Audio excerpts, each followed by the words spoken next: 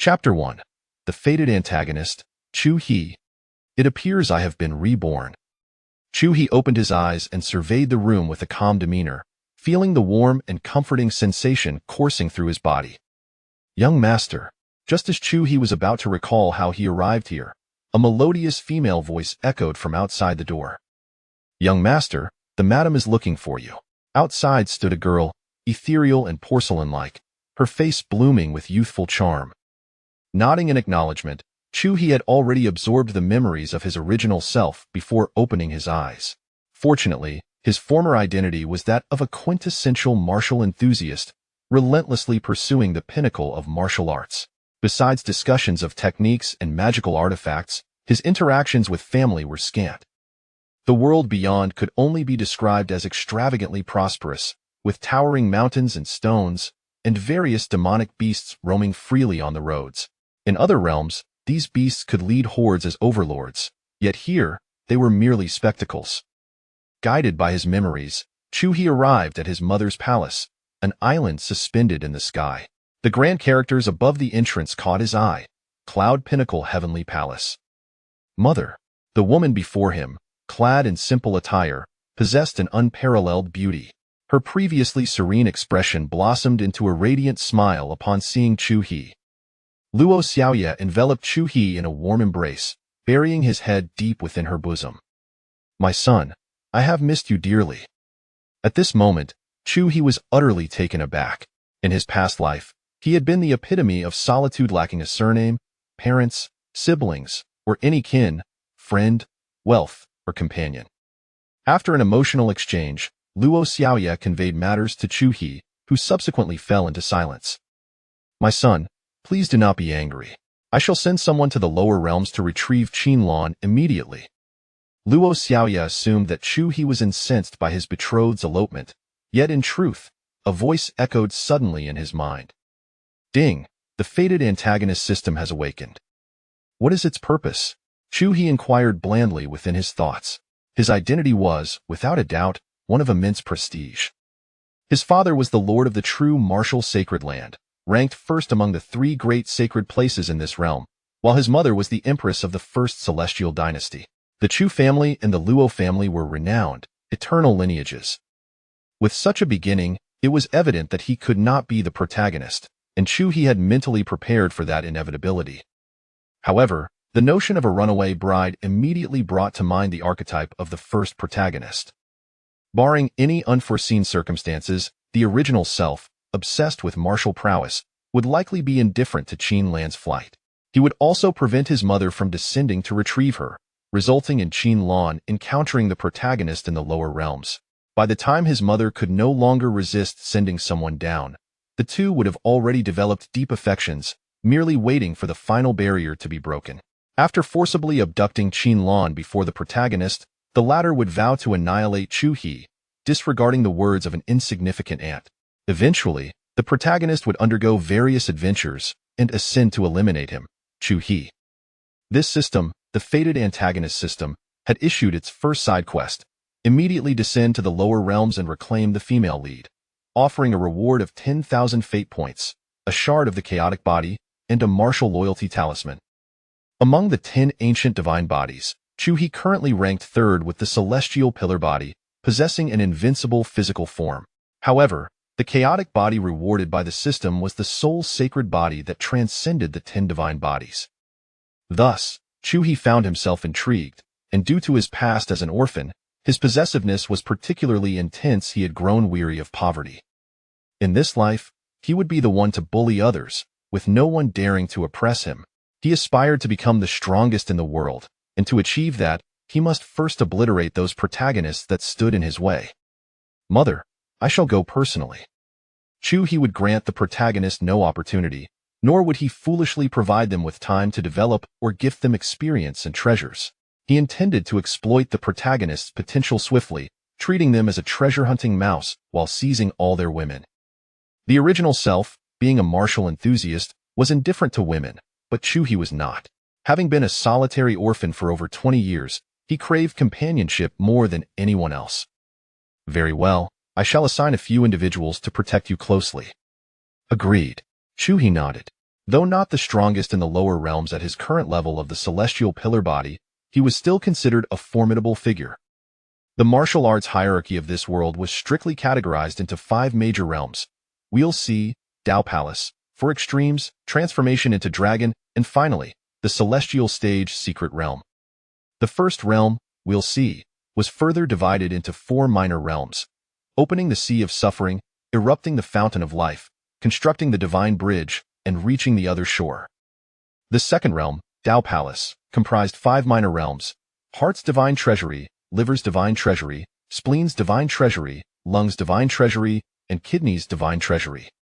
The third realm, for extremes, consisted of 4 minor realms. The fourth realm, transformation into dragon, was divided into 9 minor realms. The fifth realm, celestial stage secret realm, was further divided into 9 tiers: half-step great power, path severing, half-saint, saint, saint king, great saint, quasi-emperor, great emperor, and mortal celestial. The original Chu-He's goal was to become the foremost being of all time, achieving transcendence as a mortal celestial, a goal now adopted by Chu-He. Upon reaching the Tao Palace, each advancement would require 3 to 5 years, or even longer, as cultivators enjoyed prolonged lifespans, typically allowing a peer age gap of 300 years. His mother assigned Chu-He 4 companions, 2 males and 2 females, all at the pinnacle of the celestial stage secret realm, 2 great powers and 2 half-step great powers. Additionally, there were several servants at the 7th level of transformation into dragon. Indeed, every prominent family had protectors for their exceptional descendants, and given Chu-He's status, they were extraordinarily powerful, one being a Saint King. Then, Mother, please inform the family I shall depart now.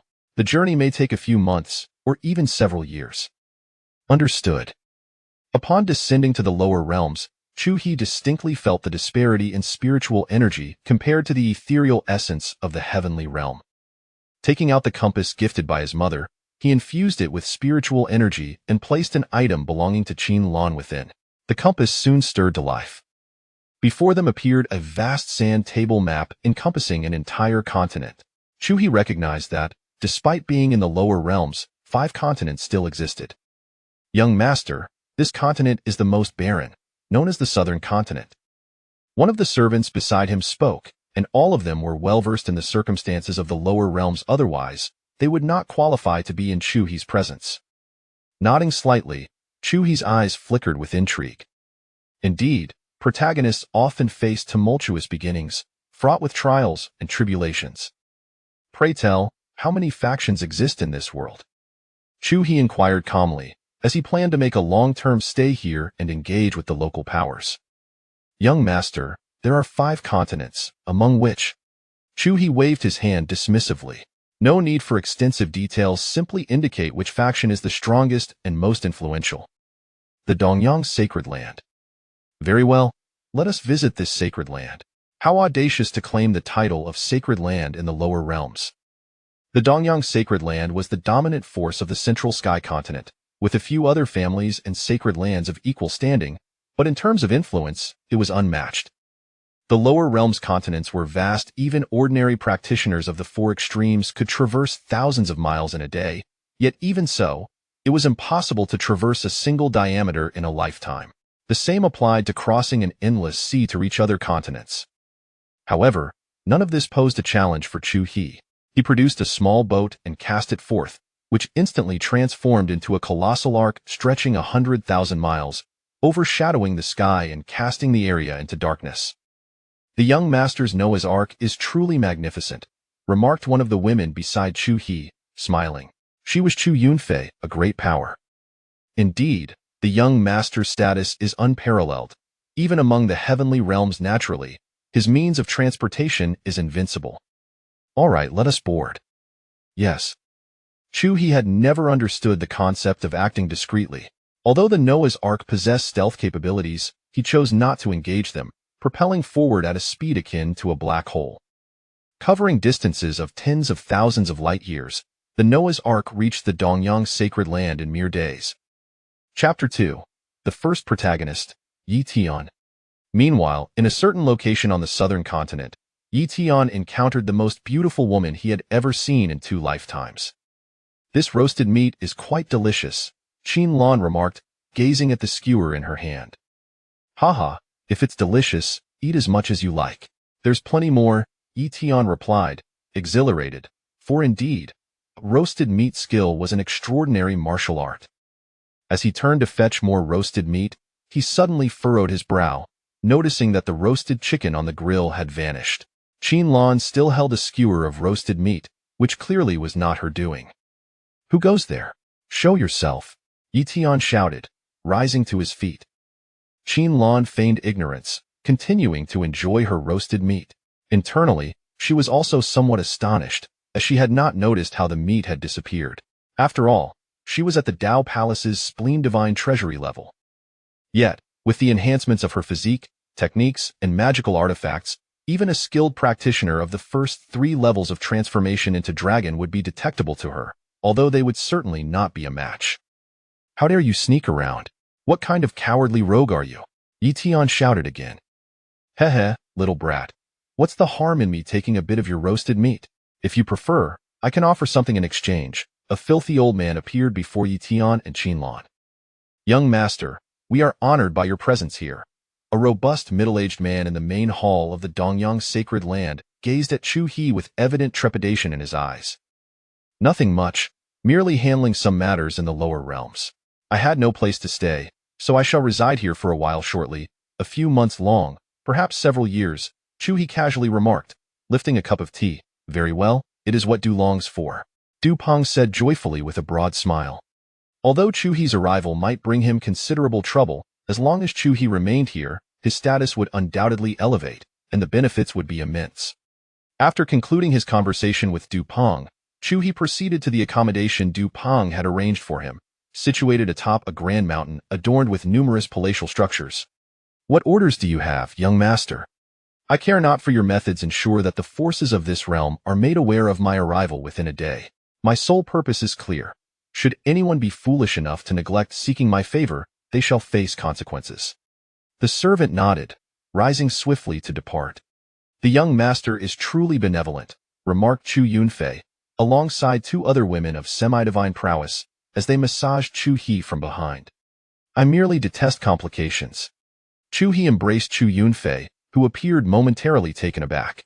All members of the Chu family recognized their young master as a martial enthusiast, largely indifferent to women. Thus this unexpected gesture astonished her. Do you doubt this is me? Chu He inquired, gently grasping her chin, understanding her unspoken thoughts. Though sent by her mother to protect him, Chu Yunfei possessed an extraordinary beauty and remarkable talent, standing out among her peers, attracting numerous suitors, many hailing from esteemed families. No, young master. Haha, very well, go find Qin Lan. Having uttered these words, Chu He released Chu Yunfei and stepped outside. Yunfei, sister. The girl beside her blushed as she gazed at Chu Yunfei. Little girl, do not speak. Chu Yunfei shot her a glare. Isn't it true that Sister Yunfei came because she likes the young master? This is the first time the young master has taken the initiative to embrace a woman, and if you... No need for your words, just wait to address me as young mistress. Chu Yunfei declared, her cheeks flushed. She indeed harbored deep feelings for Chu He. Having been raised by the empress since childhood, she was well aware of his character. Despite the multitude of suitors vying for her affection, none compared to Chu He. Upon stepping outside, they found Chu He had already summoned the Ark of Noah, eager to reclaim Qin Lan swiftly. Though he would not overtly express it, any man would find it intolerable to see his fiancée in the company of another. This endeavor would also require a day, prompting Chu He to enter his quarters to rest. Shortly after shutting the door, a sound emerged. Yunfei? Missing me? Chu He greeted with a smile upon seeing Chu Yunfei before him. Young master, I wish to sleep beside you. Are you certain? Chu He felt a surge of heat within, having not indulged in such pleasures for over 20 years, and what a treasure this particular indulgence was. Chu Yunfei nodded gently. Perhaps we should take our time. The following day, Chu He awoke feeling rejuvenated, with Chu Yunfei nestled atop him. He had realized that he was not merely a soul possessing another's body, rather, upon his arrival, he had retained the memories of his original self, which explained his prior ignorance. Now that the realization struck him, he inquired of the system. System, What is the nature of my situation? Ding, a fusion of soul possession and body possession has occurred. The host's ordinary physique has merged with the original celestial body, resulting in a synthesis of memories, akin to having lived in this world for over 20 years. A second chance at life? Ding, quite close. Chu-hee nodded, content with this arrangement. His body was his own, yet he possessed the original's talents, lineage, memories, and martial techniques, all seamlessly integrated. It resembled a fusion of possession and devouring. In essence, the body remained his own, yet it had assimilated a more formidable constitution, lineage, and memories, thus acquiring everything. Young master, is this your first time? Do you look down upon me? Certainly not, I am merely curious. Indeed. Upon hearing this, Chu Yunfei's joy was palpable. She understood that her status precluded her from being the primary consort, yet this reality sufficed to satisfy her. Assist me in rising, Chu-hee instructed, patting the alluring figure atop him. Of course. Wait, do you understand? Upon realizing his implication, Chu Yunfei's face turned crimson. Chu-hee promptly fell silent. Upon exiting, he encountered 3 individuals seated, and aside from the woman present, the 2 men were momentarily stunned upon seeing Chu Yunfei. Young master, young mistress, good morning. Chu-hee nodded calmly, causing Chu Yunfei to feel somewhat bashful. However, the fulfillment of her long-held desire brought her immense joy. Before long, the Ark of Noah arrived at the southern continent, leaving the populace in awe of the colossal vessel. My heavens, what is this? Is it the apocalypse? It's a spaceship. The largest ship I've seen was merely 3,000 meters long, and that was exclusive to those from the central continent.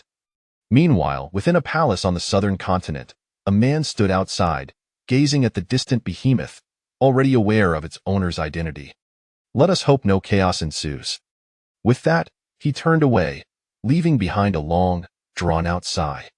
He retrieved a compass once more, scanning for Qin Lan's location, and the ship arrived directly above her in a mere hour.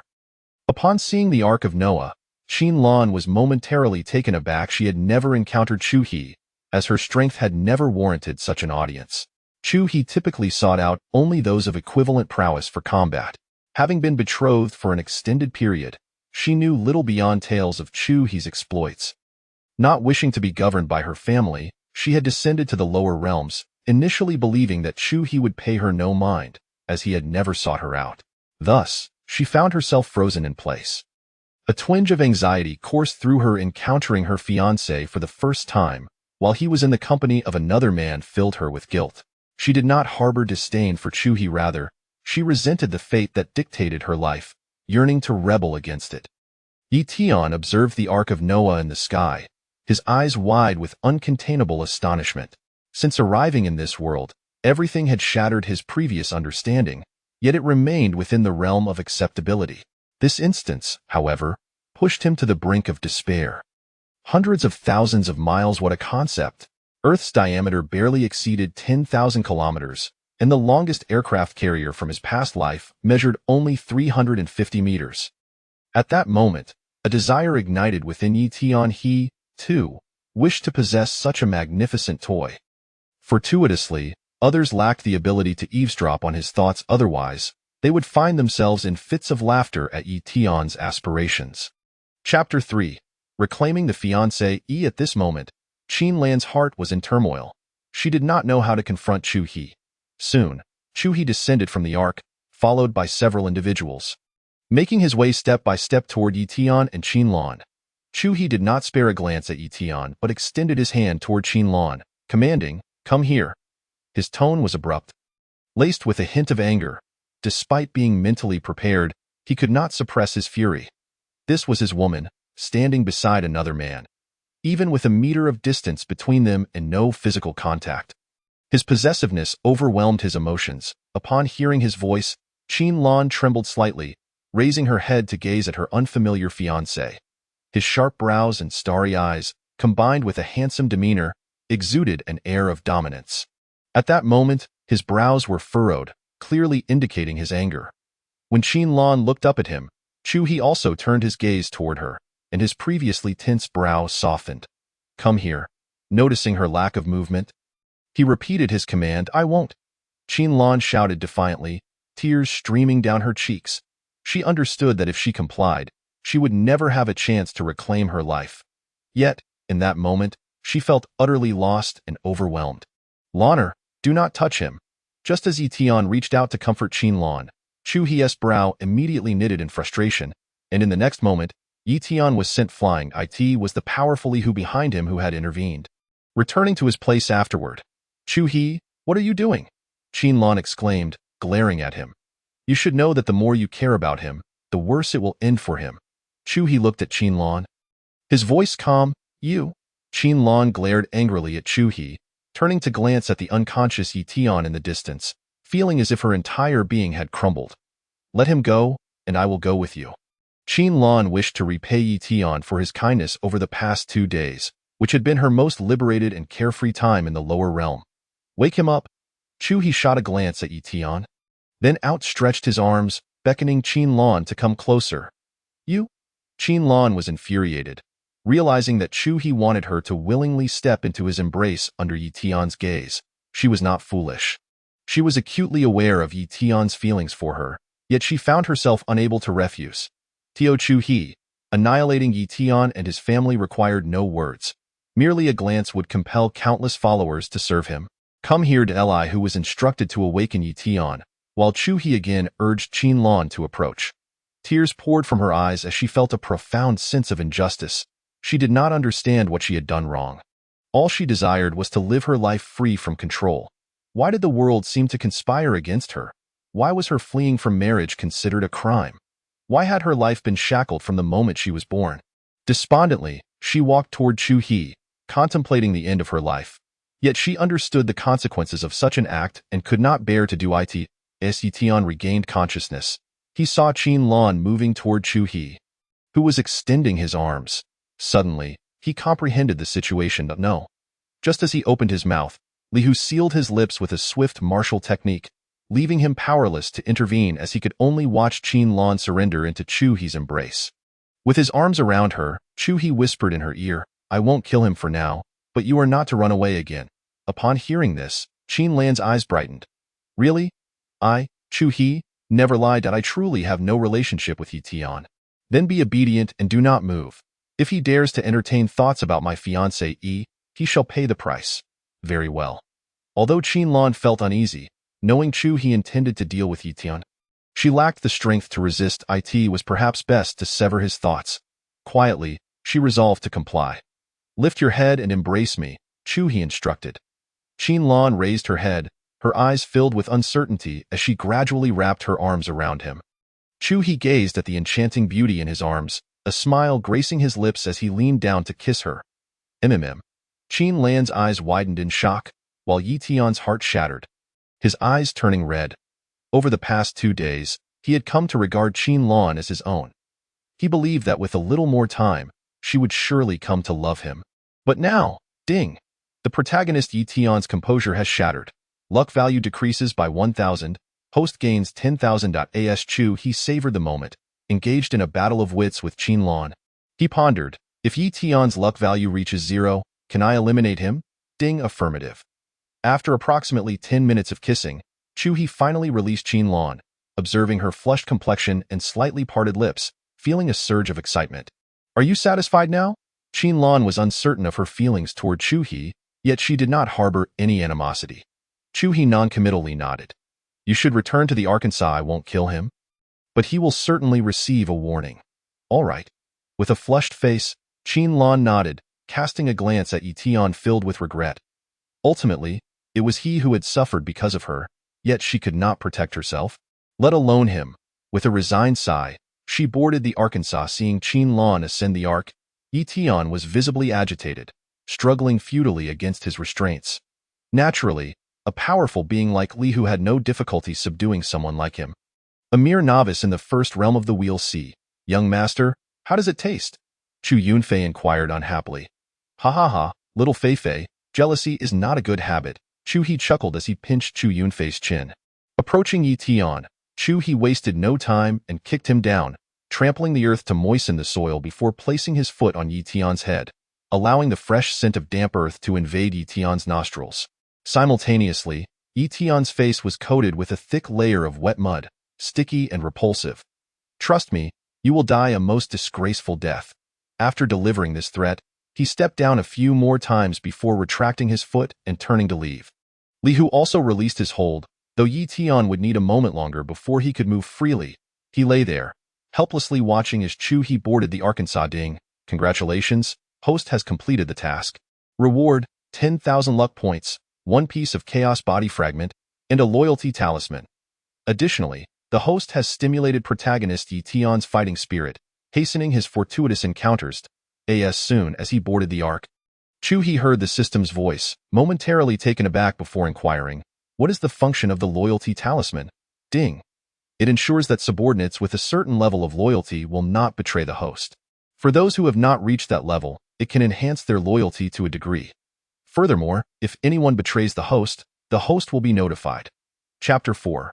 Reversal of Fortune. Upon hearing this, Chu He nodded in approval. Clearly, this skill was highly useful. He possessed a similar martial technique, focused on control, which often impacted his subordinates. This, however, subtly increased loyalty, making it exceptionally perfect. Chu He immediately applied it to those around him. Ding! "Congratulations, Li Hu has attained permanent loyalty to the host." A series of notifications echoed, all bearing similar messages, yet Chu He was not surprised. After all, his mother had undoubtedly selected his guards with great care. Beyond mere strength, loyalty was evidently of paramount importance. Suddenly, Chu He recalled the system's mention of Yi Tian's fortuitous encounters being expedited, piquing his interest. He would not underestimate the fortuitous encounters of protagonists. They were often outrageous, and a protagonist who did not break their limits was not worthy of the title. Thus, their initial fortuitous encounters laid the groundwork for their subsequent rise. Although in the lower realm, many formidable individuals had emerged throughout history, and emperors were not uncommon. Long ago, there had been no distinction between the lower and upper realms. The lower realm harbored numerous ancient relics, containing treasures absent in the upper realm, for their age could surpass that of the heavenly realm itself. With this thought, Chu He promptly summoned Li Hu. "Young master, go follow Yi Tian. Report to me immediately if he makes any moves or discovers anything unusual." Understood. Li Hu did not question why. His duty was to execute the task assigned by Chu He flawlessly. After Li Hu departed, Chu He returned to his chamber to examine the system's luck points and the chaos body fragment. "System, how do I use the chaos body fragment?" "There are 7 pieces of the chaos body fragment, and each can be used individually. Then use one for me. If the system assists in the usage, it will require 10,000 luck points." "What? Why is it so expensive? Are luck points not worth much?" Upon hearing this, Chu He was momentarily stunned. After all, he had only received 10,000 luck points for completing a task. And even for humiliating Yi Tian, he had only been rewarded the same. Yet, absorbing a single fragment cost 10,000. Was this not a ripoff? The first absorption is discounted to 10%. Are you implying that for the next 6 fragments, I will need 60,000? What difference does it make whether you assist in my absorption or I do it myself? First, it is swift and painless, and second, the absorption degree is 100%. If the host absorbs it on his own, it will take a long time and be quite painful as it involves body modification, resulting in a minimum absorption degree of 90 and the maximum 100%. Understood, and I'll consider it. Open the shop. I want to see what I can purchase with these luck points. Ding, the shop opens, deducting 1,000 luck points. Chu He paid no mind and directly began to browse through the various sections of the marketplace. There were several categories, including elixirs, techniques, martial arts, talents, physique, magical treasures, as well as upgrades, treasure hunts, daily discounts, and more. A dazzling array of offerings. Chu He clicked on the upgrade section, which displayed a single line of text: 10,000 destiny points to advance 1 level. Currently, he was at the highest level of the Tao Palace, the Kidney God Hidden Realm. Upgrading would elevate him to the 4th extreme. Generally, such significant advancements were exceedingly rare. Among his peers in the entire celestial realm, only 3 others had reached the 4th extreme, and all of them were decades older than Chu He. Upon returning, he opened the martial arts section, which contained numerous classifications: body techniques, leg techniques, fist techniques, and further subdivisions such as functionality-focused or offense-oriented, defense-oriented, and so forth. Innate Cultivation Ghost Elixir, 1,000 Destiny Points, Foundation Nourishment, Purple Mansion Ethereal Emperor Elixir, 1,500 destiny points, mental, Soul Recovery Foundation Saint Elixir, 2,000 destiny points, mental restoration. There were countless elixirs and techniques, overwhelming Chu He, but he did not pay much attention to these as his family lacked for nothing. What he truly needed were items like the Saint Empress Elixir, which could allow a sage king to advance, costing a staggering 100,000 destiny points. Its value in the celestial realm required the purchase with celestial crystals, with one elixir priced at 10 million celestial crystals. 1 celestial crystal equated to 1,000 celestial stones, which in turn equated to 1,000 celestial chi. A typical half-step mighty being could only acquire 500 celestial chi in a year, and that was considered a good year. Such figures were indeed terrifying. Sighing, he reflected, originally, I thought being here would ensure my prosperity. Who would have thought I would still be impoverished? Suddenly, Chu He asked, by the way, can destiny points be exchanged for celestial crystals? This was a crucial question, as it indicated whether he could invest. Ding, yes, they can be exchanged. What is the exchange rate? Chu He inquired, excitement evident in his voice. 1 destiny point can be exchanged for 100 celestial crystals. They can be mutually exchanged. A reasonable market price. However, the crucial point is that the marketplace has stock. Chu He calculated that 100,000 destiny points were equivalent to 10 million celestial crystals. Seemingly identical, however, the reality was far different. Due to the importance of the Saint Empress Elixir, its market price was 10 million celestial crystals, yet someone offering 20 million could not obtain it. A genuine case of having a price, but no market. There were many such instances, which fueled Chu He's excitement. Suddenly, there was a knock on the door. Chu He took a moment to steady his emotions and coolly said, "Come in." The visitor was Qin Lan, and upon seeing her, his previously calm demeanor turned somewhat fiery.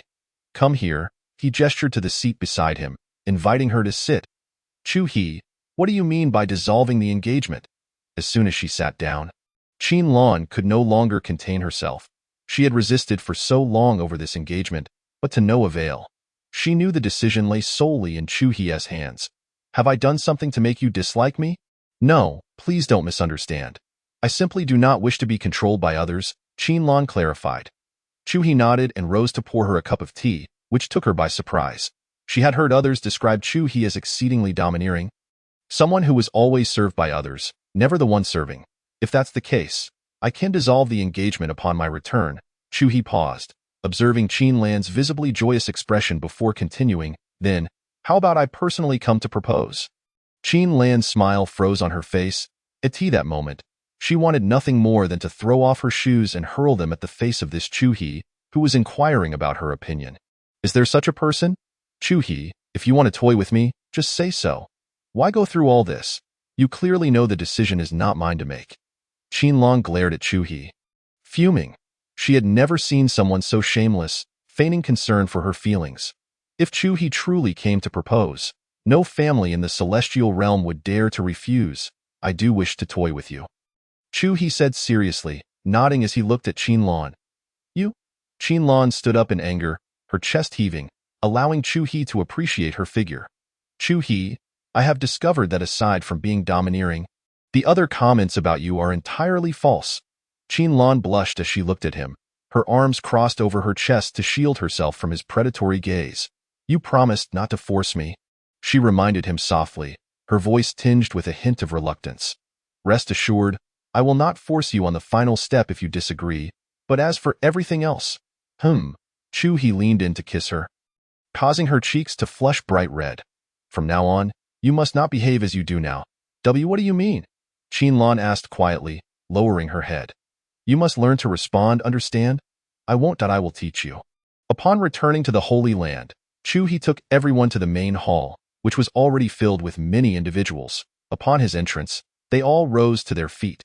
"Young master, these are people from other holy lands and families." Dupeng informed him promptly. Chu He scanned the room, then nodded before taking his seat. Qin Lan did not wish to be there, so Chu He sent her back to the mountain. After all, there were no celestial realm individuals present. Zhou Yunfei was gently massaging Chu He, who closed his eyes in comfort.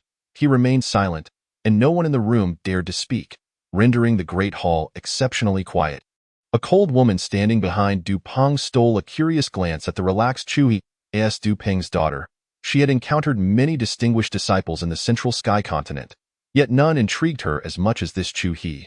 Her father had not divulged specifics about his identity, only stating he was from the upper realm, and yet he managed to gather the continent's most elite individuals in one place. Truly unimaginable. As time passed slowly, Chu He kept his eyes closed, and no one knew what he was contemplating. Some in the hall began to perspire.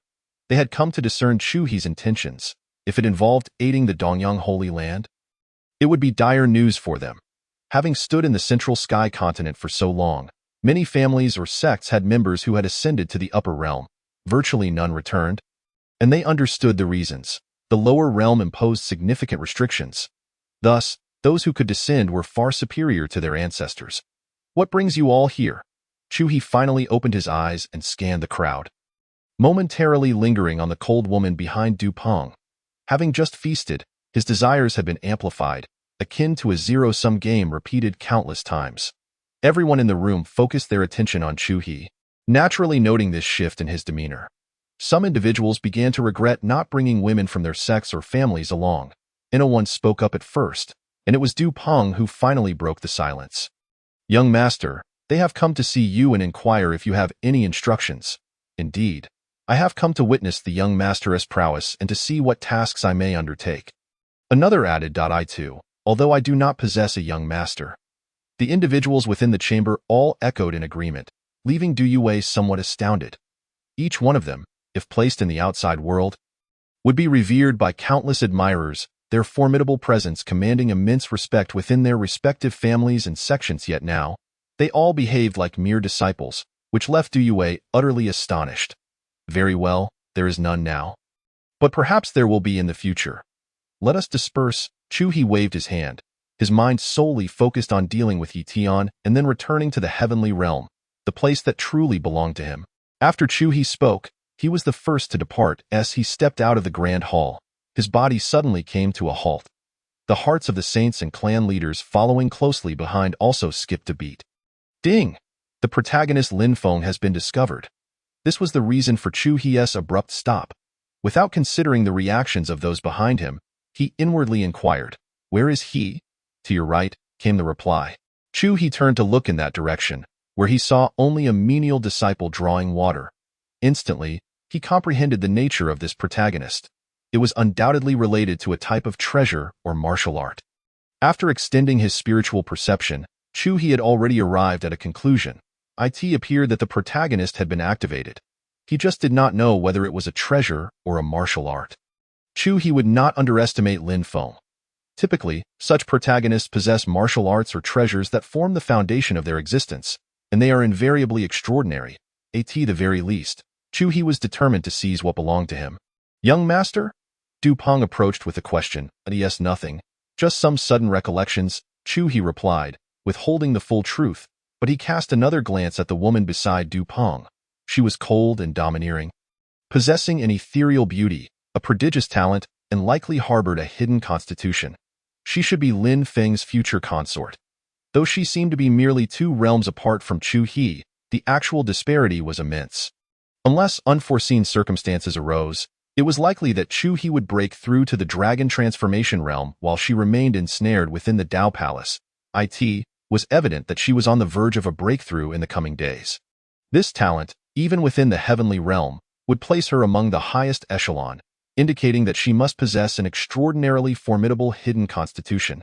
At the very least, one of the top in IT was merely due to environmental factors.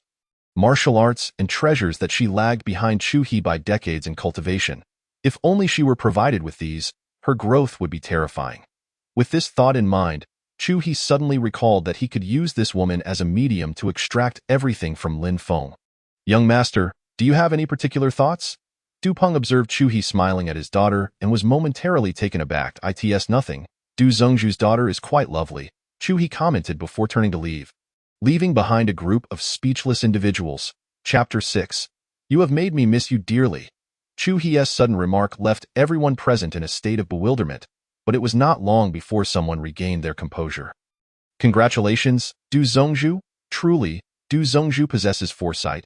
The crowd collectively praised Du Peng.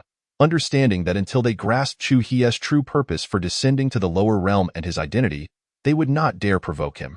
Doing so would only invite unnecessary trouble upon themselves. Father? After they had departed, Du Yue called out to Du Peng that in truth, I do harbor such intentions. Yue, what are your thoughts on the young master? Du Peng, seeing no one around, nodded in tacit agreement. We have only met once. What could I possibly think? Sigh, Yue. You ought to be aware of the current situation of our Dongyang sacred land. It may appear to be flourishing, yet our ancestors' health is truly failing. Those unaware of this fact merely speculate, but I fear that once they confirm the truth, our sacred land will be in grave peril. So you intend to sell your daughter? Du Yue retorted coldly. As the saintess, she was acutely aware of their sacred land's precarious situation. The information was tightly sealed, with only her as the sole disciple privy to it, the rest being the esteemed elders. No, I merely wish to facilitate a union between you and the young master. If you are unwilling, I shall not impose. And what if the young master specifically requests my company tonight? This? The young master should not act in such a manner. I simply inquire, if the young master were to request my presence tonight, what would you do? Du Yue pressed further. Sigh, Yue, you must understand that given the young master's status, any woman he sets his sights on in the lower realm is bound to be unable to escape.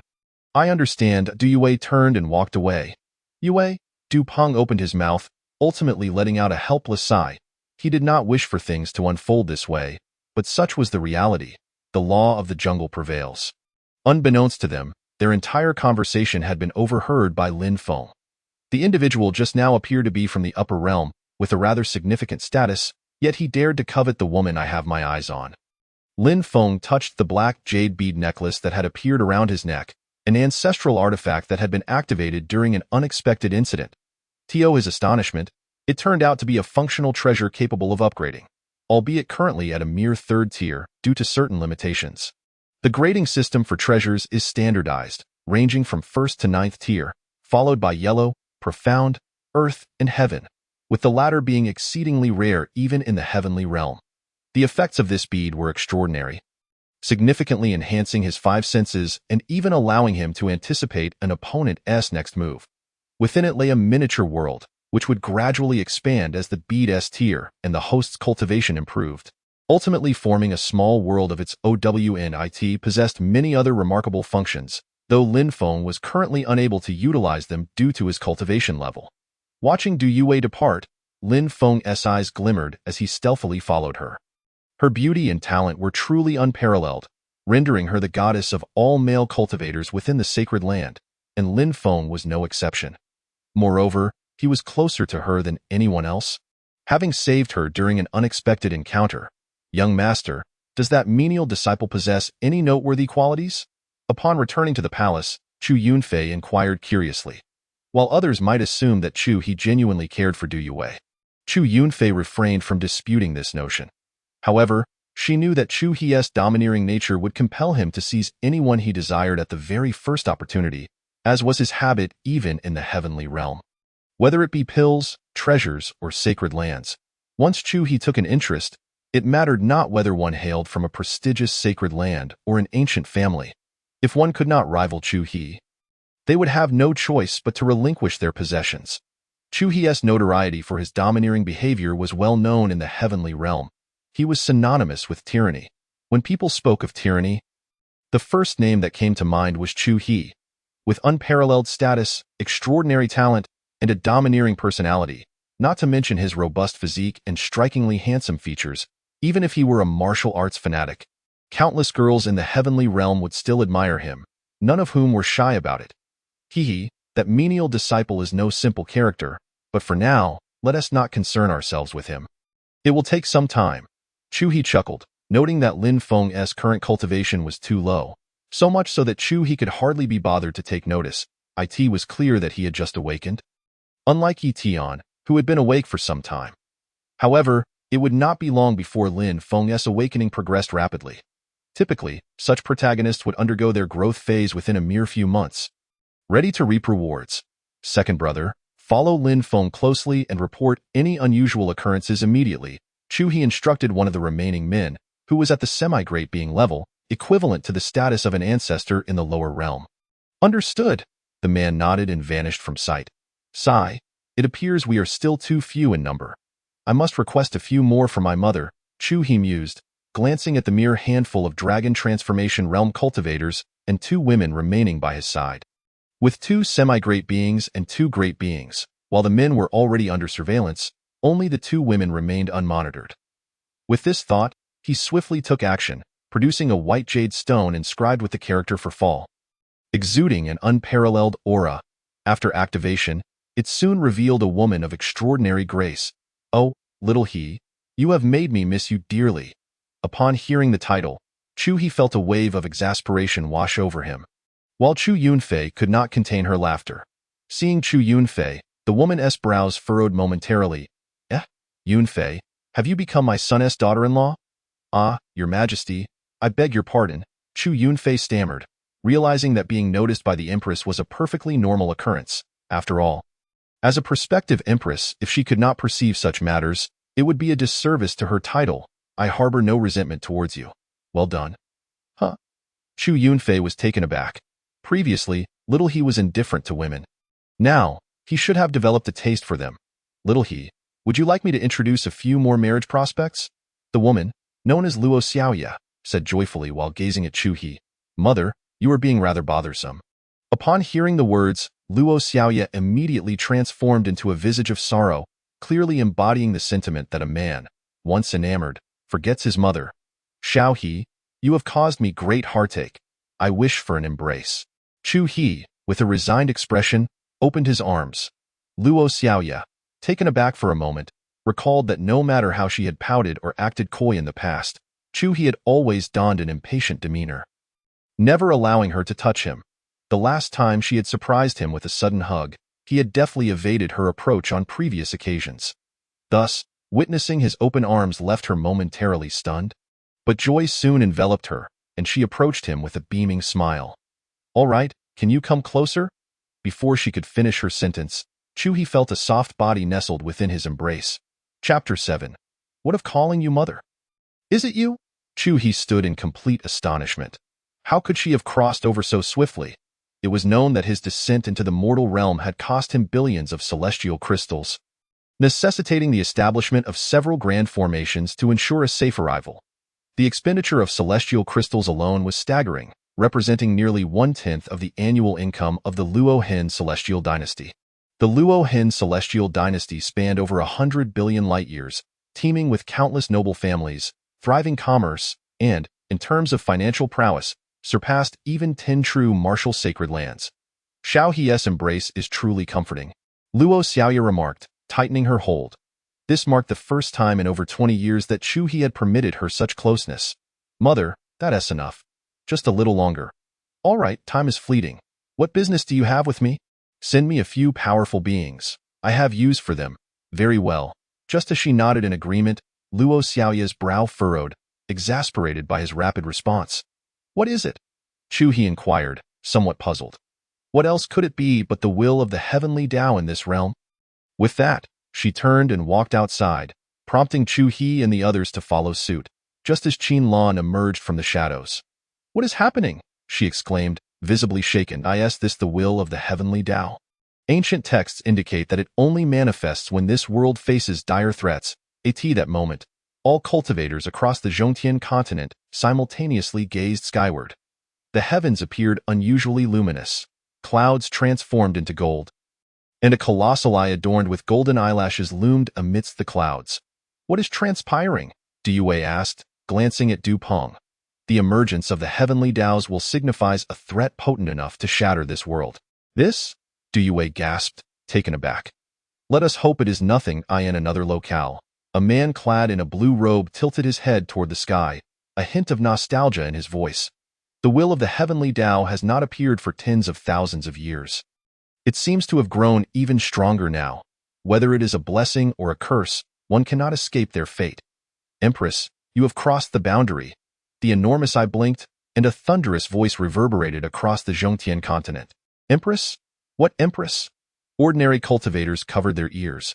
The sound was not merely loud but infused with a semblance of LW, in the Dongyang sacred land. The sound was deafening. Even Du Peng found it overwhelming. let alone the other disciples, many of whom had collapsed to the ground. Luo Xiaoya's brow furrowed upon hearing the voice. Had she not prepared in advance, Chu He might have been harmed. Anger flared within her. If you believe that cultivating for tens of thousands of years can defeat me, then continue speaking. She hovered in midair, her red gown billowing. The entire continent recognized that the figure above was the empress referred to by the will of the heavenly Tao. Yet no one could discern her clearly, for the aura she radiated was overwhelmingly oppressive, causing even a fleeting glance to risk injury. I have descended for but a few minutes, and you cannot contain yourself. You have 3 seconds to leave. I shall depart within 1 minute. As she uttered 3. She swiftly counted down to 2. In that moment, she extended her palm. Chu He gazed at Luo Xiaoya suspended in the air. Unable to fathom that this was the same woman who had just nestled in his embrace, he could see Luo Xiaoya, but he was the only one. Others, including Chu Yunfei and Qin Lan, could not. As she reached 2, her visibility began to fade, and upon counting 1, she vanished at an accelerated pace. Watching the will of the heavenly Tao dissipate, Luo Xiaoya released the energy storm she had amassed. Her figure reappeared directly before Chu He. Xiao He, mother is formidable, is she not? At that moment, she transformed into a young girl seeking praise. Indeed, you are impressive, Chu He replied sincerely. Father, has that person arrived at the sacred land? Due queried, now genuinely astonished. Du Peng stood in a daze, nodding slowly. Young master, why was this not mentioned sooner? We were oblivious. This was clearly orchestrated by that individual. I suspect those old-timers have also taken notice. Due nodded, aware that this was a warning from that esteemed figure, indicating that Chu He was under her protection. Empress. Upon seeing Luo Xiaoya, Qin Lan whispered softly, Qin Lan, do not fret. If Xiao He does not hold it against you, neither shall I. Luo Xiaoya cast a glance her way, responding with indifference, thank you, Empress. Call me mother, Chu He interjected. Mother, Qin Lan mumbled, her head bowed, concealing the extent of her blush. Luo Xiaoya, momentarily surprised, remarked, Xiao He, you are quite capable. I manage, he replied modestly. Mother, will you not depart? Do you dare to urge me? Chu He fell silent. Compared to Luo Xiaoya's domineering presence, he felt somewhat inexperienced and resolved to learn diligently. Xiao He, let us embrace once more. Luo Xiaoya suddenly declared. Chu He, with a sigh of resignation, opened his arms, and Luo Xiaoya, upon seeing this, broke into a joyful smile and leapt into his embrace. Mother is leaving. Return home early. I understand. It's he. The moment Luo Xiaoya departed, her figure was also captured in the image projected by the jade stone above. After shutting off the jade S projection, Chu He instructed Chu Yunfei, once my mother sends people, please make the necessary arrangements. Understood. Back in his room, Chu He prepared to have the system assist him in absorbing the fragments of the chaotic body, as he had neglected his cultivation for 2 days, falling behind. Just as he closed the door, it swung open again to reveal Qin Lan standing outside. What is it? Why did you ask me to call the Empress mother? Qin Lan inquired, a mix of shyness and indignation evident. Her utmost idol was the Empress of Luohan, and she felt utterly embarrassed. You are my fiancé, What is wrong with calling her mother? But Chu He, eager to resume his cultivation, could not be bothered with further discussion. He swiftly pulled her into his embrace. Lowering his head before her astonished gaze, Is there a problem? You cannot? Chu He leaned down once more. Cannot what? Qin Lan fell silent, realizing that with a man as assertive as Chu He, it was she who would ultimately concede. Is everything resolved? Qin Lan obediently nodded. To be anything less would be unwise. Very well, I shall enter seclusion. Inform them that no one is to disturb me. The duration is uncertain. Understood. As Qin Lan extricated herself from his embrace to leave, Chu He smiled inwardly. Wait. It's he the doorway. Qin Lan halted, turning around with a puzzled expression. What is it? Come here. Reluctantly, Qin Lan approached. Asking again, what now? Chu He drew her back into his arms and leaned down once more. All right, you may go. Chapter 8. Absorbing the fragments of the chaotic body. You? Qin Lan's eyes instantly welled with tears, her usual composure evaporating as she plaintively exclaimed, You all just bully me. Everyone bullies me. Her pent-up grievances erupted all at once. Aside from her carefree infancy, her life had been filled with actions she did not wish to undertake. While other girls pursued hobbies in their studies, she labored for the sake of her future husband. Other girls cultivated to grow stronger for various reasons, yet she did so solely to be worthy of her future spouse. Everything she learned, management, commerce, and cultivation, was aimed at earning her place beside him. Having fortuitously escaped to the mortal realm, she had believed she was finally liberated, convinced that Chu-hee would not expend such resources for a fiancé he had never met. Yet she was mistaken. After merely 2 days of joy, Chu-hee had arrived, continuing to impose upon her. Observing her distress, Chu-hee furrowed his brow. He was not angry with Chin Lan, as a modern individual and a solitary orphan. He understood the struggles of others. He pulled her into his embrace, disregarding her struggles. "I am sorry." Upon hearing his words, Chin Lan froze. An apology from anyone else would be ordinary, but from Chu-hee, it was extraordinary. Regardless of right or wrong, Chu-hee had never been one to consider others' feelings. Such was the assessment of those in the celestial realm who understood him. "From now on, I shall not compel you to do anything." "Really?"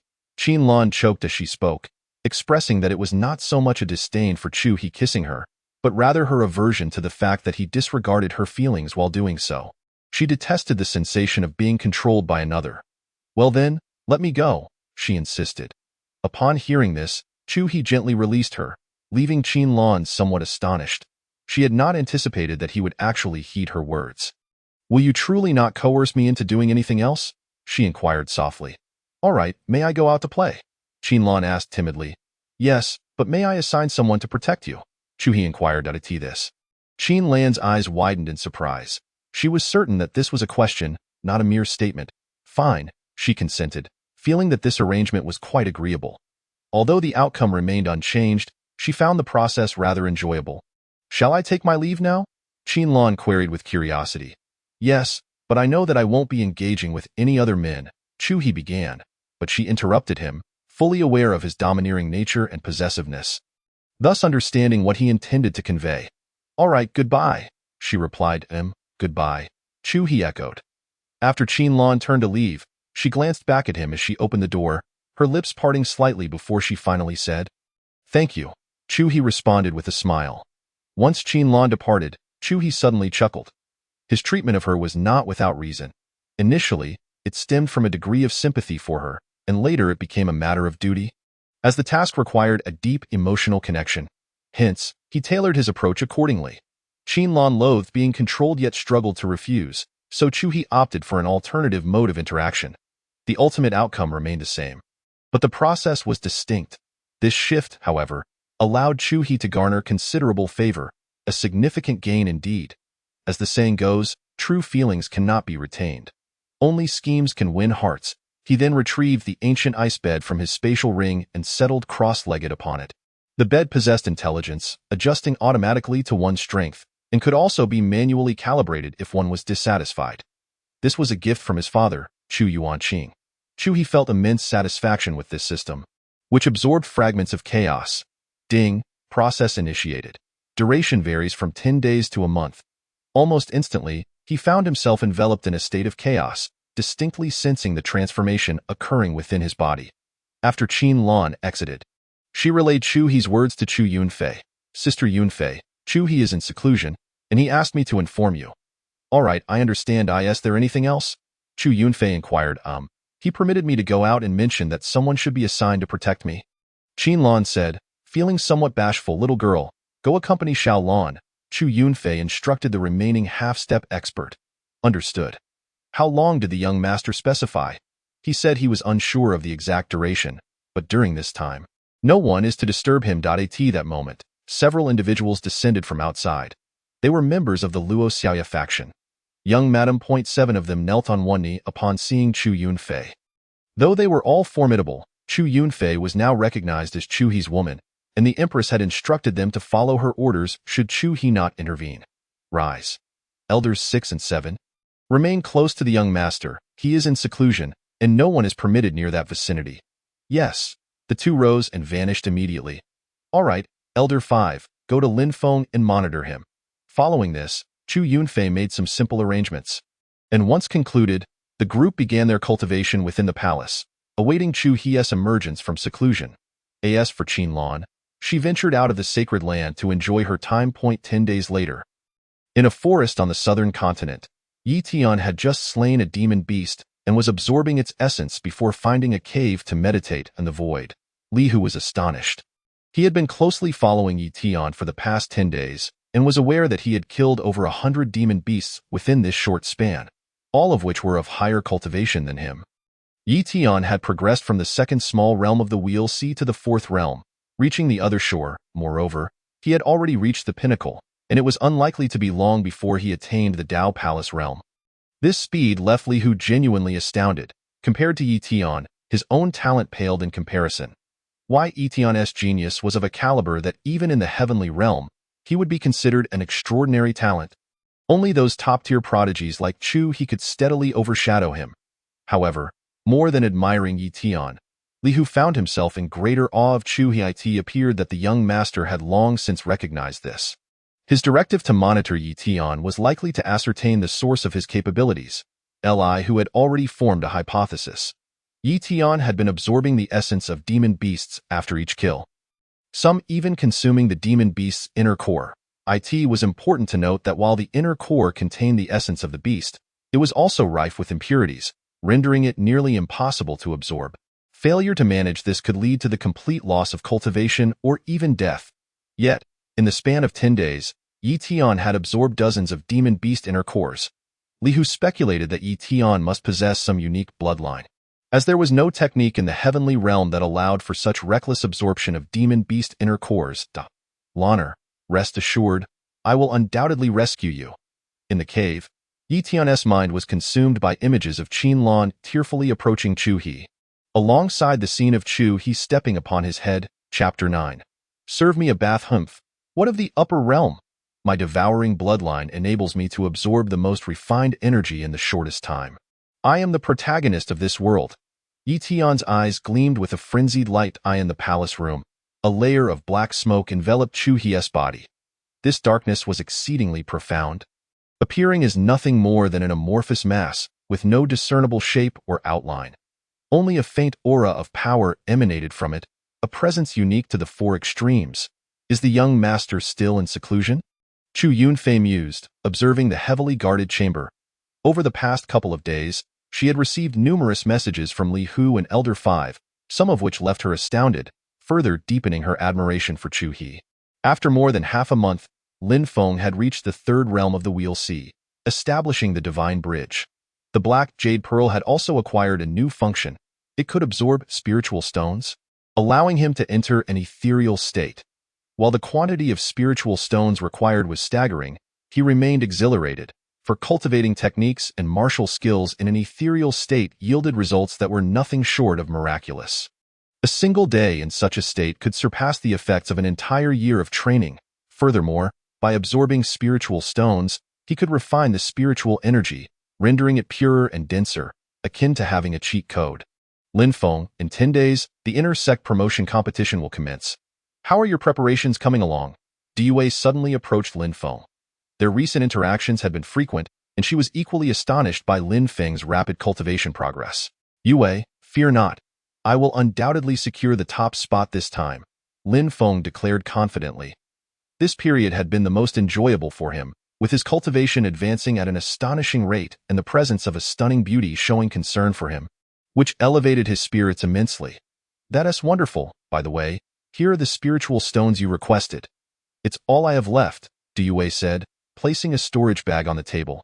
Upon hearing this, Lin Feng's face flushed with excitement. For him, having resources meant that his cultivation speed would be unparalleled. Yue, thank you. He had already begun to regard Diyue as his own, fully aware that his current cultivation and strength did not permit him to confess. However, given time, he was confident he could reach a height where he could declare his feelings to Diyue. No problem. I have other matters to attend to, so I won't disturb your training. All right. Lin Feng nodded, eager to utilize the spiritual stones immediately and test his ability to break through to the fourth realm. After Diyue left, she paused outside the door to gaze at the room, then sighed. The current sacred land was exhibiting a concerning lack of exceptional young disciples. This posed a significant challenge for their sect, and a fortuitous encounter had led her to notice Lin Feng. After paying him a little attention, she discovered that this servant disciple possessed remarkable talent. Through various means, she had promoted Lin Feng to an ordinary disciple, hoping to provide him with a conducive environment for cultivation. And Lin Feng had not disappointed her expectations, having advanced from the first realm to the third realm in just over half a month. What realm has Lin Feng reached? He has established the divine bridge. Du Yue responded to Du Peng. What? So quickly? Du Peng was taken aback. He was aware that his daughter had been paying attention to the ordinary disciple, but had thought little of it, given that there were many talented disciples in the sacred land. However, it was evident that there was a severe shortage of extraordinary talents capable of shouldering significant burdens. Now, it appeared that Lin Feng had the potential to become such a genius in a few days. The inter-sect competition will commence. I am eager to see how Lin Feng performs. Du Yue nodded slightly before turning to leave. Upon witnessing this, Du Peng let out a faint sigh. Ever since Du Yue posed that question, their encounters had diminished to mere professional necessities. He understood that his daughter was dissatisfied with his response, yet he felt powerless. Were he an ordinary father, he would spare no effort for his daughter. However, he was first and foremost the lord of the Eastern Sacred Land, and only secondarily her father.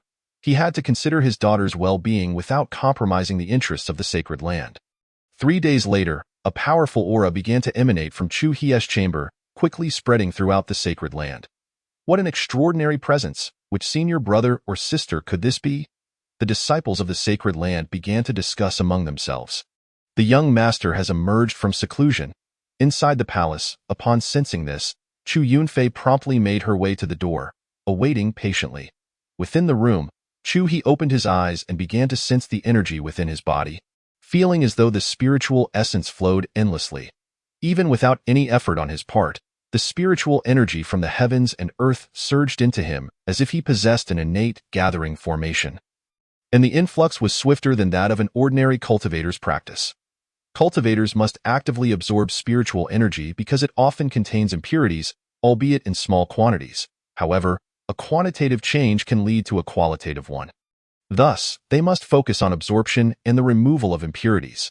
Those with superior talents absorb more quickly and eliminate impurities more thoroughly, enabling them to become formidable cultivators. Conversely, those with lesser talents absorb slowly and contend with greater impurities, inevitably facing limitations. Chu He's current situation allowed for rapid absorption of purified spiritual energy, devoid of impurities, which could not penetrate his body. Remarkable. This is already 1% of my normal cultivation speed. System.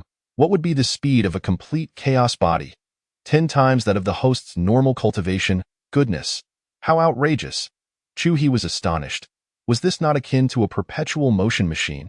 It was undoubtedly the epitome of convenience, advancing without effort when the time came. Yet, he also understood that at a certain level, the speed of a cultivator's self-practice becomes negligible, necessitating the assistance of external resources, treasures, or formations. At this moment, Chu He was unaware of the specific advantages of the chaos body, but he understood that it would soon render his body a universal receptacle, capable of absorbing anything.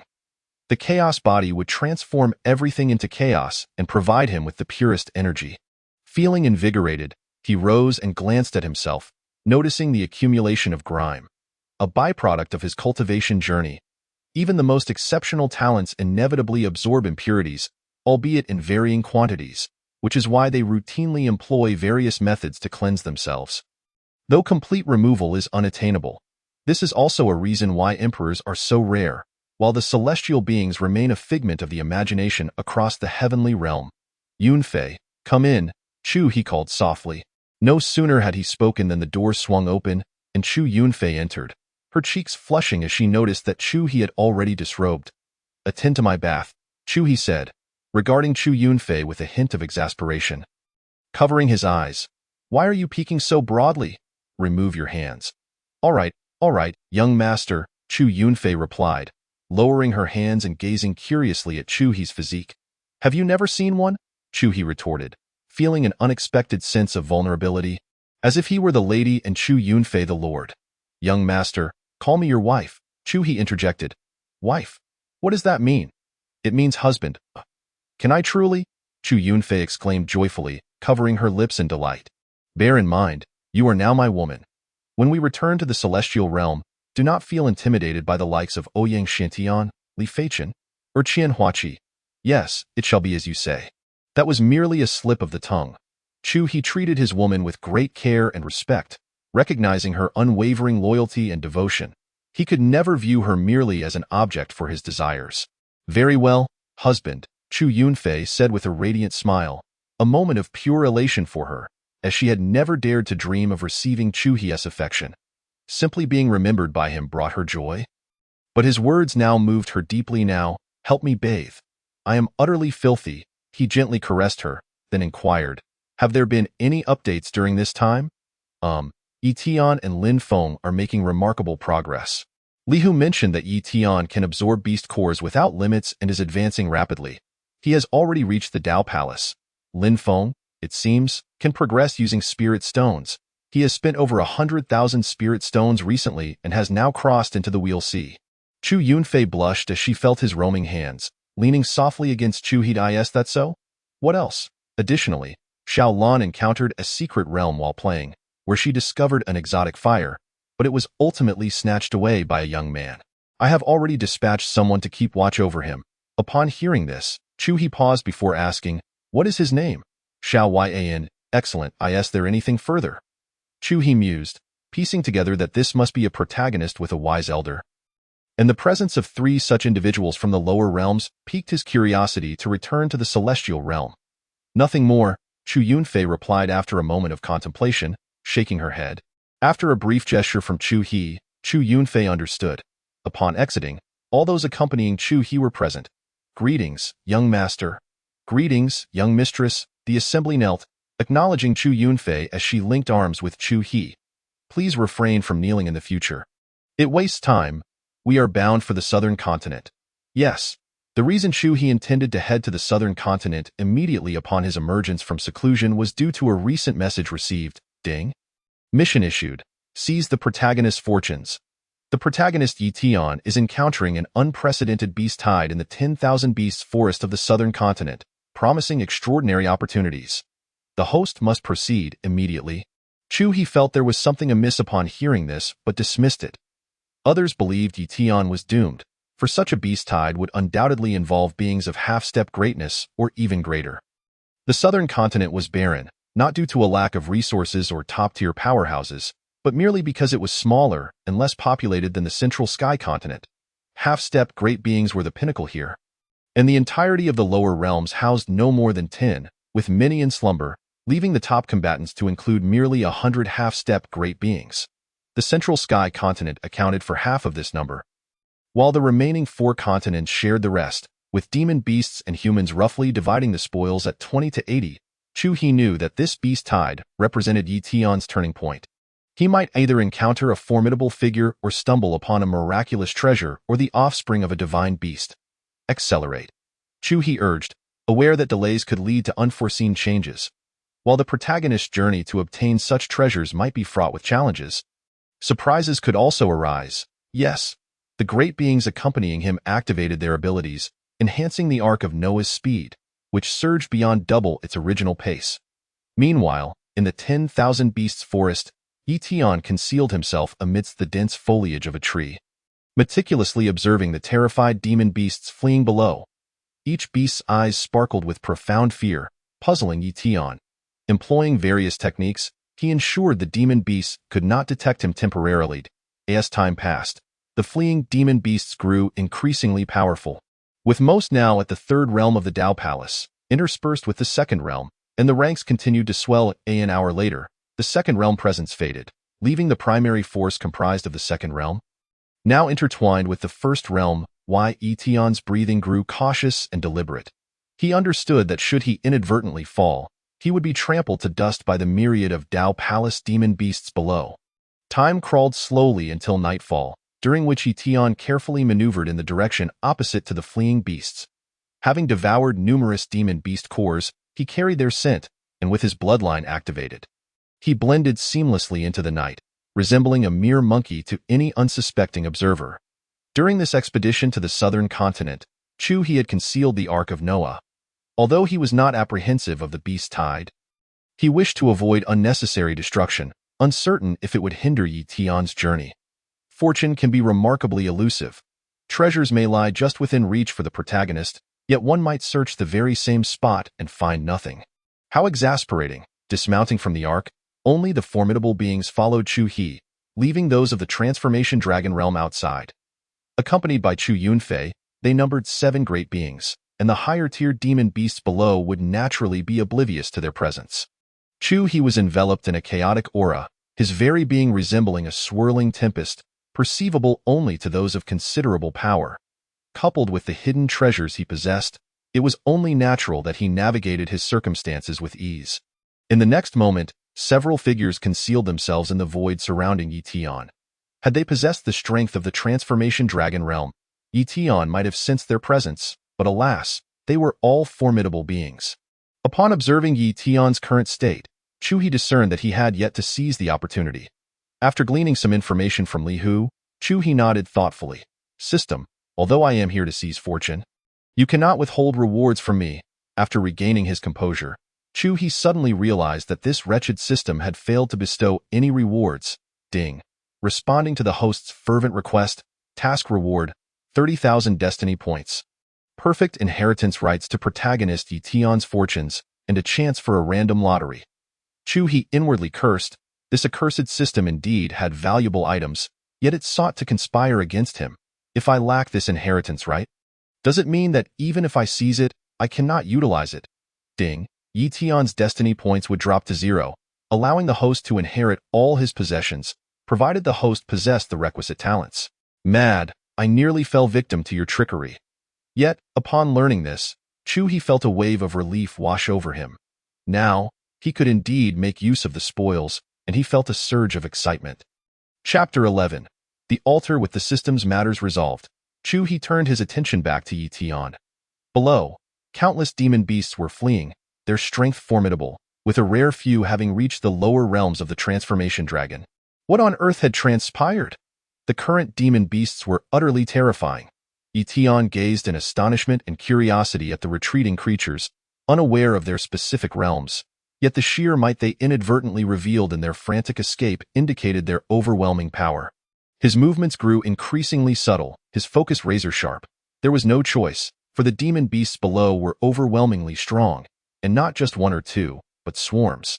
Typically elusive demon beasts, which were seldom seen in the 4 realms, now seemed to litter the landscape. In some lesser areas, the demon beasts of the 4 realms could be considered demon kings, and even within the myriad beasts forest, they could possess their own territories.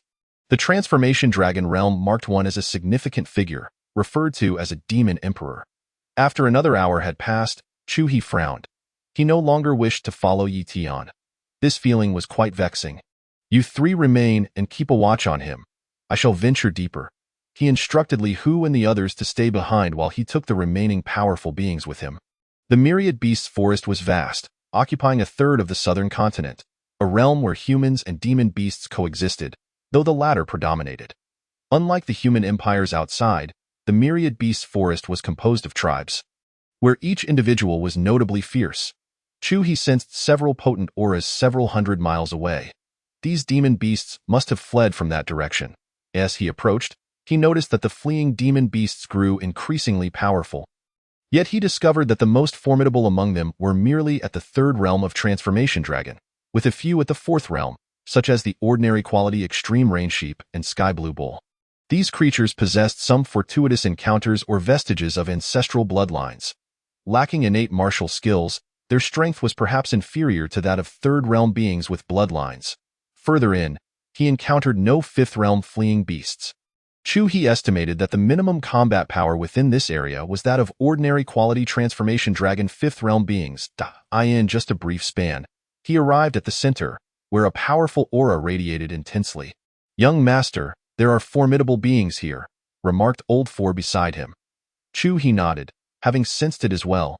The higher the opposing realm, the more delighted he felt, for it indicated a promising opportunity. Before long, Chu He grasped the situation at hand. 3 demon beasts were positioned at the forefront, with a row of over a dozen behind them, and a dense mass following, their powers ranging from formidable beings to half-step formidable beings and Transformation Dragon realm. It appeared that the information available in the lower realms was utterly unreliable. It was said that there were only 10 formidable beings in the entire lower realm, most of whom were still dormant. Yet here there were 3, along with 15 half-step formidable beings. Let us proceed, Chu-He declared, revealing himself. Amongst the formidable beings, the demon beasts were exceedingly sensitive to energy signatures. Thus Chu-He and his companions had likely been exposed the moment they arrived. Once they descended, their diminutive human forms appeared insignificant before the towering demon beasts. Chu-He directed his gaze towards the structure before the 3 demon beasts. It resembled an altar, reeking of blood. Its ancient iron-bronze hue accentuating a circular tabletop upon which rested a diminutive demon beast. This must be Tion's pet. Upon seeing the demon beast, Chu-He realized the nature of the opportunity that lay before him. He had yet to discern any peculiarities about this creature, as aside from its typical scent, all other auras seemed concealed by the altar's presence. May I inquire about your purpose here? The 3 demon beasts, a serpent, a tiger, and an eagle from left to right, were addressed by the towering black tiger in the center. Its massive form stretched 1,000 meters in length and 300 meters in height. Chu-He recognized it as a black-pupiled demon tiger, the largest among tiger species. This contains my opportunity. Will it not emerge? Chu-He cast a fleeting glance at the black-pupiled demon tiger, disregarding it entirely as he turned his attention back to the altar. This tiger was not even worthy of being a mere decoration in his abode. Young friend, the altar suddenly stirred, prompting all demon beasts to kneel before it. The formidable beings surrounding Chu-He instinctively formed a protective circle around him. Soon, a spectral figure emerged above the altar, taking the form of a tiger. Which lineage do you belong to among the tiger clans? Chu-He queried, having never encountered this particular breed. White tiger, came the reply. Laced with sorrow. The white tiger clan has been exterminated, I am aware. The spectral figure nodded bitterly, recalling the calamity that had befallen the white tiger clan, leaving none to survive. Chu-He glanced at the sleeping creature upon the altar. So, it is a white tiger? If it were indeed a white tiger, Chu-He would have little interest, for with his standing, he could easily capture a lineage far stronger. Not precisely. To be accurate, it is a demon beast without a defined lineage. Whether in the celestial realm or here, it is unique. I wish to take it with me, Chu-He stated, fixing his gaze upon the spectral figure. It requires more time to awaken, and it does not belong to you. It has its own fate. Chu-He remained silent, calmly uttering, let us depart. With that, he and his companions vanished. Upon sensing that Chu-He had indeed disappeared, the black-pupiled demon tiger respectfully inquired, Tiger ancestor, what shall we do? If he forcibly takes the Holy Sun, do not fret. The Holy Sun will forge his own path. The spectral figure replied, Is everything prepared? All is in place. Excellent, let us commence. Upon leaving, Chu-He returned directly to Yi Tian's side. He could have easily seized the demon beast, yet he sensed that matters were not as straightforward as they appeared. Thus, he chose to return. It was best for Yi Tian to initiate the unfolding of events, while he would merely reap the rewards. Observing Yi Tian, he declared, I shall engage in cultivation. Understood, young master, came the response. Chu-He nodded and entered the Ark, a spatial treasure where one could enter without the need for enlargement. Within, a spirit-gathering array was arranged, making cultivation remarkably efficient. Returning his focus to Yi Tian, after traversing some distance, he noted the absence of fleeing demon beasts below. After waiting a while, he surmised that they had all fled. Thus, he hesitated no longer, igniting the power of his bloodline and sprinting at full speed towards the center. He sensed a voice deep within him calling out, fueling his urgency. Before long, he arrived at the location Chu-He had visited earlier. However, unlike Chu-He's experience, no demon beasts were present now. The altar stood there, and the young creature lay upon it, yet the surroundings were devoid of any others. Why Yi Tian dared not act rashly, choosing instead to conceal himself and observe. Chapter 12. Seizing the opportunity upon sighting the altar, someone called for Chu-He and I am truly impressed. Is this not a clear offering to him? Chu-He could not help but curse upon seeing it. What on earth is happening? Outside, Yi Tian remained puzzled, feeling an irresistible pull towards the diminutive demon beast on the altar, akin to a bloodline connection. Now, he was more convinced than ever that this was his opportunity. Yet where in the world could one find a free lunch? In a virtual space, the black-pupiled demon tiger remarked, "Those individuals are trailing behind this young man. Not a concern. Only this young man can tame the Holy Sun." Had Chu-He been aware of their thoughts, he would have mocked them.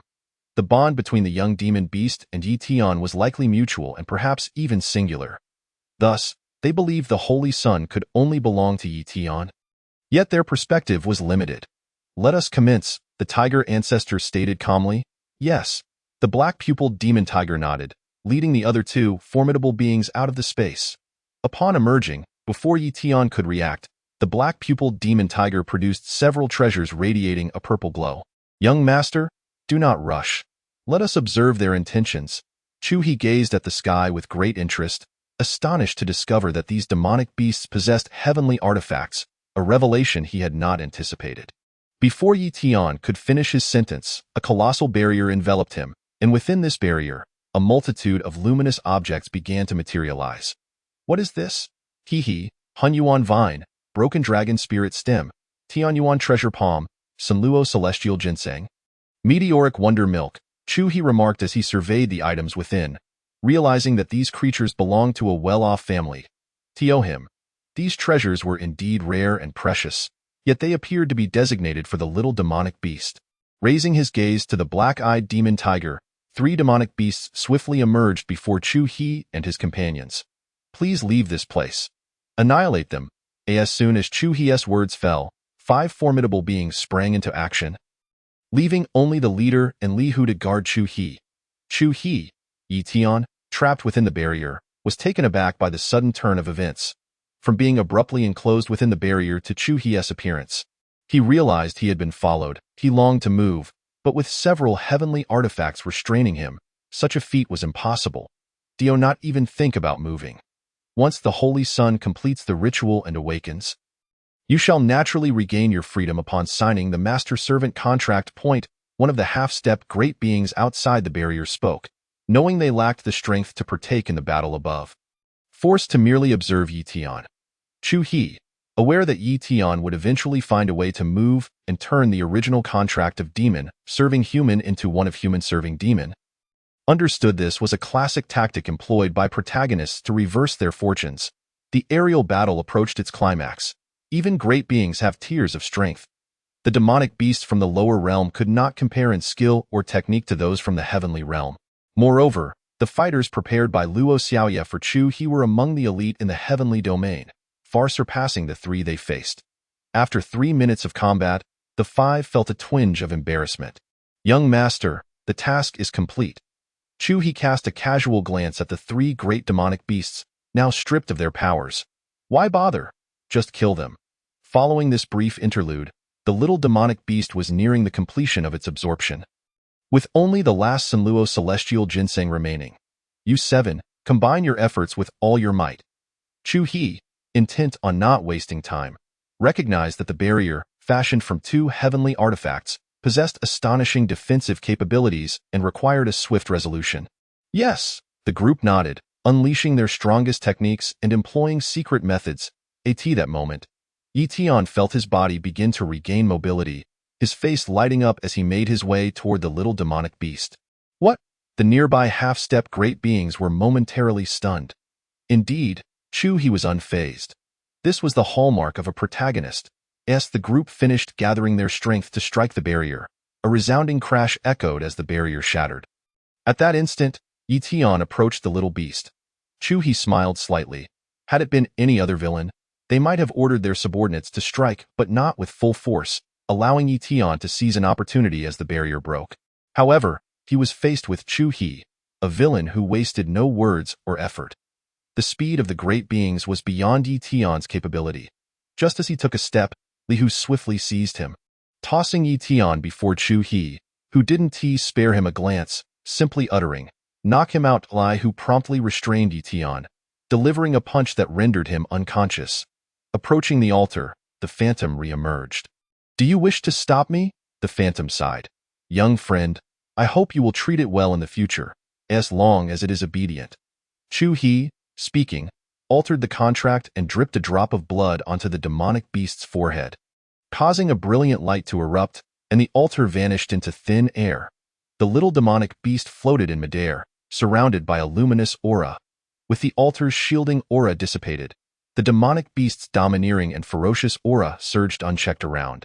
Excellent, Chu-He remarked with satisfaction. He relished such a presence. Ding! Congratulations to the host for completing the task, plundering the protagonist Yi Tian's opportunity. Reward, 30,000 destiny points, perfect inheritance rights to protagonist Yi Tian's opportunities. In a random draw, as the voice faded, Chu-He felt a connection with the demonic beast. He could even sense its heartbeat. Daddy? The demonic beast exclaimed. Chu-He swiftly slapped it. What do you mean, Daddy? Call me Master. If others heard, they might think I'm some sort of pet enthusiast. The demonic beast blinked, looking somewhat aggrieved. All right, Daddy. Call me Master. Chu-He insisted with a dark expression. Yes, Daddy, do you believe I will roast you right now? Daddy? No. The little demonic beast nestled in Chu-He's embrace. Dear, the little one calls you Daddy. Isn't that nice? Chu Yunfei approached with a smile, extending her hand toward the little beast. Come here, little one. To Mommy. Rather than calling you Daddy, I prefer you call. As Chu-He reached out to hand the little one to Chu Yunfei, he paused. Wait a moment. Let me check if this little one has certain traits. As he flipped the little beast over, he began inspecting. Initially, Chu Yunfei felt shy at Chu-He's remark, but upon hearing what followed, she found it quite amusing. Are you jealous of it? No traits? Here you go, he said, handing the little beast to Chu Yunfei, then lightly patting her. This little one will eventually grow up. Chapter 13. This little creature possesses quite a unique appearance. Chu Yunfei toyed with the little beast for a moment before commenting. Why do you say that? This demonic beast is entirely black, with white fluff around its eyes, and its pupils are purple, its fur remarkably pure, exuding a charm that is both adorable and regal. Dear, what breed is it? Chu-He glanced at it and shook his head. I don't know. We'll figure it out later. He then turned to look at the now unconscious Yi Tian not far away. What about my rewards? Ding! Congratulations to the host for plundering a significant opportunity from protagonist Yi Tian, gaining 3,000 destiny points and a total of 30,000 destiny points. Next time, do not make me remind you. Understood? Ding, understood. Let us not concern ourselves with him. We shall take our leave. Without casting a single glance at Yi Tian, Chu-He produced the ark, and after everyone boarded, they departed, leaving behind a scene of devastation. An unconscious Yi Tian and the trembling demonic beasts, while the corpses of the three great beings were taken away. Inside the ark's chamber, Chu-He placed the already sleeping little demonic beast aside and inquired of the system. What kind of demonic beast is this? Viewing requires 1,000 destiny points. Used. With a current total of 69,000 destiny points, Chu-He, feeling affluent, was unconcerned about such expenses. He was far more interested in whether this demonic beast was worthy of being his pet. Ding! This demonic beast does not have a specific category, as it is formed from the absorbed essence of all types of demonic beasts. Chu-He, intrigued, observed the little one sleeping on the sofa. Continue. Its growth depends on the host, as it can awaken any race's innate skills and bloodline, with no upper limit on its talents. However, it currently lacks this ability, correct? Ding, correct. Awakening requires destiny points. How many? 1 million. Installment payment. Chu-He was taken aback to hear such words escape his lips, yet he truly lacked celestial crystals at the moment and had never developed that habit in the heavenly realm. All artifacts and elixirs are ownerless. What he coveted was his. Thus, he never carried celestial crystals. Down payment of 100,000. Less, 1,000. Agreed. As 1,000 destiny points vanished. A layer of aura enveloped the little demonic beast. In fact, the host could also allow it to break through its limits. Where it ultimately ends up is uncertain. How does one do that? Chu-He was keenly interested. He relished breaking limits. Sign a soul bond contract with it. Upon hearing this, Chu-He furrowed his brow. He was aware of the reputation of such contracts, often referred to as noble contracts. Ordinary individuals could never hope to sign a soul bond contract. It is a bond of life and death, and the ritual is exceedingly complex, with costs that are terrifying. Soul bond contract not only merges the souls and fates of master and pet, but also ensures that if one perishes, so does the other. It can also fuse their talents, which is why it is dubbed a noble contract. In the lower realms, only legends of such contracts exist. No faction possesses the ability to perform this ritual. To put it plainly, the costs of a soul bond contract, due to its extraordinary nature, are several times greater than in the lower realms, i.e. in the heavenly realm. Only first-tier forces, such as holy lands and the everlasting families, would conduct such rituals for their heirs or holy sons at appropriate stages. Originally, the intended recipients of Chu Hie's soul bond contract were beings of the caliber of the Nine Heavens Sacred Dragon or the Undying Divine Phoenix. As per his mother, the Empress Luo Hen's wishes, to which Chu He had no objections. Such a contract could only be signed once and could not be undone. If I sign it, what do I gain? You can replicate its abilities. Chu He nodded slightly, contemplating the small demon beast's ability to awaken any demon beast's innate skills and bloodlines. A forbidden power. If he could replicate it, he would eagerly return to establish a contract. He felt a surge of excitement. Throughout history, no one had ever possessed the innate skills of a demon beast. Indeed, many martial arts techniques employed by humans were derived from the habits of demon beasts. For a human to awaken the innate skills and bloodlines of a demon beast, this was an irresistible temptation. The little creature's constant chattering was rather grating. It was time to bestow upon it a name. Never mind, let us focus on leveling up first. System, increase my level by 1.as. Soon as he finished speaking, Chu He sensed his strength soaring rapidly, soon reaching the second minor realm of the four extremes. Once he consolidated his power, he felt a small creature nudging him at his leg. Opening his eyes, he found a pitch-black figure with purple eyes staring back at him. "Daddy," the little creature exclaimed in a sweet, childish voice. Upon hearing this, both Chu He and Qin Lan were taken aback. Observing Qin Lan's rosy cheeks, Chu He couldn't help but lick his lips. "Chu He, you?" Qin Lan murmured, her gaze fixed on the ground as she fidgeted with the hem of her garment. "Don't misunderstand. This is my newly contracted pet. This little one has just been born and knows nothing yet." Oh, Chapter 14. "I can even bathe you." Chu He gently caressed the little creature, feeling quite satisfied as it was still a fledgling companion. "Chu He, does it have a name?" Qin Lan asked, her demeanor gradually brightening as she began to play with the little creature, growing increasingly fond of it. "It doesn't have a name yet. Perhaps you, as its mother, should name her Duppy. By the way, it's a girl," Chu He replied with a smile. "Chu He?" Qin Lan exclaimed, her cheeks flushing. "Are you not?" Chu He teased, eager to see her cool, ethereal expression transform into one of rosy shyness. "I won't talk to you anymore." "All right, then you should give her a name." "Okay, let me think. How about Lele?" Qin Lan inquired, seeking Chu He's approval. "That's perfect. Come here, Lele. Let mommy hold you." With that, Chu He placed Lele in Qin Lan's embrace before retreating to his room, leaving Qin Lan, somewhat dazed, holding Lele, watching Chu He's figure disappear. Biting her lip, she felt an urge to scold him. What news from Lin Feng? None, but he has advanced to the Dao Palace. Chu He was not surprised upon hearing this. After all, the protagonist advancing effortlessly was quite normal. Compared to Yi Tian, Lin Feng held far less weight in his eyes. Lin Feng primarily relied on his treasures. With those, anyone could be Lin Fenged, at that moment. Chu He aimed to swiftly extract Lin Feng's destiny value and seize his possessions. System, how much destiny value does Lin Feng possess? 8,000. And Yi Tian? 6,000. Chu He had already plundered 4,000 from Yi Tian, meaning Yi Tian initially had a total of 10,000 destiny value. 140,000. Splendid, by the way. I recall Qin Lan encountered one as well. Does that count? Only if the host sees it. Chu He nodded, then noticed the door opening. "Chu He, Lele is looking for you." Upon seeing Chu He, Lele began to babble excitedly, prompting Qin Lan to place her on the sofa. The little creature sprawled out, patting her own belly with tiny paws. "What do you want from me?" "Is Lele hungry?" Chu He realized, glancing at Qin Lan with exasperation. "How would I know what she eats?" "Milk, of course." Saying this, Chu He retrieved a bowl-like object and added some white liquid into it. He then offered it to Lele, who eagerly extended her tiny tongue to lick it. "You really are feeding her pure Yangdu as a meal," Qin Lan remarked, her heart aching at the sight. Pure Yangdu was a precious material in the heavenly realm, with a single spring yielding only 1 drop per year. "This bowl would take 1,000 years to collect if you want some.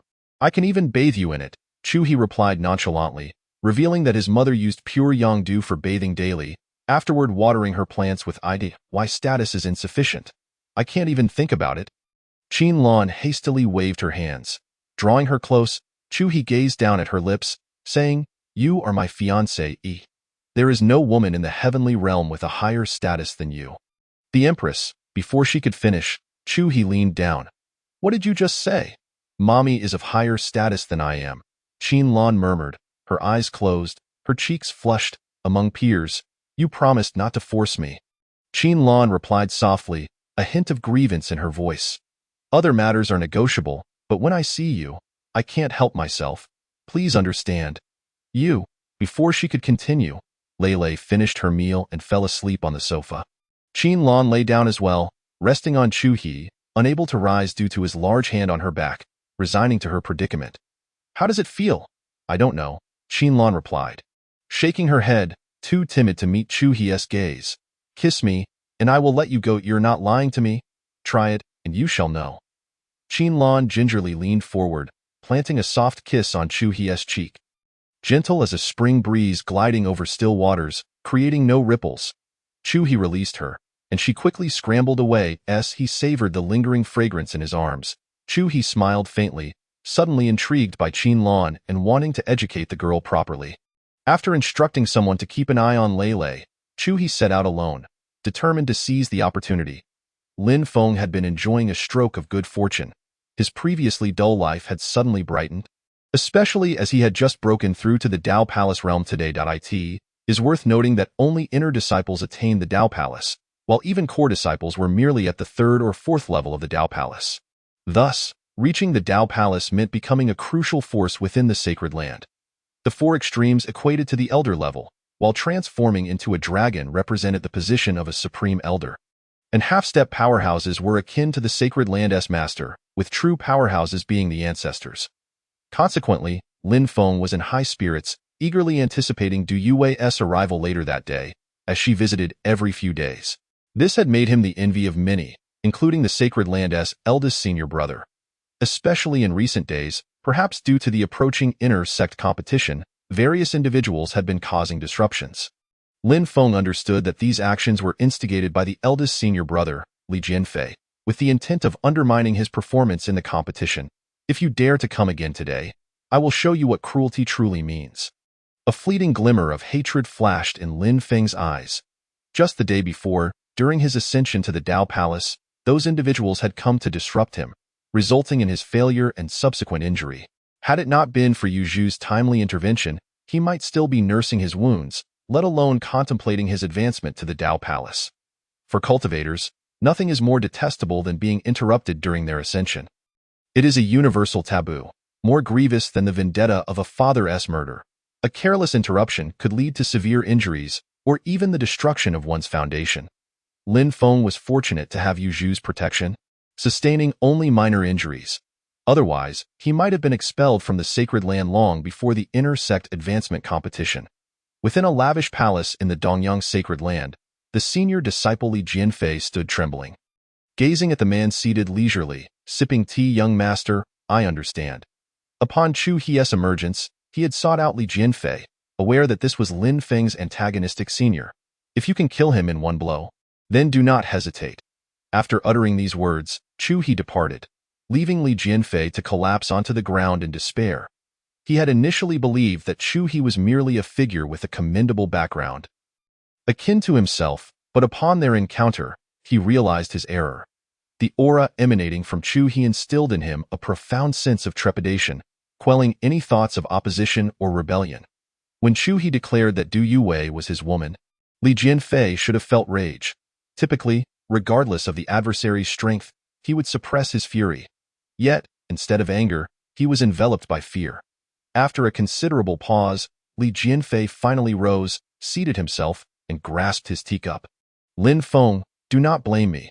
Blame yourself for being blind." He raised the cup to his lips, unaware of the trembling within, some tea spilling onto the floor. Following Chu-hee's departure, he ventured to a secluded area where a woman practiced her swordplay. Observing her for a brief moment, he discerned several flaws and stood silently, captivated by the scene. Du Yue would often train here at this hour, a sacred space reserved solely for her. Without her consent, none would dare intrude. Sometimes she engaged in conventional training, other times practicing martial techniques, while at other intervals, she simply relished her solitude. Unbeknownst to her, an unexpected visitor had arrived. Even if she were to scrutinize her surroundings, Chu-hee had no intention of revealing his presence to her. Thus, Du-Yue immersed herself in her martial training, while Chu-hee stood by, viewing her movements as a dance. Clothed in a flowing green dress, her swordplay grew increasingly sophisticated, her movements becoming more refined, graceful yet fierce. Intrigued, Chu-hee thought such a woman should belong to him. After an hour of practice, Du-Yue, glistening with sweat, concluded her session, feeling the stickiness of moisture on her skin. After every training session, she would indulge in a bath, confident in the protective formations laid by Du Pong, which permitted no entry without her approval, unless one surpassed Du Pong in cultivation. As she sheathed her sword, Du-Yue began to slowly disrobe. At her level of cultivation, she could easily cleanse herself through her abilities, yet many still relished the experience of bathing, particularly women. Enjoying the process, she was oblivious to the presence of the uninvited guest. As she reached the waist of her green dress, revealing a delicate white undergarment, Chu-hee suddenly appeared. Yue. The sound jolted Du-Yue from her focus, and turning abruptly, she was met with the sight of Chu-hee, who had appeared out of nowhere. Young master. Chu-hee nodded calmly, his gaze lingering on her, marveling at her fair complexion and surprising allure. As Du-Yue hastily donned her garments, a flicker of regret crossed Chu-hee's eyes, as he felt a mix of embarrassment and indignation at being fully seen by her. I have come to ensure that you willingly shed your clothes before me in the future. His calm proclamation incited a surge of indignation within Du-Yue, who felt an overwhelming urge to retaliate with her sword. What do you want from me, young master? She inquired coldly, having regained her composure after dressing. This was the first time someone had seen her in such a vulnerable state, and though she was not fully unclothed, it still filled her with shame. I have taken a liking to you. Hence my visit. Du-Yue fell silent, at a loss for words, her only response being a heavy silence. You need not worry. I will not use the sacred land to threaten you. I have vowed to make you willingly undress before me. Enough! Du-Yue interjected sharply. Accompany me for a walk. Chu-hee extended his hand, grasping her icy fingers. Feeling the firm grip, Du-Yue's heart raced with a mix of anger and embarrassment, as this marked her first contact with a man. What exactly do you want from me? After walking for a while, she began to acclimate to his presence, finally posing her question. To cultivate our relationship, so that you will willingly remove your clothing before me. Du-Yue remained silent, allowing him to lead her wherever he wished. Upon exiting, they entered the sacred land, where disciples quickly took notice of the pair, their astonishment palpable as they began to murmur amongst themselves. Is that the holy maiden? Who is the one holding her hand? My youth, my goddess, young master, could you please let go of me? Du-Yue whispered, noticing the gaze of onlookers. I merely wish to inform them that you are mine. It will help alleviate some trouble for you. Yet, seeing Chu-hee's indifference, she chose to remain silent. Though you have matters to attend to. Chu-hee halted and turned to her. I need to visit the outer court. Believing he would finally release her, she quickly explained her intentions to meet Lin Feng, with the inter-sect advancement competition only 2 days away. Very well, Chu-hee replied with a smile, though he had never encountered Lin Feng. He sensed the latter harbored feelings for Du-Yue. It would be amusing to provoke Lin Feng by bringing Du-Yue along, perhaps earning some favor in return. Du-Yue, taken aback by Chu-hee's actions, felt perplexed at his unexpected behavior. Young master, are you not going to train? Chu-hee smiled faintly, unperturbed, unleashing his formidable aura, which enveloped the entire sacred land. Du-Yue, standing closest, was immediately taken aback. Each promotion within the Dao Palace typically required extensive time, ranging from 3 to 5 years, or even decades. She had never heard of anyone from the younger generation achieving the 4th realm. In fact, few even reached the 4th level of the Dao Palace. Not only Du-Yue, but others within the sacred land sensed this overwhelming presence, including Du Pong, who for the first time grasped Chu-hee's cultivation level, sighing inwardly at the realization of his extraordinary background and unparalleled talent among his peers. Upon noticing Du-Yue accompanying Chu-hee, he paused momentarily but quickly dismissed it. He was powerless to intervene. What is it? Quite impressive, Du-Yue admitted, her astonishment evident. She had to concede that Chu-hee possessed the audacity to be boastful. Chu-hee reveled in the impact of his display. He had never understood the concept of modesty. If one possessed talent, it was meaningless to keep it concealed. Shall we proceed? Very well, Du Yue acquiesced, her earlier frustrations subsiding as she no longer minded Chu Hie's actions. At that moment, Lin Feng was training his martial techniques at the entrance, mastering a movement style that had reached near perfection with Yu Zhu's assistance, creating 3 afterimages as he moved. Suddenly, he halted, a smirk gracing his lips as he spotted several individuals approaching. Although he did not recognize them, he felt unperturbed, having just broken through to the Dao Palace. He was eager for a spirited confrontation. A burly man addressed the handsome figure among them. "Boss, why summon us core disciples to deal with an outer sect disciple? Indeed, the senior disciple is being overly cautious." "This is an overreaction," a man with a handlebar mustache chimed in. "Enough chatter. The senior disciple has his reasons. Remember, when the time comes, unleash your full strength and end it swiftly. No mistakes allowed," the central figure warned. Though uncertain of the senior disciple's motivations for summoning them to teach Lin Feng a lesson, they were nonetheless compelled to follow orders. "Understood, boss. I'll ensure he learns the consequences of crossing the senior disciple." "Absolutely. I'll have him down in a second. Does this brat dare to covet my goddess? All right, remember, no unnecessary banter. Go straight for the kill." Upon the conclusion of their conversation, the 3 individuals approached Lin Feng. He stepped forward, clenched his fists, producing a series of crackling sounds as his fingers tightened. "I'll show you what it means to be utterly defeated." Before he could finish his declaration, the trio unleashed their martial techniques. As he had moved towards them, they swiftly closed the distance. Mystical-level martial technique. Celestial severing hand. Mystical-level martial technique. Twin dragons emerge from the sea.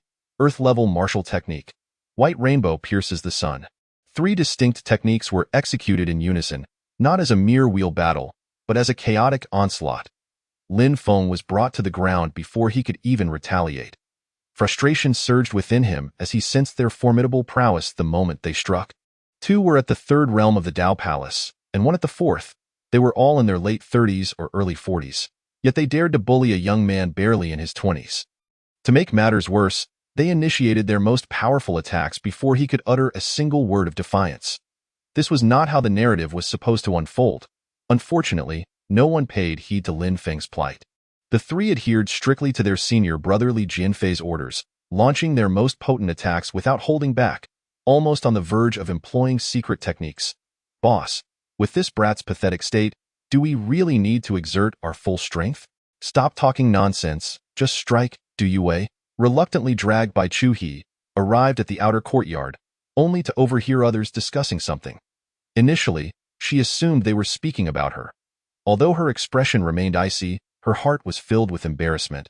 However, after listening for a while, she realized that while some were indeed discussing her, most were focused on other matters. "Did you see? The 3 core disciples just went to that waste, Lin Feng. Let us see how he continues to act so arrogantly now. The aura of those 3 senior brothers is overwhelming. I feel utterly powerless before them, let alone in combat, of course. They are the core disciples of our Dongyang sacred land, affiliated with senior brother Li Jianfei, who is among the best of the core disciples. Naturally, they are formidable. This time, that toad Lin Feng is finished.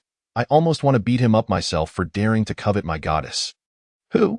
"That guy beside the goddess is." One of them pointed at Chu He, only to be swiftly silenced by a companion, who covered his mouth in a panic. One exclaimed, "Are you trying to get us killed?" "That's the young master." Upon uttering this, the individual knelt down, prompting the others to follow suit. The disciple, who had been silenced, stood dumbfounded, having just returned from training and unaware of the arrival of such a powerful figure within the sacred land. Chu He nodded at them and spoke indifferently, "Get up."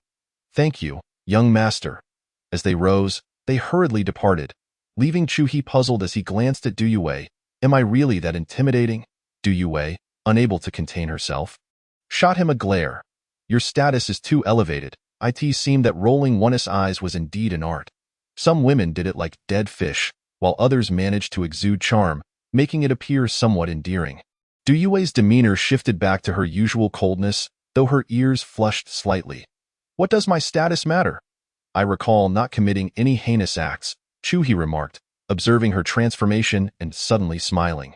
He found women with contrasting personalities quite intriguing. Du Yue, despite her apparent coldness, was not as frigid within. It piqued his curiosity whether she was merely maintaining a facade. The most powerful sovereign in the sacred land fears you. The incident when you emerged from the Great Hall has spread throughout the sacred land. Do you think they wouldn't be afraid upon witnessing someone whom even the sovereign fears? After all, they are unaware of your true nature. What if you were in a foul mood and decided to eliminate them? And how do you perceive my character? Chu He interrupted her, very domineering. Thank you for the compliment. Aren't you concerned about that Lin Feng they mentioned? Du Yue hesitated momentarily, recalling the previous conversation, her expression turning even colder as she hastily made her way in a specific direction. Is that person significant to you? Chu He clutched Du Yue's hand tightly as they moved with remarkable speed, appearing to others as if they were merely strolling normally, yet in an instant. They found themselves 100 meters away. Spatial contraction, impressive. Spatial contraction was not merely a technique, but a state of being, indicating a speed that transcended ordinary limits. He is quite important to the sacred land. Du Yue understood Chu He's implication and responded resolutely, harboring no doubts. If she agreed, she would become an accomplice in Lin Feng's demise. Very well. Remember the first rule of willingly shedding your garments in my presence. Never deceive me. Could you please refrain from bringing that up repeatedly? Du Yue responded, slightly exasperated. Chu He chuckled, opting for silence. He had sensed the situation concerning Lin Feng and felt reassured by Li Jianfei's competence. He believed that this senior brother, as an antagonist, possessed a modicum of intelligence, preventing him from being reduced to a foolish state by the protagonist. Stop, Chu He called out before Du Yue could speak. The three individuals halted abruptly upon hearing his voice, not uttering a word as they stood aside, casting a glance at Chu He while kneeling before him. Young master, depart from here. Chu He recognized that their swift compliance was likely due to Li Jianfei's influence. The strength of the trio was considerable, at least within the context of the Dongyang sacred land. Seemed Li Jianfei feared that Chu He might annihilate them, which would represent a significant loss for him. Considering these were core disciples, not easily replaceable, Du Yue shot the three a glare before attempting to assist the disheveled Lin Feng to his feet. However, Chu He tightened his grip on her hand, lifting her effortlessly into his embrace. Ignoring her protests, he extended his other hand to elevate Lin Feng. Lin Feng, how are you? Upon seeing Lin Feng rise, Du Yue's concern for Chu He's actions faded as she anxiously inquired. Her interest in Lin Feng stemmed largely from his significance to the sacred land, a notion Chu He recognized. Lin Feng, too, suspected this connection but believed that Du Yue harbored some affection for him. Chapter 17. Did you not request my willing submission? Yet in that moment, his heart shattered. He longed for her every night, and now the first person he thought of during his breakthrough lay in another man's embrace. Appearing utterly disheveled. Yue, who is he? Lin Feng was indifferent to his own injuries, fixated solely on clarifying the situation. Du Yue momentarily faltered, uncertain how to introduce Chu He. Chu He, with his right arm around Du Yue's waist, ensured her body was snugly pressed against him. I am Chu He. Du Yue is my woman. Chu He was contemplating how to drive Lin Feng to the brink of despair. The more complete the breakdown, the better. The awakening of Lei was an insatiable abyss. Ding, mission released. Induced Lin Feng to feel utterly hopeless and experience a collapse of his mental state. Rewards will vary based on task completion. Is there a mission? Chu He mused, realizing that this was an opportune moment. Yue, is this true? Chu He felt an urge to slap Lin Feng's face. The man was already in his embrace, yet he still sought confirmation. Did he need to hear it from her lips to be convinced? Truly, he was the quintessential protagonist. Stubborn to a fault, Du Yue felt the hand roaming at her waist. She was momentarily at a loss, unsure how to respond. Regardless of her answer, one party would inevitably be displeased. After casting a final glance at Lin Feng, Du Yue sighed and gently nodded. Ding, collapse level. 1. Chu He noted it, but found it insufficient. He needed to escalate the situation. I have no interest in your relationship with Yue. Everything is merely your self-delusion. Furthermore, do not address her as Yue. She is your senior sister. Ding, collapse level. 2. The phrase self-delusion echoed repeatedly in Lin Feng's mind. So, it has always been my self-delusion? He muttered, bowing his head. Du Yue sighed internally upon witnessing his demeanor. Chu He's words indeed rang true. While Lin Feng had saved her, her feelings were rooted more in gratitude than genuine affection due to his exceptional talent. She did not harbor any romantic inclinations towards him. Perhaps this is for the best, severing all delusions, Du Yue thought to herself. She was not oblivious to Lin Feng's feelings. Can one truly discern when someone harbors a secret affection for you? It is akin to sitting by a warm fire. You can sense the warmth, can you not? System, what is the maximum level achievable? Ding Unlimited. Host, if you are capable of directly killing him with rage, the rewards will be extraordinary. Chu He felt a surge of inspiration. Tio kill Lin Feng with rage, that seems plausible. I'll give it a try. He tightened his left hand, shifting Du Yue from resting on his arm to lying against his chest. What are you doing? Du Yue exclaimed, her eyes widening in shock. Sister, I, Lin Feng, have just emerged from the shadows of unrequited love, buoyed by my formidable mental fortitude, only to witness the scene of Chu He bowing his head. At once, a surge of blood rushed to my head, and I nearly spat it out, but I swallowed it back with great effort, not wishing to lose face before them, though a trickle still escaped the corner of my mouth. After more than half a month of interaction, I had come to regard Du Yue as my own, believing she harbored feelings for me as well. We had maintained a respectful distance, with the intention of confessing my feelings once my cultivation reached a certain level. Throughout this time, I had not even touched her clothing. Our conversations were always at least a meter apart. Now, seeing my beloved woman shyly nestled in another's embrace, darkness enveloped my vision. What was I? A cuckold unworthy of such a title. I was the true third party.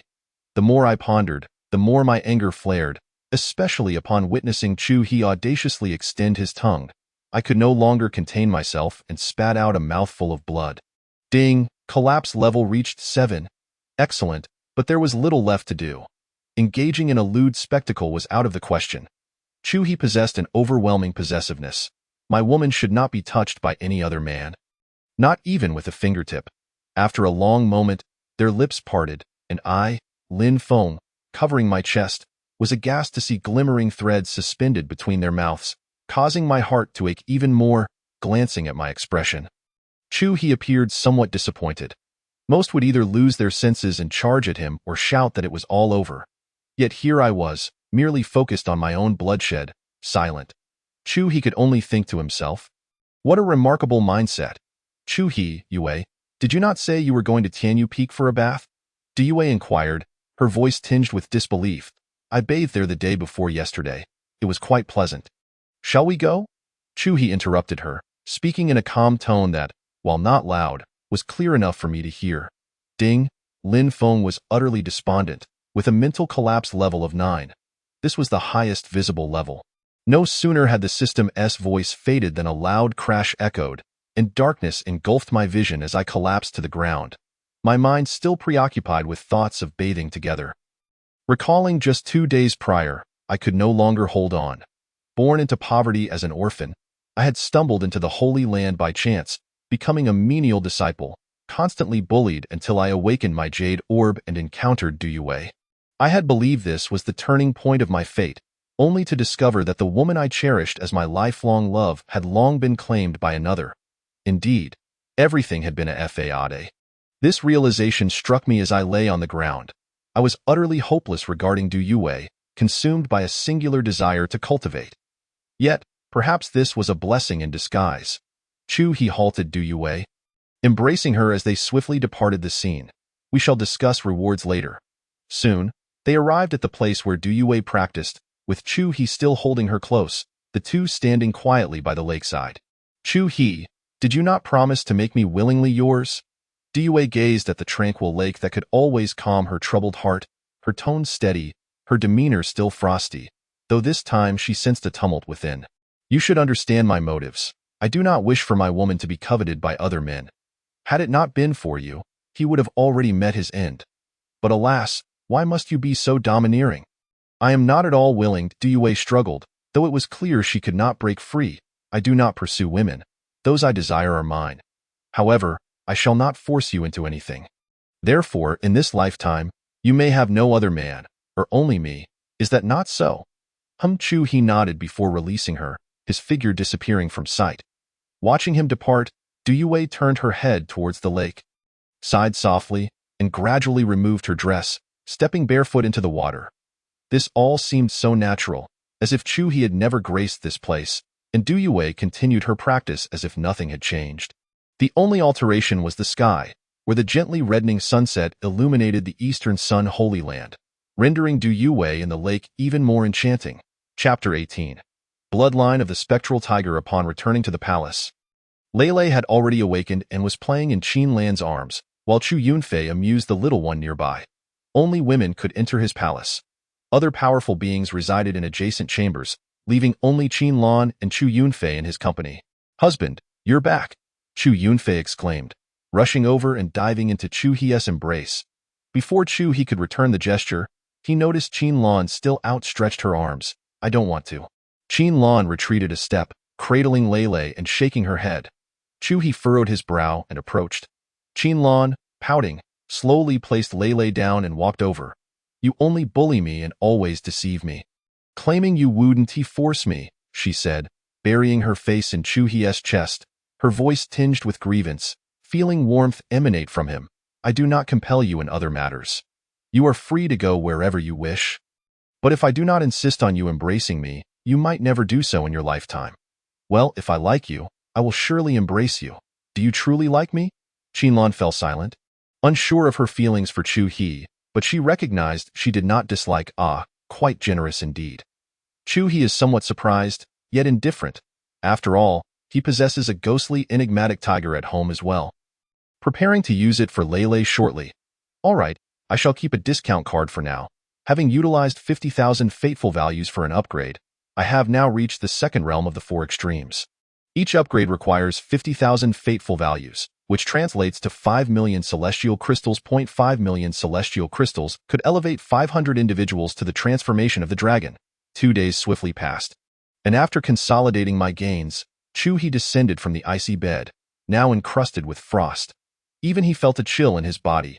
As he opened the door and stepped outside, a round, ebony figure approached, tugging at Chu He's pant leg and gazing up at him. Recently ascended, Chu He was in high spirits and bent down to cradle Lei Lei in his arms, settling into a chair in the hall. System: integrate the bloodline for Lei Lei. Ding. Integration complete. No sooner had the words left his lips than a surge of ghostly energy erupted from Lei Lei, her cultivation rapidly ascending. She swiftly transitioned from having no cultivation to reaching the fourth realm of the Wheel Sea. Arriving at the other shore, "You truly are something. One might say you have a penchant for indulging in canine desires." Chu He chuckled, affectionately patting Lei Lei. "Daddy, I'm hungry," Lei Lei exclaimed. He poured a full basin of pure Yangdu for her and took another look at Lei Lei, discovering that although her cultivation had reached the other shore, her physical form was already that of a Tao Palace spirit. Lei Lei has reached the other shore?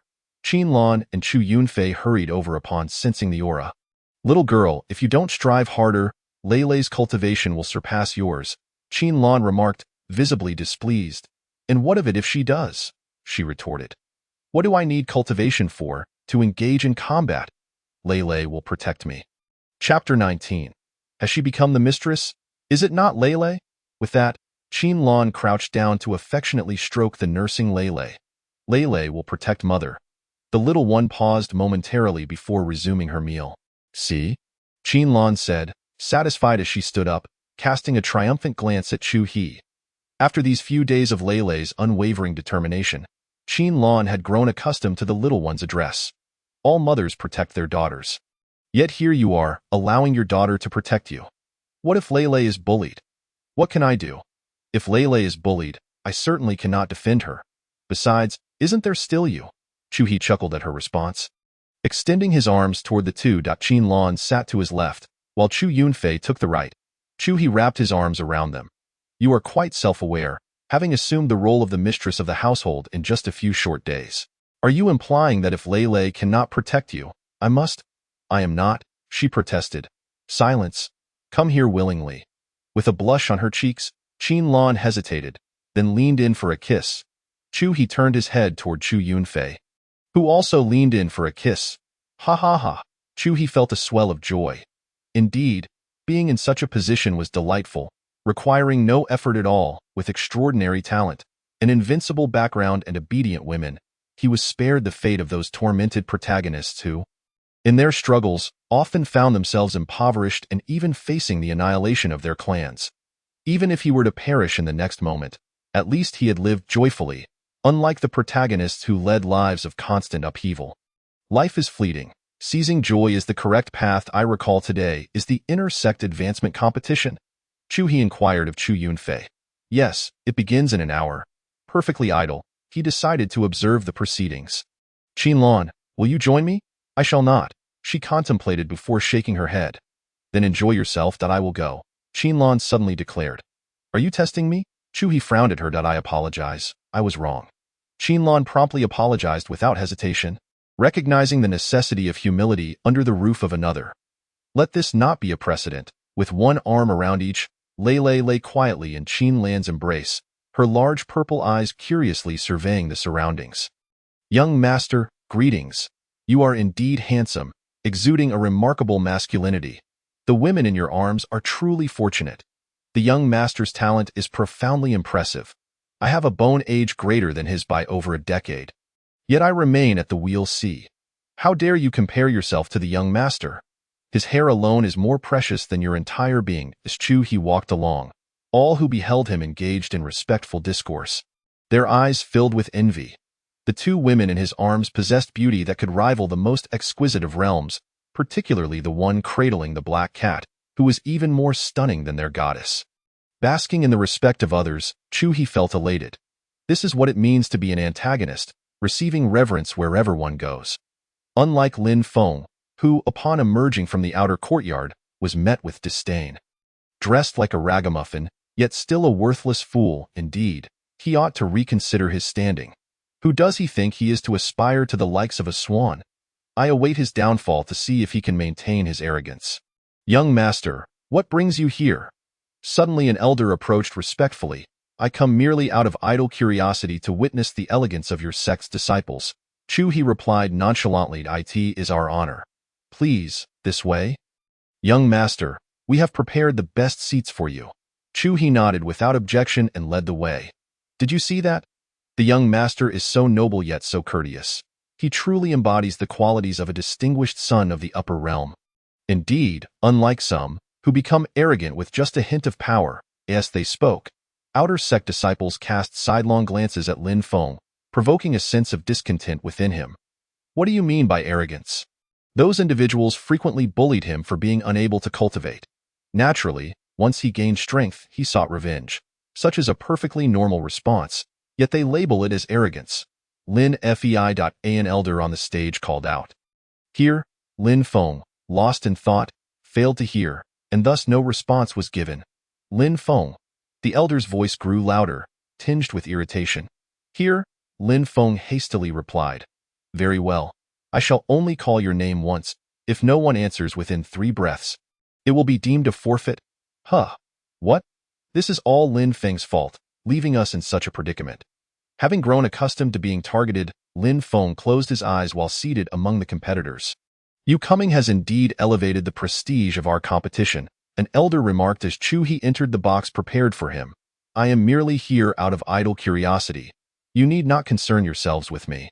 Then I shall take my leave without further ado, the elder said, bowing slightly as he exited. With but a stick of incense remaining, the inter-sect advancement competition of our Dongyang sacred land is set to commence. Before explaining the rules, I wish to express gratitude for the presence of the young master. We have decided that, due to the young master's arrival, all original rewards will be doubled. On behalf of everyone at Dongyang sacred land, I welcome the young master to observe. Upon finishing, the elder bowed deeply toward the box where He rose and opened the door, prompting a wave of cheers and applause from below. Young master, you are so handsome. Welcome, young master. Raising his hand slightly to quell the noise, he addressed the crowd. I am delighted by your warm reception. Allow me to announce that for the top 10 in this competition, I shall personally reward each with a spirit-nourishing pill. The first place shall receive a heavenly-grade martial technique. Wow! The spirit-nourishing pill is a 9th-tier heavenly-grade elixir. Just one can elevate a Dao Palace expert directly. Moreover, the heavenly-grade martial technique is something even core disciples cannot practice. Truly, the young master is exceptional. I am tempted to become an outer disciple myself. Many core disciples went wild upon hearing the rewards. The spirit-nourishing pill would enable them to advance, and there were only 3 complete heavenly-grade techniques within the entire sacred land. After Chu-He returned to the box, the cheers continued unabated, especially among the competitors, who were exceedingly excited. These rewards from Chu-He indicated that they could quickly rise to the status of top disciples upon entering the inner sect, drawing closer to the core. While the heavenly-grade martial techniques signified they would surpass core disciples in martial prowess, no one could resist such temptation. Even Du Peng was exhilarated by the news, as their sacred land possessed only 3 complete heavenly-grade techniques. The very foundation of their existence. Chapter 20. Embarrassment, Embarrassment, Embarrassment. No one could resist such temptation.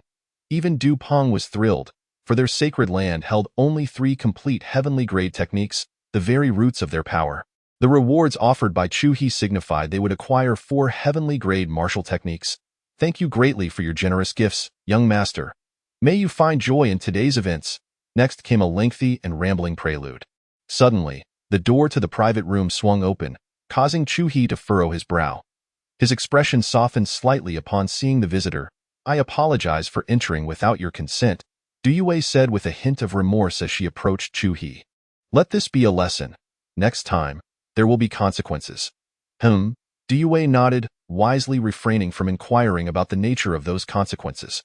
What punishment could a man impose upon a woman, especially one as striking as herself? It was evident to all that the nature of such punishment was an open secret. Did you miss me? Chu-He asked, embracing the 2 women as he turned his gaze to Du Yue. I have come to express my gratitude. For Chu-He, the celestial-grade martial techniques were merely stepping stones, but for the Dongyang sacred land, they represented a potential turning point in their destiny.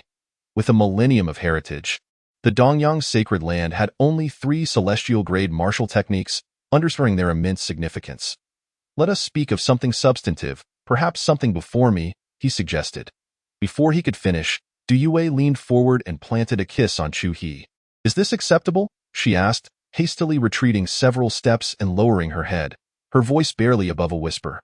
The impulsiveness of the moment had taken her by surprise, and she was eager to prevent Chu-He from elaborating further. Ha ha ha, excellent. Let us sit and watch the competition, Chu-He replied, his laughter echoing as he savored the fleeting softness of the moment. Qin Lan and Chu Yunfei observed the scene without any sign of discomfort. In this world, it was a well-accepted notion that a powerful man would not be confined to a single woman, of course. Chu-He's father, Chu Yuanqing, the true martial sage, was an exception, having only one woman by his side. With the presence of the Ruhan Empress, no other woman dared approach Chu Yuanqing, and her fame had not simply arisen after her ascension. In her era, she stood at the pinnacle, overshadowing all other talents.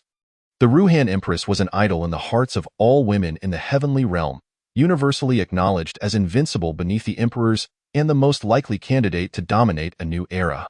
Only she could instill fear in the heavenly will of the lower realms. Du Yue, her cheeks flushed, took a seat, convinced that her feelings for Chu-He were neutral at best. She was unsure how to face him. Is it that your sacred land is lacking, or is it all sacred lands that fall short? After a moment of observation, Chu-He furrowed his brow and remarked, setting aside martial techniques and cultivation levels. The fighting skills displayed by these individuals are utterly appalling. Is it not the same for all? Du Yue replied, somewhat pleased, though unclear about Chu-He's intent. I am uncertain what your focus is for disciple training. But I believe that a cultivator's personal martial prowess and mastery over their own body are paramount, more crucial than techniques and treasures. Why? Du Yue inquired. Identical individuals, yet those with superior techniques and understanding of their bodies can utterly dominate those lacking in skill. To put it bluntly, martial techniques above the celestial grade require deep understanding of one's own body to master. This, too, is a form of talent. Oh? Du Yue nodded, comprehending his point. We all cultivate, and after reaching a bottleneck, we venture into practical experience, which can be deemed as martial experience, right? Nonsense. The techniques I speak of involve specific maneuvers that amplify strength, speed, and defense, allowing one to unleash greater power with less effort. What you refer to as martial experience bears no relation to this. Then how does one learn these techniques? Du Yue asked, her excitement palpable. In her own training, she had occasionally experienced moments where identical moves yielded greater power. She had previously attributed this to being in a good state, but now understood differently after Chuhi's explanation. The last time I watched you dance, no, when I observed you practicing swordplay, I noticed you exhibited some skills. Albeit rarely, Chuhi began, inadvertently revealing too much before quickly correcting himself. How does one achieve this? Now, Duyue was beyond modesty. She realized that if the disciples of the sacred land could master such techniques, their overall strength would see a significant boost. How do you train in martial techniques? Chuhi suddenly asked. I just follow the standard methods, practicing as instructed. And therein lies the issue. No two leaves are identical in this world. And the same holds true for people. The martial techniques crafted by others are inherently tailored to suit their own capabilities. Even if modified by later generations, they still carry subjective intent. Pour me a cup of tea, he requested. After a brief pause, he continued. A person's physique, bone structure, and even the distribution of their blood vessels all influence their martial practice. The higher the level of the technique, the greater the impact. Thus, it is essential for you to adapt the techniques during your training to best suit yourself. Only then can you begin to learn certain skills. With an increase in martial techniques, your mastery over your own body will also enhance. Similarly, the higher the grade of the martial technique, the more effective it becomes, but the modifications also grow increasingly challenging. Therefore, individuals in the heavenly realm typically refrain from practicing techniques of a higher grade when their skills are insufficient, as the repercussions can be quite severe. For instance, I am currently practicing a celestial grade technique that has only just reached the 9th rank. After taking a sip from the tea that Duyue handed him, Chuhi said, I understand now. Thank you. There's still time to make adjustments. For techniques below the earth grade, it is manageable, as celestial grade techniques already possess a touch of the Tao's essence. Unless you completely abandon your celestial grade martial technique, it is not feasible. What? Duyue gasped, astonished. She had been training in a celestial grade technique herself, a movement-based style, which was why she had achieved the ability to traverse great distances in an instant. You have trained in it? She asked, gently nodding. There is a method, but it requires my direct involvement and is somewhat cumbersome, Chuhi responded, clearing his throat. He then turned to Duyue. Qinlan held Lele aloft, brushing the little one's paw against Chuhi's face. Lele, look, Daddy has found you a new mommy, and you'll need to protect her. Daddy, Lele will protect Mommy. Duyue fell silent for a moment, then stood up, leaning in to kiss Chuhi. However, he swiftly pulled her into his embrace. I was careless before. This time, a mere kiss won't suffice. And with that, he leaned down. Lele, don't look. How embarrassing. Qinlan covered the curious little one's violet eyes. Her cheeks flushed. After releasing Duyue, a fresh blush adorned her face. Once the competition concludes, I will teach you, Chuhi promised. Very well, Duyue replied softly.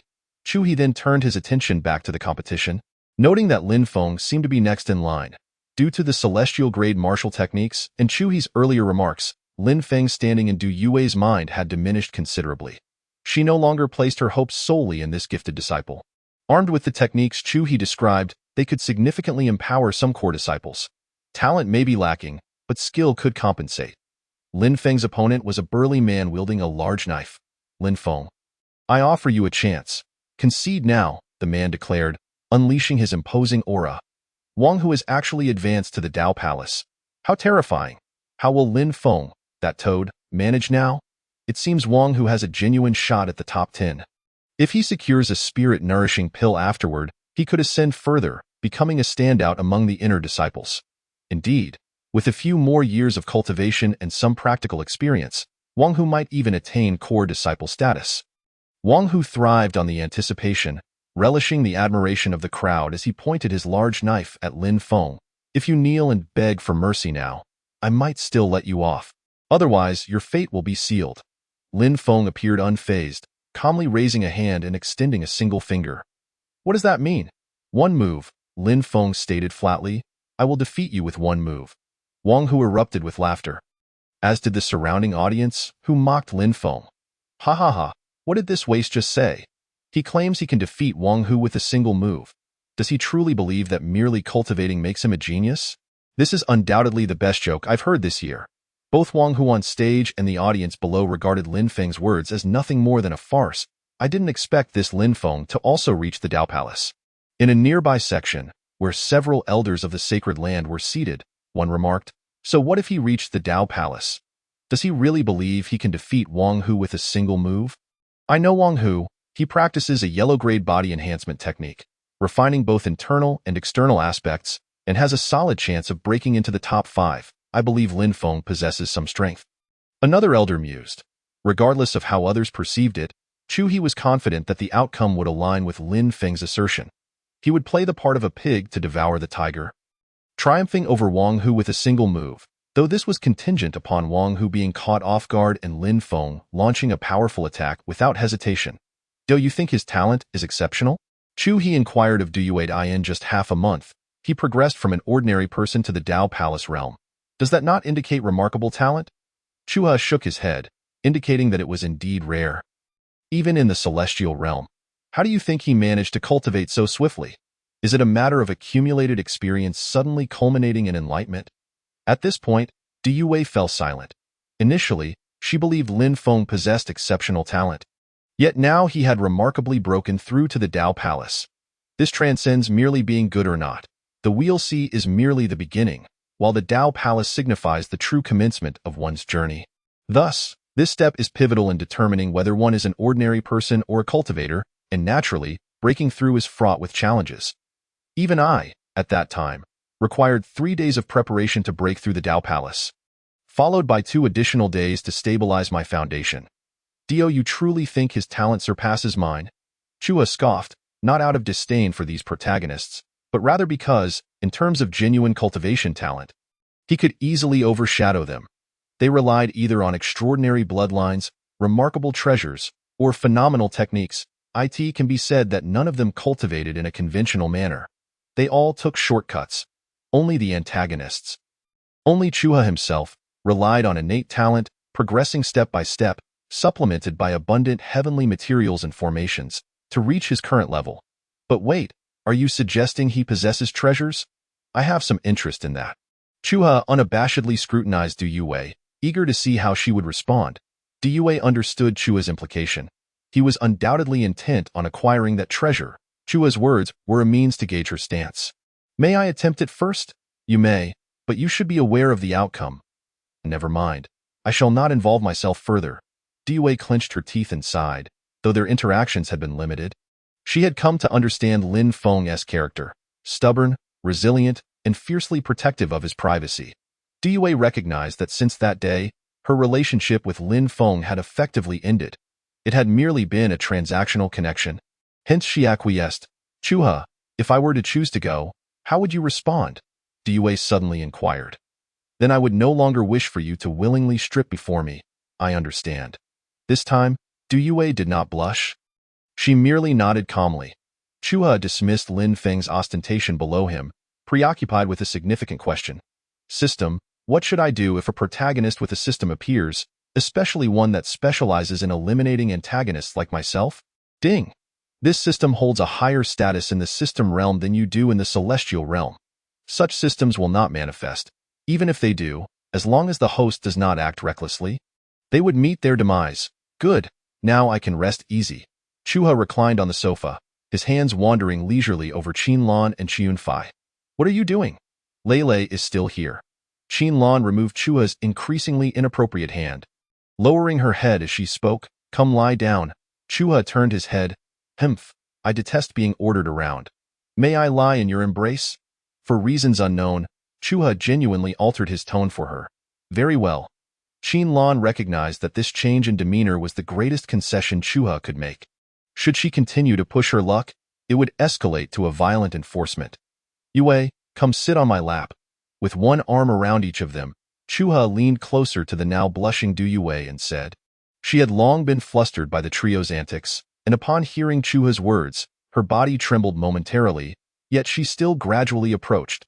As Chua's gaze fell, he noticed Wang Hu sprawled on the ground. Damn, Wang Hu must have been careless. Lin Feng is truly despicable, launching a sneak attack. Indeed, the match had scarcely begun when he unleashed his full power. How disgusting. This is a competition among peers, and he didn't even allow Wang Hu a chance to showcase his skills. Regardless of what the protagonist does, his supporters will justify his actions, even if he forcibly takes a maiden. claiming it is for the greater good, praising his true character. Conversely, those who oppose him, even if they single-handedly repel a beast tide, will be accused of being under his control. Human prejudice is terrifying, for it can distort the truth. Chapter 22. The downfall of Lin Feng. Lin Feng wins. The judge's voice echoed. Lin Feng remained unaffected by the murmurs and gazes of the crowd, calmly stepping down to join a chubby boy. The boy excitedly embraced Lin Feng. "Little Lin, you won. Incredible. You can do it too. The next match is yours. Go for it. Trust in the Fat Lord." The judge's voice soon announced the next match, Niu Yong versus Wang Tian. Niu Yong patted Lin Feng's shoulder. "Little Lin, let me show you the Fat Lord's prowess." With that, he swaggered onto the stage, his belly protruding. In the VIP box, Chuha observed the two on stage. The chubby boy was still at the Wheel C stage, while his opponent had already reached the Dao Palace. However, Chuha was aware that the latter had advanced through unconventional means. It appeared that this chubby boy served as a catalyst for the protagonist's potential. Chuha knew that soon a hefty beating awaited him. Sure enough, as the match commenced, Wang Tian cast a sinister smile at Lin Feng. "I will make you aware of the danger you've provoked." Without waiting for the chubby boy to make a move, Wang Tian struck, catching Niu Yong off guard and swiftly appearing behind him. He extended his leg and forcefully stomped Niu Yong into the ground.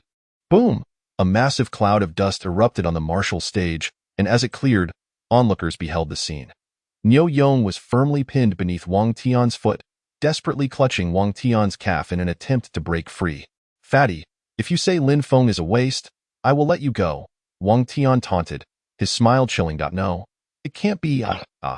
Just as Niu Yong uttered those words, Wang Tian bent down, seized Niu Yong's head, spun him around in the air, and then violently slammed him to the ground. The sound of cracking bones echoed. Niu Yong writhed in agony on the martial stage, coughing up blood. "I won. Betray little Lin." Niu Yong gritted his teeth, his mouth foaming with blood. Thud. Wang Tian showed no hesitation, delivering a punch directly to Niu Yong's abdomen, causing his body to curl in on itself. Just as he prepared to strike again, Lin Feng suddenly shouted, "Stop!" "Oh!" Finally willing to speak up. Wang Tian spat on Niu Yong and then turned to Lin Feng with a flick of his arm. "What do you intend to do?" Lin Feng glanced at Niu Yong, who was still curled up, his body trembling under immense pain. "When you meet my boss, kneel and admit defeat right away. Little Lin, that's not acceptable." Thud. Wang Tian delivered another punch, then prepared to kick. "I concede." Niu Yong, enduring excruciating pain, rasped, "Consider yourself fortunate." Wang Tian twisted his neck and spat on Lin Feng's body atop Niu Yong. "Fatty, are you all right?" Lin Feng hurriedly lifted Niu Yong off the stage. This internal sect advancement match occurs annually. However, to prevent undesirable phenomena, participants who concede cannot compete again for 5 years due to the overwhelming number of outer disciples and servants. This was also why Niu Yong initially did not concede despite knowing he could not win. A match is only considered lost when one party falls from the stage. "Little Lin, I've embarrassed you," Niu Yong said, grinning through bloodied teeth, his face marred with bruises. "I will avenge you." Lin Feng retrieved several pills for Niu Yong to consume, ensuring he was settled before returning to the martial stage. In the next match, Lin Feng faced Meng Wenhao. Chua had already discerned the outcome here, but aimed to alter it in this match. Seize the opportunity to defeat him. Do not engage in a prolonged struggle. On the martial stage, Meng Wenhao suddenly paused, a voice echoing in his mind, one he knew all too well. "Is that you?" "Young master, I am Chuha. Remember, use technique to knock him down. Do not conceal your strength." Chuha understood that in such competitions, the first prize typically held something insignificant to others, but immensely crucial for the protagonist. This could be considered Lin Feng's first significant opportunity, and should he claim it, the chance to seize destiny points would be considerable. As the match began, both Lin Feng and Meng Wenhao wasted no time and launched into battle. Meng Wenhao, at the pinnacle of the second realm of the Dao Palace, naturally dominated Lin Feng. Yet Chua understood that this protagonist would ultimately turn the tables. "I told you, Lin Feng's time has come." He only caught his opponent off guard because they weren't prepared. Indeed, just look at him now, being thoroughly bested by Senior Meng. Soon, this waste will be defeated. Lin Feng was pressed against the edge of the martial stage. Yet he felt no panic. He still had his trump card. From the outset, He had realized that the probability of winning through direct confrontation was slim, hence he devised a plan. When the opportunity arose, he would push Lin Feng off the stage. Chuha instructed Chu Yunfei beside him. Good. Chu Yunfei nodded slightly, refraining from inquiring further. Du Yue, as if oblivious to his presence, exhibited no reaction whatsoever. The truth was, she held no significant feelings for Lin Feng. A tinge of guilt was all that lingered, yet, recalling that she had bestowed several tens of thousands of spirit stones upon him, she felt little remorse. The matter of Chu He seeking Lin Feng was of no concern to her. She was compelled to admit that both emotionally and rationally, she favored Chu He far more. All of this stemmed from Lin Feng's own misguided affections. On the martial stage, as Meng Wenhao unleashed his martial prowess, Lin Feng leaped into the air, employing a technique that allowed him to gain an additional boost mid-jump, akin to a double jump. At that moment, he was airborne, poised to strike from behind once Meng Wenhao unleashed his full power. Yet, Lin Feng appeared rather foolish, for in the air, one becomes an easy target. However, one could hardly blame him. He believed he could soar like others. After all, wasn't it the case that when Brother Meng sent him flying, he too was airborne? Ah, indeed, it was not just the spectators. The onlookers, including the elders present, deemed Lin Feng had already lost, with several even rising from their seats. Upon witnessing Lin Feng ascend, Meng Wenhao wore a mocking smile and unleashed his most potent shockwave attack. As Lin Feng observed his movements, his eyes lit up. This was the moment. Yet, just as he narrowly evaded Meng Wenhao's assault, he sensed a rather feeble shockwave approaching. With a resounding thud, a cloud of smoke billowed forth. And when it dissipated, Lin Feng lay sprawled on the ground. Ha ha ha, I told you this lad was just seeking attention. A match devoid of suspense, utterly uninteresting. Brother Meng, how magnificent! Congratulations! What transpired next left Lin Feng in a state of shock as he lay on the ground. He had distinctly evaded Meng Wenhao's attack. It was not only Lin Feng who was astonished. Even Meng Wenhao was taken aback, convinced he had not made contact. Despair washed over him, yet in the next moment, Lin Feng was flung away. Chapter 23. The early demise of the saintly mother. After a moment of contemplation, he discerned the situation, casting a sympathetic glance at the disheartened Lin Feng from the martial stage. Why provoke anyone, especially the young master? Was this not akin to the old immortal consuming arsenic? Lin Feng's spirits were bleak. The reward for first place was crucial to him, particularly that coveted 100,000 spirit crystals. Such an amount would elevate him a level, and with the spirit-nourishing pills, he could ascend to core disciple status. Yet now, all was lost. He hadn't even made it into the top 10. Ding! Congratulations to the host for plundering 1,000 destiny points from Lin Feng, awarding the host 10,000 destiny points. This time, Lin Feng not only failed to secure a reward but, more importantly, had not advanced to the inner sect. This setback would greatly impact his early development, wasting several months of effort. If things had gone as planned, Lin Feng would have secured first place, drawing attention from certain figures within the sacred ground, subsequently advancing his cultivation, facing some suppression, and eventually embarking on a trial journey to gain fortuitous encounters, leading to a divine transformation. At that point, he would have essentially surpassed his developmental phase. However, now all of that was postponed. For the protagonist's fortuitous encounters were meticulously timed, each perilous to obtain. Thus, Lin Feng's hopes were dashed. Upon hearing the system's voice, Chu He felt no surprise. In fact, he found it somewhat lacking. The ensuing matches saw no doubt that Meng Wenhao would claim first place. Chu He allocated the rewards to Du Yue, instructing her to distribute them. Chu He, this? Du Yue gazed at the mountains of spirit-nourishing pills and the hundreds of heavenly-grade techniques amassed within her spatial ring. Momentarily dumbfounded, a rough estimate suggested there were at least 10,000 spirit-nourishing pills. It was known that their market price stood at 100,000 spirit crystals. Take them. They are of no use to me. Lei won't eat them, Chu He remarked, lifting the adorable Lei from his embrace and gently stroking her fur. The black coat was remarkably smooth and soft to the touch, providing a delightful sensation. Lei nestled contentedly in Chu He's arms, her large eyes squinting into slits of joy. Chu Yunfei pointed at Lei, noting how the originally large and pure violet eyes had narrowed into a mere slit, merely glowing with a hint of purple light due to her comfort. How could she not be happy? It was a rare occasion for her father to hold her. Qin Lan pouted, commenting, as Lei's father. You certainly don't act like one. All right, Yue, we shall take our leave now. The remaining matters are in your hands, Chu He declared, rising and vanishing from sight. Chu Yunfei followed suit, taking Qinlan with him, leaving Du Yue alone in a state of astonishment. No amount of buildup or subtle insinuation could compare to the exhilarating shock she felt at that moment.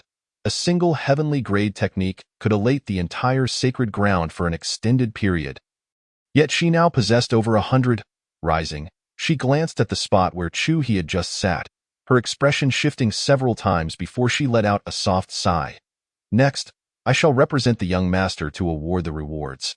Du Yue ascended the stage, yet none of this was known to Chu He, as they had already arrived at the palace. Ding! Congratulations to the host for causing Du Yue to shatter Lin Feng's mental state, leading to his psychological collapse and subsequent despondency, plundering Lin Feng of 2,000 destiny points, rewarding the host with 20,000 destiny points. Chu He was somewhat taken aback upon hearing this. Indeed, the hero could hardly withstand the allure of beauty. Such initial stirrings of affection were not easily dismissed, and considering Lin Feng was a third party, he did not stand upon a moral high ground. How many destiny points does he currently possess? Ding! 3,000. Chu He nodded. It seemed that with a little more provocation, he could seize Lin Feng's inheritance. But how to provoke him? Was it possible to eliminate him now? If the host arranges for 3 formidable beings to strike with full force, they can indeed eliminate him. In that case, there was no need to waste any more mental energy. As soon as Chu He finished speaking, he waved his hand and a figure appeared beside him. Gather 5 individuals. Shortly, we shall eliminate someone. Yes. The figure vanished, and Chu He, in high spirits, looked at the little Lei trotting behind Chu Yunfei. Come here, little one. Upon hearing his voice, Lei immediately halted, executing a swift turn and racing towards Chu He, a comical grin plastered on her face. With that silly expression of yours, I feel embarrassed to hold you. Chu He chuckled, ruffling Lei's small head. The little one remained unbothered, shaking her head and burrowing into Chu He's embrace. Before long, 5 formidable beings arrived, and Chu He tossed Lei to Chu Yunfei. I'm off to eliminate someone. You keep this little one entertained. You can't just pass her over. What if Lei falls? Chu Yunfei gently cradled Lei while floating in midair. Could she possibly get hurt? This little one is tough as nails. With that, Chu He departed with the 5 individuals, while Chu Yunfei affectionately patted the small one's head. Does Daddy not like Lei? The little one nestled in Chu Yunfei's arms, appearing somewhat downcast. Your father is simply like that. You are his first daughter. How could he not adore you? Chu He and his 5 companions materialized before Lin Feng's abode. 3 of you. Bring him over and set up the cage barrier. Yes. The 5 mighty beings worked together to establish a small barrier that enveloped the area. This barrier had but one purpose: to seal the space, with no other means of eavesdropping or concealing information. Chu He was never one to concern himself with the opinions of others, much like now, creating quite the commotion that caught the attention of many. Chu He, Du Yue approached, extending a hand. After a moment of hesitation, she slowly stepped forward and embraced him. Let us begin. No sooner had he spoken than Lin Feng was forcibly expelled from his confinement. The protagonist was indeed simple to capture, yet difficult to slay. However, difficult did not mean impossible. Lin Feng had lost all value, and Chu He was not inclined to waste further time on him. He despised the notion of outsmarting an enemy, as it made him feel rather insignificant. Would it not be better to crush them with sheer strength? Why resort to cunning schemes? Chu He only toyed with adversaries when he was particularly bored, but he would ultimately suppress them with brute force. Chu He, Lin Feng, sprawled on the ground, glared up at him with gritted teeth. Kill him. Seize the jade pendant. Chu He merely cast a cursory glance, quickly spotting the ordinary jade pendant around Lin Feng's neck. Remember this principle. The protagonist's possessions of no rank are the most desirable. A divine-grade dragon-slaying sword and a rusty ordinary butcher's knife appearing simultaneously after the protagonist awakens. Chu He would undoubtedly opt for the latter. Du Yue exhibited no reaction to Chu He's words, merely casting a detached glance at Lin Feng. In this world, the acts of killing and treasure seizing were all too common. Had she known from the outset that Lin Feng's prowess stemmed from treasures, she too would have claimed them. Lin Feng was of no concern to her. Why not seize it? In the realm of cultivation, a saintly figure can lead an entire family to their demise. Du Yue considers herself neither a villain nor a paragon of virtue. Chapter 24. The heavenly reward for slaying Lin Feng. 4 formidable beings acted in unison, while the remaining ones stood by, surveying the scene. Throughout the ordeal, they never inquired why Chu He required their collective strength to eliminate a Dao palace. Although it was their first time assisting the young master, everyone in the Chu family was aware that Chu He despised explaining things to others. His words demanded compliance with no questions asked. The young master aimed to eliminate Lin Feng. Was that so difficult to comprehend? After all, Lin Feng had dared to approach the goddess. No, the senior sister, so intimately, which must have infuriated the young master. The toad aspired to eat swan meat. Now he would face the consequences. There was no need to pity him.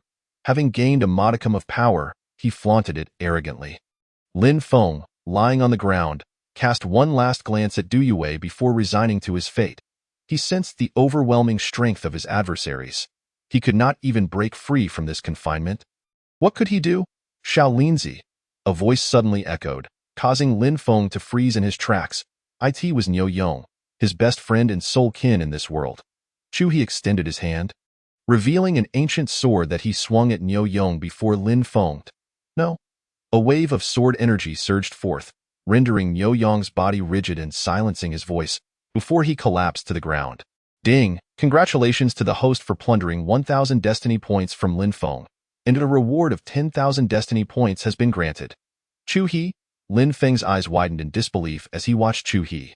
While the black jade bead around his neck flickered slightly, blocking the attacks of the four mighty beings. Simultaneously, Lin Feng's body made contact with the confinement, and he sprang to his feet. Get down. As soon as Chu He finished speaking, the four mighty beings struck again, pinning Lin Feng to the ground. Kill him. After uttering these words, Chu He stepped back, embracing Du Yue, knowing Lin Feng would undoubtedly retaliate. That jade bead was no ordinary object. The mighty beings launched another attack, and Lin Feng gritted his teeth, filled with furious indignation. As the strikes approached, the jade bead glowed once more, and Lin Feng's body transformed into a wisp of black light. Breaking free from his confinement and fleeing, bang! He collided with a barrier, and in an instant, the barrier capable of restraining Taoists cracked. The black light hesitated for a moment before shattering the barrier. Unfortunately, that brief hesitation allowed the mighty beings to seize him. Lin Feng perished. Ding! Congratulations to the host for slaying Lin Feng, having the destiny points, and rewarding the host with 10,000 destiny points. The host now possesses the inheritance rights of Lin Feng. Ding! Congratulations to the host for completing a hidden task. Eliminate a protagonist within 1 month, rewarding the host with a random protagonist template gift pack. Ding! Due to the death of protagonist Lin Feng, his subsequent fortuitous encounters will be randomly acquired by other protagonists, and individuals associated with him will become free agents. Ding! Congratulations to the host for gaining 1% control of the ancient world. At the moment of Lin Feng's demise, the voice in Chu He's mind began to resonate incessantly. He listened intently, remaining motionless. While those present fell into a profound silence. One of the mighty beings grasped the jade bead that had just soared from Lin Feng's neck and approached Chu He, quietly awaiting his command. Young master, the jade bead. Chu He received the bead, which had been thrashing in the mighty being's grasp, and it instantly became still in his hand. After surveying the surroundings, Chu He, still holding Du Yue, made his way towards Lin Feng's chamber, eager to uncover any hidden treasures within. The room was rather modest, and after a thorough search, Chu He found nothing of particular value. Although several trinkets lay scattered about, they were mere refuse in his eyes. Finally, he spotted an ancient blade resting at the foot of the bed. He approached and picked it up. The blade measured 0.7 meters in length and 0.1 meters in width, its surface smooth and unadorned, with a few minor nicks along the edge. It resembled an ordinary mortal weapon. Is this blade common? Chu He inquired. Glancing back at Du Yue. No, it's simply an ordinary mortal weapon, Du Yue replied, puzzled by Chu He's interest in such an item. Bring me a mortal-grade sword, Chu He commanded, addressing the outside in less than 30 seconds. A mighty being returned with dozens of different types of mortal-grade weapons. Chu He released Du Yue and selected a blade measuring 0.5 meters long and 0.1 meters wide. Its blade appeared exceptionally sharp. thin overall, and bore various markings or patterns. I believe this blade is extraordinary, even surpassing heavenly-grade weapons. Dio, you believe me? He waved his hand, signaling the mighty beings to depart, and discarded the mortal weapon before extending his hand. I do not believe it. Diyue approached, drawn into his embrace. As they stood together, their forms gradually faded, only to reappear by the riverbank of Tianlan Peak, where Diyue practiced I1. Anything is permissible save for undressing. Diyue interjected, very well, then give me a kiss. What kiss? Diyue expressed her confusion. Chu-He whispered an explanation in her ear and continued, Yuan, what do you desire? Upon hearing this, Diyue's ears flushed crimson, for she had never contemplated such matters before. It was her first exposure to such an idea. I wish for you to protect our sacred ground. Rephrase that, you are now my woman, which is entirely normal. When Diyue heard Chu-He suggest a rephrasing, her mood soured, and she felt a pang of sadness. However, upon hearing his subsequent words, she burst into laughter. This was her first genuine smile, and both were taken aback. Her laughter was fleeting, more transient than a blooming flower, yet far more beautiful. What are you staring at? Diyue's demeanor shifted back to a cool facade. The first thing you must do when you see me again is smile. After a moment of silence, Chu-He asked, why? Never question me why. You are truly domineering. Everyone says that. Now, tell me what you desire for winning. Chu-He could have employed the system to assess the blade. However, he relied solely on his instincts, believing the weapon to be remarkable. He wished to hone this intuition, which was why he refrained from a comprehensive system scan in Lin Feng's chamber. In truth, the method of discernment was simple. A system scan could reveal if there were any high-value items present. He sought to embark on the path of immortality, to ascend to the pinnacle, to achieve invincibility, and to become the unrivaled immortal of ancient times. Thus, he did not rely on the system. It was merely a tool for assistance. I desire that you refrain from coercing me every time. Is that acceptable? No. Chu-He shook his head. Then, you must not compel me to undertake actions I find exceedingly reluctant to perform. All right. Diyue gazed at Chu-He with hopeful eyes. Provide an example. For instance, asking me to annihilate the sacred ground without cause, that is acceptable. Chu-He nodded. It wasn't that she would ever consider such an act. Why would he engage in such behavior when others had not wronged him? Such acts would only invite unnecessary trouble and entangle him in karmic repercussions. Chu-He was domineering, not foolish. Chapter 25. The Heavenly Time Treasure. Chu-He withdrew the blade. How do we determine its worth? Diyue remained skeptical that this ordinary blade could possibly be a treasure. You will soon find out. System, please conduct an analysis. To be honest, Chu-He felt a twinge of anxiety. Facing embarrassment on his first attempt at bravado would not bode well. Ding, mortal-grade weapon, excessively used for chopping wood. Chu-He was taken aback. This was not how the story was supposed to unfold. Did you do this on purpose, or is your ability insufficient to detect its true nature? Chu-He pressed on. Ding, please trust in the system's capabilities. Chu-He chose not to listen and drew a profound-grade weapon, striking the blade with it. Clang! The blade shattered upon impact. Ugh! Diyue couldn't help but chuckle. Quickly covering her mouth, with a sigh, she discarded the blade. Chu-He now wished he could drag Lin Feng from the netherworld and slay him once more, particularly upon seeing Diyue's smile. His displeasure only intensified. I concede. Diyue nodded. You promised me. I am aware. Remove your hands. Chu-He relented, albeit reluctantly. What now? Diyue assumed he was disallowing her laughter, so she withdrew her hand. You cannot refuse now. Consider it interest. With that, Chu-He lowered his head. Afterward, feeling satisfied, Chu-He prepared to leave when Diyue softly remarked, why is it always so sudden? Should I give you advance notice? I have decided to add a new stipulation. Aside from allowing you to willingly strip before me, I understand, Diyue responded with resignation. Additionally, to make you willingly kneel before me for a kiss. You, upon hearing this, Diyue glared at Chu-He in indignation. Even if he thought that way, could he not refrain from voicing it so openly? Learn to adapt. Upon finishing his words, Chu-He pointed to his cheek. Diyue, pouting her lips, closed her eyes and bestowed a gentle kiss. However, as soon as the kiss was concluded, Chu-He departed. This time, witnessing Chu-He leave, Du Yue did not exhibit the same sense of bewilderment that had characterized her previous sigh. Instead, she delicately removed her dress and strolled slowly into the lake. Earlier, while she was cultivating, she had sensed the commotion caused by Chu He and had hurried over, finding nothing amiss in his actions. If she were in Chu He's position, she would have acted similarly. Upon returning to the palace, Lei rushed over, the little one sensitive to Chu He's aura. Picking Lei up, she settled onto the sofa, and Chu Yunfei naturally lay in Chu He's embrace. "Darling, when shall we return to the heavenly realm?" "I miss home," she inquired.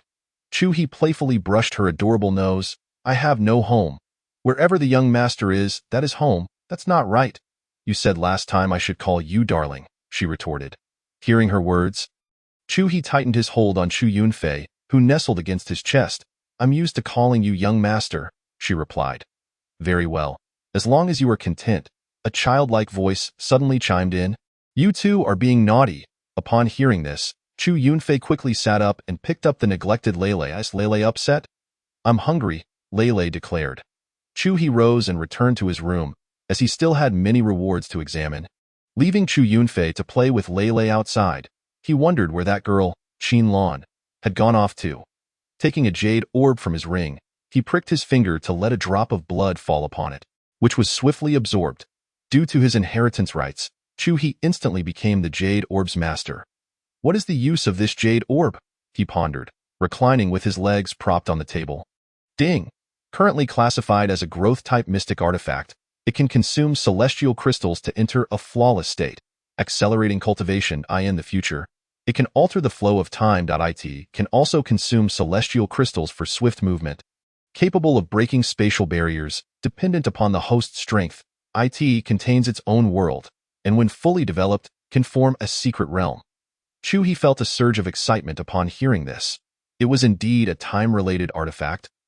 Though he was curious about the maximum flow rate it could achieve. Their family was not without time-related artifacts, but the flow rates were minimal, the best being 1 day inside equating to 30 days outside. With significant consumption, cultivating within a time-related artifact allowed one to comprehend the laws of time, but only if the artifact was at least a supreme treasure. The chances of comprehending the laws through lesser artifacts were negligible. Furthermore, one needed extraordinary talent. Date. No more than 5 individuals in the heavenly realm had grasped laws from time-related treasures, one of whom was the Empress of the Fallen Marks, who also mastered the laws of space, which explained her ease in descending. Other quasi-emperors could descend with relative ease, but it required preparation and wasted several seconds, unlike the Empress who could do so effortlessly, akin to returning home. Now, with both of her laws mastered, if one were to manifest as a Dao, she would ascend to the rank of emperor. At this thought, Chu He's mind drifted to his mother, and he sighed softly. "What is the current flow rate?" he inquired. Ding 1 to 2. What is the highest it can reach? Ding. Mystic Grade Supreme is 4, Earth Grade Supreme is 8, Heaven Grade Supreme is 16, Divine Demon Supreme is 32, Chaos Supreme is 64, and Supreme is 128.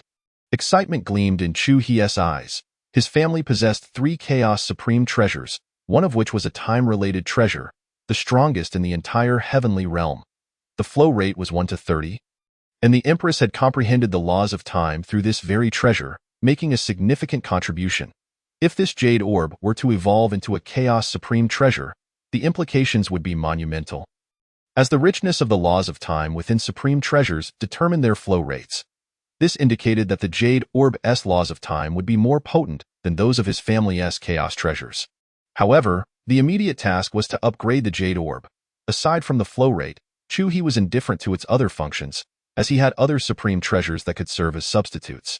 As for the flawless state, it held little value for him, as his innate talent allowed him to remain in a flawless state during cultivation. Perhaps it would prove beneficial after further upgrades. How does one upgrade? Ding. It can be upgraded by devouring treasures or utilizing destiny points.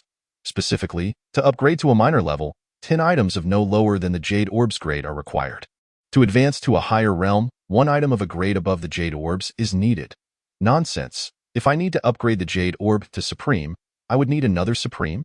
You can substitute with materials. Chu He nodded and then tossed the Jade Orb onto the table, retrieving a collection of artifacts from his spatial ring for it to absorb, each at least of Earth Grade 9. In the heavenly realm, Earth grades 1 through 3 were common among cultivators, grades 5 through 7 were for the moderately affluent, and grades 7 through 9 were typically owned by prominent families.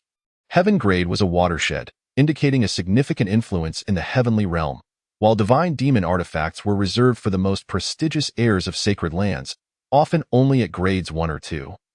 And rarely 3. Currently, Chu-He possessed a divine demon grade 9 artifact, Noah's Ark, crafted by the Empress using the finest artisans of the entire celestial dynasty. Chapter 26. Some perished before they even emerged. Noah's Ark was far grander than what appeared in the lower realms. It could be enhanced by cultivators and even serve as a war machine, being hailed as the foremost among the 10 divine demon treasures of functionality. It integrated transportation, defense, cultivation, and offense, effortlessly traversing space and earth. In times of peril, Chu-He could retreat into Noah's Ark, where even a holy king would require months to breach it, fortified by the imperial seals of the Empress of the Fallen Marks and the true martial Holy Emperor. Moreover, as the sole heir of the Chu family, the Ark bore the presence of a family ancestor, a protective aura of paramount importance. One should not underestimate this aura. Beneath an emperor, all are but ants. This aura alone could intimidate even quasi-emperors. The higher the level, the greater the chasm between them. The difference between quasi-emperors and emperors is unfathomable.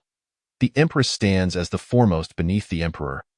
Yet even she, when confronted by a true emperor, would struggle against their might, even at full capacity. But I digress. Let us return to the matter at hand. He provided the Jade Orb with an array of Earth and Heaven-grade artifacts, along with a useless Divine Demon artifact for absorption. How many days until it can reach Divine Demon grade? Ding. If 1,000 destiny points are used, it can be achieved in a single day. How many do I have left? Ding. 87,000 destiny points. Chu-He nodded. He planned to conserve these for now, as the recent upgrades had been quite rapid, and he needed to maintain a level of control to avoid unforeseen complications. What is the random gift reward from the protagonist template? Ding. It is a system that plunders the golden finger of a certain protagonist. Very powerful and violent. I like it. Chu-He chuckled.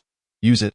Ding. Congratulations to the host for acquiring the reincarnation type protagonist golden finger, containing the complete memories of an emperor who perished 100,000 years ago. Chu-He's brows lifted in surprise.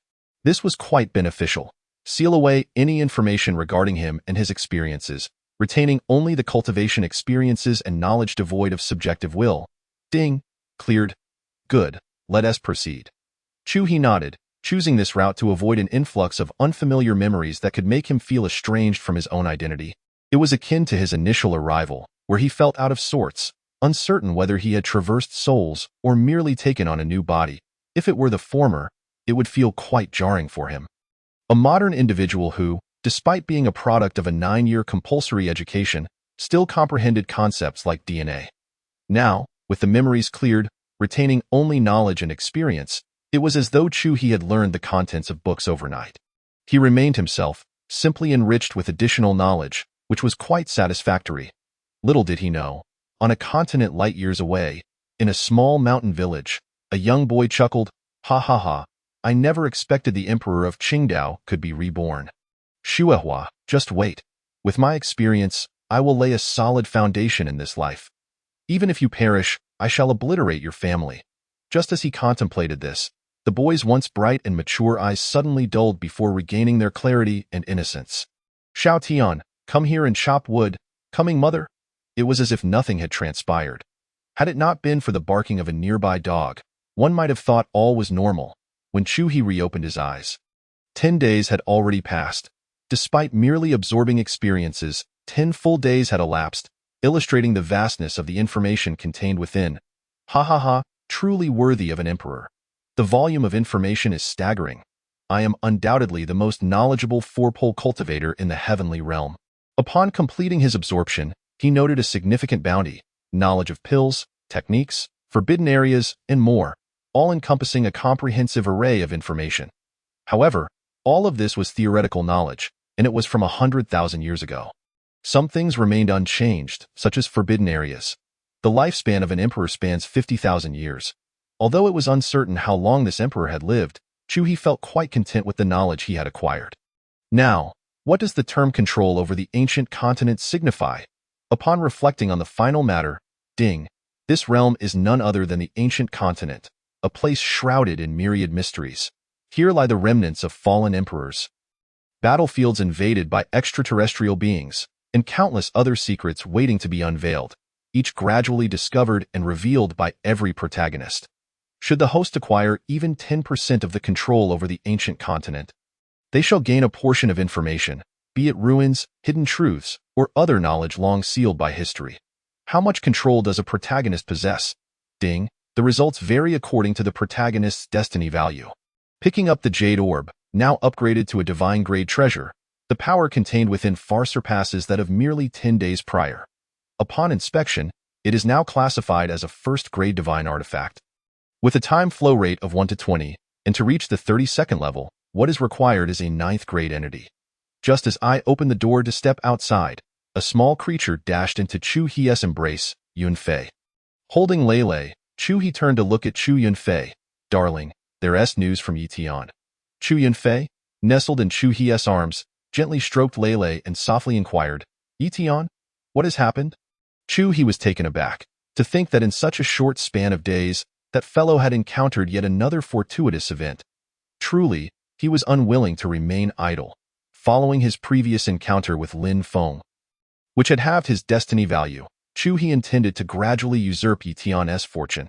After all, we are speaking of tens of thousands of destiny values, an amount of celestial crystals that is incalculable. Even for Chu He, the prospect of losing several million or tens of millions of celestial crystals is not something he can dismiss lightly. He had stumbled upon an ancient ruin, discovered alongside various sects. With 3 days remaining until its opening, Li, who had examined it and concluded it to be a relic of an ancient sect. Chu He nodded. The disparity between protagonists is indeed vast. Just look at Yitian and then Lin Feng, with merely 2,000 destiny values. This is astonishing. Ding, the destiny value signifies the protagonist's fortune. Even a discrepancy of a few hundred is profoundly significant. So how does my fortune compare to these protagonists? Ding, the host's fortune is unparalleled. I do appreciate your honesty. Chu He felt quite pleased, yet he understood that this was not merely due to his own exceptional fortune, but rather a consequence of certain factors related to his transmigration. Finally decided to emerge. Qinlan entered from outside, smiling upon seeing Chu He and Chu Yunfei. Extending a hand, Qinlan naturally approached and lay on Chu He. Lei, do you miss your mother? I do, replied Lei. Your mother's love has not been in vain. Where have you been playing? Chu He turned to look at Qinlan. What do you mean, where have I been playing? I was seeking my own fortune. However, there is one despicable person who snatched it away, and it was that same individual from last time. Chapter 27. Xiao Yin. As Qinlan spoke, a hint of anger flickered in her eyes. During her last outing, she had received news of the emergence of a rare heavenly fire. Such heavenly fire is exceedingly precious, particularly for alchemists and blacksmiths. However, its quantity is exceedingly scarce. The inhabitants of the ancient continent are largely unaware of the exact number of these fires, for they possess sentience and seek their rightful owners. Presently, no more than 100 individuals across the entire ancient continent wield such heavenly fire, as its appearance may elude even centuries. Furthermore, the absorption of heavenly fire is fraught with peril. Out of 100 well-prepared individuals, 99 may lose their lives in the attempt. Yet, countless factions still flock to it, for this fire possesses the ability to invigorate one's vitality, effectively extending one's lifespan. What is going on? Chu He inquired in confusion, as Chu Yunfei also leaned in, curious to hear more from Qin Lan. It was during my last outing, Qinlan began, only to be interrupted by an adorably childish voice. Mother, Lei is very powerful. Whoever bullies Mother, I will fight them. Oh, Lei, I love you to bits, Qinlan exclaimed joyfully, embracing Lei and nuzzling her cheek against Lei's soft, furry face.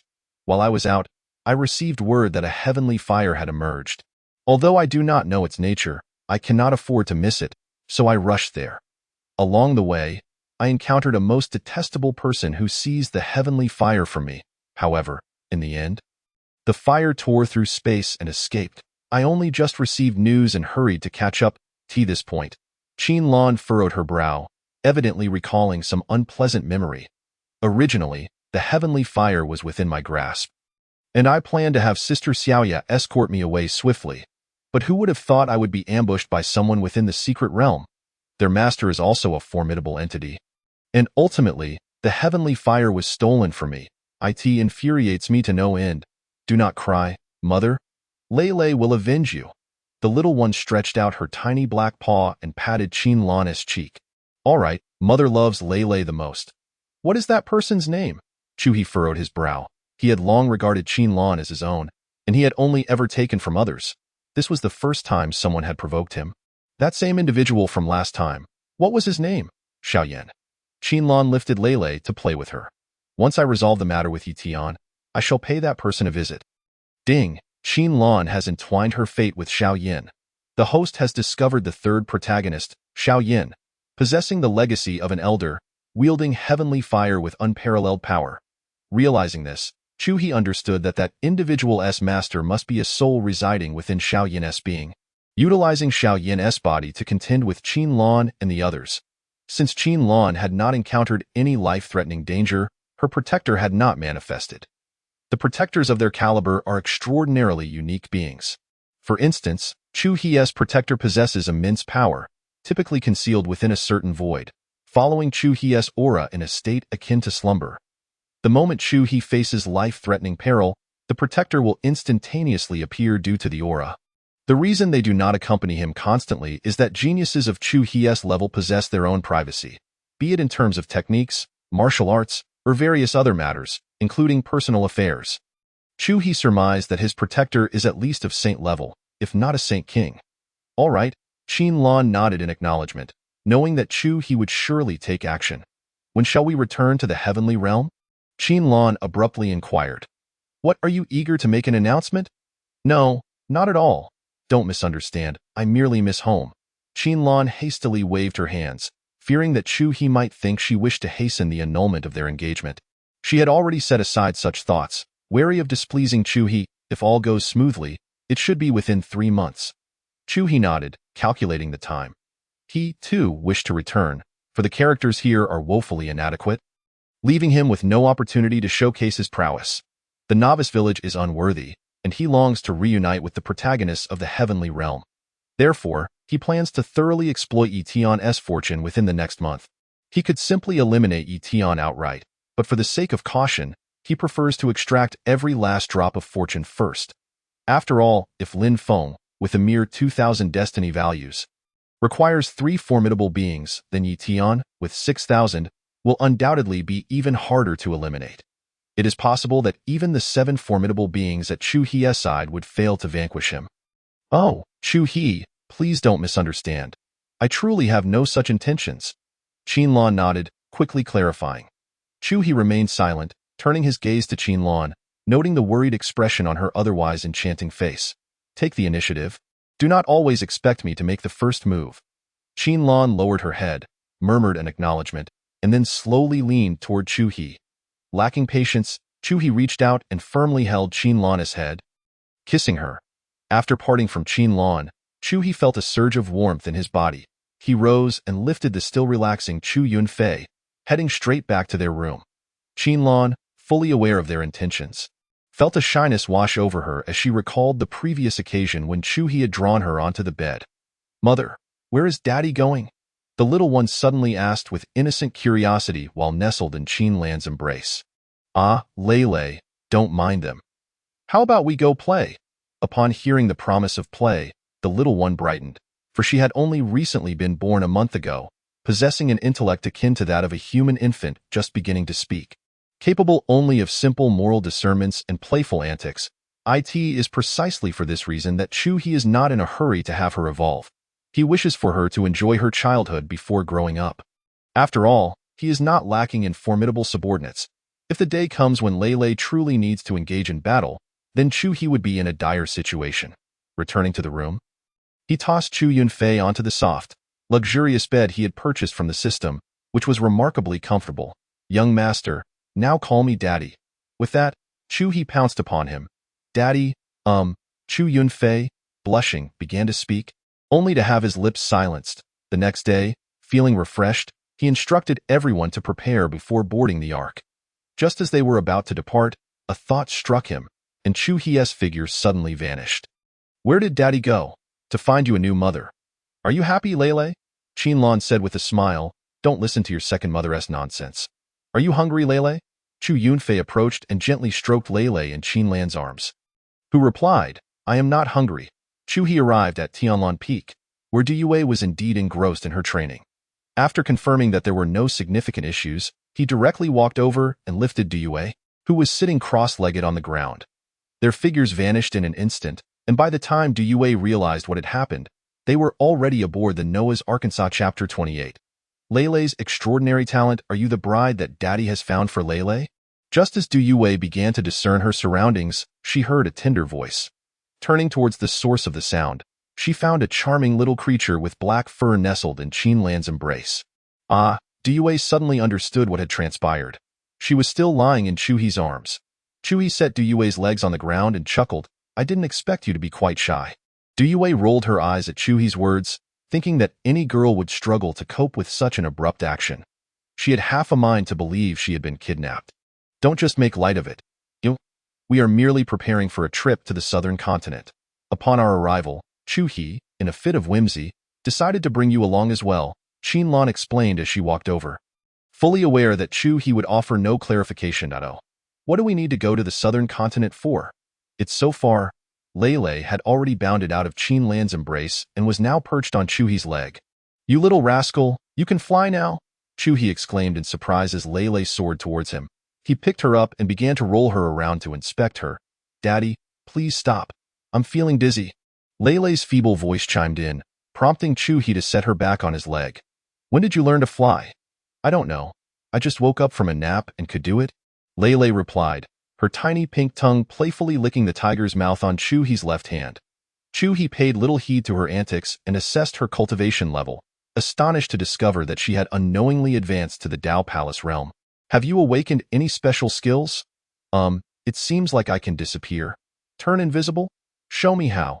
Lele nodded her little head, and in the next moment, her body vanished completely. Chu He felt no trace of her presence, and his leg bore no weight. Raising an eyebrow in intrigue, Chu He released his consciousness to sense her presence but still could not locate her. Yunfei, can you find out where Lele is? Chu He asked the three women who were conversing nearby. Okay, Chu Yunfei replied, nodding her head as she concentrated, her expression turning peculiar. What is it? Chu He inquired, puzzled. Husband, Lele is still lying on your leg? And? She paused momentarily, her expression becoming even more strange. And what? Hurry and tell me, Chu He urged, his impatience growing. He despised such tantalizing behavior, yet since it was Chu Yunfei, he refrained from losing his temper as he would have with anyone else.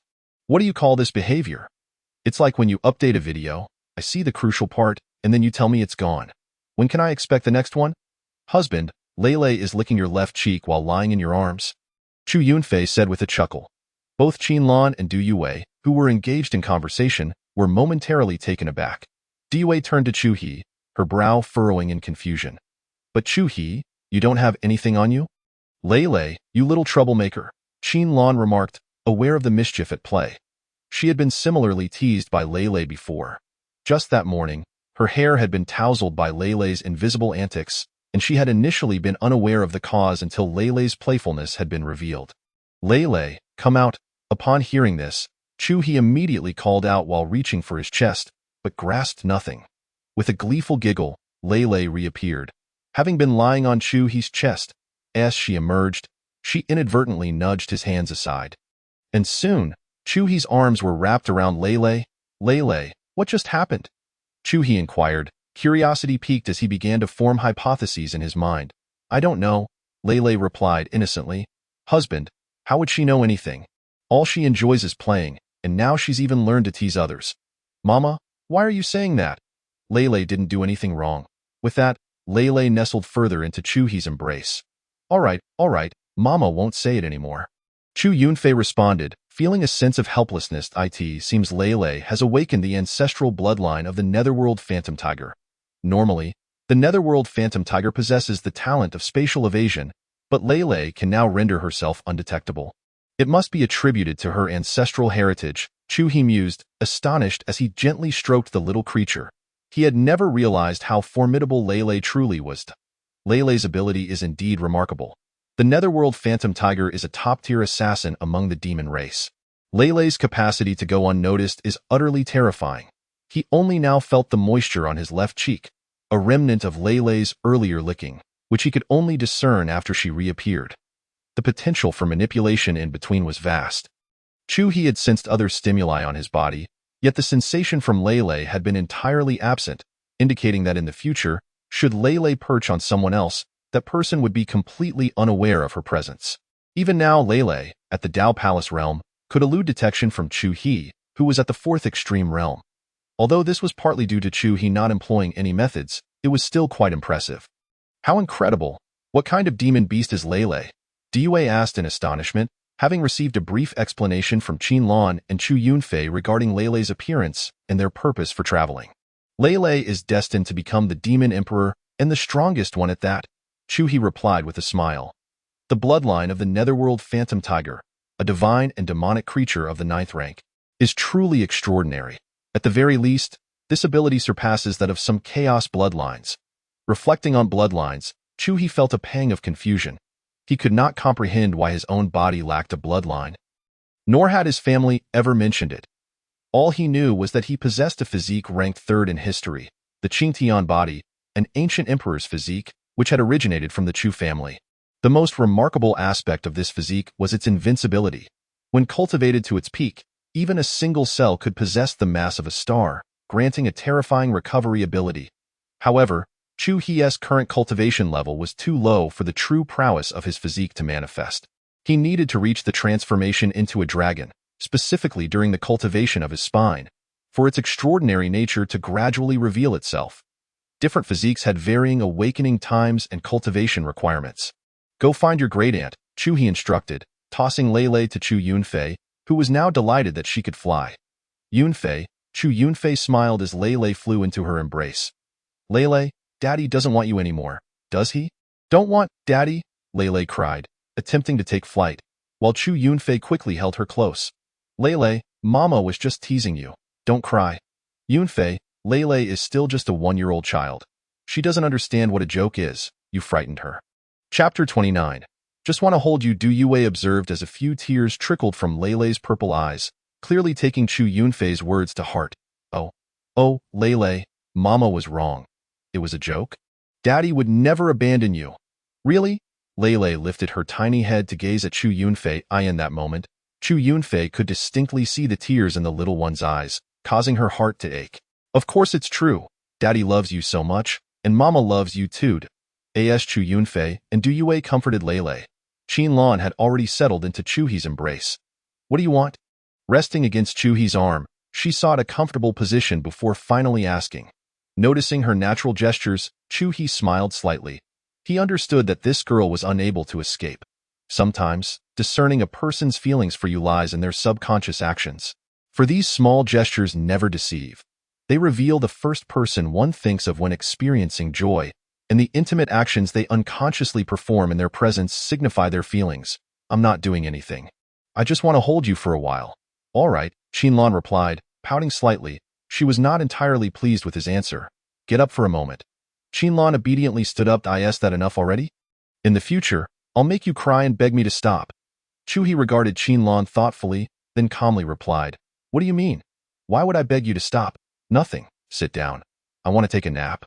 Qinlan settled onto the sofa, while Chu He rested his head on her lap. The fabric of her skirt was exquisite, snug, and soft, making it feel as though he were lying directly on her thighs. In any case, Chu He felt extraordinarily comfortable. Give me a massage. Okay.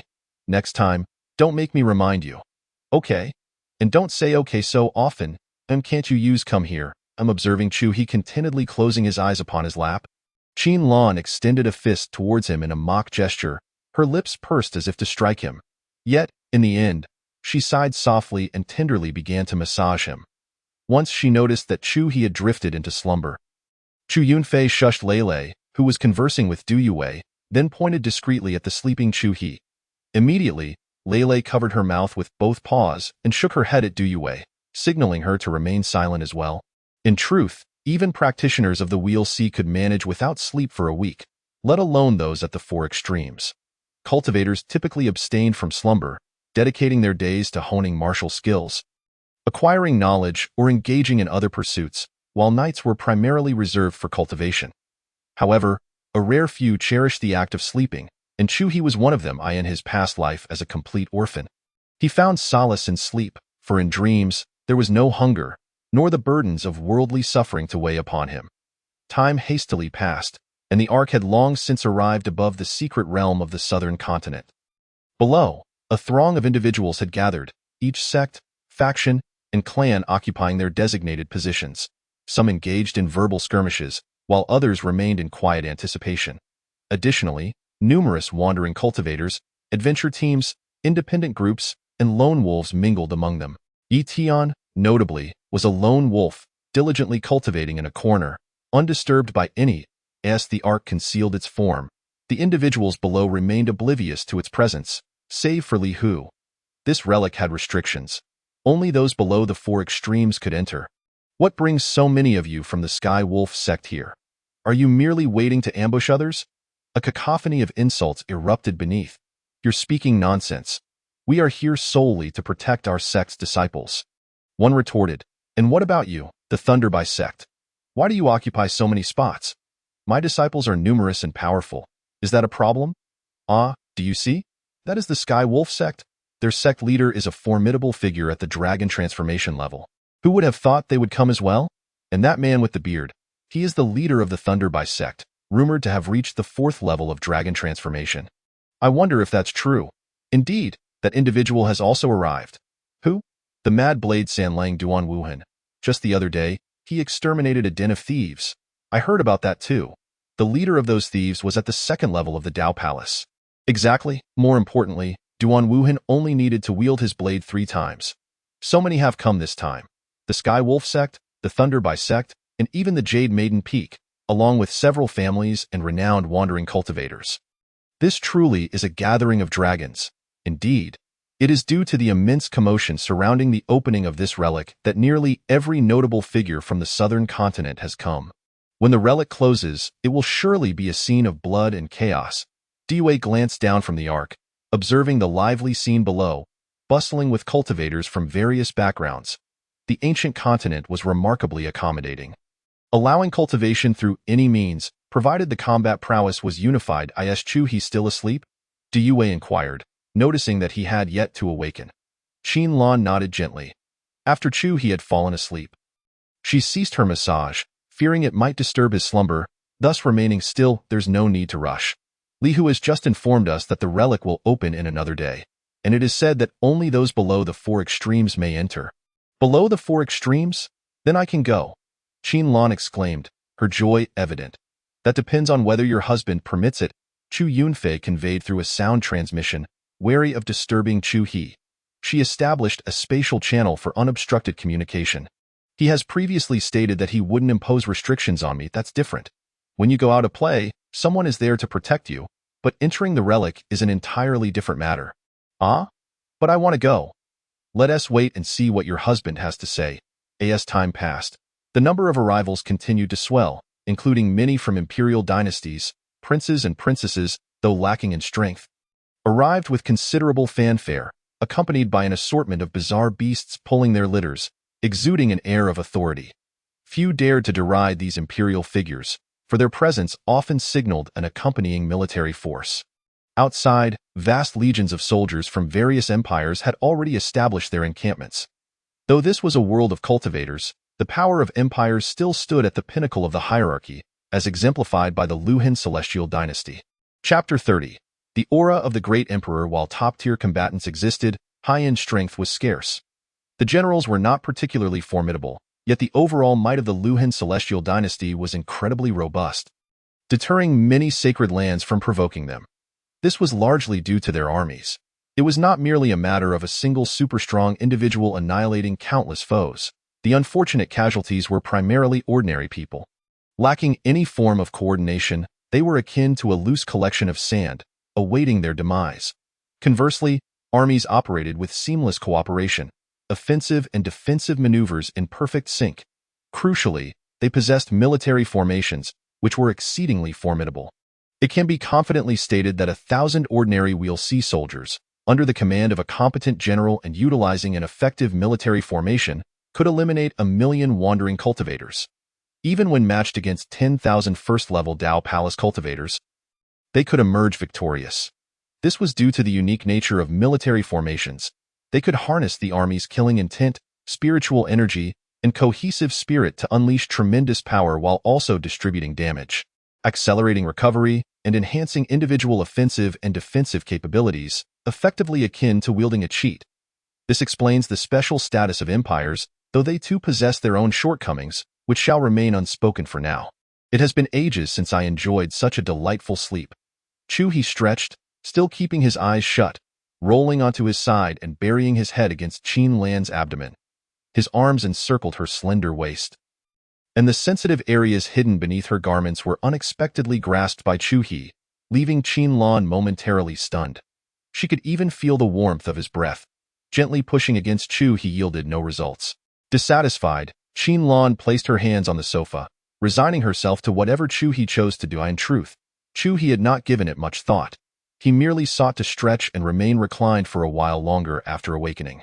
"Dear, the relic below will open in a day. What are the requirements? Below the 4 extremes." Upon hearing this, Qin Lan felt a surge of excitement, disregarding He's actions as she gently shook his head. He, my level is just right. May I go, please? No, He replied. He chose not to suppress his presence before entering the ruins in order to avoid alarming the snake. Should Tian discover his arrival, certain circumstances might shift, which was not an outcome he wished to witness. After all, these ancient ruins are peculiar entities, typically harboring legacies that encompass information, cultivation techniques, martial arts, and even bloodlines and physiques. Such extraordinarily ancient relics are unique to the ancient continent.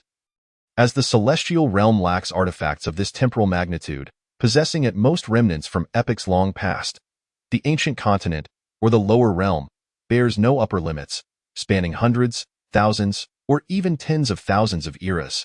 One could argue that the lower realm is the root, which also elucidates why the powerful from the celestial realm refrain from descending, and why He opts for a more discreet approach. If anyone were to severely disrupt the balance of the lower realm, it would inevitably invoke the wrath of the celestial realm. He redirected his gaze below and spotted Yi Tian. At this moment, Yi Tian stood at the second stage of the Dao Palace, with the ruins poised to activate at any moment, thus stirring excitement among those present. Even Yi Tian, who was a lone wolf, found himself in a less favorable position, being among the last to enter. He surmised that if Yi Tian succeeded this time, he might be abducted by a certain sect below, only to be rescued in a dire situation by a more powerful sect, which would present Yi Tian with a grand opportunity. Although he had previously seized Yi Tian as pet, typically such companions offer limited assistance to the protagonist, only truly becoming valuable in later stages, when they could potentially hinder the protagonist's advancement in the early phases. Thus, the last encounter merely served to dampen Yi Tian's spirits without inflicting substantial losses. In fact, it may have rendered his early journey somewhat easier. This time, Li Hu mentioned that the ruins likely belonged to an ancient sect, implying a wealth of legacies, and it would be for Yi Tian to encounter the most favorable of them. Consequently, He's objective was to accompany Qin Lan for leisure in the early stages, and later, to seize the opportunity from Yi Tian, should something within the ruins catch his eye. Suddenly, a resounding boom echoed, startling those present who were either oblivious or engrossed in their cultivation, causing some of the less powerful individuals to collapse, while others coughed up blood. This, astonishingly, was the aura of an emperor. Chapter 31. May I not have it? After attentively listening to the resounding boom, He's expression transformed into one of exhilaration. He could not have been mistaken, for the aura of the emperor resonated from his own arc. And there was no room for error. With this realization, his previously languid demeanor shifted to one of fervent anticipation. An emperor, regardless of the era or epoch, symbolizes the pinnacle of combat prowess throughout history. And it is widely acknowledged that ancient emperors surpassed their contemporary counterparts in strength. The grand chime, accompanied by the aura, though faint due to various reasons, undeniably emanated the essence of an emperor. This was the Tao. It seemed that Yi Tian was indeed formidable, capable of acquiring the legacy of an emperor.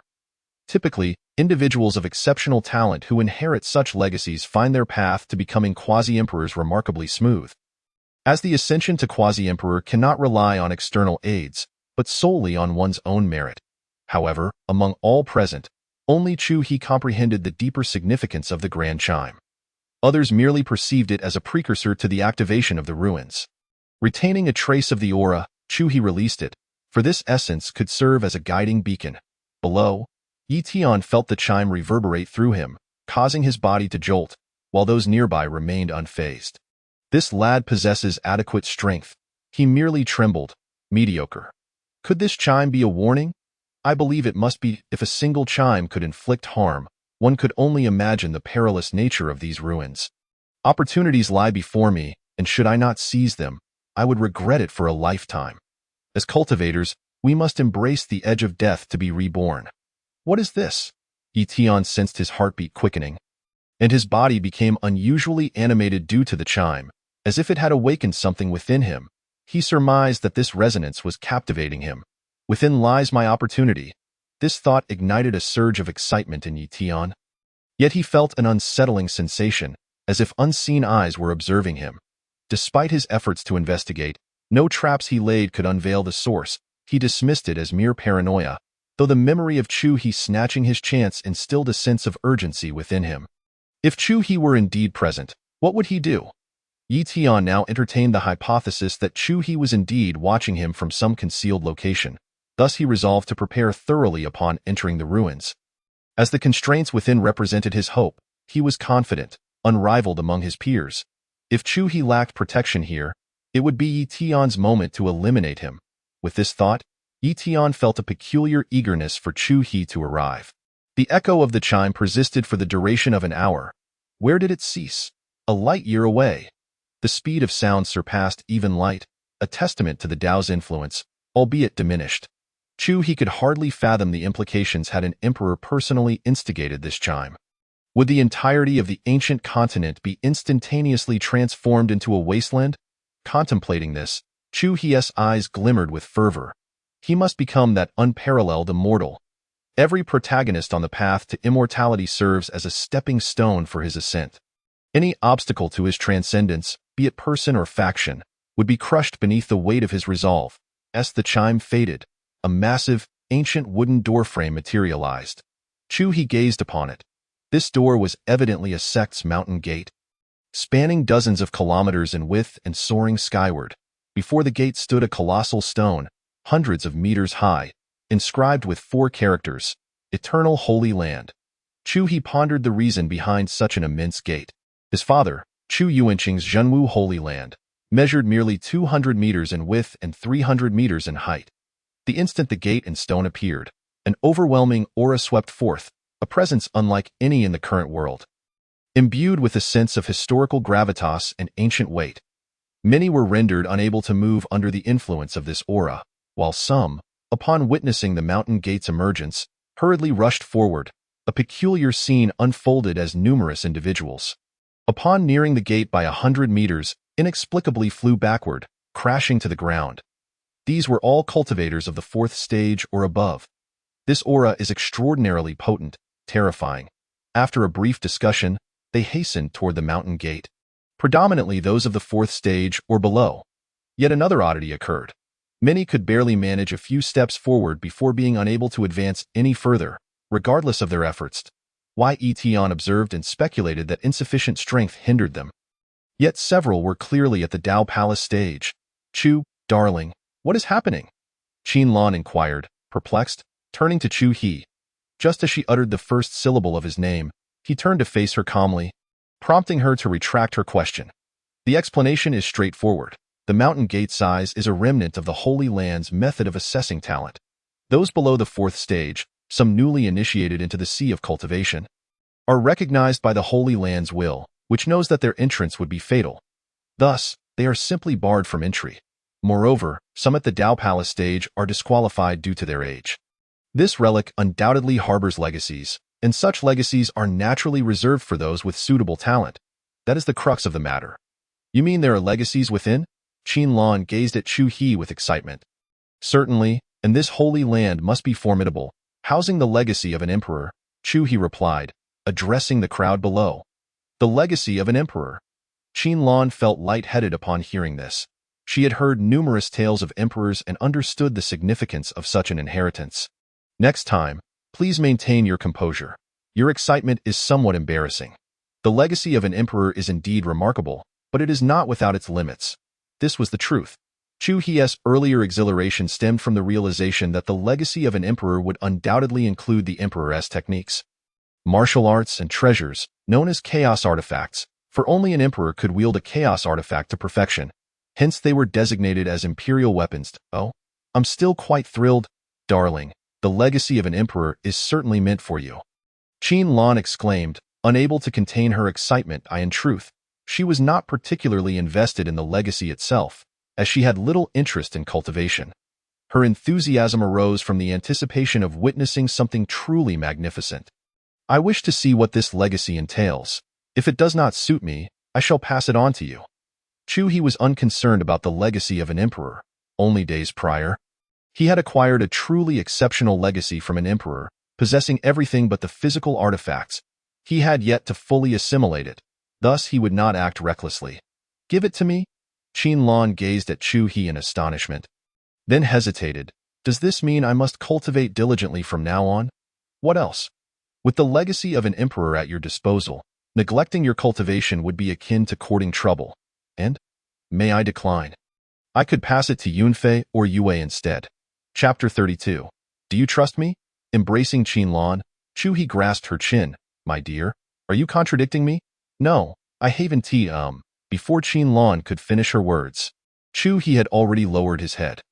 Let me see who among you is suitable for this inheritance. Do you understand? Qin quickly nodded, acknowledging her understanding. Meanwhile, she silently prayed that it would not be her. Chu-He turned to look at Chu Yunfei and Du Yue, both of whom nodded repeatedly before departing. Oh. Upon hearing this, Qin hurriedly approached and linked her arm with Chu-He's. Appearing quite obedient, Lei, noticing this, quickly came over and nestled against Chu-He's right shoulder. Upon feeling Lei's presence, Chu-He paused for a moment, then turned to Qin and smiled gently. Lei, stay hidden and be good. Do not let your mother know, Chu-He conveyed to Lei through their bond. All right, Lei complied, becoming invisible, and Chu-He could no longer sense her presence. Once everyone who could enter had done so, Chu-He brought Qin directly to the front of the mountain gate. Standing there, he closed his eyes to carefully sense the aura. Who is this person? So arrogant. Judging by their attire, they must be some foolish young master from an unknown family. Everyone else has gone in, yet he remains here, trying to put on a show, utterly perplexing. That woman is quite impressive. If only, just as someone began to speak of Qin, their head was severed in an instant. Although Qin did not know what Chu-He was doing, she obediently stood there, waiting for him. I initially planned to have someone deal with you after I entered, but there are always those with worthless bones. Li Hu. Opening his eyes, he turned to the crowd and shouted, Young master. Li Hu knelt on the ground and spoke. Now, I give all of you 3 breaths time to leave this place immediately. After saying this, Chu-He fell silent, and at that moment, the silhouette of the ark appeared, instantly plunging the area into darkness. The enormous ark blotted out the sun, completely obstructing the light. That is the esteemed one from the celestial realm. Upon seeing the ark, some immediately recalled the Noah's Ark they had seen recently and could not help but exclaim, so it is him.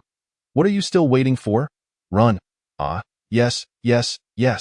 Many who were aware of Chu-He's identity took flight at once upon seeing the ark, while some who were oblivious followed suit. In the end, only a few individuals who believed they could combat Chu-He remained, 3 at the dragon transformation stage and several at the 4 extreme stage. Chu-He could not be bothered to act. Go ahead. Make your move. After speaking, Chu-He turned and led Qin into the mountain gate, their figures vanishing. Hemph, what a joke. Relying on a mere dragon transformation expert. Just as someone finished speaking, they were pulled back by a companion. Following that person's indication, the crowd looked up at the Arkansas. All present broke into a cold sweat upon witnessing a massive cannon emerge beneath Noah's Ark, which had begun to gather energy through a formation.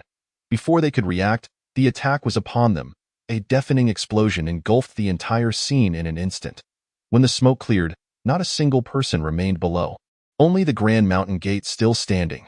Subsequently, several powerful beings descended from Noah's Ark, beginning to search for any survivors on the ground.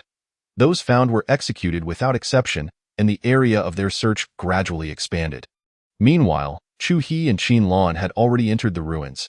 He employed certain methods to lower his cultivation to the pinnacle of the Tao Palace. Of course, such techniques were not accessible to just anyone.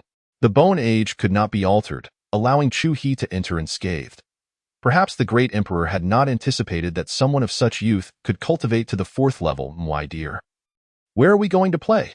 Qin Lan exclaimed excitedly upon entering. The sky within the ruins was a delicate pink, and although Chu He could not comprehend why, he knew it must be related to the great emperor. At the same time, the spiritual energy here was even denser than outside. Despite being a sacred ruin, its expanse was boundless, featuring forests, oceans, and mountains, all part of the sacred domain. Chu He briefly sensed the surroundings and found no trace of the great emperor's aura. It was likely not yet the right time, or perhaps there were seals in place. Never mind, I shall await my treasure-seeking mouse, my dear. Do you intend to kill Yi Tian? Qin Lan suddenly inquired. At most, he has 1 month left to live. Whatever you decide. Darling, why does this place appear more prosperous than the outside world? Qin Lan had long forgotten about Yi Tian. The only memory lingering was the delicious barbecue. As she had no particular bond with him.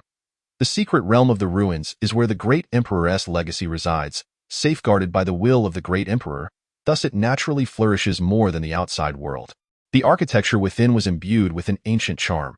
Expanding his consciousness, Chu He sensed that several areas were particularly crowded. The Lingbao Pavilion and Wanchao Garden were the most populated, along with a few other bustling locations. As he surveyed the landscape, Chu He noticed that the spiritual herbs in the forest were evidently superior to those in the Wanchao Garden. The spiritual energy here was drawn from the outside through certain means, then sealed within this secret realm as long as the will of the great emperor does not dissipate. The spiritual energy in this realm will continue to grow denser. Standing atop a lofty mountain, Chu He surveyed the world beneath him. To stand atop the peak, surveying all mountains as mere hills. Qin Lan was captivated by the undulating sea of clouds below. Upon hearing Chu He recite the verse, she was taken aback. Darling, I didn't realize you were so talented. Have you perhaps fallen for me? Who would fall for someone as domineering as you? Qin Lan turned her head away, avoiding Chu He's gaze. Chu He disregarded her retort, pulling her into his embrace, then gently turning her head to face him before leaning down to kiss her, at the pinnacle of the mountain, amidst the sea of clouds. Chu He placed his hands on Qin Lan's abdomen, kissing her tenderly. Thankfully, no one was around to witness. Everyone else was preoccupied with scrambling for treasures and spiritual herbs within the ruins. Who would expect these two to be so leisurely? Releasing the blushing Qin Lan, Chu He found it amusing. Despite the passage of time and the countless kisses they had shared, each time Qin Lan reacted as if it were their first kiss. Shy and unfamiliar. Let me show you something extraordinary. Releasing Qin Lan, Chu He took a couple of steps forward. What are you doing? There's no path ahead. Qin Lan exclaimed anxiously as she watched Chu He continue walking toward the edge of the cliff. Although Chu He was at the pinnacle of the Tao Palace, a fall from such a height would surely be fatal. Chu He paused momentarily, turning back to extend his hand. Do you trust me? If you die, I cannot live either. If I die, I shall haunt you as a ghost. After speaking, Qin Lan gritted her teeth and walked toward Chu He, grasping his large hand. Chu He smiled gently upon seeing this. Are you afraid? As he spoke, he began to step forward. I'm not. Just as Qin Lan opened her eyes, they found themselves at the edge of the cliff. One more step and they would plummet. Do you not regret this? Woo. If I die, I will not let you go even as a ghost. I still have so many fun places to visit, so many delicious foods to try. And I want to become a person like the Empress. Chapter 33. I will not let you go even as a ghost. Qin Lan glanced at the sea of clouds beneath them and the deep gorge, where many white bones and gray ashes lay, remnants of human remains weathered by time. Among them were even a few golden bones, causing her to burst into tears, clinging tightly to Chu He and speaking non-stop. So do you like me? Woo. I don't understand why you suddenly want to jump. You've already touched every inch of my body. I can only follow you in this life. Chu He, I will not let you go even as a ghost. Qin Lan cried, resembling a flower weeping in the spring rain. Chu He found it incomprehensible how this girl could be so frightened. In truth, Qin Lan genuinely believed Chu He was about to jump in her heart. There was nothing Chu He would not dare to do. If it were anyone else, she would think it a joke. But this was Chu He. Fine. I promise you, if I do not die, I will accompany you to play, and you can have whatever you wish to eat. Woo woo woo, what good is saying this now? We about to die, Qin Lan exclaimed, jumping up and kicking a stone down the cliff, which only heightened her fear. You saw it? The stone fell. Let us not go any further, okay?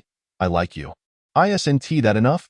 Terrified, Qin Lan clung to Chu He, her little nose twitching, tears streaming down her face. Stop talking. I'm about to go. Upon hearing this, Qin Lan promptly closed her eyes, her little mouth chattering incessantly. I will not let you go even as a ghost. I will haunt you for a lifetime. Chu He chuckled and then stepped forward. Upon sensing his movement, Qin Lan's voice grew louder. Laced with a sobbing tone, I will not let you go even as a ghost. This time, Chu He leaped into the air. Feeling the shift, Qin Lan clung tightly to his body, her little hands turning pale from the grip. Chu He, I will not let you go even as a ghost. Do you like me? Yes. Do you love me? Yes. Will you give me children? Yes. Chu He posed a question, to which Qin Lan replied with her eyes tightly shut. All right, you may open your eyes now. We are not dead, and there is no need for you to pretend to be a ghost. Suppressing a chuckle, Chu He remarked, Woo, I do not believe you. You are deceiving me. And even if I were to be a ghost, I would not spare you. Qin Lan stubbornly kept her eyes shut, feeling the strong wind, undoubtedly indicating they were in free fall, with no other recourse. Chu He pressed her head down and kissed her on the lips. The sensation caused Qin Lan to suddenly open her eyes. It was a habit formed after being kissed countless times. Upon seeing the outside world, she was momentarily taken aback. Did you see if we are dead? Qin Lan did not respond, her gaze drawn downward to a massive, dark figure beneath her. What is happening? She murmured, rubbing her eyes. Mother, how embarrassing. Leilei's cheerful voice chimed in. Leilei, is that you? Qin Lan exclaimed, her excitement palpable upon hearing the voice. Mother is truly timid, but Leilei will protect you. What is going on? At that moment, Leilei was no longer the small creature from the Ark just an hour prior. Now, she had grown to 5 meters long, making Chu He and Qin Lan appear diminutive atop her back. You are rather foolish. Leilei is a demon beast and can grow large. There's nothing extraordinary about that. But why didn't I see Leilei along the way? Just as Qin Lan finished speaking, she realized and smacked Leilei's now enormous head. Leilei, you conspired with your father to tease me. It was Daddy who told Leilei to hide first. Please don't be angry with Leilei, all right? Leilei replied. A hint of grievance in her voice, recalling that Chu He had instructed her to remain hidden on his shoulder while aboard the Arkansas. All right. Mother is not angry with Leilei. You need not worry. After comforting Leilei, Qin Lan puffed up her cheeks, glaring at Chu He. What is this? I have been tricked, yet I must console the accomplice. Do you like me? I do. Do you love me? I love. Will you bear my children? I will. A familiar exchange suddenly echoed, causing Qin Lan's expression to change instantly as she pointed at Chu He, who then produced a red stone. I have recorded everything. Once this secret realm concludes, you must bear my children. You lied to me. That doesn't count. Qin Lan exclaimed, covering her face in embarrassment and indignation. Then I shall return and let Yun Fei and Yue listen. No. Will you or will you not? I will. You just enjoy bullying me. Wu. You do not bully Sister Yun Fei or Sister Yue. After speaking, Qin Lan began to cry pitifully. Well, who told you to be so adorable yet act aloof? Is being cute my fault? I pretend to be cold to protect myself. If I were cute, you would bully me. So I would rather not be cute. Then I shall give it to you. After some contemplation, Chu He decided to hand the recording stone to Qin Lan. I await the day you willingly bear my children. I hope it won't be too long, MHM. Qin Lan nodded happily. Having ceased to concern herself with Chu He's words, as long as he did not force her, that was sufficient. She quickly took the recording stone, intending to erase its contents, but upon glancing at Chu He, who appeared indifferent to her actions, she reconsidered and put the recording stone away. that should suffice. Lele, find Etion. All right, Daddy. Wipe your tears. Oh. While Chu He and Qin Lan were immersed in their sweet affection, Etion had already seized numerous treasures, but in doing so, he had also offended several powerful factions. This was the fate of the protagonist. Wherever he went, antagonists would emerge, yet these foes were merely opportunities for experience points.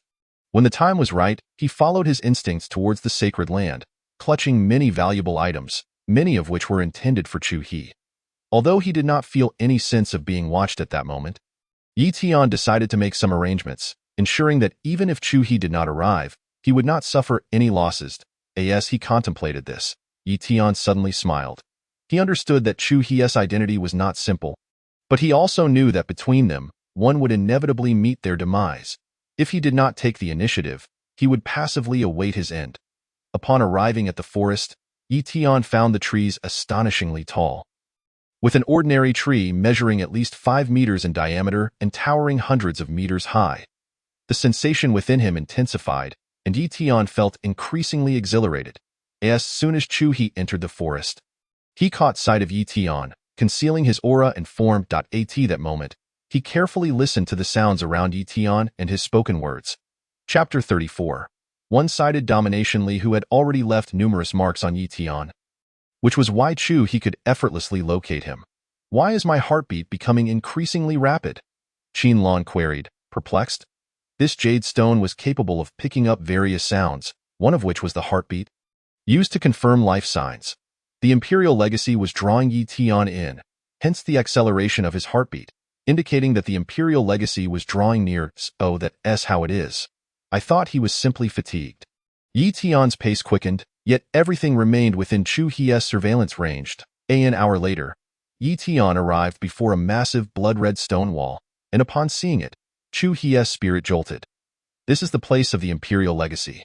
Hearing this, Qin Lan quickly turned to look, only to feel a tinge of disappointment upon seeing it. This it? I expected something more spectacular. Is this emperor rather lacking? Did he intend for it to be so grand that anyone entering would immediately recognize his legacy? Why then leave so many eye-catching things behind? Chu He replied helplessly, finding her somewhat foolish. Oh, I understand. This is the emperor searching for a fated individual. Once inside, it will undoubtedly present a different scene. I wish to see. Only the inheritor can enter. Do you wish to go in? I think the scenery outside is quite lovely. Qin Lan quickly changed the subject. Chu He chuckled but said nothing. As now that the legacy had been discovered, Yi Tian was no longer of any use. However, he noticed that Yi Tian appeared to have something significant to accomplish. Why Yi Tian found himself in a dilemma. Just as he was about to set up a formation, he suddenly realized that if Chu He was indeed watching him, how could he set a trap? This posed a problem worthy of contemplation. Husband, what is he doing? Qin Lan inquired, confused by Yi Tian's stillness. After a moment's thought, Chu He speculated, it seems that the previous incident made him more cautious. He is likely pondering how to kill me. Particularly since this relic only permits entry for those below the 4th stage, presenting him with his only opportunity to eliminate me. Surely he wouldn't dare. If it were anyone else, they might not dare contemplate such a thing. But this individual was different. Chu He understood the nature of these protagonists, knowing there was nothing they wouldn't dare to do. Some would confront emperors from the outset, while others would challenge tribulations or even slay dragons, each more exaggerated than the last. Moreover, these protagonists shared a common trait. They would never sincerely reconcile with their antagonists, always seeking opportunities for revenge. The most typical example was the protagonist from the Martial Soul continent. Had the antagonist not held emotional ties, he would have perished hundreds of times over. However, there was no way around it. The plot required it. Chu He was well aware that Yi Tian's thoughts were likely along these lines. He would not consider the consequences of his actions, as it was inevitable that someone would pay the price for his behavior. This could be their family, their brothers, or their beloved companions, but the protagonists would never regret their choices. They would only attribute the blame to the antagonists, causing increasingly larger troubles, with each time someone paying the price for their actions. By the time the protagonist reached the pinnacle, those who had initially accompanied them would have been replaced time and time again, forgotten by those they once followed. If one perceives themselves as the protagonist, it feels exhilarating. But what of those who are the protagonist's brothers or family? After pondering for a long time, Yi Tian could not devise an infallible plan. Finally, gritting his teeth, he began to set up the formation at an impressive speed. Lei, descend. Upon witnessing this, Chu He immediately commanded. Although he was confident in his abilities, he was not arrogant enough to grant Yi Tian the opportunity to set a trap against him. As he spoke, Chu He extended his hand, summoning a purple spear, the Slaying God Spear, a treasured artifact capable of growth, reaching the 4th tier of divine magic. Simultaneously, Chu He began to gather energy, preparing to demonstrate to Yi Tian what it meant to wield a spear descending from the heavens. The tip of the spear glimmered with an eerie purple radiance, and the momentum of Chu He erupted in its entirety and the span of 10,000 meters. As soon as Chu He finished speaking, the distance closed rapidly. After 3 breaths of gathering strength, a terrifying aura of annihilation manifested upon the god-slaying spear. Yi Tian, perceiving the explosive energy of Chu He, instinctively turned to flee. He would not be foolish enough to meet this assault head-on. However, Chu He's attack was of a localized nature, and with Lei locking onto the target, he soon realized escape was futile. Consequently, he hastily retrieved a bronze shield from his spatial ring, a newly acquired Earth-grade artifact. While simultaneously activating his bloodline, over the past month, he had absorbed the essence blood of numerous demon beasts, rendering his physique exceptionally robust. Coupled with the power of his bloodline, Yi Tian's body radiated a crimson glow. He raised the shield in his right hand while his left hand tossed various concealed weapons from the spatial ring. Upon witnessing Yi Tian's swift reaction, Chu He smirked. It was a commendable defensive maneuver. Nevertheless, in the face of absolute power, all efforts were in vain. Lei was now within 100 meters of Yi Tian, and the concealed weapons were already upon him. Yi Tian finally discerned the 2 figures of Chu He and Qin Lan. And upon seeing Qin Lan, his expression momentarily froze. He then observed Qin Lan drawing her longsword and unleashing a wave of sword chi that dismantled the incoming weapons. Despite her aversion to cultivation, her innate talent was formidable. Having reached the 4th realm of the Dao Palace, Yi Tian could not prevail without resorting to his full strength, let alone against a mere handful of obstructive weapons. In the next instant, a luminous spear tip loomed before Yi Tian, and he hastily refocused the attention that had been momentarily diverted by Qin Lan. But alas, it was too late. With a piercing sound, the god-slaying spear shattered the shield upon contact, penetrating directly through Yi Tian's shoulder. After Lei and Qin Lan departed, Chu He stood firm, raising the spear that now dangled Yi Tian aloft. Without uttering a word, he hurled the spear aside and, with a powerful push of his legs, crashed Yi Tian back to the ground, creating a massive cloud of dust. Accompanied by Yi Tian's agonized cries, Chu He withdrew the god-slaying spear and forcefully plunged it into Yi Tian's left leg. He raised his leg and brought it crashing down towards Yi Tian's head. With a thud, Yi Tian's head sank into the earth, creating a deep depression. Again, Chu He withdrew the god-slaying spear and drove it mercilessly into Yi Tian's right leg, eliciting another scream. The dirt covering Yi Tian's face concealed the beads of sweat forming on his forehead. Without withdrawing the spear, Chu He retrieved a small tower from his spatial ring, activated it, and ensnared Yi Tian within, pressing the tower down against the ground. He then picked up the god-slaying spear that emerged from the tower. Lei. As he spoke, Chu He leaped into the air, and Lei caught him, leaving behind a square imprint of spear intent around the towering structure. Chapter 35. The Emperor's Relic. The blood-red world. This spear intent embodied an essence of devastation, rendering it impossible for others to approach. Subsequently, Chu He produced several materials, setting up an array to envelop the towering edifice, concealing it while also possessing the ability to seal the space. Finally, he established an outer array, a trapping formation, for Yi Tian's fate value was still substantial. A killing formation would not suffice to eliminate him, thus a trapping formation was most suitable. With everything in place, Chu He exhaled in relief and then instructed Lei to carry him back to the ground. Once they arrived, Qin Lan rushed over. "Darling, I don't need to go in, do I?" Qin Lan still feared that Chu He would bestow the Emperor's legacy upon her. The thought of being forced to cultivate in isolation was daunting. "Come here. If it's not suitable for you, I won't let you use it. Qin Lan approached and linked her arm with Chu He's. "What if it is suitable? If it suits you, then it is yours. Qin Lan lowered her head slightly, her mood visibly dampened, though she could only pray that the emperor's legacy would not be compatible with her. I say, you have had enough. You must be a Nobel Prize winner in the realm of self-pity. Chu He observed Qin Lan's downcast demeanor and felt somewhat exasperated. What kind of person was she? For anyone else, the matter of suitability would not even arise. Why did it become so complex for Qin Lan, as if the emperor's legacy was a burden? What do you mean? Qin Lan looked at Chu He in confusion. I mean, you are ungrateful. I am not. Enough. Stop talking. Let us go in. Chu He had already arrived before the blood-red stone wall and reached out to touch it. Instantly, the wall rippled like a calm surface disturbed by a falling stone. Darling, isn't there a restriction for entering the emperor's legacy? Qin Lan expressed her bewilderment, as such high-level legacies should logically be more difficult to access than others. The emperor's legacy depends on the intentions of that emperor. However, every emperor's legacy comes with its own restrictions. It's just that some may not pose immediate dangers. If there are no restrictions at the entrance, there must be something perilous within.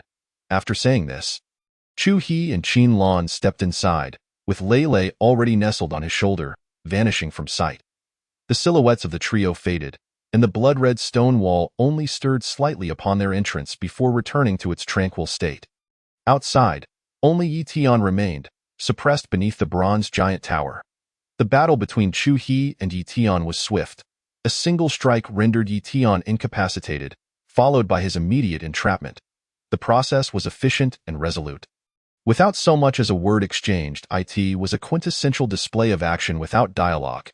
Chu He had contemplated ending Yi Tian's life, but it was evident that with 6,000 fate values, Yi Tian was not someone he could eliminate at this time.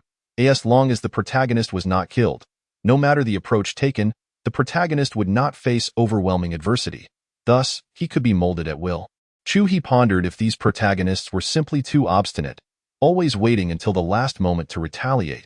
If they desired to counter at the last second, he would not grant them that opportunity. He would suppress them instead, forcing them to confront their own limitations. Daddy, this place is terrifying. Upon entering, Qin Lan glanced around and instinctively clung to Chu He's arm. Even Chu He, upon observing the scene before him, couldn't help but furrow his brow. Unlike the soft pink sky outside, this realm was steeped in a blood-red hue, akin to a filter casting a sanguine tint over everything. The sky was adorned with clouds, not white but crimson, while the ground lay in ruins, with fires still raging in certain areas, and corpses strewn about. Before them flowed a river, its waters thick and viscous, not teeming with fish but rather severed limbs and decaying bones. Ah! Qin Lan felt something and looked down, quickly retreating behind Chu He. He glanced down and felt a shudder as the grotesque sights within a 5-meter radius vanished. The thing that had just leapt by Qin Lan's feet was an arm rolling in the blood river, shedding fingers along the way, its blood immediately drawn back into the river as it spilled forth. Darling, what is this place? Why is it so horrifying? Qin Lan clung tightly to Chu He. She had encountered many bizarre beasts and even witnessed a city being ravaged by them. Yet none had instilled fear in her. This world, however, was a horrific expanse of dismembered limbs. The source of her fright was the dozens of small hills over 1,000 meters ahead, formed from bleeding arms. Fingers, thighs, toes, entrails, eyeballs, heads, and more, piled together in a manner far more terrifying than anything Qin Lan had previously encountered. It felt as if those remnants were still stirring. Everything will be all right. I am here. Chu He reassured her. Though he too was taken aback by the grotesque nature of this realm, his lack of fear stemmed from his unwavering pursuit of invincibility. Qin Lan nodded, loosening her grip slightly, concerned that she might hinder him in a moment of action. The world outside is a facade. After a moment of calm observation, Chu He suddenly remarked, a facade. Are you saying this is the true relic? Indeed. When we were outside, I found it odd that such a vast forest contained no living creatures. Not even insects. The entire world, apart from those who entered, was devoid of life. That is not normal. But it does exist. It is a mirrored world, an illusory realm. The outside world exists in reality, yet all scenes within it are fabrications. Constructs of the Emperor's will, perhaps a reminiscence of the Emperor. This world, however, is genuine. And what of the spiritual herbs and treasures those people claimed? Beyond the landscapes, palaces, forests, and mountains, all of which are illusions. The other items are indeed real. If I am not mistaken, those possessions belong to the souls that perished within. Having said that, Chu-He cast his gaze towards the distant blood-black peaks, knowing they were similarly formed from remnants. And he and Qin-Lan were standing atop one of them. However, he chose not to divulge this to Qin-Lan, for even without knowing the reasons, Chu-He felt a growing dissatisfaction with the emperor. Having been manipulated without any understanding of the circumstances, leaving him quite unsettled. Then, darling, where do we go now? What about the emperor's legacy? Let us explore. Upon hearing this, Qin-Lan's expression changed, and she glanced again at the distant hills. Biting her lip, all right. She was acutely aware that such incidents would undoubtedly be frequent in the future, and she might even encounter places and events far more terrifying and repugnant than this. She had to adapt if she wished to never relinquish her hold on Chu-He. Upon seeing her agreement, Chu-He smiled faintly. The outcome was, after all, predestined. Even if she had declined, he would have pursued the same course. Yet, Qin-Lan had consented. Chapter 36. Do you wish to become the empress? Qin-Lan's nod of agreement brought a flicker of joy to Chu-He's heart. If she could not keep pace with him in the future, she would forever remain merely Chu-He's woman, unable to assume any other identity. Chu-He had no need for a mere ornament. The world was vast, and beautiful women were plentiful. Even though Qin-Lan was stunning, without additional merits, she would ultimately serve as a mere tool for his release. Such was the harsh reality of this realm, the world of cultivators, and no matter how profound the emotions may be, if one party could not keep up with the other, then that relationship was but a mirage. They might soon encounter even more horrifying occurrences. There should be no disruptions. Sitting atop Lele, Chu-He spoke in advance. I know, Qin-Lan replied, nodding vigorously. In an instant, they soared into the sky, surveying the landscape below. Just a brief glance confirmed Chu-He's earlier speculation. From above, the entire world appeared bathed in blood red tinged with black, an eerie blend of cruelty and horror. Husband, how many lives must perish? Qin-Lan, having grown somewhat accustomed to this world, began to ponder such questions. Countless, should you wish to tally them. Allow me to inform you, beneath that small hill, at least 1 million souls are required. Upon hearing this, Qin-Lan was momentarily struck dumb, covering her mouth in disbelief. A mere hill demanded 1 million lives, and in that brief span of time, she had witnessed hundreds, if not thousands, of such hills. What on earth had transpired? The war of annihilation among the sects left both sides battered and bruised, leading to this grim tableau when the emperor intervened. And the emperor? Is he also dead? From the looks of it, he most certainly is. As for how or when he met his end, that remains uncertain. Qin-Lan could only click her tongue, unable to fathom the scene before her. This is, in fact, rather commonplace. Setting aside the celestial wars, conflicts often erupt even in this lower realm. Not to mention the wars between sects, national annihilations result in far more casualties than what is visible here, albeit in a less direct manner. May there be no wars in heaven. Prosperity brings suffering to the people. Destruction brings suffering to the people. Husband, will you wage war in the future? I will, Chu-He replied without hesitation. The celestial realms were numerous, and he aspired to establish the foremost celestial dynasty, to ascend to the highest echelons of the heavens and become a transcendent being. I will stand by your side. Qin-Lan bit her lip, ultimately affirming her resolve. Ha ha ha, you have captured my heart. Embracing Qin-Lan, Chu-He expressed his delight. How insufferable! Do you aim to become the celestial emperor? What of it? Do you wish to become the empress? Husband, can we forego the conditions? Qin-Lan whispered. Chu-He chuckled inwardly, understanding her implication, yet feigned puzzlement. What conditions? The ones we discussed previously regarding the year. Qin-Lan urged anxiously. Do you truly wish to become my empress? I want to be your empress. Upon hearing this, Chu-He was genuinely astonished. He had anticipated Qin-Lan would shyly evade the question, yet she was resolute. Chu-He, I cannot be without you. I must become your empress. Qin-Lan boldly embraced Chu-He, lifting her head to affirm her determination. Go be my empress. You are not yet worthy. Your beauty barely qualifies, while everything else falls woefully short. Chu-He shook his head. Not acquiescing to Qin-Lan, I will ensure you proclaim me as your empress before all in the celestial realm. Perhaps, Chu-hee replied with a smile, directing his attention to Lei, the location of the blood-red stone wall. As Chu-hee held Qin-lan, he communicated with Lei, making a full turn without discovering anything. Thus, he surmised they were likely at the same spot from which they had entered. Qin-lan, however, nestled in Chu-hee's embrace. Gazed downward, her hands clasping him tightly. She was naive and endearing, oblivious to the treacheries of the world. Yet she understood that many women would vie for Chu-hee's attention in the future. If she did not stake her claim, his focus would inevitably wane as more women entered the picture. She was unwilling to accept such a fate. She possessed talents that could match Chu-hee, and her family was equally deserving of him. In the entire celestial realm, her status was unparalleled among her contemporaries. Thus, she had been chosen by the Chu family, by the Empress of Ruins, and by the Saint Emperor of Zhenwu. This was her strength, and it must be seized. To truly become Chu-hee's empress, she had to excel, to surpass all the women surrounding him, aspiring to the stature of the empress. The empress was universally acknowledged as the strongest woman in the celestial realm. Excelling in every conceivable aspect, if she could attain such heights, she would certainly be worthy of Chu-hee. Yet, she also recognized that her fortuitous descent to the lower realm might have irked the empress. A grievance she would need to address. I will ensure you proclaim me as your empress before all in the celestial realm. Ha ha ha, splendid. I await the moment you captivate my heart. As they conversed, Lei had already arrived at the same location of the blood-red stone wall. Upon landing, the acrid stench of blood abruptly dissipated. Chu-hee smiled, realizing they were indeed in the right place. However, there was nothing around them. How would they search? Upon seeing Qin-lan descend, Chu-hee raised an eyebrow to my future empress. The entrance to the inheritance lies here.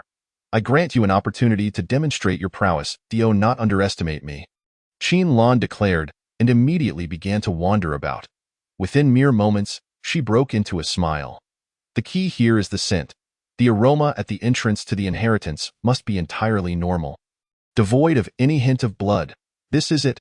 After a brief exploration, she stood confidently in an open area, gazing at Chu-hee. I haven't located it yet. There's nothing around me. The sky above remains vacant. There is only one possibility left. Thump. With that, she concentrated her spiritual energy at her feet and gently descended. Even this subtle motion produced a dull sound. The sound echoed. A chime resonated throughout the world, accompanied by an energy that surged forth from beneath Qin-lan's feet, sweeping outward in all directions. Chu-hee regarded Qin-lan with a faint smile. This was akin to the chime and energy that heralded the beginning of the exterior ruins. Seeing the smile on Chu-hee's face brought a glimmer of happiness to Qin-lan's heart. Suddenly, rain began to fall, and upon sensing it, Qin-lan furrowed her brow, for the rain was red. Chu-hee, however, surveyed the surroundings and noticed that when the crimson raindrops met the blood river, the waters dried up. As the rain touched the small hills, severed limbs vanished, leaving only heaps of white bones. The blazing ruins transformed into something ancient, with many areas reduced to dust. Before long, as if the red rain had ceased, the blood-red sky transitioned to a cerulean blue, and the crimson clouds turned white. Everything seemed to exist in a dreamlike state. Chapter 37. A conversation with the Emperor. Am I worthy? Not even close. The world resumed its normal appearance, littered with bones, crumbled walls, and a desolate, dilapidated landscape. This was the stark reality of the sacred relics. Shortly thereafter, the ground began to tremble, the frequency and amplitude increasing as though something were about to emerge from the earth. Qin-lan hurried over, grasping Chu-hee's arm. Are you frightened? Chu-hee asked with a smile. I am not scared, Qin-lan pouted. Then what is this? Such matters do not concern me while I am by your side. You will protect me. Chu-hee smiled gently, pinching her little nose. You make a valid point. Turning his attention to the spot where Qin-lan had just stood, he felt a surge of energy rising, as if something were on the verge of emerging. Lei. Seated atop Lei, they soon soared to an elevation of 10,000 meters. Gazing down to see that the tremors were most intense in the center, gradually diminishing outward. Husband, is the inheritance about to emerge? Indeed, it is, but this is merely the beginning. Have our recent actions merely unlocked the door to the inheritance? To be precise, we have only reached the threshold. The door remains unopened. After a quarter of an hour, Energy began to surge from that location, white light pouring forth as the ground fractured, and a colossal entity broke free from the soil. As the massive object began to reveal itself, Chu-He finally discerned what it was: the palace. The Emperor's palace of inheritance. Within it lay the true beginning and the genuine peril. Chu-He could feel the ancient magnificence of the white jade palace, and the aura surrounding him stirred, breaking free from the spatial ring to soar toward the palace. Unfazed, Chu-He circled around the palace in the sky, scrutinizing the surroundings but finding nothing particularly remarkable. For safety's sake, he employed special methods to investigate once more, yet still uncovered no peculiarities. Thus, Chu-He instructed Lei to descend, standing before the palace gates, which bore 3 ancient characters. Chao Guodian. What a curious name. Is this the title of the emperor? Qin Lan and Chu-He are well versed in ancient scripts, though it is merely a name, nothing more. Let us proceed. This name carries an unmistakable imperial aura, evidently linked to a great emperor. However, it remains simply a name and does not warrant any concern from Chu-He. It is unlikely that any useful information could be gleaned from this plaque, unless that emperor desires you to know. The entrance is an ordinary wooden door, yet the material is anything but mundane. Crafted from the venerable Qianqian wood, it exudes a weighty antiquity. Are we to enter directly?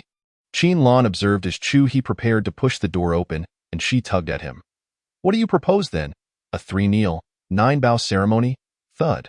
As soon as Chu-He finished speaking, he heard a resounding thud and was momentarily taken aback by Qin Lan's actions. You? I believe this approach is more imposing. With a forceful kick, Qin Lan flung the door open and waved her hand dismissively. Are you not concerned about inciting the emperor's wrath? Chu-He was perplexed by her audacity. Why should I fear a figure who has been long deceased? Or are you the one who fears? Slightly shaking his head, Chu-He stepped inside. The emperor, invincible, ruling over millions of lives, commanded Chu-He's respect. For they had endured countless tribulations, vanquished numerous foes, their very ground littered with the bones of the fallen, capable of filling oceans. This was an homage to the will of the strong. As for fear, Chu-He had never bowed to any person or power. Upon entering the grand hall, the doors closed automatically, and neither took notice, beginning to scrutinize the hall's layout. Like any ordinary hall, it possessed no peculiar features. It was rather commonplace, save for the figure seated in the primary position. Specifically, a deceased individual.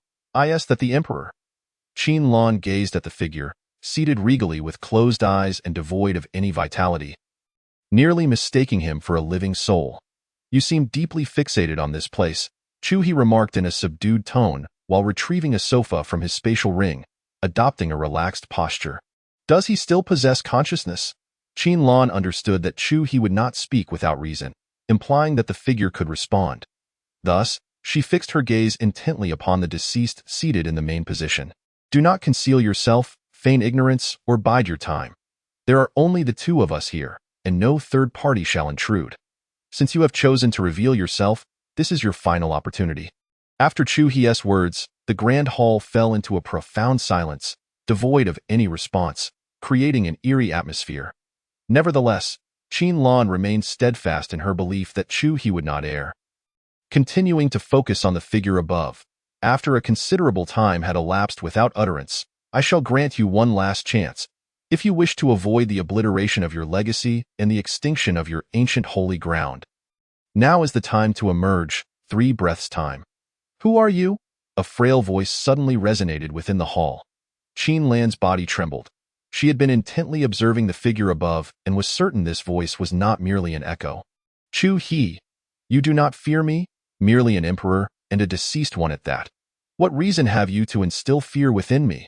You carry the aura of an emperor. My elders protect me from unforeseen accidents. I have no time for idle chatter. It is evident that your time is limited, and my previous words were nothing but the truth. State your demands. Silence reigned, but Chu-He remained composed, patiently awaiting a response. I am the everlasting divine emperor, who suppressed an era unrivaled for 100,000 years. Your talents are remarkable.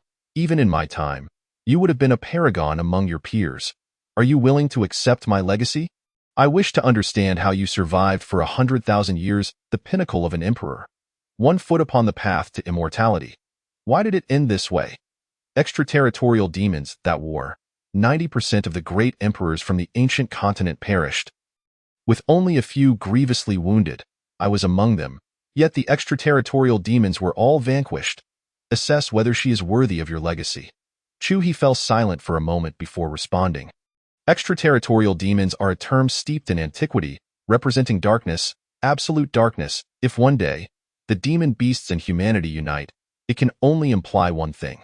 Their world is under grave threat, potentially leading to its collapse. Are you willing? The voice of the everlasting divine emperor echoed in Qin Lan's ears. She glanced at Chu-He, who reclined on the sofa, then resolutely stated, "Please do not impose your will." Very well.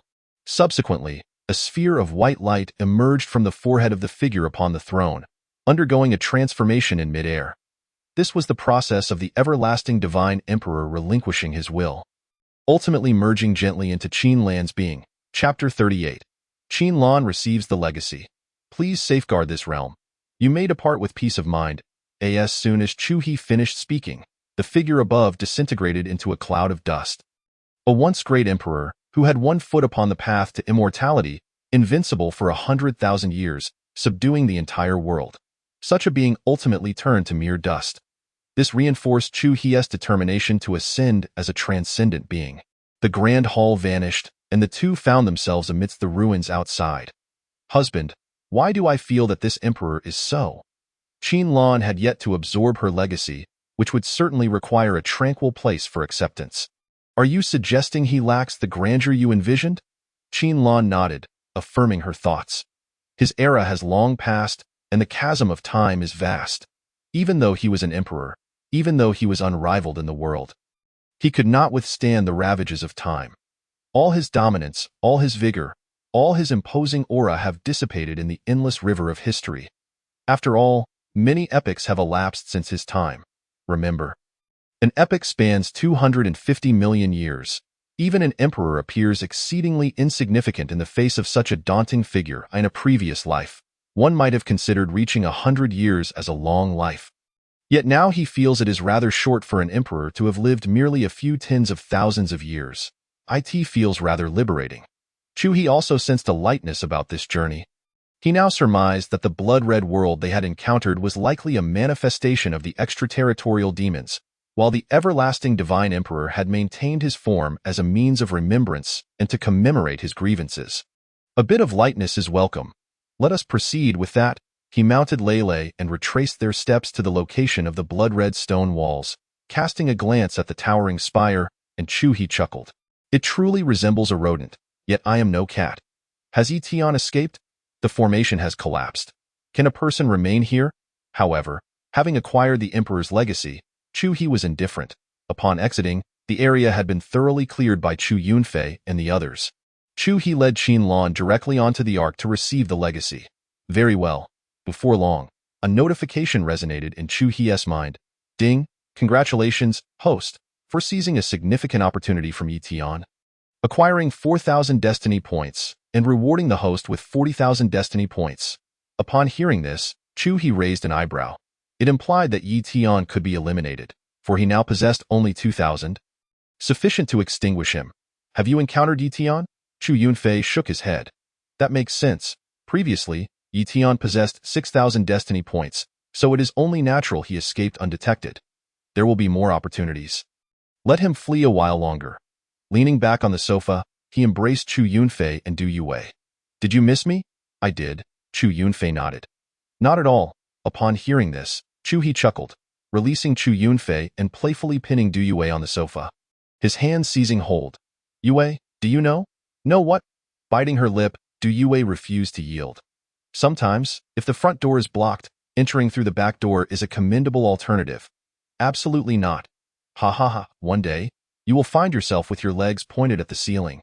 Pleading for more with that, Chu-He stood up, embracing Chu Yunfei as they returned to the room. Chu Yunfei whispered in his ear, "Sister misses her brother." Chu-He sat at the edge of the bed, gazing at Chu Yunfei and said, "Use your mouth to tell me how much you love me."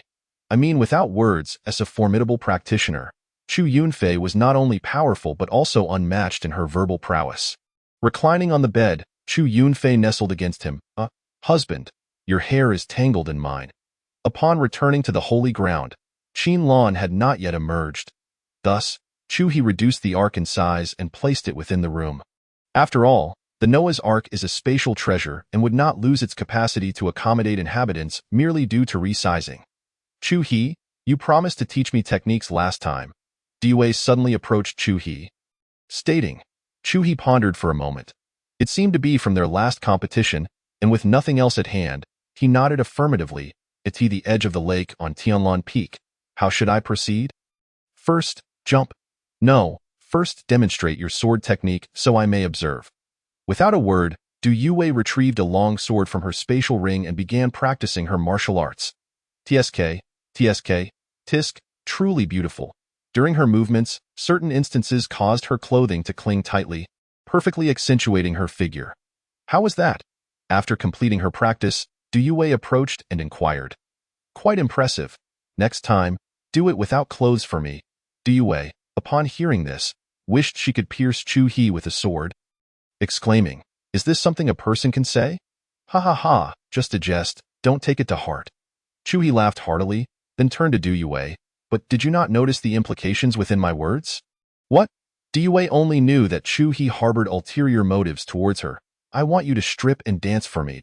A dark line appeared on her forehead. Your comprehension is still lacking. Chu-He shook his head and sighed.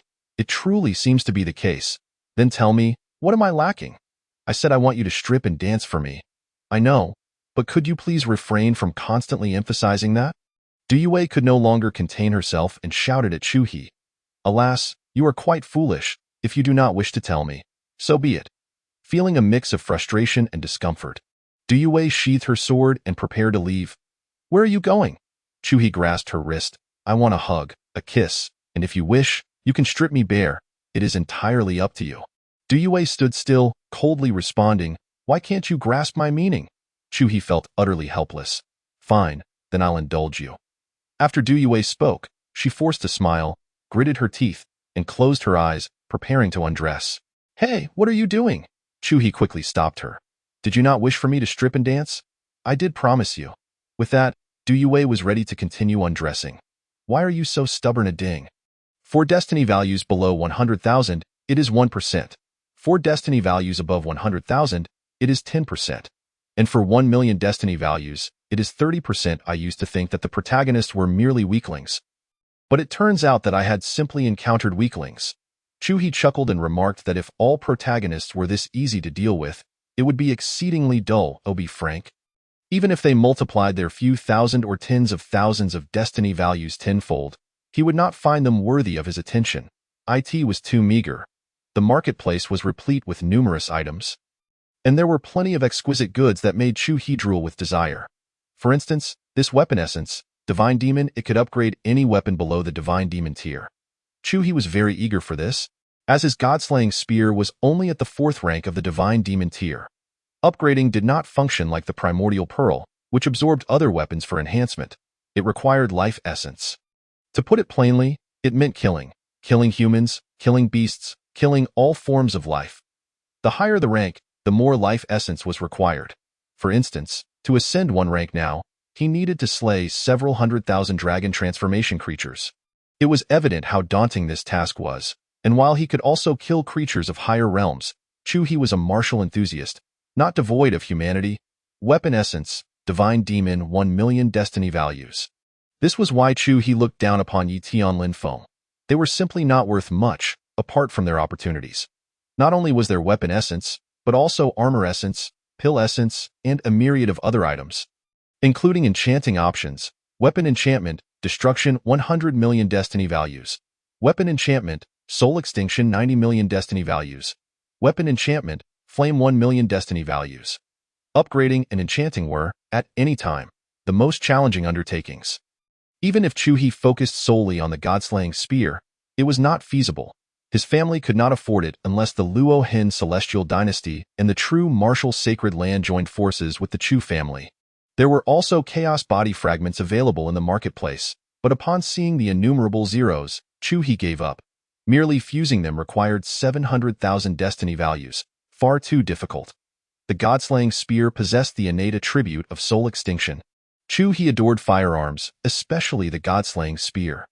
After contemplating, he ultimately decided to level up once more, as he did not know when he would next acquire Chaos Body Fragments. 3 days passed swiftly, and Chu He solidified his cultivation at the third realm of the four extremes. Darling, Yi Tian was restrained by Li Hu and 5 others, not a moment of respite. Just as he emerged, Lei Lei flew from Chu Yunfei's embrace, licking Chu He's large hand, eager to see. The duo, a man and a cat, stepped outside, where Yi Tian was conspicuously situated in an open area. After a few glances, Chu He nodded in satisfaction. His subordinates were obedient. They had employed the strictest measures to confine Yi Tian, setting up 13 formations, with 6 individuals surrounding him, Li who controlled the body, while the other 5 restrained his head, arms, and legs, cleverly stripping Yi Tian of his clothing, leaving him with only a scrap of cloth, appearing truly pitiful. Chu He drew the god-slaying spear, causing a flicker of panic in Yi Tian's eyes. He had developed a psychological shadow from his last encounter with the spear, as he had been utterly crushed, not even given a chance to retaliate. When the god-slaying spear pierced his body, he felt an overwhelming weakness, his bloodline power shattered. Though he did not understand why, he knew it was due to this spear. Ding. The success rate of the kill is, shut your mouth, from now on. Remember, when I intend to slay these protagonists, do not mention success rates. I will kill him. Even if he possesses 10 million destiny values, he must die. Ding. The system takes note. I am your master. Do not impose your protocols on me, nor instruct me on how to act. Ding. Understood, master. After tidying up the not-so-rigid system, Chu He seized the spear and leaped into the air, aiming the spear's tip at Yi Tian's chest, locking onto him before plummeting down. Thud, blood gushed forth, and Yi Tian met his demise as Chu He withdrew the god-slaying spear. A glimmer of joy crossed his face. He discovered that slaying Yi Tian had granted the spear a mere 0.1% increase in upgrade energy. This equated to several thousand dragon transformations. State the rewards. Ding. Congratulations, master, for slaying the protagonist Yi Tian, acquiring Devour Bloodline, Beast, low level, 10,000 destiny values, 1% control over the ancient continent, and a random bloodline lottery. Crushed. After Chu He spoke, Li Hu pulverized Yi Tian's corpse, dispersing it into the ether. Upon returning to the palace, he embraced Chu Yunfei and settled onto the sofa, estimating that Qin Lan would arrive in no more than half a month. For she was a great emperor with one foot on the path to immortality, far stronger than the Qingdao emperor he had absorbed previously. He surmised that the Qingdao emperor was merely a third-tier great emperor, only a minor emperor, while this eternal divine emperor was at the pinnacle of the 9th tier, worthy of the title divine emperor. Great emperors are classified into upper, middle, and lower tiers. Minor emperor, great emperor, divine emperor. Yet, no one dared to truly call someone a minor emperor, as that would be courting death. Only great emperors and divine emperors could utter such terms, and even then, it was usually a sign of poor relations. For after all, calling someone a minor emperor was rather unflattering. Chu He aspired to become a mortal immortal, to ascend to the highest peaks, and to become an immortal emperor. Yunfei? What is it? I wish to hear how you address me. Humph, you say that, yet you drink water without a care, and your hair is not to be tied around your thighs. Chu He disregarded Chu Yunfei's remarks, picking her up and striding into the room. Leaving Lei Lei alone on the sofa, her large eyes gazing at Chu He's retreating figure, her small mouth gently moving as if on the verge of tears. Lei Lei. Suddenly, a voice called from outside. Lei Lei turned her head eagerly. It was Du Yue who had arrived. Mother, Lei Lei exclaimed before flying into Du Yue's embrace. Chapter 41. Be good. What is it, Lei Lei? Du Yue noticed that Lei Lei seemed somewhat downcast. Daddy took the ant away and paid no heed to Lei Lei. As she spoke, Lei Lei looked quite aggrieved. Du Yue's face flushed slightly upon hearing this. She certainly understood what Chu He was up to, but could not explain it to the little one. Your father is fetching your aunt for you. Never mind. Mother will take you to play. After a lengthy explanation, Du Yue found it challenging to articulate, so she simply scooped Lei Lei up and departed. Yunfei, what now? I feel our worldviews are incompatible. Then tell me where the incompatibility lies? Just lie down. All right. Chu He, unusually, did not retort, relishing the sensation of being guided for the first time. Half a month later, While Chu He was playing with Lei Lei in the hall, Qin Lan emerged, leaping directly into Chu He's arms, leaving Lei Lei alone on the ground. Release your aura. Chu He embraced Qin Lan's waist, remarking, Upon hearing this, Qin Lan released her aura entirely. Peak of the Dao Palace. Not too shabby, of course. This is only because I purposely suppressed myself for a better foundation. Otherwise, I would have reached the four extremes, Qin Lan said joyfully. Have you learned any martial techniques? Currently, I only know one. Let's go outside and take a look. Chu He intended to take Qin Lan out, but was interrupted by a voice. Daddy, carry me. Lei Lei tugged at Chu He's pant leg with her small paws. You truly are clingy. Chu He chuckled as he lifted Lei Lei into his arms, while Qin Lan looped her left arm through his, and Chu Yunfei linked her right. They arrived in an open space, where Qin Lan released her hold and took a few steps forward, extending her right hand, palm facing the ground, a seemingly ordinary gesture. Suddenly conjured a colossal hand, 10 meters wide. From the skies above, a layer of golden light enveloped Qin Lan's right hand, swiftly descending as the enormous hand from the sky crashed down, boom, with a resounding impact. Smoke and dust billowed. The group approached and found a massive handprint, 1 meter deep, imprinted on the ground, where once stood trees and boulders, now rendered two-dimensional. What is it called? Qin Lan smiled and shook her head, clearly pleased with the power it wielded. I do not know. It consumes quite a bit of energy. I watched the ancient divine emperor's footage. When he struck, all things fell silent, truly immense. Moreover, it is not limited to this.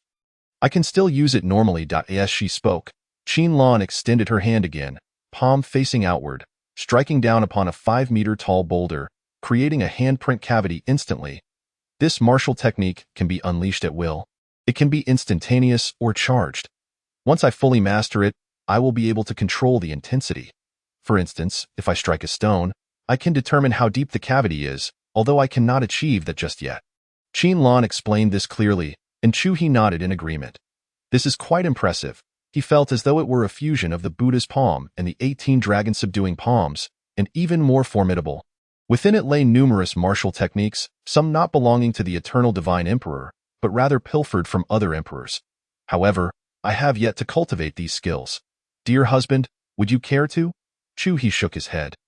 I am proficient in marksmanship and possess relevant martial skills. I lack nothing.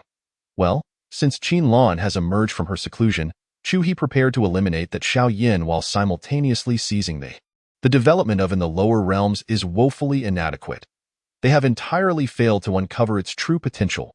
Its highest capacity can extend a cultivator's lifespan by 10,000 years without any detriment. Yet, in the lower realms, it is merely regarded as a tool for alchemy and weapon forging. A true waste of heavenly resources, can be used for alchemy, weapon enhancement, longevity, and even enchantments for defense and offense, with an abundance of applications. Yet, paradoxically, the most trivial use is the one they exploit most frequently. In the celestial realm is exceedingly precious, primarily because it can extend a cultivator's lifespan by 10,000 years. Although this requires numerous rare materials, Chu He instructed Chu Yunfei to bring Diyue over while he and Qin Lan boarded the ark. Husband, are you going to seize my? I intend to present it to our ancestor. Then, may I have it as well? Qin Lan suddenly interjected bashfully. What, do you wish to make a good impression in front of the elders? No, I merely wish to make amends. You know how slow things are in the lower realms. I came down by accident. It was not intentional. I wish to explain this to our ancestors. May I? Husband, ha. Let us see how you perform. What are we doing this time? Seizing and along the way. Eliminating some foes. I feel as though I have stumbled into a den of bandits, where it's either slaying foes or seizing treasures. Diyue chuckled suddenly, but I quite enjoy it. Had you delayed your words any longer, I would have cast you aside. Chu He gently stroked Lei Lei's silky fjord in the Sahara Desert. At a certain location, a figure clad in a black robe inquired, Teacher, are you certain this is the place? Yet, there was not a soul in sight. It cannot be mistaken. The Qinglian earth fire lies right here. Suddenly, a phantom appeared, and the man seemed unfazed. Within a day's time, Chu He's ark had arrived at this location, and soon Chu He detected Xiao Yan's presence. Dear husband, that is the person, but I recall he has a master. Qin Lan remarked upon spotting Xiao Yan. No need to rush, since he has come here. He must have his own fortunes. Let us wait and see. Ding, a mission has been issued. Seize the Qinglian earth fire. The protagonist, Xiao Yin, is currently on the quest for it. Please, master, seize as much as possible. Rewards will be determined by completion. Upon hearing this, Chu He's brows furrowed in surprise. He hadn't anticipated this fellow had found another, suggesting there must be at least two. Qin Lan, begin gathering your strength. Shortly, I will instruct Yunfei to take you over to confront him. Chu He wished to enjoy this encounter, allowing Qin Lan to vent her frustrations first. All right, upon receiving his cue, Qin Lan immediately began to gather her energy. After 10 breaths, an overwhelming aura radiated from her palm, instilling a sense of danger even in Chu He. Yunfei, it's ready. Upon hearing this, Chu Yunfei promptly descended with Qin Lan. Young man, have you ever heard of a palm technique descending from the heavens? Chu He, Du Yue, and Lei Lei watched intently below. The moment Qin Lan stepped out, a colossal palm, 10 meters in size, manifested. Chu He understood that it was not that Qin Lan could not conjure a larger one. Rather, a larger size would dilute the energy and reduce the damage. Thus, a 10-meter span was just right, dense in energy and sufficiently expansive to strike accurately. As Qin Lan's giant palm approached within 1,000 meters of Xiao Yin. He finally sensed the impending peril, urgently sprinting forward without raising his head. Observing from a platform beneath the arc, Qin Lan scoffed at his reaction. This attack was not without intent. She could fully control the giant palm's movement. And to her, Xiao Yan's speed was pathetically slow. Teacher, what should I do? Sensing he could not evade, Xiao Yan asked, slightly panicked. You cannot escape. Utilize for defense. Upon hearing his teacher's voice, Xiao Yan gritted his teeth. Abruptly halting, bending his legs into a horse stance, and instantly a layer of radiance enveloped his body. An aura of. This series of actions was executed in an instant as the giant palm descended. Directed by Qin Lan, crashing down upon Xiao Yin, boom! A tremendous roar accompanied by a raging sandstorm ensued, and from the Noah's Ark, Chu He and the others could clearly observe the entire scene. Sister Lan is remarkable, Du Yue exclaimed, her mouth agape in astonishment. It was her first time witnessing Qin Lan in action, and she was astounded by her prowess. Had she been in Xiao Yan's position, even unleashing all her might would have left her severely injured. Mother is truly formidable, Lei Lei chimed in joyfully atop Chu He's head. The colossal palm struck the ground, and even from 10,000 meters above, one could see a massive sandstorm erupt, akin to waves upon the ocean, a sight to behold, with the swirling sand rising 50 meters high, demonstrating its immense power. After the strike, Chu Yunfei brought Qin Lan back to the ark. Glancing down, they saw the sandstorm had yet to settle, still enveloping the sky in yellow dust. Chu He held Qin Lan in his embrace. Did you feel relieved? This is just the beginning. It's the first time in my life that someone aside from you has sought to bully me. Husband, you must help me exact vengeance. All right, I understand. You can play with Lei Lei now. Chu He gently placed Lei Lei, who was frolicking on his head, into Qin Lan's arms, then looked down again. At that moment, the sand had begun to dissipate, revealing a vast pit in the sand, not merely an imprint of a palm, but a deep crater wherein lay a person, battered and bruised. Even from a distance of 10,000 meters, Chu He could clearly see Xiao Yin struggling to rise. Scanning his surroundings, finding no one, as he crawled out of the sand pit and looked up at the sky, still devoid of any presence.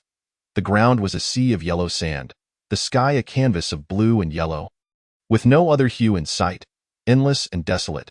Xiao Yin, puzzled, instinctively assumed a defensive posture. Teacher, do you know from whence this attack originated? No voice responded. Even within the ring, Dan Lao was equally perplexed, having failed to detect anything suspicious despite releasing his divine sense. Everything appeared to be an accident. After another scan, Dan Lao helplessly remarked, there is no development. Impossible. Who is it? Show yourself. Do not lurk in the shadows. Xiao Yin, suppressing his wounds, shouted, simultaneously swallowing several pills to hasten his recovery.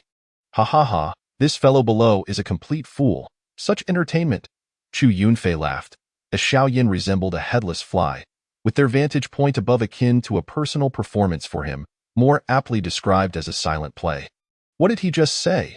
Du Yue, observing Xiao Yin's lips moving, turned to Chu He with curiosity. Dio, we really need to guess. P.S. Undoubtedly cursing up a storm, I in a desert devoid of life. With a sky of nothing but blue, his mental state must be crumbling. Qin Lan observed Xiao Yin attempting to heal, chuckling. Initially unsatisfied, seeing him in such a state brought her considerable comfort. Let someone deliver another blow. So he understands the treachery of the mortal realm, preferably something akin to a natural disaster. Chu He wished to toy with Xiao Yin. Traditionally, it was the protagonist who toyed with the villain. But this time, he sought to shatter this individual's mindset entirely. Let me give it a try. I happen to possess a martial skill that can slightly alter the weather. What do you think would happen if lightning were to strike him unintentionally? Chu Yunfei suggested, glancing at the clear sky outside. He might start questioning his existence. Once won't suffice. Let us have several strikes. Chu He replied, recalling that protagonists often had a penchant for provoking tribulations. Some even chasing after them, which was absurd. This time, he would ensure Xiao Yin developed a psychological aversion to lightning. All right, but we must wait a moment to make it seem more natural. As Chu Yunfei spoke. She had already set her plan into motion. The once clear sky gradually darkened. Xiao Yin shouted several times, but in the vast, desolate desert, not even an echo returned. Ultimately, he surrendered, sitting on the ground to heal. With no cover in sight, even if he wished to flee, there was no place to go. He decided to give up, reassured by the presence of his teacher. After a while, he noticed the sky dimming. Opening his eyes, he looked up. To his surprise, a few dark clouds had begun to materialize in the sky. Having just been attacked, Xiao Yin was now exceedingly cautious. Teacher, what is happening? Everything is currently proceeding smoothly.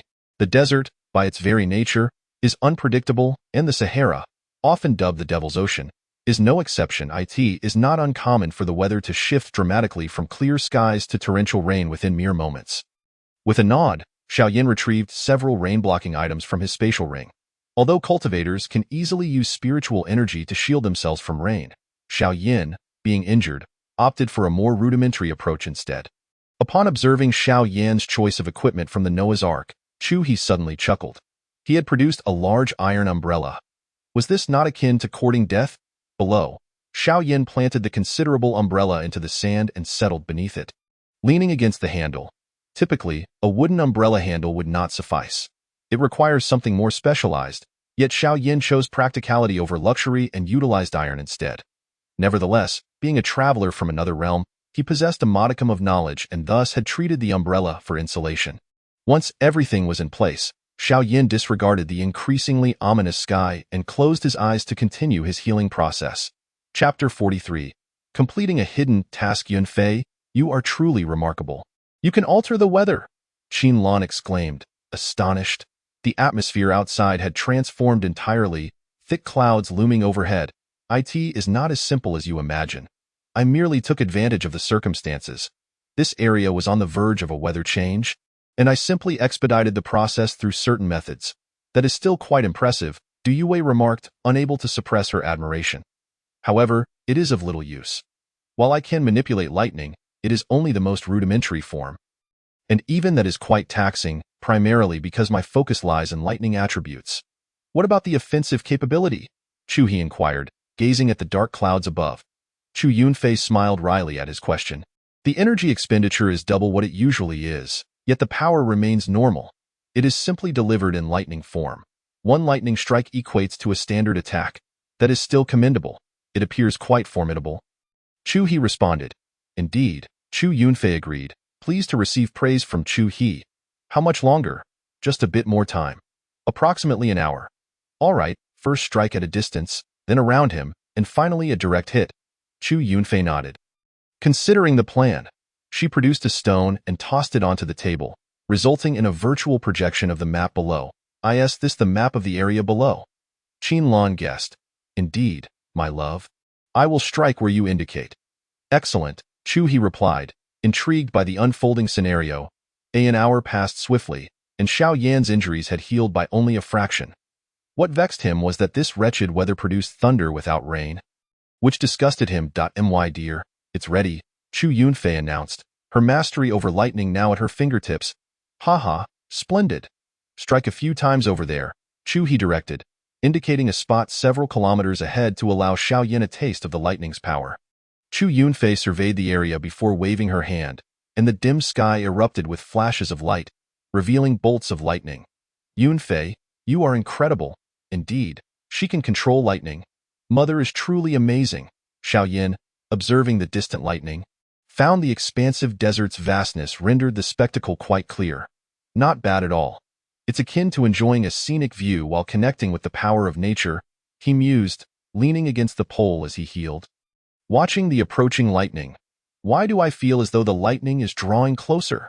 He pondered, as bolts of lightning descended within mere hundreds of meters of him, each strike accompanied by a resounding crack and a swirling sandstorm that left behind a massive crater.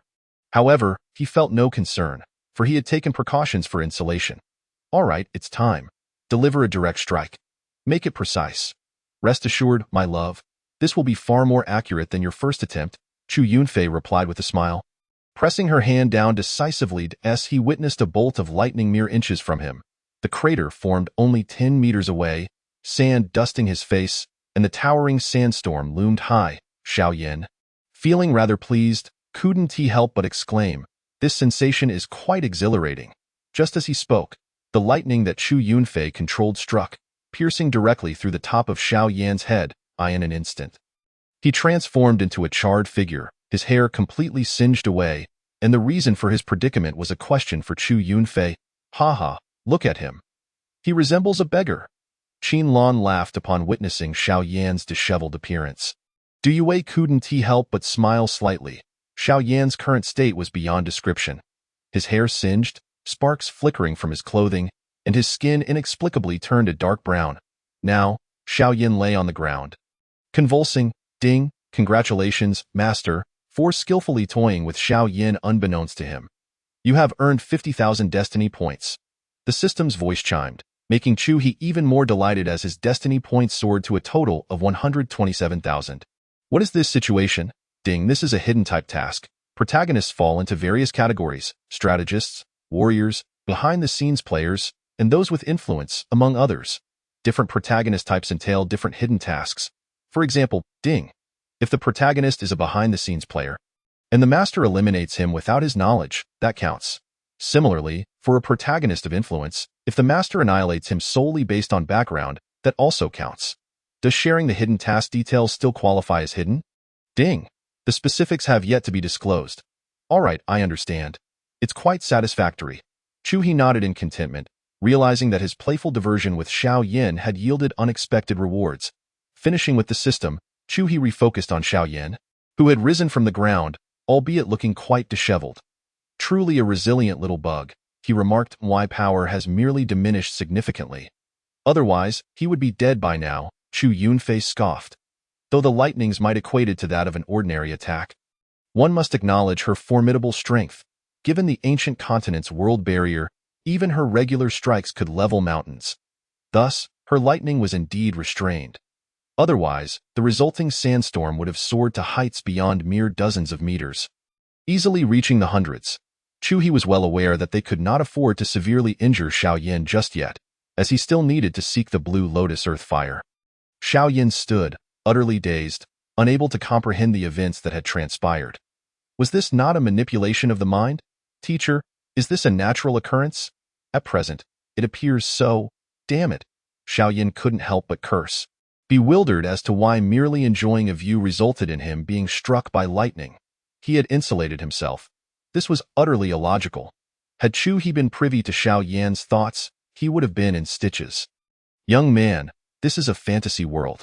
Are you really trying to apply science here? Have you lost your mind? Will it strike again? Qin Lan inquired. Her curiosity piqued. One more strike, and he will be gravely injured. Let's hold off for now. Qin Lan nodded. All right, then turned to Du Yue. Yue, would you like to try it out? Me? Du Yue hesitated at Qin Lan's suggestion. Indeed. While it may seem reckless, striking someone can be a fantastic way to relieve stress and enhance one's mood. Chapter 44. The culprit is Xiao Yan's master, perhaps not. I lack the skills to strike him without his awareness. Du Yue shook her head, not out of concern for Xiao Yin, but rather due to her own limitations. Is that so? What a pity.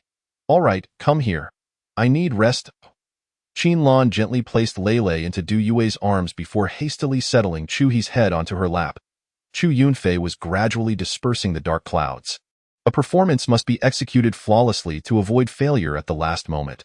While Du Yue played with Lei and Chu Yunfei dispersed the clouds, Lan tenderly massaged Chu He's head below. Meanwhile, Xiao Yin was enduring the arduous recovery process, lamenting, strange occurrences abound every year. Yet this year seems particularly rife with them. He felt utterly defeated, having been unexpectedly knocked down twice in a single day. And now he found himself bald. What frustrated him further was his inability to seek vengeance. Was he to curse the heavens? He resolved that should he ever establish a sect, he would name it the Heavenly Curse Gang. The more he thought about it, the angrier he became, prompting him to let out a furious shout, "I'll make you open your mouth. Just wait for some fun." In the Ark of Noah, as Chu He rose, he cast a glance at Xiao Yin, only to find him with his mouth agape, howling at the sky. Without a moment's hesitation, he extracted a lump of sheep dung from the system, bestowing it with magical powers before promptly tossing it into Xiao Yan's mouth.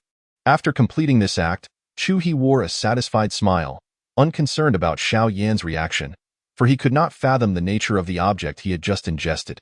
He then reclined once more, burying his head between Lan's thighs while wrapping his arms around her waist. "Oh dear, husband, could you lie down properly and sleep?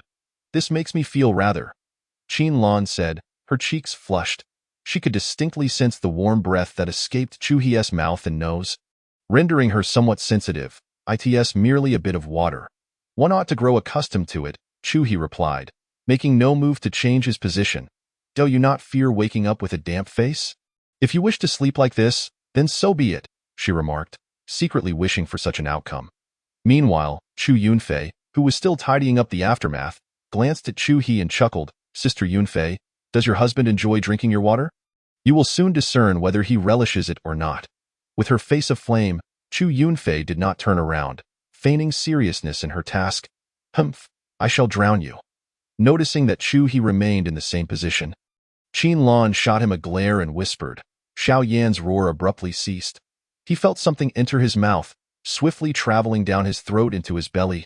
"Teacher, what on earth just entered my mouth? Was it sand?" he inquired hastily, having just experienced 2 waves of calamity, leaving him extremely sensitive. Elder Dan assessed the situation, his expression turning peculiarly strange. "Teacher, what is it? Sand shouldn't be this substantial. It seems to be." That what? Demon beast feces," Elder Dan finally replied with resignation, sealing his senses, fully aware that Xiao Yin was about to have a breakdown once more. "Aw, damn heavens. Just wait." Xiao Yin had never endured such a humiliating experience, throwing his head back to scream at the sky. Suddenly, he felt something else land upon his face, and his countenance darkened. This time, he clearly saw that it was droppings from a bird. He had spotted it falling, but, due to the numbness in his legs, could not evade it, only managing to slightly shift his body, yet it still struck his face. "Aw, I can't take it anymore," with a furious shout, Xiao Yin, having sustained previous injuries, had not consumed any healing elixirs, and the agitation of his emotions, compounded by his screams, caused him to vomit blood. His body fell backward, collapsing onto the desert, his eyes glazed over. This was his first time being randomly beaten into a state of disarray. Had it not been for the anomalous fire, he would have been gravely injured, incapacitated. The second time, merely gazing at the scenery, he had been struck by lightning for reasons unknown, rendering his legs useless, robbing him of his hair, and staining his entire form. He felt indignant and furious, letting out a roar to the heavens, only to unwittingly consume feces. His heart shattered from the series of humiliations, with no means of revenge, even being bullied by a demon beast while helplessly watching it fly away in triumph. Thus, he was utterly broken, his mental state fracturing. Who could endure such torment? Ding, congratulations, master, for exceeding the task requirements. The protagonist, Xiao Yin, has been thoroughly broken by your actions. You have plundered 2,000 destiny points and earned 20,000 destiny points as a reward. Currently, Xiao Yin possesses 13,000 destiny points, while you possess 147,000 destiny points. Chu He's instinctive movements due to excitement made Lan suddenly aware of her feelings. "Husband, what are you doing? Do not rush. We can attend to that later. Chu He pinched Qin Lan's rear end and then inquired of the system, what transpired? How did I break him? Ding, due to your consecutive provocative actions? The protagonist Xiao Yan's mental state has collapsed, thus exceeding the task requirements. Is it truly so easy to break him? Ding. It appears to be the case. Chu He was somewhat astonished. Was Xiao Yan's mental fortitude so fragile? That should not be the case. Generally, regardless of the protagonist's nature, unless they were particularly insipid, they would have undergone numerous trials and tribulations, awakening amidst ridicule and oppression, resulting in an unshakable mental state. How could he falter so easily? System, please elaborate on the matter. Ding. The situation is as follows. The system elucidated the entire sequence of events to Chu He, who, upon hearing the conclusion, could not help but smirk. It was undeniable that Xiao Yan's plight was indeed tragic. Thus, it could be concluded that the root of the issue lay with his master. Had his master not mentioned that particular object, none of this would have transpired. The demon beast's intervention was merely the final straw. Were any element of the sequence absent, Xiao Yan would not have crumbled. It could be asserted that everyone present bore some responsibility. Had Xiao Yan not been in a mood to observe the scenery when Chu Yunfei summoned the lightning, he would not have experienced such a stark contrast, and naturally, he would not have lost his composure. Leading to Chu He seizing the opportunity that so, Xiao Yan bears some responsibility as well? TSK, how intriguing. He truly is unfortunate. Yet why do I feel such delight? Is this what they mean by my joy being built upon the suffering of others? Chapter 45. Could you rise so I may tidy up a bit? After a moment of reflection, Chu He dismissed his thoughts, redirecting his attention as he prepared to rest. What ails you? Chu He sensed something amiss and inquired curiously. Is it not your doing? Why did you suddenly touch me without any warning? Who could withstand such an abruptness? Qin Lan lightly tapped Chu He's head, playfully scolding him, her face a deep shade of crimson. Utterly mortified. Who would have thought? Chu He chuckled. Husband. Speak. Could you please get up? I wish to tidy up. Did you not hear what your sister Yunfei said? Qin Lan, her face aflame, looked at him, her hands at a loss. Seeking assistance from the already tidied Chu Yunfei. Do not look to me. You know him well enough. I would merely be delivering a reprimand. At this, Chu Yunfei grew somewhat irked, casting a glare at Du Yue, who was playing with Lei Lei. Every time your husband is left unfulfilled in your company, he turns to me. You two better come and assist me, otherwise I shall bind you. Your husband does not coerce.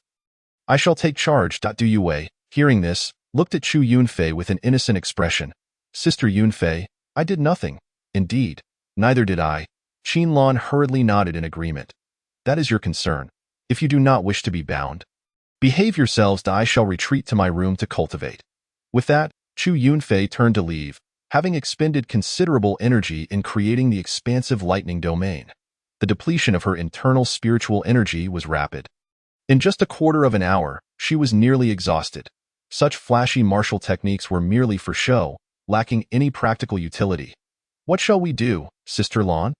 After Chu Yunfei's departure, Du Yue, no longer cold, looked at Qin Lan in a state of panic, sigh, escaping the tiger's den, only to enter the wolf's lair. Yue, make your decision swiftly. Sister Yunfei is a woman of her word. Qin Lan replied with resignation. Oh, Du Yue nodded in acknowledgement. Mother, you have not finished telling Lei Lei a story. Lei Lei, nestled in Du Yue's arms, exclaimed anxiously as she had been engrossed in the tale of peculiar individuals and events. Very well. In ancient times, there existed a well-known sect across the continent, the Divine Mechanism Pavilion. The members of this sect were few, no more than 3 individuals, passing their legacy solely through one line. Du Yue recounted the tale to Lei Lei in a monotone voice, devoid of emotional inflection or variation, contrasting sharply with Qin Lan's protective storytelling. She was naturally cold, having smiled fewer times than fingers could count since childhood. It was as though she was innately closed off, indifferent to the opinions of the world, with her heart once occupied solely by her father and the sacred grounds, now seemingly welcoming something new. Lei Lei could distinctly sense her mother's distraction.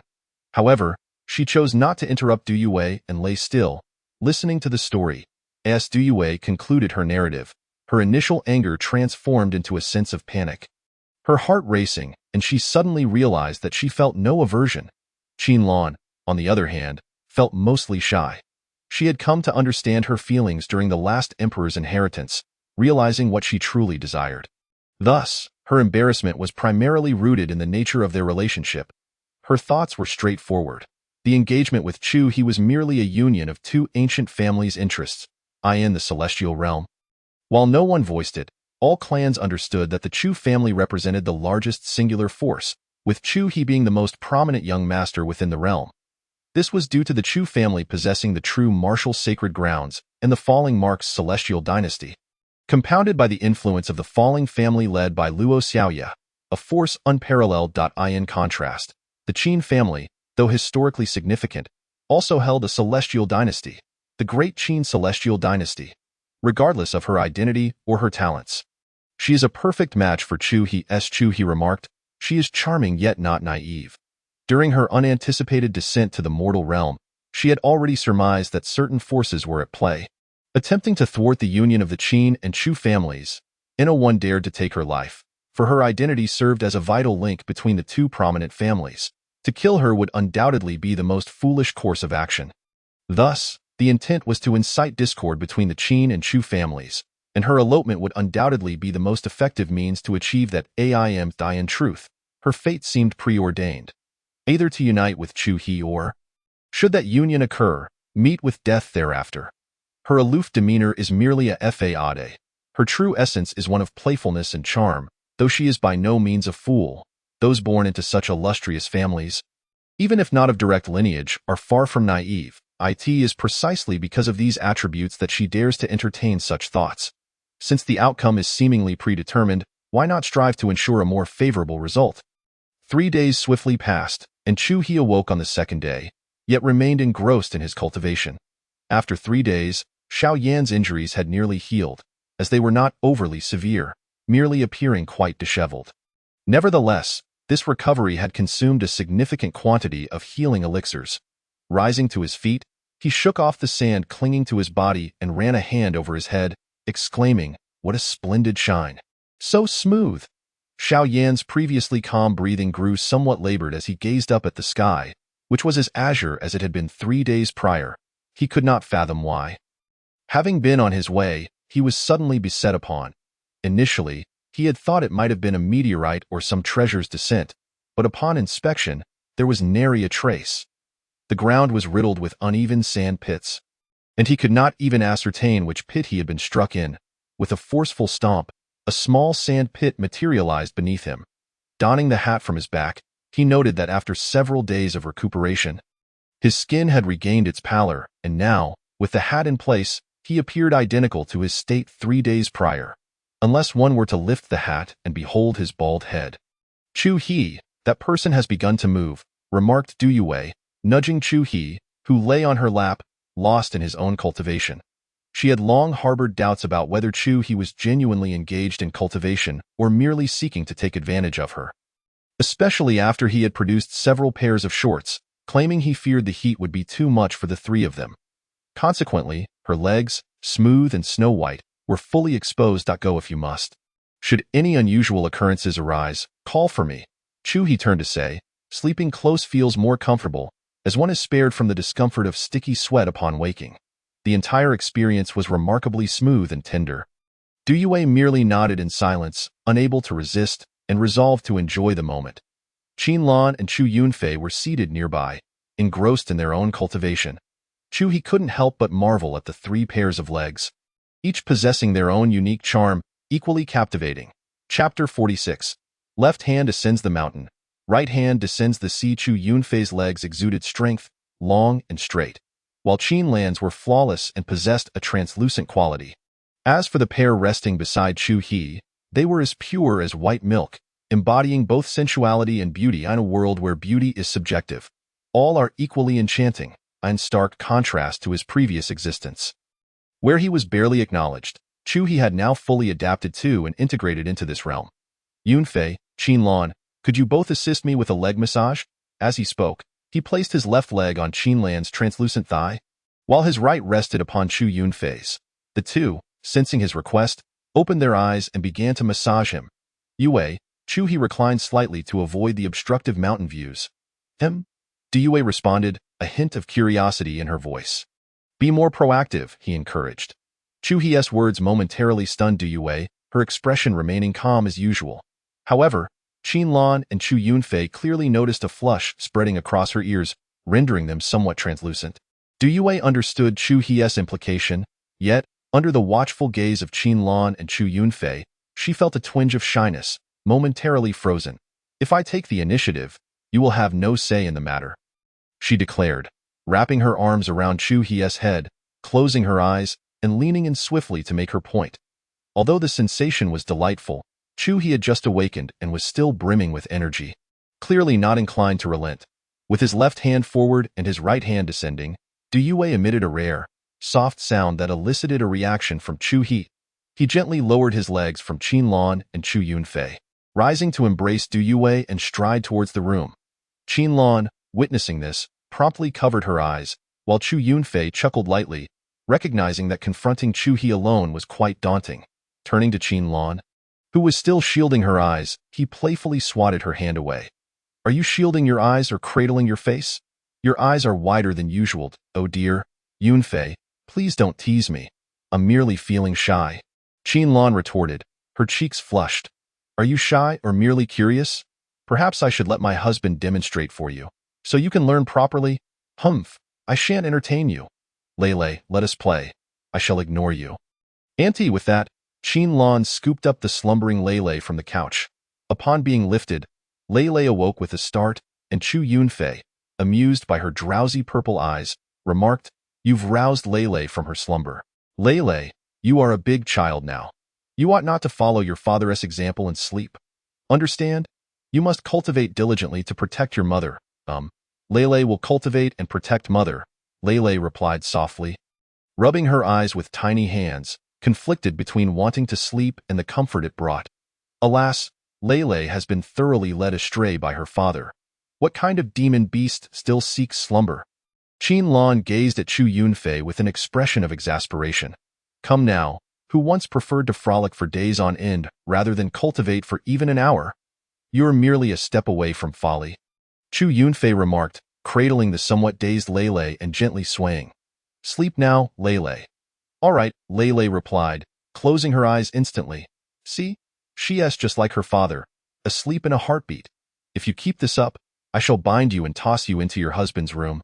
He enjoys this sort of thing. Why not give it a try? Chu Yunfei shot Qin-lan a knowing glance. Upon hearing Chu Yunfei's words, Qin-lan quickly covered her mouth, for she had studied the relevant knowledge. Indeed, most women in every family learned how to serve their husbands and understand what men desire. Thus, she comprehended the implications of Chu Yunfei's comment, shaking her head vigorously in denial. I in the room.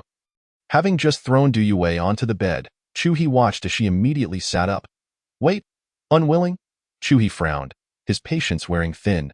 He typically treated women kindly only when in a good mood and willing to engage in conversation. Seeing the furrowed brow of Chu-hee, Du-yue hastily shook her head.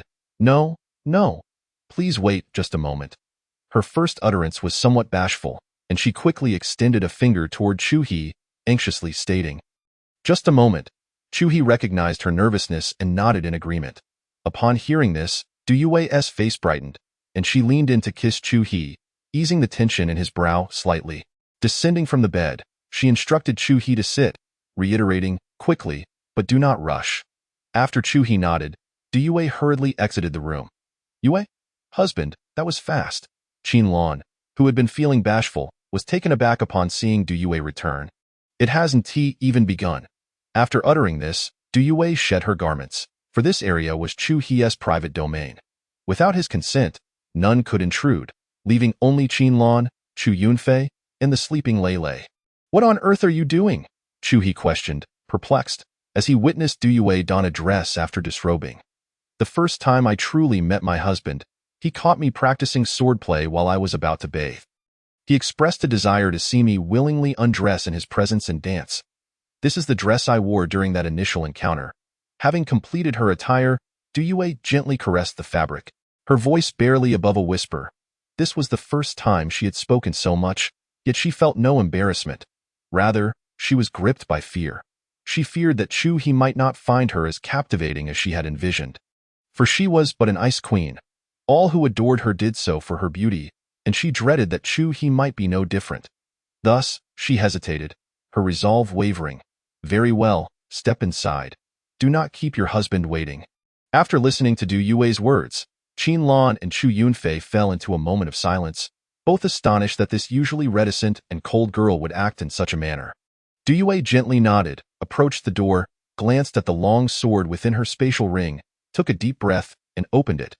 What greeted her was Du Yue in a flowing white dress. Chu He noticed her slight nervousness, with a hint of fear lurking deep in her eyes. Husband, regardless of whether you are drawn to my body or my essence, from this moment onward, I, Du Yue, belong solely to you, in both body and spirit. Upon hearing Du Yue's resolute declaration, Chu He suddenly smiled, realizing what Du Yue was apprehensive about, an anxiety that every woman shares at such moments, fearing that their heartfelt devotion may yield an outcome they cannot bear. Chapter 47. The passionate Du Yue, I wish to see you willingly shed your garments before me, Chu He said with a smile, his desires now tempered by tenderness. Du Yue nodded, then unexpectedly smiled. Not as a fleeting bloom, but as a continuous blossoming. Not only that, she drew out the long sword, practicing her swordplay while slowly disrobing. Her movements were graceful and deliberate, a constant smile gracing her lips, leaving Chu He momentarily unable to discern when the true Du Yue had emerged. The former Du Yue had been cold in expression, flat in tone, and succinct in speech, as if all matters beyond her were of no concern. In contrast, the current Du Yue wore a smile, her voice melodious, her actions beautiful, her gaze seemingly fixated solely on Chu He. Soon, her dress lay at her feet, as white as jade. Embracing Du Yue, Chu He gently kissed her. Du Yue slowly began to unfasten Chu He's clothing, the atmosphere charged with warmth and seduction. As tranquility settled, Du Yue lay atop Chu He. Which is your true self? She asked playfully. Which one does my husband prefer? Chu He gazed at her enchanting smile, feeling a bit dazed. I like them all. I suspect you've spoken more just now than throughout your entire life. He tenderly caressed her silky hair. When they finally emerged 2 days later, Chu Yunfei remarked with a laugh, you both look rather drowsy. Du Yue's expression reverted to its usual icy demeanor, casting a glance at Chu He without uttering a word, still feeling a twinge of discomfort. Sister Yue, how do you feel? Qin Lan inquired curiously as she pulled Du Yue onto the sofa. Very comfortable, Du Yue replied, cradling Lei Lei in her arms. And what of Xiao Yin now? Chu He asked, holding Chu Yunfei close. There are some abnormalities. We should have results today. As he seems rather excited, Chu Yunfei adjusted herself against him, enjoying his embrace. Once again, it's a game of cat and mouse. I hope this Xiao Yin can alleviate my boredom, master. How much longer? Xiao Yin had been in the desert for half a month, fully acclimated but feeling no fondness for it. Soon, came the reply. You said soon 10 days ago, soon 3 days ago, and soon yesterday. How do you interpret soon? This time, it's genuinely soon. Head in this direction, and you'll arrive in less than half a day. All right. What else could Xiao Yin do but press on despite his hesitation? Unlike the endless, flat expanse from days prior, this area was filled with sand dunes and small hills, severely obstructing visibility. After 3 hours, Xiao Yin climbed over a sand dune and suddenly felt invigorated upon spotting a desert palace ahead. Xiao Yin, this is it. There's a presence of exotic fire. There, the excited voice of Dan Lao resonated, fueling Xiao Yan's enthusiasm. After wandering for over half a month, he had finally arrived. He hurriedly prepared to approach. Wait, Dan Lao interjected. What is it, master? Is it a mirage? There's an energy fluctuation, including one at the transformation stage. Also, what is a mirage? I've never heard of it. Is it a formidable palace? Dan Lao sensed and then curiously inquired.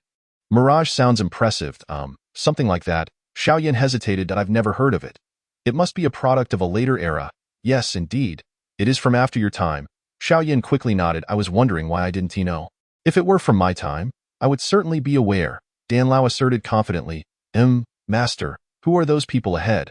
Unclear, but there are 2 in the transformation stage, 3 in the four-pole stage, and several Dao palaces. How do I get past them? No need to rush. Let us observe.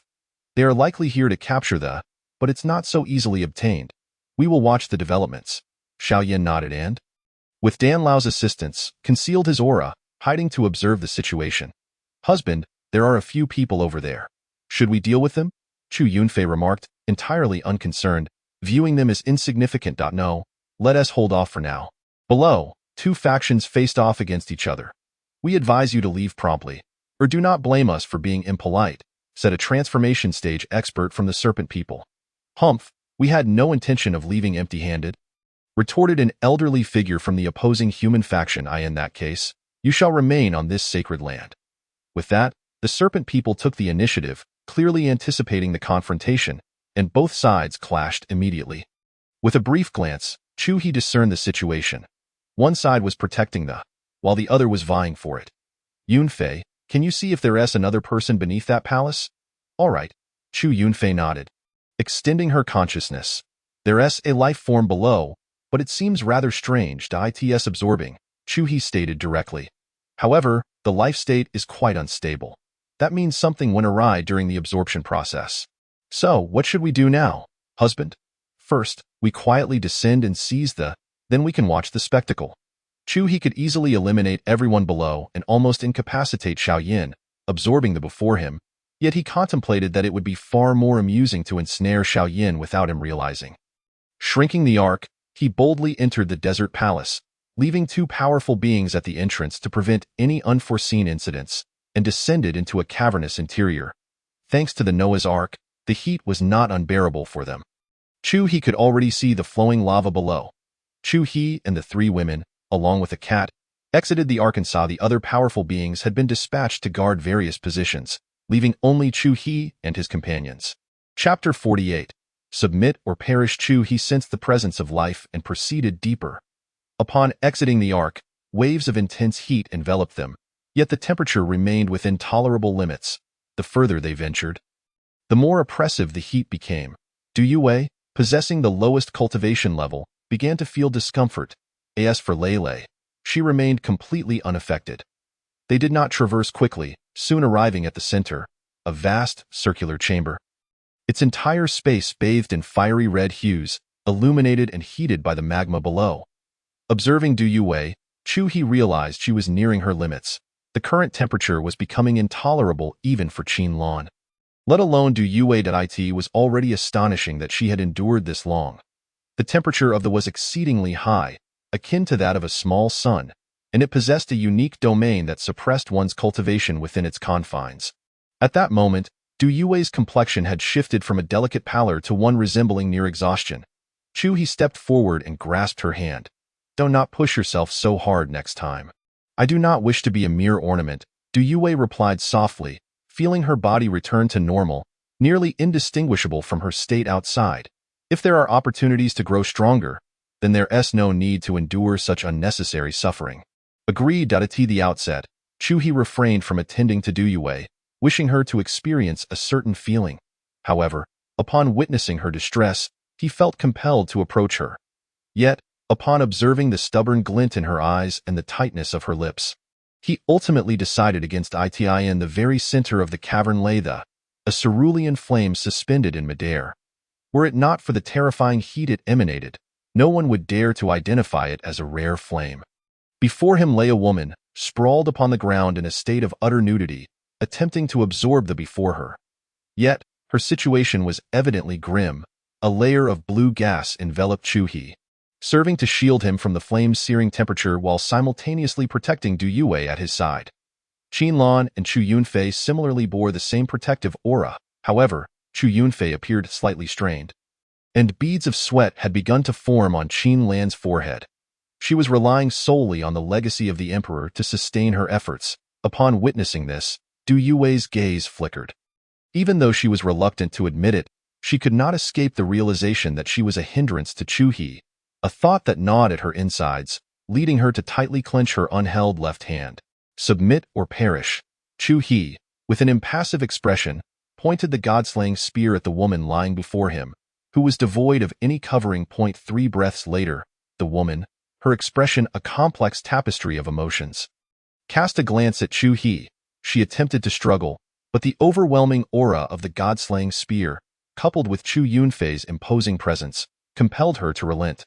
Lowering her head slightly, Medusa spoke softly. I am willing to submit. Retrieving the god-slaying spear, he gestured in the air, conjuring a contract that he tossed to her.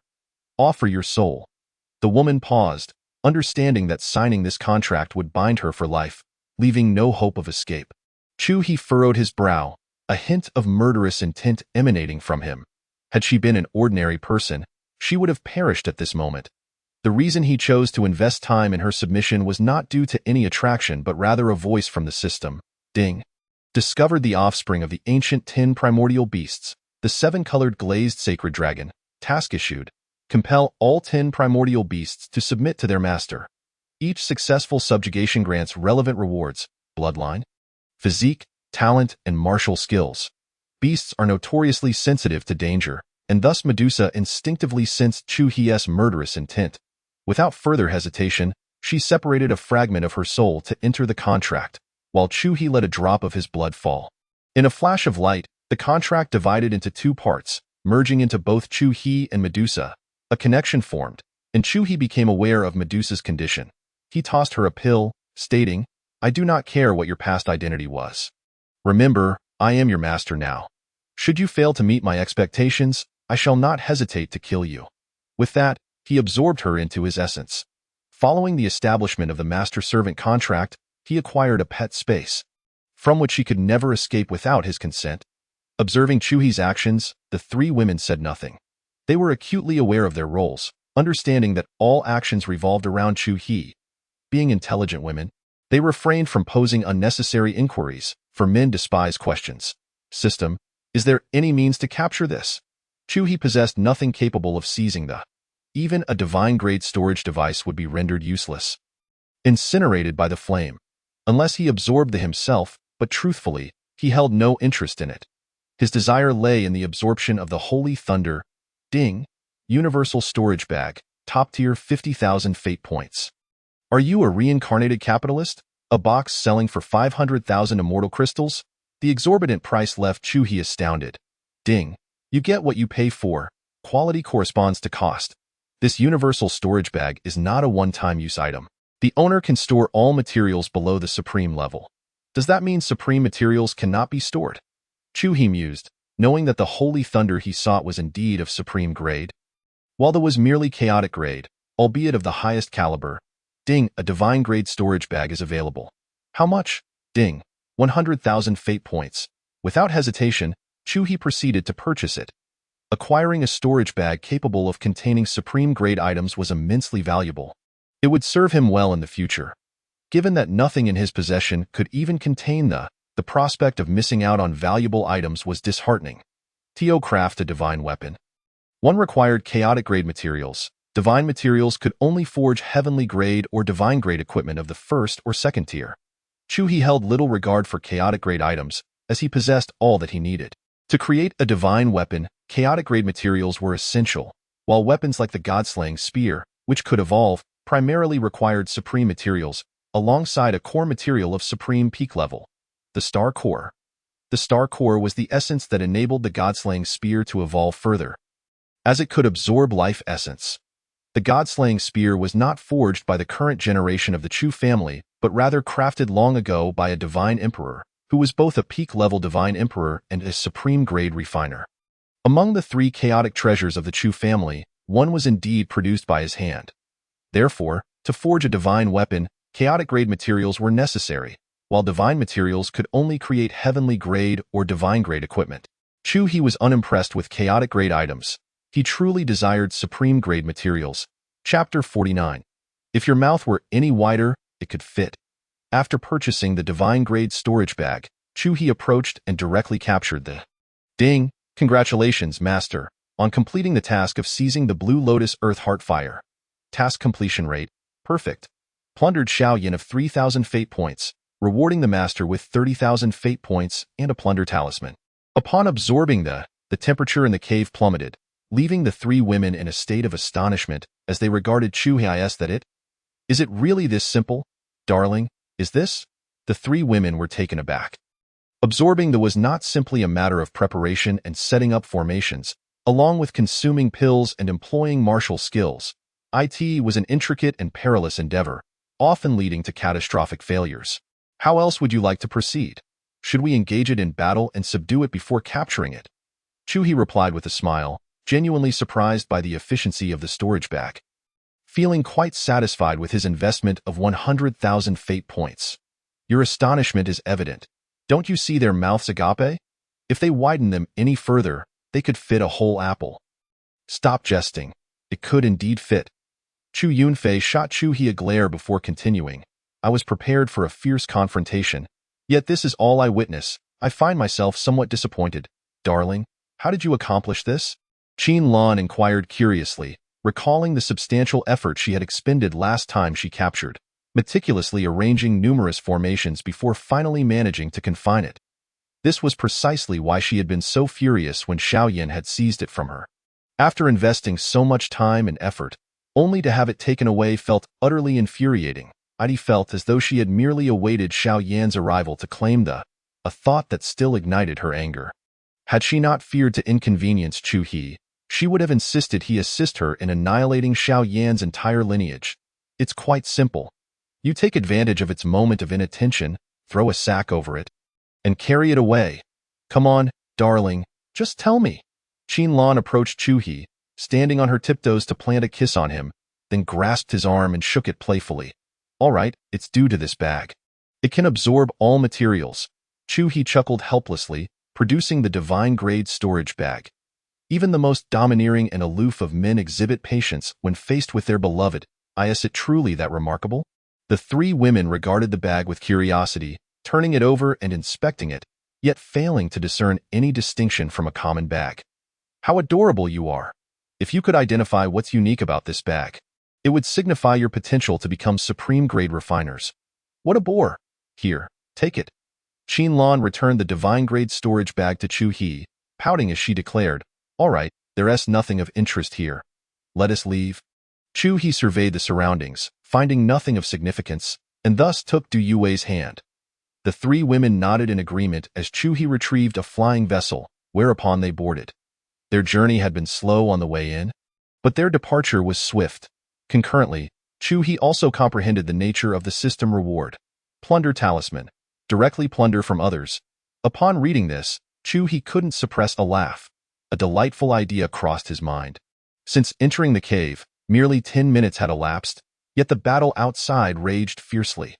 However, Chu-hee paid them no mind, guiding the vessel above Xiaoyan, who was intently observing the conflict, finding it an excellent opportunity for learning. System, provide me with something that will render both Xiaoyan and his master unconscious. Ding. Special grade sleeping gas, spray version 100 fate points. Excellent, I'll take one. Chu-hee was unperturbed by the outrageous price. If the joy of playtime required consideration of costs, that would render the experience utterly mundane. What are you planning, darling? Upon witnessing the somewhat sinister smile on Chu-hee's face, Qin Lan curiously inquired. Let us set him up, high energy warning ahead. This is going to be spectacular. After saying this, Chu-hee administered a potent sleeping potion to Xiaoyan. Once used, Xiaoyan immediately collapsed, prompting Chu-hee to commend. Quite impressive, darling, I want to eliminate him. Qin Lan exclaimed with excitement.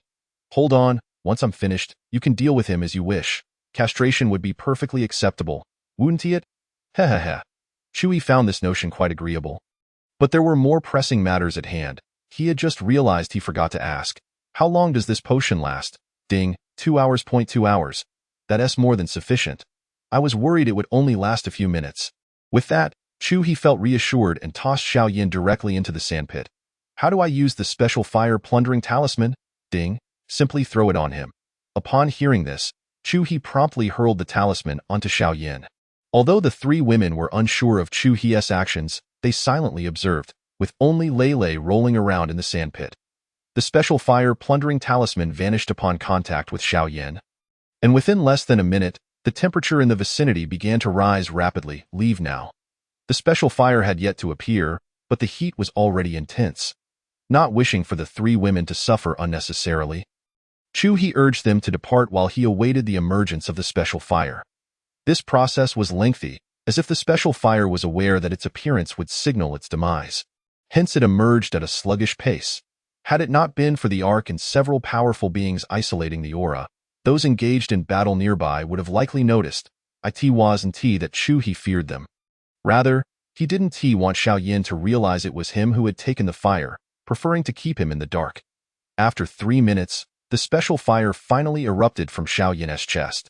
It was a blue flame with sentience, attempting to flee immediately upon its emergence. "That's it, you wretched creature. I shall surely castrate you," Qin Lan exclaimed excitedly upon seeing the blue flame, recalling how she had once trapped it with great effort. Only for Xiao Yin to seize it first. A single special fire appearing in the heavenly realm would cause great upheaval, for it could lead to the downfall of many families and sects due to its ability to extend life. It had been tens of thousands of years since a special fire had manifested in the heavenly realm. If they were to discover that a special fire had sprouted in the mortal realm, even in its nascent state, they would go to great lengths to acquire it. Chapter 50. Children should not see this. This was precisely why Qin Lan was so irate. Had she captured the special fire, she would have gained leverage to obtain numerous benefits. At that moment, her primary desire was undoubtedly to dissolve her engagement and present the special fire to her family's ancestor, which would skyrocket her status. Yet all of this had been thwarted by Xiao Yin. Although Qin Lan had since abandoned the idea of dissolving the engagement, her anger remained palpable. Without hesitation, she began to gather the special fire into a sack. And the temperature immediately dropped, with the system's voice chiming in. "Ding! Congratulations to the master for plundering Xiao Yin's opportunity. The pure lotus demon fire, plundering 3,000 of Xiao Yan's destiny value. Rewarding the master with 30,000 destiny value, 1 special fire plundering talisman, and 1 special fire positioning map." This sensation was incredibly satisfying. Gazing at the 2 special fires within the sack, Chu He couldn't help but chuckle. "Does he have any more special fire? Ding, his master possesses another. Looks like I've just scored another head," Chu He remarked as he prepared to throw the recently acquired special fire plundering talisman again. Just as Qin Lan and the others approached, they halted in their tracks upon witnessing Chu He's actions. "Does this guy have more?" Qin Lan remarked, astonished, as they had surmised that the item in Chu He's possession was meant to extract the special fire from Xiao Yin. Initially believing 1 would suffice, they were surprised to discover there might be more. "Let us wait a moment." Chu Yunfei grasped Du Yue's hand, addressing Qin Lan. "All right." Qin Lan and Du Yue nodded, redirecting their gaze to Chu He. "Lei Lei is truly remarkable. Her skin is so tough that she seems impervious to the special fire." Chu Yunfei observed Lei Lei rolling around Xiao Yin in the sand. Somewhat astonished, "She's just like her father, treating people as though they are not even human," Qin Lan replied, quickly covering her mouth and glancing at Chu He, relieved to find he had not noticed her comment. Du Yue remained expressionless, calmly watching Chu He, her focus solely on him, with Lei Lei occasionally drawing her attention. "Little girl, I heard that. Think of a way to earn my forgiveness." Chu He turned to Qin Lan with a smile before returning his attention to the impending emergence of the special fire. The sensation was not as intense as before. Rather, it felt somewhat cool, and the coldness was gradually increasing. However, this was understandable. The world was vast, filled with myriad peculiarities, as long as it was a special fire.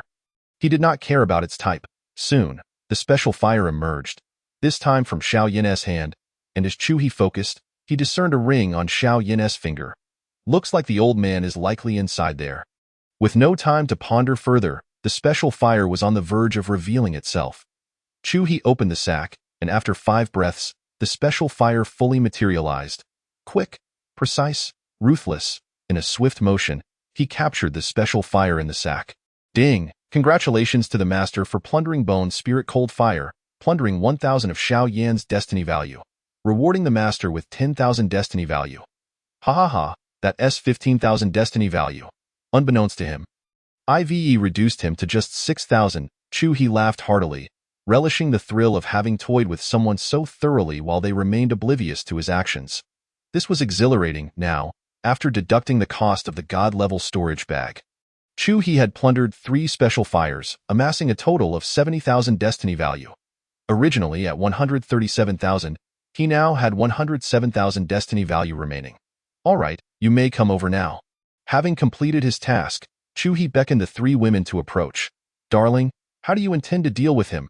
"I shall castrate him," Chu He replied bluntly. These protagonists are enamored with every person they encounter. This is no surprise, as men are often like that. But you, after seducing someone, also wish to claim them, only to abandon them in the end? Truly despicable. Thus, this time, Chu He did not intend to kill Xiao Yin. Instead, he would let him experience what it was like to squat to relieve himself. Wonderful. Qin Lan expressed her strong support, recalling how Xiao Yin had looked at her, making her feel as if she had become his woman. Anyone is worthy of it, she thought, for her heart now belonged solely to Chu He, and her body had only been touched by him. Turn around. The three women obediently turned away, and as Chu He prepared to wield the god-slaying gun, he noticed Lele still playing in the sand, prompting a helpless smile. Yue, please carry Lele over as well. Upon hearing this, Yue swiftly turned to scoop up the rolling Lele, patting her down. Mother, children should not see this. Be good, Yue softly instructed. Lele ceased her chatter, obediently curling up, her eyes still fixated on the sandpit, clearly not yet finished playing. Once the women had turned away, Chu He raised the god-slaying gun, preparing to strike. Just as he aimed, a thought crossed his mind. System, will intense pain wake him? Ding, the special sleeping potion blocks his 5 senses, rendering him entirely insensible, hence it will not. Excellent, very considerate. With that, Chu He plunged the weapon forward, ensuring that even without its extinguishing properties, the god-slaying gun would erase Xiao Yin's manhood from existence. In an instant, Chu He reduced it to an atomic state, ensuring it would never regenerate.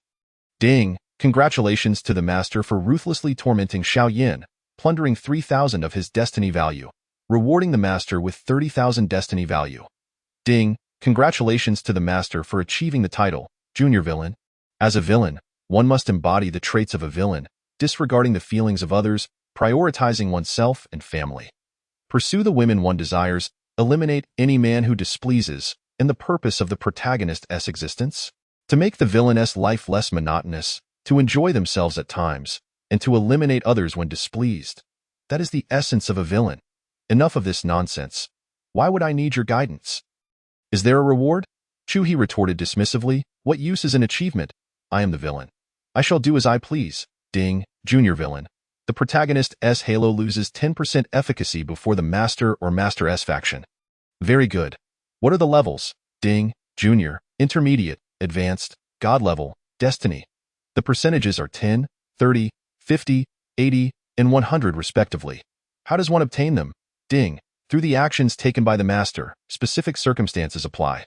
Why are you speaking in riddles? Whatever, I can't be bothered with that. Do I fear his protagonist halo? Now that Xiao Yin was left with merely 3,000 destiny value, Chu He could easily eliminate him. However, there was no need for that, and he initially thought that castrating the protagonist would yield substantial destiny value. Considering that the protagonist's currency often relied on women. Chapter 51. Xiao Yin's breakdown. All right, you may turn around now. It's all taken care of. After Chu He dealt with the matter, he turned to them and exclaimed, Splendid. Qin Lan, filled with joy, spun around and asked, Aren't we going to kill him? Chu Yunfei inquired with a hint of confusion. She held a sense of righteousness, but only if Chu He consented. At that moment, Chu He's actions reflected the justice she adhered to. This is the advantage of being a villain. Those who surround them, even if lacking in ability or intellect, share a common trait, unwavering loyalty. Especially the women associated with the villain.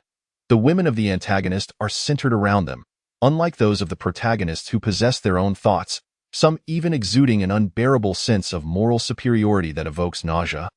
Being utterly devoid of merit beyond their looks? Let's spare him for now and have some fun. When he dies, we shall return home, Chu He remarked with a smile, glancing at the prostrate Xiao Yin. So what shall we do now, little girl? Didn't you despise him? Qin Lan hurriedly nodded in response. You see the ring on his left hand. What about it? Inside is a soul entity, Xiao Yan's master, whom you mentioned before. We should sever his fingers and toss them into the cesspool. How disgusting. But I love it. As she spoke, Qin Lan drew her sword and swiftly severed 3 of his fingers. Alas, my swordsmanship is lacking. She playfully stuck out her delicate pink tongue before collecting the ring from the ground. Chu He was well aware that this girl's sword skills were quite exceptional. In fact, if one were to solely compare swordsmanship and related techniques, Qin Lan would easily outshine him.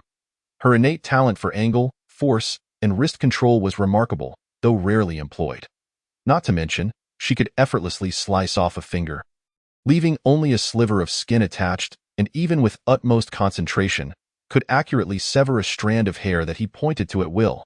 Such talent was unparalleled in the celestial realm among her peers. Qin Lan's swordsmanship was unrivaled, and she was quite renowned. Thus Chu He had heard of her prowess, though those people outside not care. Chu He asked, glancing around before shaking his head. No need. No one is concerned about our presence. Perhaps this fellow believes it was those outsiders who assaulted him.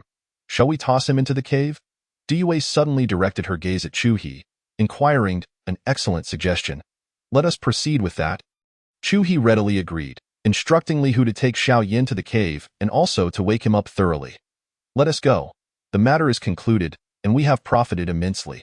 Even Chu He, having acquired 3 strange fires, couldn't help but feel a surge of excitement. He was unaware of how many emperors awaited him at home, but speculated it must be 2 or perhaps 3 at most. Upon Li Hu's return, they boarded the ark, witnessing the ongoing battle below. Chu He couldn't suppress a smile. There was something quite delightful about the feeling of unwittingly leading someone to their demise. It bore a striking resemblance to direct overpowering. If he were to distinguish between the two, he couldn't really say, only that it depended on his mood. He might have grown weary of the game and simply crushed his opponents.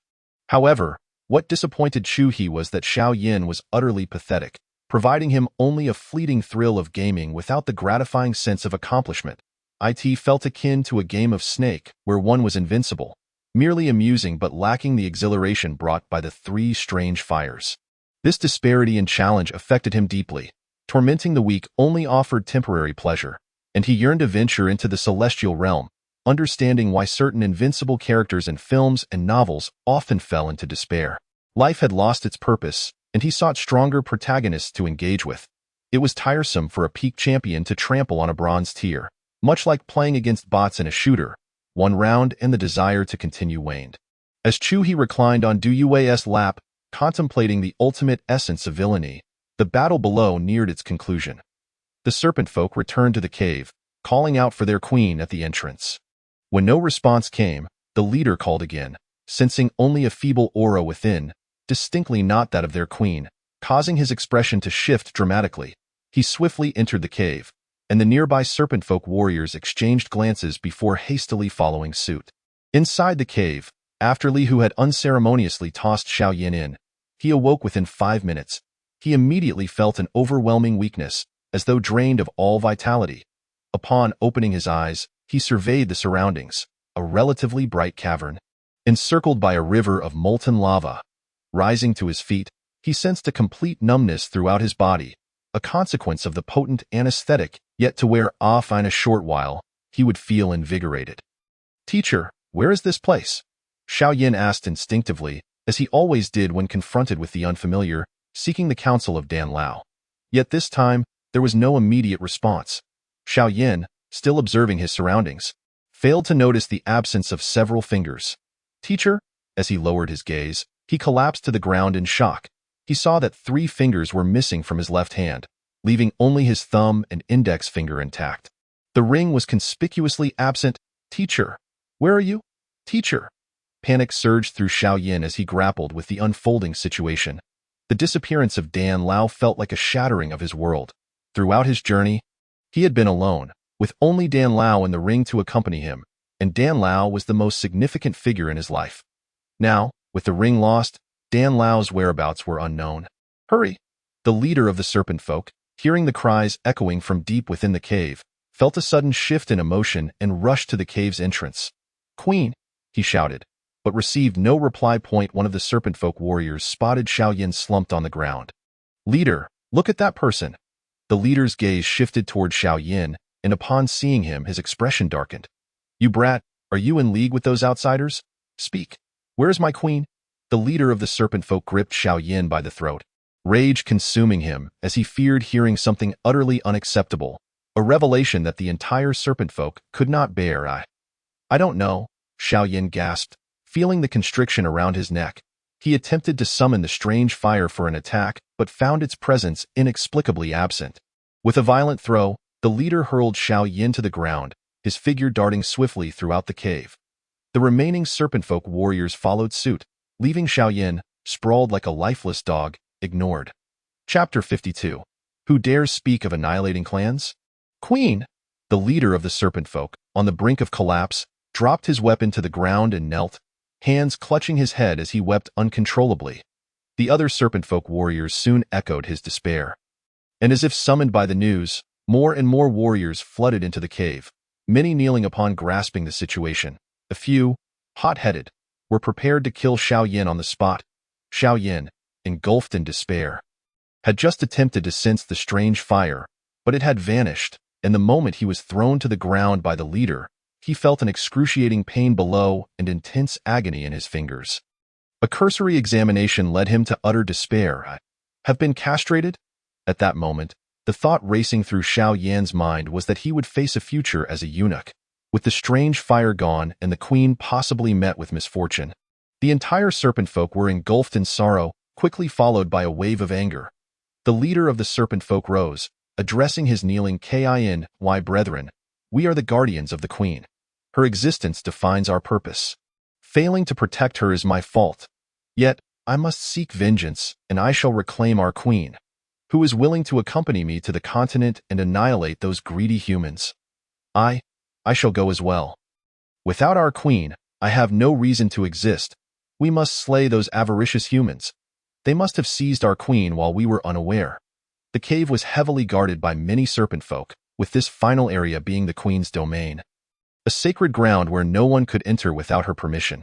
Yet, it was all too simple for Chu-He to slip past even the highest-ranking guards of the four realms.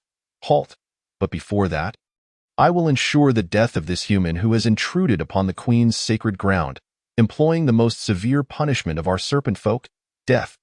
The crowd erupted in outrage, and many warriors, upon hearing of the harshest punishment, displayed expressions laced with fear. They were all hardened warriors, having endured broken limbs and silence outside. Their spirits were indomitable, and they did not fear or hesitate. Pressing onward on the arc outside, Chu-He found himself increasingly disinterested, longing to return to the celestial realm to seek out others to play with. Rising from Du Yue's lap, he declared, "Let us go." Upon uttering these words, he disembarked from the ark, prompting the three women to pause momentarily before hastily following suit. "Daddy!" Lele, having dozed off for a while, was awakened by the commotion and looked at Chu-He, calling out, "Dado dear, I nearly forgot about this little rascal. Come here quickly." Upon hearing the call, Chu-He turned around and extended a hand, prompting Lele to hastily fly over. After a moment's contemplation, she scurried up to Chu-He's head, curling up into a ball, and then settled down to sleep, her presence fading simultaneously. "Darling, what are we going to do?" After disembarking from the ark, Qin could no longer contain her curiosity, as she was particularly fond of running about. "Eliminate Xiaoyan, then return home." "Splendid!" Qin exclaimed, leaping up in excitement, and a smile graced Chu Yunfei's face as well. Yet, Du Yue's body suddenly stiffened, and her calm expression momentarily furrowed into a frown, her demeanor growing somewhat somber. "Yue, bid farewell to your father when we return. However, if he wishes to accompany us, he may." Chu-He grasped Du Yue's somewhat chilly hand. Du Yue smiled gently at Chu-He, nodding softly. She felt an even greater urgency to grow stronger. Here, she felt like a hindrance, and in the heavenly realm, she would be utterly powerless, an unacceptable notion for her. As if recalling something, Du Yue clenched her teeth, making a resolution. "Sister Yue, do not worry. Once we reach the heavenly realm, I will accompany you. There are many delightful places there that I could only hear about before but never visit. We shall explore them together," Qin said, embracing Du Yue with one arm, her affection for Du Yue unwavering despite her typically reserved nature. "And what of your training, Yue?" Before Du Yue could respond, Chu Yunfei pulled Qin away. "Yue, once we arrive in the heavenly realm, due to your husband's unique status, many may utter unkind remarks. Do not let those bother you. In the heavenly realm, there were far too many women enamored with Chu-He. And Chu Yunfei understood that once Chu-He publicly declared the three of them as his women, no one dared to speak ill of Qin, given the Qin family's prestige, nor of Chu Yunfei. Due to her status as the empress, that left only Du Yue, who lacked any background. Why should I not care? Who would dare to speak? I would eradicate their entire lineage. Chu He replied nonchalantly. If others spoke of his women and he did not retaliate, what difference would there be between him and those feckless protagonists? Upon returning, you shall first pay your respects to Mother, then visit the Chu family to introduce yourselves to the ancestors, while also acquiring some trinkets. Understood, darling. No problem. Very well. Chu He nodded, turning to Du Yue. Yue, I understand what you are thinking. Do not worry if you desire it. I possess countless methods to enhance your abilities. The legacies, techniques, and martial arts I can offer are of the highest caliber. I wish to improve on my own. Du Yue stood on her tiptoes and kissed Chu He lightly, then softly spoke. That is permissible. Your talent is indeed exceptional, even in the heavenly realm. There will be a path that belongs solely to you. Chu He did not press her. Du Yue's talent was indeed remarkable, having already reached the 4th stage of the Dao Palace. Surpassing her initial level when he first encountered her, it was important to note that when Chu He had descended to the mortal realm, he too was at the 4th stage of the Dao Palace, marking him as a top-tier talent in the heavenly realm. The reason Du Yue seemed weaker was merely due to the comparison with Chu He, Qin Lan, and the battle-hardened Chu Yunfei. Chu He had innate advantages along with additional boosts, while Qin Lan possessed extraordinary talent coupled with the legacy of a divine emperor. If Du Yue could keep pace, then the other two could simply perish. You three remember this. If anyone dares to bully you, eliminate them without hesitation. If you cannot handle it, call for help. Should you find yourselves unsure, inform me. Do not pretend to have encountered trouble without reporting it, as I will enforce family discipline. Understood. You certainly talk too much. Darling. Do we even have family discipline? You will find out in due time. Chu He replied with a smile, casting a stern glance at Chu Yunfei. Do you understand your mistake? Yes, darling, I was wrong, Chu Yunfei swiftly replied. This time, I shall let it slide, as I am in a good mood. Allow me to impart a little more wisdom. When it comes to killing, be swift and decisive. When uprooting, ensure you eradicate the entire lineage. If you eliminate one, do not leave any survivors, as I do not wish for numerous enemies to emerge centuries later. Chapter 53. Drawing spirit smoke, cultivating immortality. Chu He was acutely aware that many protagonists inevitably face a final boss, and he had no desire to become their common enemy. It was not out of fear, but rather a lack of necessity. Dealing with them one by one was far more enjoyable than confronting a multitude simultaneously. Understood. Qin Lan was the first to nod in agreement. No problem. Very well. Chu He felt quite satisfied with the three women, as none questioned his reasoning or remarked on the potential cruelty of his words. To show kindness to your enemies is to harbor ill intentions towards me. Darling, you are quite verbose today. You were not like this before. Indeed, darling. Yesterday, Yue made you quite comfortable, and today you seem to be in good spirits. Du Yue's ears turned slightly red, yet she remained silent. Little girl, I shall deal with you once we return to the heavenly realm. Tonight, Yunfei will visit my chamber, allowing you to comprehend our family discipline. Ha! Who is afraid of you? Qin Lan playfully covered her ears and stuck out her tongue. Only I can endure you. In the future, the three of us will ensure you cry out for mercy. Chu Yunfei shot a look at Chu He. You dare to belittle me? Your words are bold, yet I wonder if you will maintain that bravado later. You. Chu Yunfei fell silent immediately. The group arrived at the cave, where they found Xiao Yin in a state of utter disarray. What is the situation? Qin Lan observed the bustling scene within the cave, momentarily taken aback. It seems these serpent people have deemed Xiao Yin the root of their troubles. TSK, it appears he is suffering quite a bit. Du Yue merely glanced without speaking. At that moment, Chu He suddenly remembered that he had nearly forgotten to reclaim a pet. Did anyone bring clothing? I have, Qin Lan replied, producing a fiery red gown. Is this for your pet? Chu Yunfei inquired. Chu He nodded, then re-entered the ark, followed closely by the three women. Placing Medusa on the sofa, still unclad, he had not initially scrutinized her closely, but now he realized her beauty was striking, imbued with a hint of regal fierceness. Master. Medusa knelt on the sofa, her head bowed. The moment the contract was signed, her fate was sealed. Chu He nodded, tossing her the gown. Put this on. You shall soon reunite with your kin. Upon hearing the mention of her kin, Medusa's eyes brightened, and biting her red lips, she pleaded, Master, could you please spare them? They have not wronged me. Hurry and put it on. Medusa sighed in relief and began to don the gown. Wait, have her wear these two as well. After the three women entered, Chu Yunfei tossed 2 additional garments to Medusa. What are these? Chu He did not wish to witness any further. If he continued, things would inevitably escalate. Upon arriving, he had wished to meet one after another, yet after spending considerable time with the 3 women, he found himself no longer desiring mere physical release. However, a man's natural urges were not something he could simply suppress. 1 minute, and then come out. With that, Chu He exited the ark, leaving the 4 women behind. Sister Yue, do you believe your husband is reacting now? He certainly will, Du Yue replied, unable to suppress a giggle. You two, enough already. Hurry and assist her in dressing. Oh. Medusa found Chu He's departure curious and anxiously asked, Is Master angry?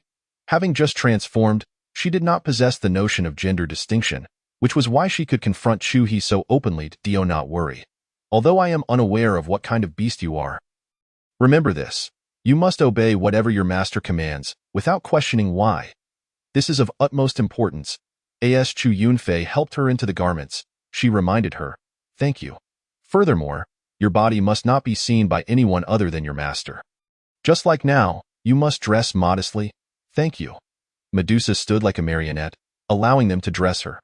Chu He leaned against the wall outside, feeling somewhat bored, and suddenly craved to smoke.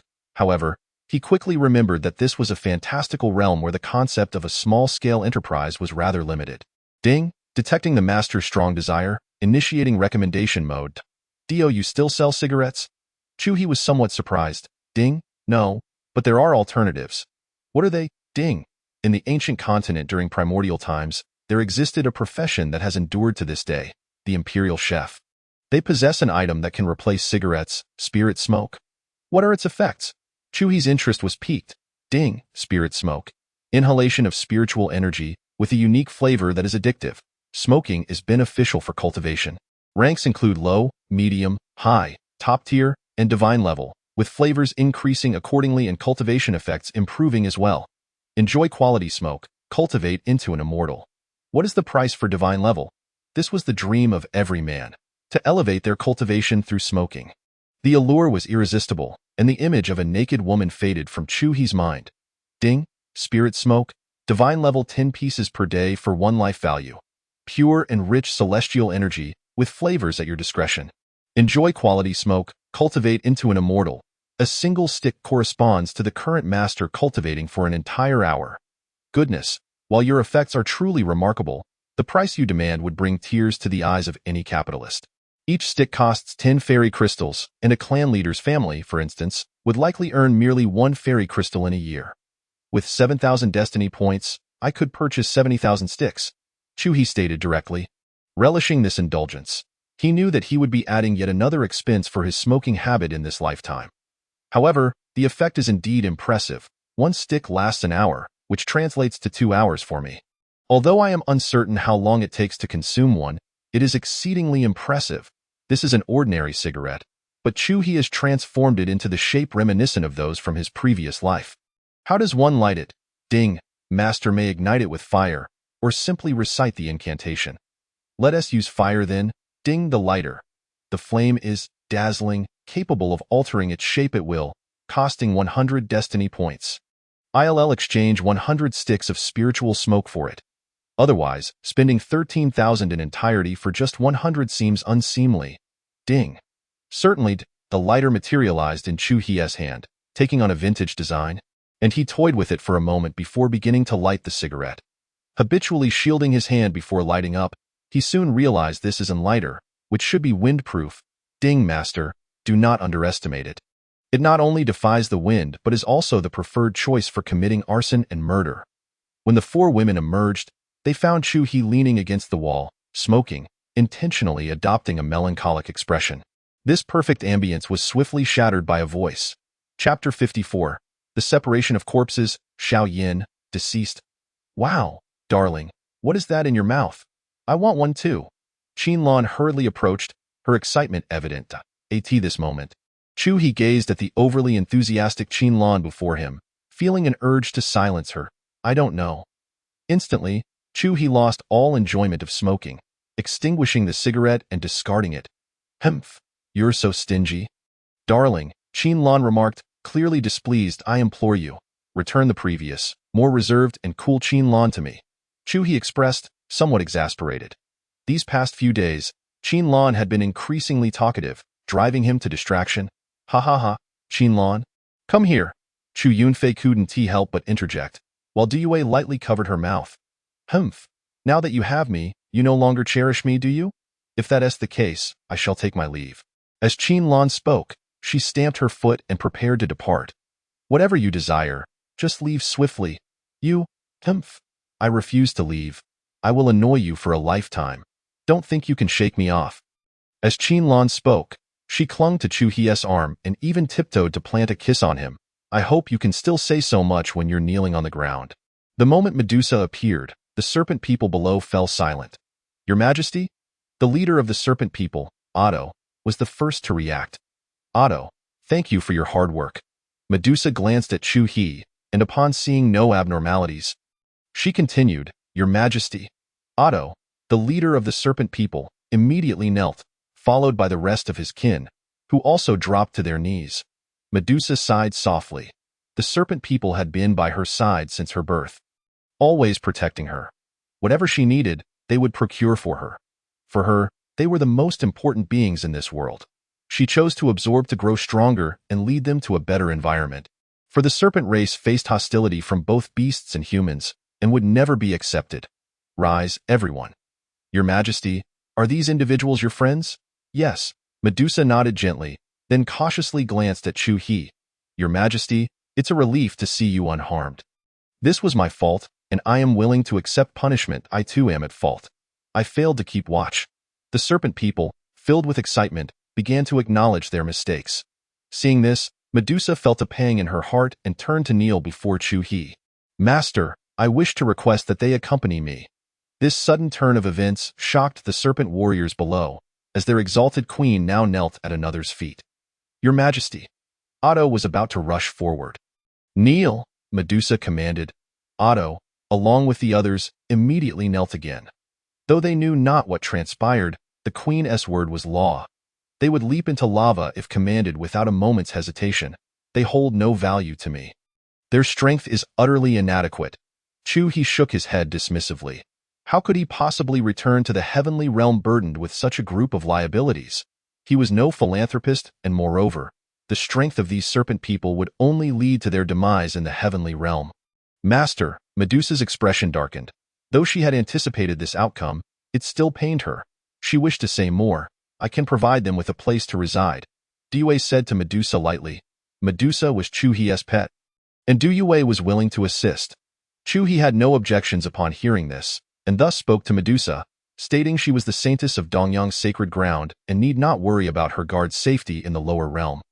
He had brought her here to say farewell. With that, Chu Hie descended. Had it not been for the serendipitous route, he wouldn't have allowed Medusa to waste time here. You should understand where he comes from. If your kin follow you, they will face a tragic end in the lower realm. Yue can offer them safety, and no one will disturb them. Your status in your master's heart will rise. And there is a chance to take them to the upper realm later. Chu Yunfei remarked, though she understood well that this hope was minuscule. Relying solely on Medusa was insufficient unless there was a compelling reason for Chu Hie to descend.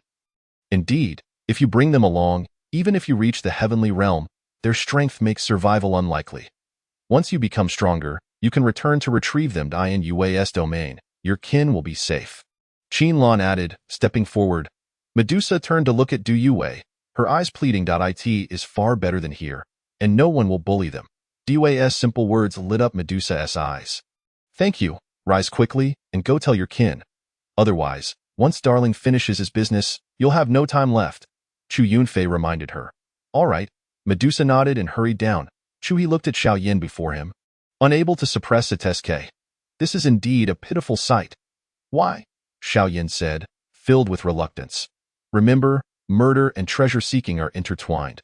I had intended to have some fun with you, but I suddenly lost interest. You are simply too pathetic, as Chu Hie spoke. He drew the god-slaying spear, infusing it with spiritual energy, causing the tip to emanate a faint purple glow. At that moment, Lan also arrived. When you stole my... You should have been prepared for this. You took my belongings, thus you must pay the price. Qinlan glared at Xiao Yin with a cold expression. Darling, I wish to personally end his life. Here, this will be more convenient. Chu He readily agreed, handing the god-slaying spear to Qinlan. Oh, by the way, it was my idea to castrate you. This was due to your eyes, and I severed your fingers, which shall also perish with you. Now, I present you with a choice. Kneel and beg for death. I spare your family, I release you, or your family faces extermination. You have 3 breaths to decide. Qinlan took the god-slaying spear, yet it was taller than Chu He, requiring her to stand on tiptoe to match his height, appearing quite adorable before the spear. You, truly vicious, Xiao Yin gritted his teeth. Seething, Qinlan did not wish to engage in a futile debate over morality. She considered herself neither inherently kind nor cruel. She simply believed in retribution, and she delivered it with ferocity. Xiao Yan's face darkened as despair washed over him. And he knelt. I beg you, spare my family. I will ensure they accompany you. Upon uttering her words, Qinlan acted, leaving Xiao Yin wide-eyed in shock. Separation of corpses, Xiao Yin, deceased. Chapter 55, Fragment of the Primordial Body. Ding. Congratulations, Xiao Yin has perished. Reward for the master includes 20,000 destiny points, inheritance rights to Xiao Yin's possessions, and 1 fragment of the chaotic body, along with a random draw. Upon hearing of the chaotic body fragment, Chu He's expression brightened. This was indeed a rare find. It had taken nearly 2 months to acquire the second piece. Just 5 more to go. What could he inherit? Ding a ring. Not interested, Chu He replied flatly. Equipped with knowledge of the modern emperors, would he truly find a library appealing? Humph, this is what you get for stealing my... Qinlan pulverized Xiao Yin's body into dust and then handed the god-slaying spear back to Chu He. Darling, shall we annihilate his family and then return home? Agreed. Chu He nodded, sensing a surge of energy within him. Remarkably, Xiao Yin had increased his power by 0.5%, surpassing even Yi Tian. Seeing that Chu He consented, Qinlan smiled and kissed him before pulling Du Yue along. Yue, this type of person is a menace. You cannot fathom how he laughed after stealing my... Now look where we are. Do you know where his family resides? Du Yue asked calmly. Qinlan froze momentarily, genuinely unsure. Li Hu? Qinlan called out. Young lady. In an instant, Li Hu appeared, kneeling on the ground. Investigate the whereabouts of this person's family, and then obliterate everything related to them. Understood. Li Hu nodded and then vanished. Yue, the powerful have countless means. Investigating this matter is child's play. Du Yue shot a glance at Qinlan, remaining silent. Master. Just as Chu He resolved matters on his end, Medusa approached. Have all the necessary discussions concluded? Medusa nodded and replied. Everything has been settled. Very well, let us depart. With Xiao Yin dealt with, there is nothing left to linger over here. We shall board the ark and return to the sacred land. Bringing the serpent people along as well. As for Li Hu, he is set on eradicating Xiao Yan's entire lineage. First, let me utilize the lottery. Seated on the sofa, Chu He activated a spiritual herb, inhaling deeply while reclining, his demeanor of utmost comfort driving Qinlan to the brink of exasperation. Ding! Congratulations, master. You have obtained a fragment of the primordial body. What is this? This name should be on par with the chaos body. Correct? Upon hearing this, Chu He felt a surge of excitement, lowering his hands. Ding! The universe was born from the primordial, followed by chaos. The primordial body is a constitution parallel to the chaos body. When the two merge, they can form the primordial chaos sacred body. I feel your choice of name is somewhat hasty, yet I am quite satisfied. How many fragments? Ding! Like the chaos body, there are 7. Isn't the first one eligible for a discount? The chaos body received 1. It wouldn't be fair otherwise. My 15,000 destiny points would hardly suffice. Ding! That is possible. With that, Chu He prepared to absorb them. Can I absorb both at once? Ding! That can be done. It will cost an additional 10,000. It seems you've grasped the nuances of capital. Within a day, the ark arrived at the sacred land. Chu He did not open the door, ensuring no one would intrude. It appears my husband is in seclusion. Indeed, I wonder what level of cultivation he will achieve upon emerging. Du Yue cast a glance at the tightly shut door, gently biting her lip, then addressed the 2 women. Sister Yunfei, Sister Lan, I need to attend to something. If my husband comes out, please inform him. Sure, Chu Yunfei and Qinlan nodded. Yue intended to seek out Du Peng to arrange matters concerning the serpent people. It seems Yue is also preparing to strive.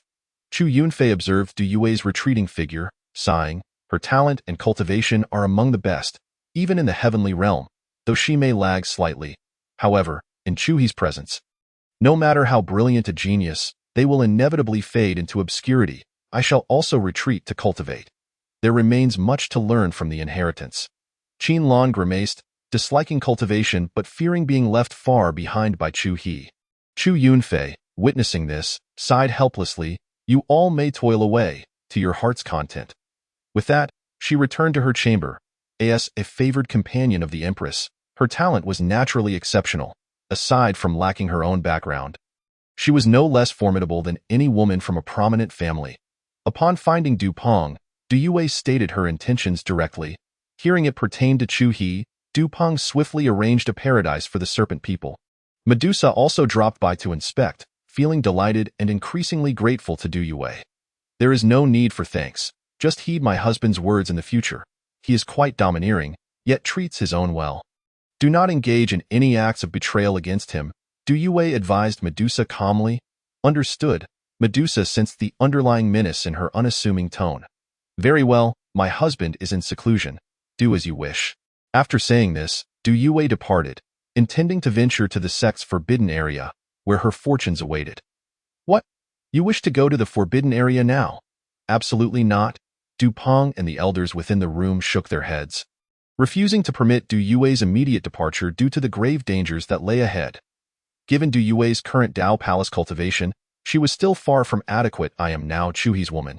He is in seclusion, and once he emerges, he will take me to the heavenly realm. If you do not consent, I shall go alone, destined to be nothing but a decorative vase for the rest of my life. This, my daughter, do you realize the peril of the forbidden area? Even I would meet my end there. Du Peng frowned, unwilling to see Du Yue venture forth. Indeed, Yue, heed your father's advice. Your talent, even in the heavenly realm, is among the elite. There will be ample opportunities ahead, no need to rush. Precisely, Yue, the resources available to the young master are undoubtedly abundant. There is no need to undertake such a perilous journey to the forbidden area. You are all aware of the forbidden area's nature. While only members of the Du family may enter, even your father faces a life or death struggle there. Unless absolutely necessary, it is better to refrain from going. The assembly urged Du Yue to reconsider, fully aware of what the forbidden area entailed. It represented supreme opportunities, yet also signified potential annihilation. Du Yue shook her head resolutely, declaring, I must go today. This is my sole chance. Please, father, grant me this. Due to the unique nature of the forbidden area, it required both Du Peng and the esteemed elders to access it. This was the very reason Du Yue had come. You? Sigh. Very well, Du Peng recognized his daughter's stubbornness. Once she set her mind to something, no one could sway her, and thus he resignedly nodded. The elders fell silent upon seeing Du Peng acquiesce. That place was a taboo. Yue, prioritize your safety above all else. Chapter 56. The beginning of another nightmare. Yue expressed her gratitude to all present. I shall not accept your thanks. Return to me in 3 days to express your gratitude. One elder stated, somewhat irate. He had watched Du Yue grow and served as her mentor, holding deep affection for her. Very well, Du Yue nodded. The group arrived before an unremarkable cave entrance, lined with countless formations established by the Dongyang sacred land, reinforced annually. After meticulously dismantling the procedures, they reached the innermost chamber, where a small black door awaited. Upon approaching the door, Du Peng reiterated, Yue, prioritize your safety above all else. After much effort, he and the elders managed to pry open the small door. And Du Peng gazed at the creaking entrance, contemplating the dimly illuminated threshold. This seemingly ordinary location concealed a myriad of dangers. Only members of the Du family could enter, not due to restrictions, but because possessing the Du family bloodline drastically reduced the associated risks. The ancestral teachings of the Du family dictated 2 conditions for entrance: exceptional talent and cultivation at the dragon transformation stage. The latter was easily understood, yet the former, what constituted exceptional talent, remained ambiguous. They were uncertain of the criteria. Talent manifested in numerous forms, be it martial prowess, alchemy, or artifact crafting, yet none were explicitly defined. All remained shrouded in uncertainty. When Du Peng underwent his own dragon transformation, he lacked the courage to enter, having been advised by his father, Du Yue's grandfather, that his talent was not particularly remarkable. He believed it prudent to wait until he reached the half-step great ability stage, or even full mastery before attempting to enter. Thus, he ventured in at the pinnacle of half-step great ability, hoping to overcome his limitations through sheer determination. It was his first and last foray. For safety's sake, he prepared extensively, bringing numerous pills, antidotes, healing elixirs, mental fortitude aids, and various defensive treasures. Yet, that singular experience instilled in him a lifetime of fear, rendering him unable to re-enter. "Father, if I do not return in 3 days, please give this to Chu He." Du Yue produced a shadow stone for Du Peng, an item she had prepared in advance, fully aware of the dangers within. She did not harbor the illusion of guaranteed survival. "Very well. I hope to return it to you one day." Du Peng accepted it with a heavy heart, refraining from echoing the elder's sentiment of having Du Yue personally deliver it to Chu He. If she returned, what need would there be to hand it back? Du Yue nodded gently, turning away without further comment as she stepped inside. "Yue, please prioritize your safety." "Indeed, safety first." The elders shared their concerns for Du Yue as the small door creaked shut behind her. With a subtle sound of closure, Du Yue's world plunged into utter darkness, an abyss devoid of any light, so profound that she could not even perceive the existence of her own fingers. Time passed without her awareness. Eventually, cracks began to form in her mental state. She recalled her father's warnings. Within this realm, time flowed differently from the outside, with a vast disparity, and no spiritual energy existed. All items brought from the outside became worthless. Weapons transformed into mundane tools, pills reduced to mere candies, and even her techniques rendered unusable. She could not sense the spiritual energy within her body. In the encompassing darkness, Du Yue continued to walk, yet what tormented her further was the absence of sound. No matter how forcefully she stepped, her footsteps echoed not. She attempted to shout, yet silence enveloped her. Striking her own face elicited no sensation. Desperate, she tried to lie down, yet found herself unable to do so. Lacking any sense of time, Du Yue continued her endless walk through the darkness. Darkness, darkness, and yet more darkness. She had lost track of how long she had been walking, devoid of any sensation. Even as she touched her forehead, she felt nothing, unaware of whether she was sweating or not, and completely free from fatigue. Taking a deep breath, she pressed onward, her long-standing solitude having equipped her with the endurance to persist, even though her heart bore cracks. Outside, Du Peng and others stood at the entrance, anxiously waiting. A quarter of an hour had passed. Surely, Yue would be all right. You are truly insufferable. Why do you speak of such things? Yue is exceptionally gifted. She will undoubtedly return safely. Saint, what was your condition at that time? Upon hearing this, Du Peng's face betrayed a flicker of fear. That place has no sense of time or space. One cannot see, hear, or feel. There is no fatigue, no thirst, no hunger, no drowsiness. Regardless of one's cultivation level, upon entering, one becomes an ordinary person. I still do not know what the opportunities within entail. Not a single member of the Du family is aware, and sometimes I even question the authenticity of our ancestral teachings.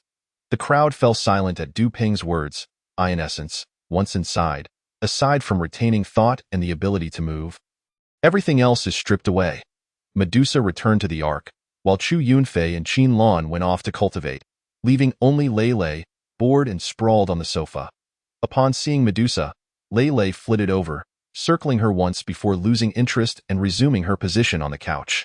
When Lei Lei circled her, Medusa felt as though her body had been immobilized. Faced with Lei Lei's somewhat Na'vi, wide eyes, Medusa experienced a flicker of fear, a fear rooted deep within her bloodline. Having resolved the issues concerning her kin, Medusa felt a wave of relief wash over her, swiftly regaining her composure as she moved to sit beside the sofa. Lei Lei cast her a glance before disregarding her entirely. Medusa began her cultivation anew.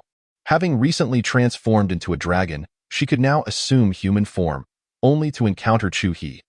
Under the pressure exerted by Chu Yunfei and the intimidation of Chu He's spear, she found herself devoid of the courage to resist.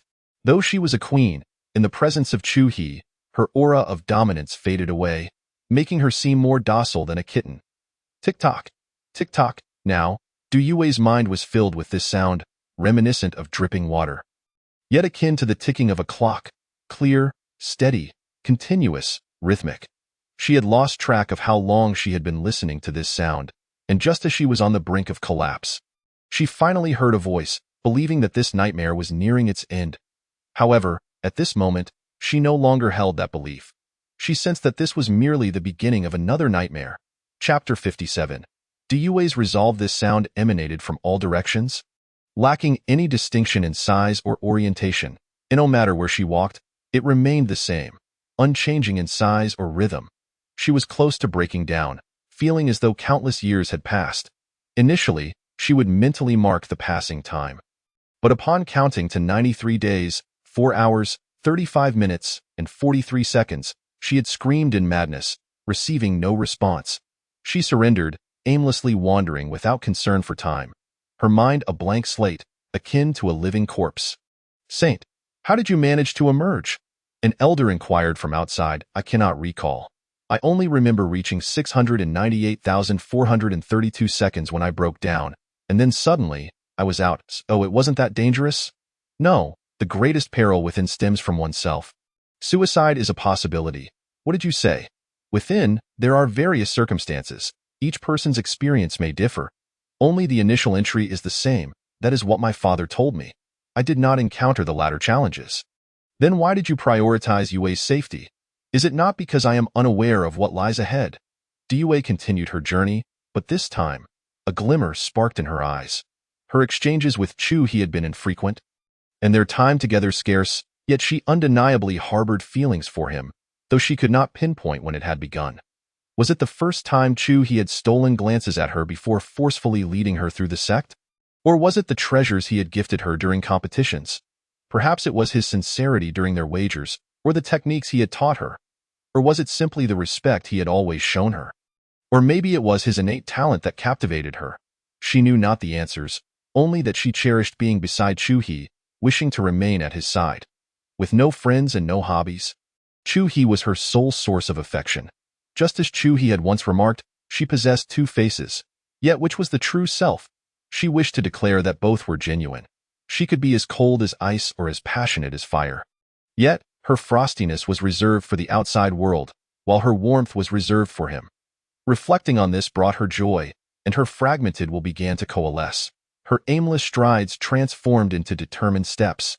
She perceived the obscured path ahead as a trial, a challenge to accompany Chu He through difficulties. Thus, she resolutely pressed on, her eyes ablaze with fighting spirit. She firmly believed she could accompany Chu He to the very end. This was her conviction. Time remained an abstraction, the darkness still enveloped her, yet to Du Yue, the world grew increasingly luminous. She regarded this as an obstacle separating her from Chu He, while simultaneously believing in her ability to stay by his side. Consequently, the significance of everything around her faded away. The more she contemplated, the more resolute her steps became. Ultimately, a flicker of light appeared ahead. Upon seeing it, Du Yue smiled faintly, not at all surprised. This was the outcome she had anticipated. Following the light, Du Yue discovered herself in a garden, filled with the sounds of chirping insects and singing birds, a fragrant haven. Stopping in her tracks, she remained silent and motionless, quietly standing there. After a considerable time, she still stood without any action. "Why did you cease your forward movement?" A voice suddenly resonated, akin to the ticking sound, devoid of any discernible direction or magnitude. "Earlier, I was urged to keep moving. Within the void, there was no danger apart from myself. Here, however, I can sense everything. Beautiful places are often accompanied by peril," Du Yue replied calmly. "You are quite astute. What is your name?" "Du Yue. You are not the first of the Du family to arrive here. Yet you are the only one to have survived." Du Yue remained silent, merely standing there. Some individuals become lost in darkness, unworthy of dying here. Others, driven by conviction yet lacking reason, do not know when to cease, rendering them unworthy of life. This is merely the second trial. I can inform you that there is yet another, though I cannot disclose its nature. If you wish, I can allow you to exit now. Overcoming these two trials has already granted you significant assistance. I wish to continue," Du Yue stated decisively. "You shall be the first to perish in the third trial. Go forth, No sooner had those words been spoken than the garden. The birds all vanished. In their place lay an empty expanse, a thatched cottage, and an elderly man. Due glanced over, noticing the elder leaning against the door, eyes closed.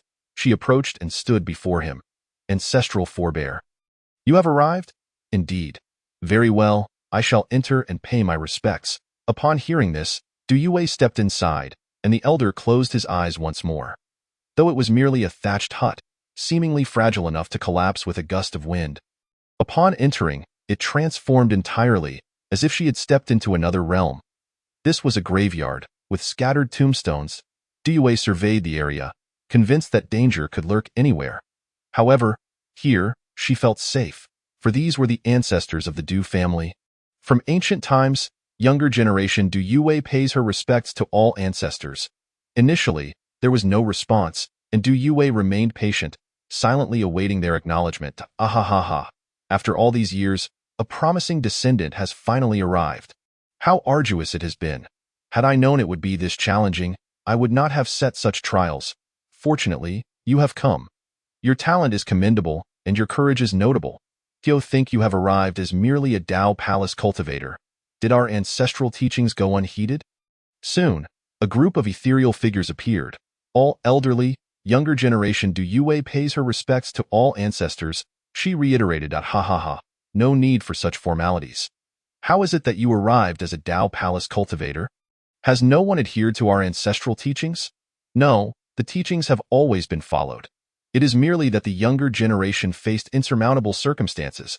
Enough. Regardless of how you arrived, accept my inheritance. Why should I accept your inheritance? Who do you think you are? It should be mine. Begone. You two little emperors still have the gall to speak such words. Yue, I am the great emperor. Come forth to accept my inheritance. I am the divine emperor. Come to accept mine.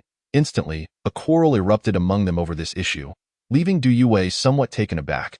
She understood that the ancestors of the Du family possessed great emperors, but they had fallen into decline due to the calamity of the ages. Due dared not interject, merely observing the ancestral figures bicker. Enough! Silence! An aged voice resonated, and instantly, the entire graveyard fell silent. Whether it was the young emperor, the great emperor, or the divine emperor, they all obediently ceased their chatter.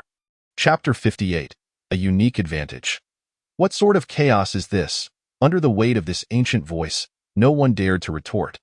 For countless epochs, only a single member of the Du family, and a young girl at that, has entered. Has my Du family truly fallen to such a state? The voice, filled with ire, drew nearer. Due lifted her gaze to see an elderly man with a beard nearly solidified in form. From the other idol figures, Due could sense varying energies, some cold, some fervent, others wild or composed, each reflecting their character and path. Yet from this old man, she felt nothing, as if he were a mere figment. Young girl, tell me, what is the current situation outside, and what is the state of the Du family? The elder, hands clasped behind his back, approached Due with a benevolent inquiry, entirely devoid of the earlier anger directed at the ancestors. Ancestors, the Du family once possessed a sacred ground on the ancient continent, exuding immense power and influence, and faced no real threats. Splendid. The old man chuckled, stroking his beard. The onlookers behind him displayed a touch of pride upon hearing this. Then why, after such a long time, is it only you who has arrived here? Due shook her head. Unworthy beings. The elder's ire flared momentarily before he sighed in resignation and, looking at Due, spoke joyfully, your talents surpass even mine. I shall aid you in awakening your potential, as for the inheritance. At this point, the white-bearded elder paused, while those behind him gazed at him with eager eyes. I shall bestow upon you all the inheritances. I cannot wait any longer. Ancestor? The others expressed their confusion. Due remained silent, merely observing the assembly. What I mean is, each of us, including myself, shall give our most refined and unique essence to Yue. Are you suggesting that all our inheritances will be passed solely to Yue? Is that not too perilous? Indeed, should anything happen to Yue, our Du family would be irrevocably doomed. Everyone understood the gravity of the elder's statement. Voicing their concerns, an unforeseen event? Then this old man will venture out and risk everything. The white-bearded elder stated coldly, very well. The assembly recognized that the ancestor had made his decision and ceased their discussions. Yue, I, alongside your 8 ancestors here, will transfer our inheritances to you. Under normal circumstances, this would be unacceptable for anyone else, but your constitution permits it. I, as a junior, vow not to disappoint my ancestors. Yue replied with determination. Good, I shall first awaken your potential. Your constitution is the second most extraordinary in the ancient rankings, the Yuan Miao ancient body, renowned for its capacity to absorb various inheritances. It is practically designed for this purpose. Upon finishing, the white-bearded elder extended a finger and gently tapped Yue's forehead. A small white halo appeared momentarily, resembling a vertical eye, before vanishing. Yue then sensed a subtle change within her, akin to a shackle being undone. You are no longer your original self? Yue nodded lightly. Very well, ancestor. Regardless of who that person is, if he dares to abandon you, return and inform me. He will not. In this world, among countless words, none can wound as deeply as love. You may cherish love, but do not become ensnared within it. Does the ancestor understand love so well? Yue inquired, curiosity evident in her voice. Ahem, let us not dwell on that. The inheritance is paramount. The elder coughed lightly before continuing. Next, each of the 9 ancestors of the Du family will sequentially impart their inheritances to you, each comprising their finest essence. Yue learned of the prowess of several ancestors. 3 young emperors, 3 great emperors, 2 divine emperors, and the white-bearded elder himself, a semi-immortal, straddling the line between divine emperor and earthly immortal, who had forged his own path but had met with misfortune. I did not anticipate that this Hongming body would prove so useful. He exhaled a breath of murky air, then opened his eyes. The moment they did, within them flickered the chaos of the universe. Beyond enhancing the effects of the chaos body, he discerned that the greatest power of the Hongming body was that no restrictions could bind him. It was as if he had transcended. If he were to venture into that divine emperor's inheritance, he would realize everything the instant he entered. For that secret realm too belonged to a form of restriction, allowing him unfettered access to places others deemed abyssal.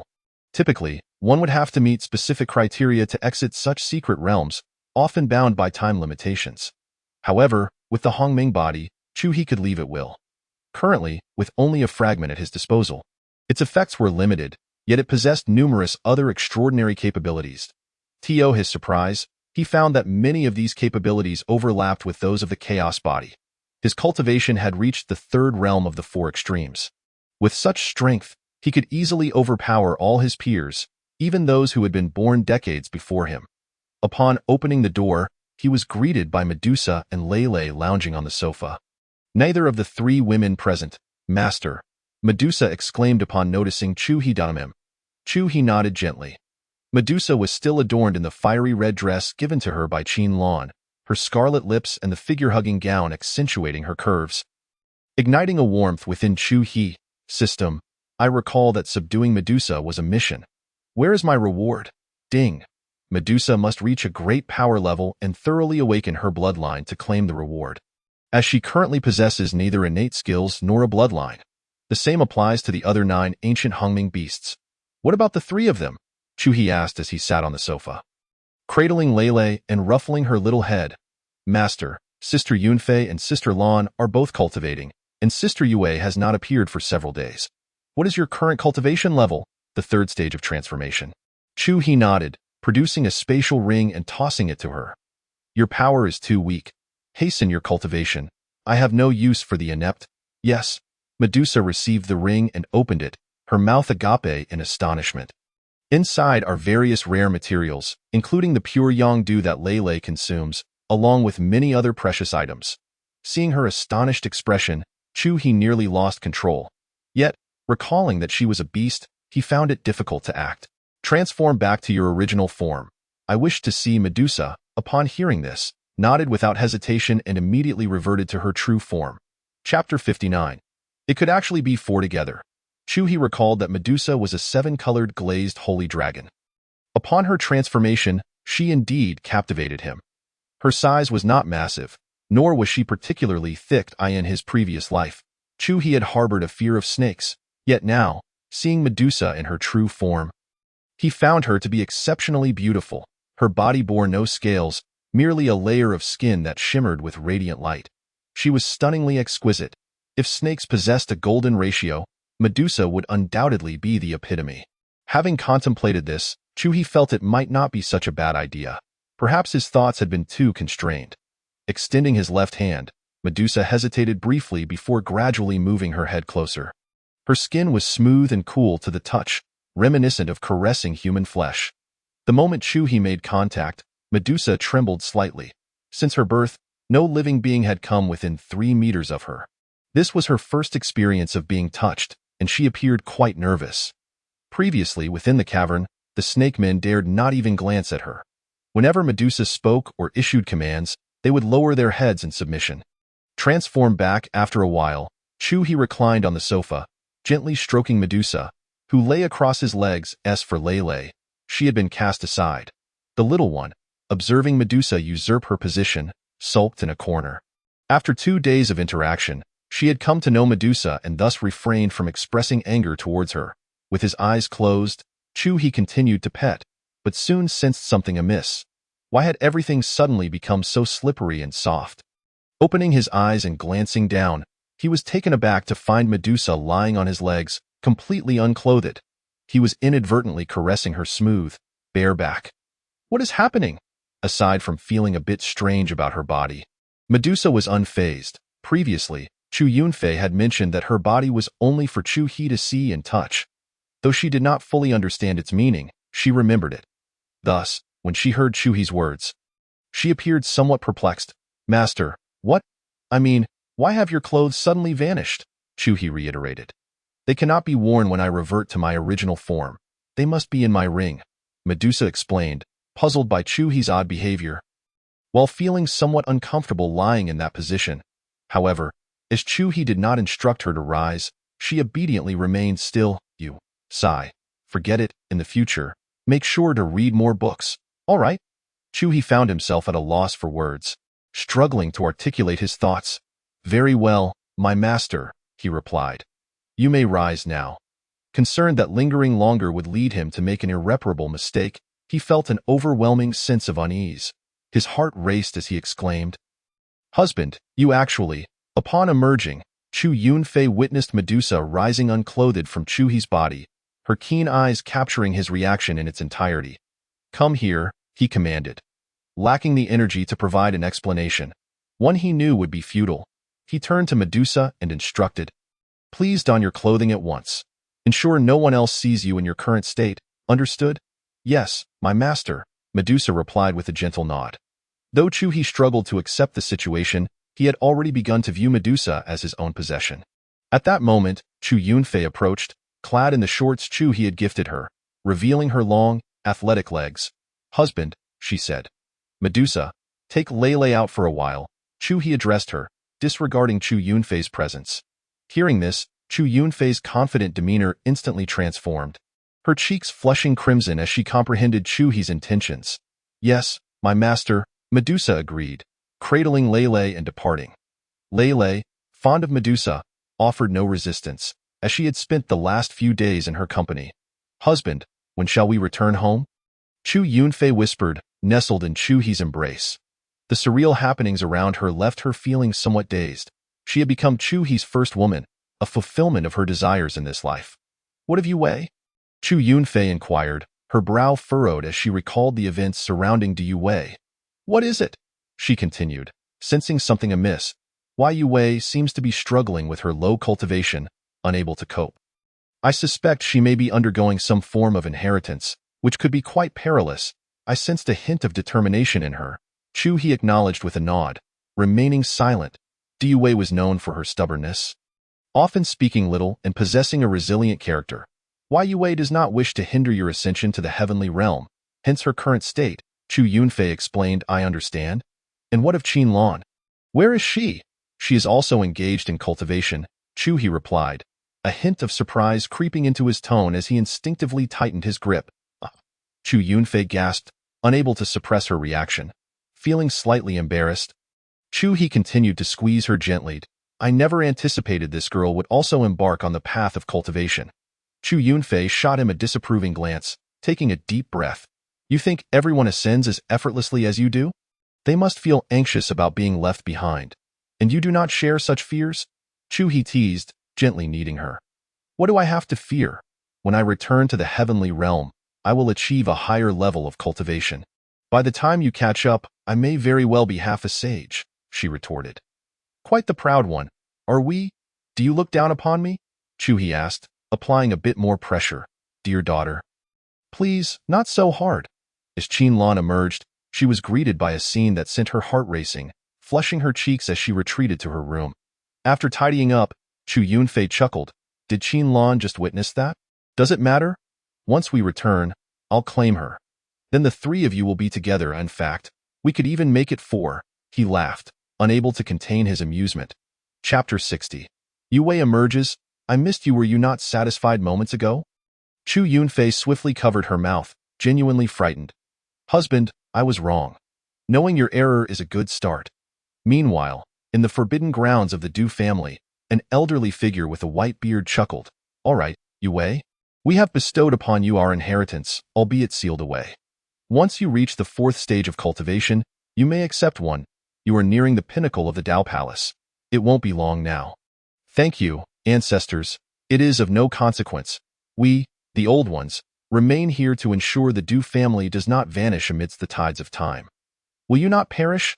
Laughter erupted among the group, the old man chuckling too. Though his laughter carried a hint of bitterness. None of us has attained immortality. How could we not face death? It is merely our obsession. Indeed, I refuse to let the Du family fade away. Nor my legacy. Thus, I remain. Had it not been for your arrival, we would not have awakened. Our obsession lies in passing down our legacy. Once we have done so, we will completely disappear. Nay, we do not vanish. As long as you endure, the legacy remains, and we exist in another form within this world. Diyue fell silent, grappling with how to express her gratitude to her ancestors. Words felt inadequate. A mere shell compared to the weight of their legacy she now carried. Ha ha, Yue, fret not for us old fellows. Our mission here is complete. It is a form of release. However, the old ancestor shall remain. Indeed, should anyone bully you, come to seek the old ancestor. He is half a sage. Surely no one can stand against him. You are of the Du family, and even in its current decline, you must retain that pride. I understand. Diyue nodded gently. Now, Yue, you may depart. Inform the outside world that the forbidden ground shall remain eternally sealed, accessible only to you. Yes, ancestors. May I inquire your names? I wish for the Du family to remember you for eternity. Ha ha ha, your sentiment is enough. As the old man spoke, a surge of overwhelming energy erupted, fierce and commanding, compelling those present to kneel in reverence. Boom. Simultaneously, a thunderous roar echoed across the ancient continent, followed by torrential rain. Du Wangu, the elder declared. Du Qingting. Du Tianhao. Diyue meticulously noted each name before nodding and departing the sacred space. Outside, the ancient continent had transformed dramatically. Moments ago, it had been clear skies. Now it was a tempest of lightning and thunder. Yue! Dupeng shouted excitedly upon seeing her emerge. Why, Yue? Thank goodness you are safe. Are you uninjured? I am fine. I have received the inheritance, Diyue replied, her heart heavy with the knowledge that the ancestors would vanish forever upon her exit. Their obsessions and wills dissipated with them. Subsequently, she relayed some less significant information to her father and the elder, including her intention to honor the ancestors. Understood. I will attend to it immediately. As Diyue exited. Witnessing the stormy weather, she sighed softly. In the forbidden grounds, there was no concept of time, space, or color. Now, confronted with the world outside, she felt an unexpected sense of familiarity. This time, you cannot escape me, she whispered, gazing toward Chuhi's palace before making her way there. Husband, how should we handle the ring? Qinlan produced the ring containing Dan Lao. Destroy it. Where is Yue? Why hasn't she returned? Chuhi gazed at the heavy rain outside. A sudden longing for Yue stirring within him. The icy woman possessed a side few had the privilege to witness. Husband, I just saw her, Qinlan announced, as Chuhi smiled and opened his arms. Diyue dashed forward and embraced him. Husband, I missed you so much, she murmured softly. Her unexpected declaration took both Chu Yunfei and Qin Lan by surprise. Although Chu He was unaware of the tribulations Diyue had faced, he was generous with his affection, gently stroking her hair. Next time you engage in such perilous endeavors, inform me beforehand. Otherwise, I shall enact the family law that I understand, Diyue replied, clinging tightly to Chu He. Resting her head against his chest, Why Yue, what have you been doing these past days? You seem so changed, Qin Lan inquired, curiosity evident in her tone, echoed by the intrigued expressions of Chu Yunfei and Chu He. I ventured into the Du family's forbidden grounds to receive the inheritance. I nearly didn't return. Even now, the mere thought of that place sent shivers down Diyue's spine, evoking a sense of dread and panic. It was an experience she wished never to endure again. What transpired? Chu He asked, gently brushing her hair aside. That place is terrifying. It exists in a void. Diyue recounted her experiences within the forbidden grounds, albeit omitting the details regarding her ancestors' cultivation levels and Du Xuantian's admonitions. She merely mentioned that the inheritance was formidable, surpassing even that of the emperors. Given that, it was indeed perilous, Chu Yunfei remarked, her voice tinged with apprehension. Did you bid farewell to your father? We shall return to the heavenly realm tomorrow, Chu He stated, directing his gaze toward Diyue. I have already done so. As the multitude ascended aboard Noah's Ark, gazing at the colossal vessel gradually taking flight, the disciples of the Eastern Sun's sacred land looked up in awe, many revealing expressions of envy. They understood that Chu He belonged to an entirely different realm, a being far removed from their own existence. Everyone had heard tales of the celestial realm, and all yearned to reach it, yet few ever had the fortune to do so. Standing by the window and observing the crowd below, Chu He offered a subtle smile, a flicker of excitement stirring within him. During his 2-month sojourn in the mortal realm, he had already attained the 3rd level of the 4 extremes, alongside numerous other accomplishments. The celestial realm awaited him, and he had arrived. Chapter 61. The martial arts convention, have they departed? At that moment, countless eyes fixated on the radiant beam of light, a massive flying ship ascending at an astonishing pace. In an unknown location, atop a mountain peak, a figure clad in azure robes, gender and age indeterminate, stood with an air of cultivation. The plan may commence. No one knew who this individual was, nor with whom they conversed, nor the implications of their words. In the celestial realm, the Chu family witnessed a magnificent ark suddenly materialize above them. Many took notice, yet none felt fear or panic. All within the Chu family understood that no one dared obstruct the son of the Chu family in the skies. Only 2 individuals stood apart, the Empress of Falling Marks and Chu He. Even the formidable Chu Yuanqing from the true martial sacred land was not exempt. Moreover, they recognized this vessel, prompting many to exclaim with fervor, "The young master has returned. It truly is the young master." It has been but 2 months. The ark descended upon the floating island, and Chu He promptly instructed the powerful beings to depart, leaving only the 3 women by his side. "Let us go greet my mother. Do not be anxious." It was evident that the 3 women exhibited varying degrees of tension. Chu Yunfei even displayed a hint of fear and shyness. The Empress had tasked her with protecting Chu He, yet she felt as though she had usurped the Empress's son, which made her hesitant to face the Empress. She felt akin to having pilfered a prized vegetable from the Empress's garden, a sense of guilt washing over her. Qin Lan feared the Empress would harbor disfavor towards her, yet she steeled herself, knowing that to remain by Chu He's side, winning the Empress's approval was a crucial hurdle, and indeed the most significant one. As for Diyue, her nerves stemmed from uncertainty regarding the Empress's opinion of her. Nothing more. Despite her otherwise frigid demeanor, she felt a flicker of anxiety. Observing the diverse expressions of the 3 women, Chu He couldn't help but chuckle, embracing Lele as he prepared to open the door. Just as he approached, there was a sudden crash, and the door swung open. Instantly, Chu He felt himself enveloped in a warm embrace, the familiar suffocating sensation returning. As for Lele, she vanished the moment the Empress emerged. "Xiao He, you have finally returned." The Empress, Luo Xiaoya, beamed as she embraced Chu He. "Mother, please release me. I refuse. Why must you soar into the air to embrace me when you are clearly shorter?"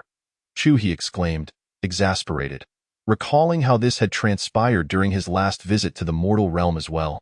Chu He stood at a respectable height of 1.85 meters, while the Empress measured 1.75 meters, which should have placed her head comfortably against his chest. However, Luo Xiaoya had resorted to trickery, lifting herself off the ground by a full 20 centimeters to embrace him. "You re not the boss of me. I'm not stopping you from flying," she retorted, unabashedly proud. "I'm too lazy to argue with you. These are your 3 daughters-in-law, and I brought them to meet you." Chu He gestured towards the 3 women behind him. "Mother." The trio obediently greeted her. "All right, as long as Xiao He is fond of you. I shall not interfere," Luo Xiaoya stated, pulling Chu He close, her grip firm, not allowing him to wriggle free. "In a few days, I have a martial arts convention. You must come and see." What a name! A martial arts convention. Who came up with that? How utterly mundane, Chu He grumbled inwardly. Disdainful of the lackluster title. "I did," Luo Xiaoya replied with a calm demeanor, fixing her gaze upon Chu He. "I must say, the name is straightforward and unpretentious, easily comprehensible at first glance." I had pondered which deity had conjured such a title, only to realize the divine presence was right before me. Chu He responded swiftly, his flattery eliciting a chuckle from Luo Xiaoya. "Your tongue was not always so smooth. Is this how you ensnared these 3? The 3 women were taken aback. They had never witnessed such a side of Chu He in their memories. He spoke often but never excessively, and he seldom offered compliments. No one could contest his opinions. He was now a veritable machine gun of praise, sweet as honey, nearly intoxicating. Indeed, in the presence of his mother, even the most domineering and aloof individuals reverted to childlike behavior, a truth that rang true. What need is there for deceit? My charm alone suffices. Du Yue's lips curled in an involuntary grimace. Although she had grown fond of Chu He, her memories of how he had ensnared her remained vivid. He had been nothing short of a lecher. Arrogant, with a thick skin to match. "I shall not engage in this banter. Go meet those old codgers. They've been pestering me to seek you out. Utterly tiresome." "Very well," Chu He nodded, aware that the old codgers referred to the ancestors of the Chu family, most of whom were quasi-emperors, with true emperors seldom making an appearance. "Remember to attend my martial arts convention," Luo Xiaoya reminded him once more. "I shall not forget." Descending from the island, they arrived at the grand estate of the Chu family, where everyone was familiar with Chu He, young master, young ladies. The greetings flowed in abundance along their path, each person exhibiting utmost respect. Even as Chu He distanced himself, no one dared to gossip, a fact that pleased him immensely. It was a delightful sensation to be a villain. Had he been the protagonist, he would have faced scorn and ridicule for every misstep. It was as though everyone looked down upon the protagonist, regardless of their cultivation level, forcing them to conceal their true selves, enduring taunts at every turn. A most unpleasant experience. The further he walked, the higher the cultivation levels of those he encountered. The servants of the Chu family were all at least of the 4 extremes, many in their centenarian years. Young master, young ladies. Along the way, they were not only greeted by people but also by numerous magical beasts, blue-vine celestial beetles, crimson copper golden oriole birds, and dreamy electric mist cats. Among others, many of these creatures possessed divine or demonic bloodlines, with a few boasting chaotic ancestry. Upon reaching the grand hall of the Chu family, it appeared as though everyone had anticipated Chu He's arrival, for the room was already filled to capacity with people, several elders and some middle-aged individuals. "Xiao He, you have finally returned," one elder exclaimed, visibly excited upon seeing Chu He. "Second ancestor, what do you desire my return for? Are you truly unaware, or merely feigning ignorance? In but 2 months, the ancient divine mystery realm shall be unveiled. But there are still 2 months left. What is the rush?" Chu He retorted, rolling his eyes. "Hemph," the elder huffed, his face reddening with indignation. "Where are the ancestors? I wish to see them. You little brat, what mischief are you planning now? Mind your own business within the family." Aside from Luo Xiaoya, who could manage Chu He, no one else could. Typically, Chu He stood as the paramount figure within the family. All the rules were rendered meaningless in his presence. He practiced martial skills and techniques as he pleased, disregarding any stipulated time frames or point-based exchanges. As for elixirs, magical artifacts, and celestial crystals, they were all at his disposal. The Chu family treasury resembled Chu He's personal wallet. Scram. "The ancestors are at the Cheong Tian Pavilion. Don't expect to see them." "You little pest," the elder retorted defiantly, his earlier jovial demeanor evaporating. "I'm the pest? Open your eyes wide and behold what true talent looks like, Chu He declared, unleashing his aura, which immediately astonished all present from the Chu family. The four extremes might be deemed trivial, but at Chu He's age, such an achievement was remarkable. How did you accomplish this? Several elders encircled him, one eagerly inquiring. It was merely a casual practice. I, too, am perplexed, and I can hardly contain it. Alas! Chu He sighed, exuding an imperial presence that allowed him to conceal his true cultivation level, which was why even his mother, Luo Xiaoye, was oblivious. With a resigned sigh, Chu He produced a spiritual cigarette, igniting it with a flick of a lighter, taking a puff and exhaling a smoke ring. Spiritual cigarettes. Where did you acquire such a treasure? Would you like some? I hardly need this. My single breath absorbs enough celestial energy to fill your lungs for 1,000 cigarettes. The second ancestor scoffed without hesitation. Oh, yet you remain a quasi-emperor waste. Let me recall. What was your cultivation level at my age? Chu He took another drag, feigning contemplation. I remember now. You were at the 4th level of the Dao Palace, were you not? Upon hearing this, the second ancestor's expression darkened. Once proud and distinguished among his peers, he had boasted before Chu He, only to find himself humbled by this revelation. Time had indeed turned the tides, and now he faced a blow that he could not refute. How infuriating! Alas, what a pitiful state he found himself in.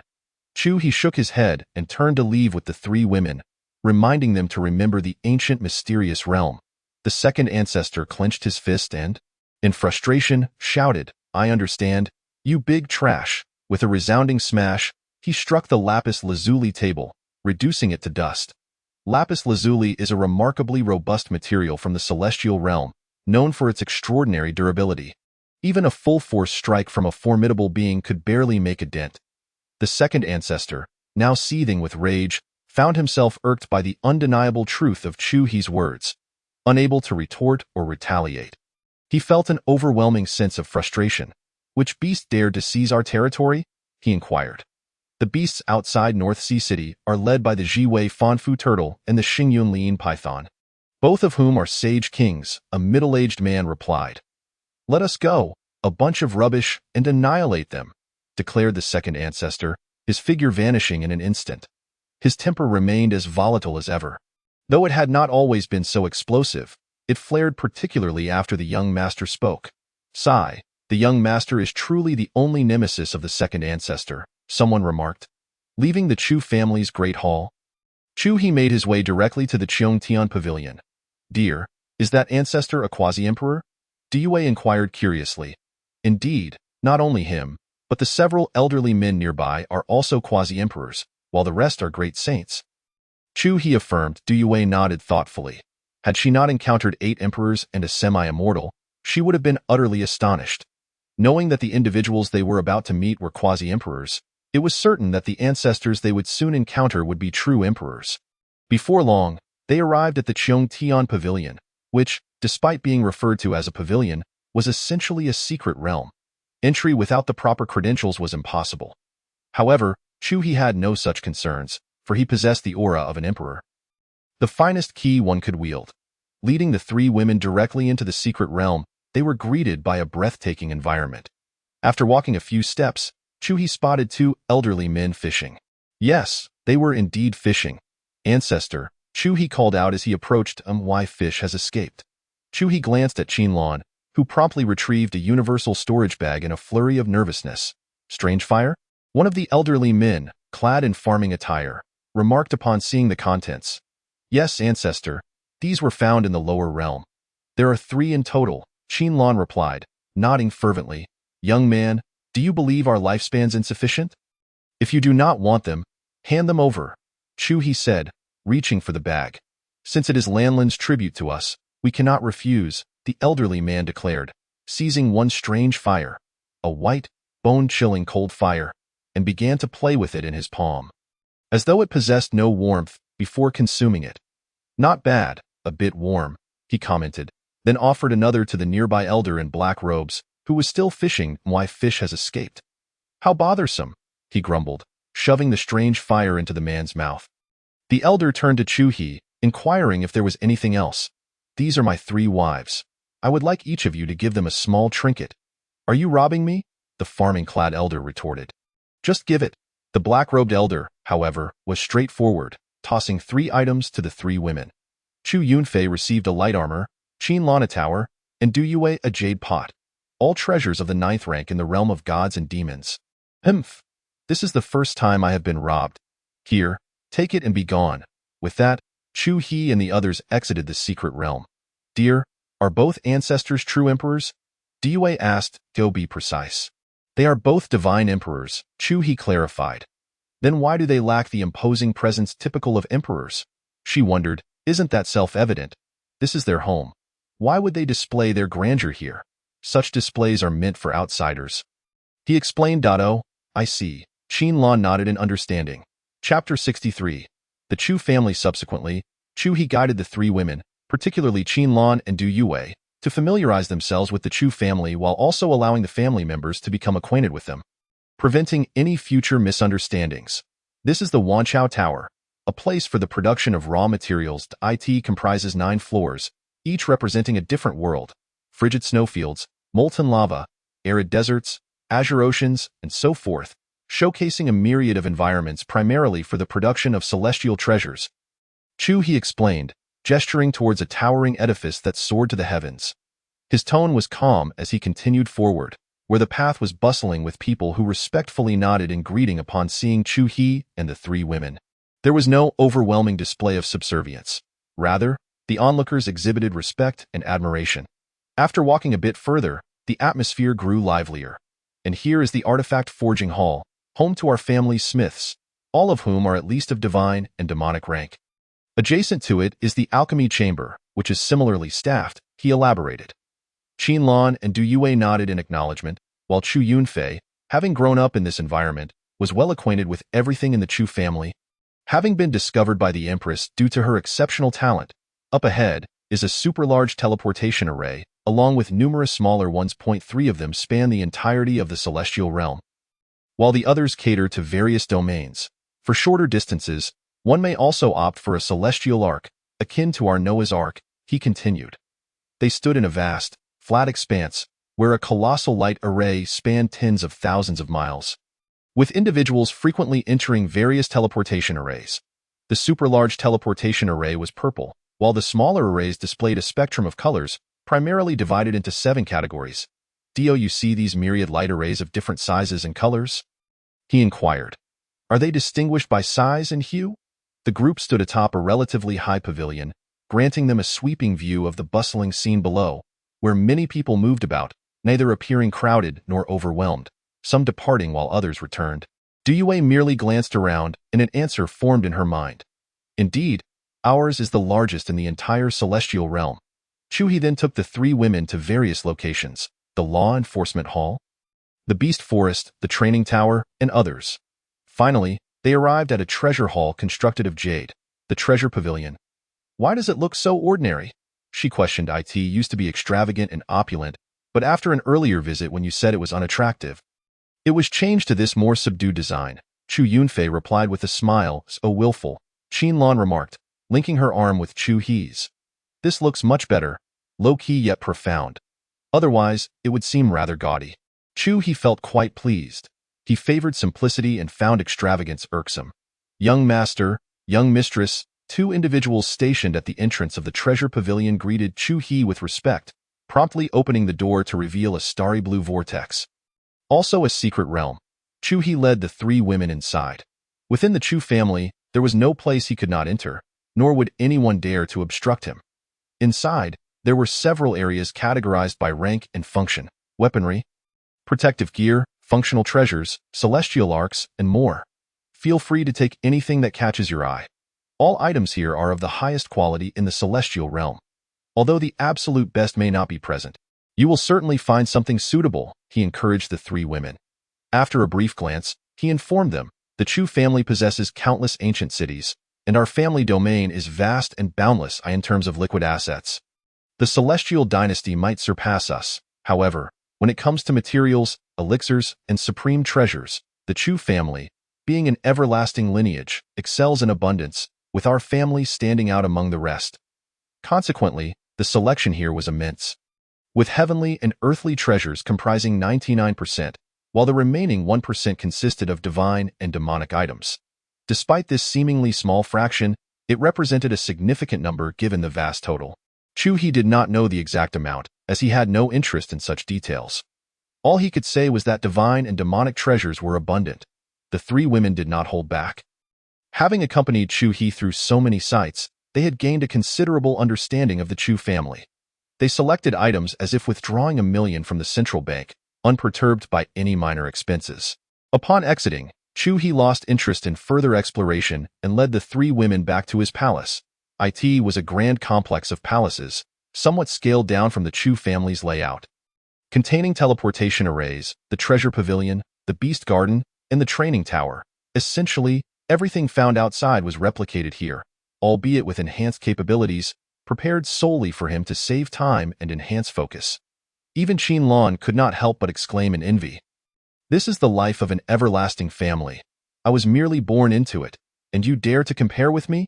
You are just seeking trouble, he responded playfully. Unable to restrain his laughter, Chu-hee remarked that this was hardly a surprising matter. Other venerable families with only one heir were similarly situated. However, Chu-hee's actions were more thorough, as he had entirely relocated all of the Chu family's public buildings here.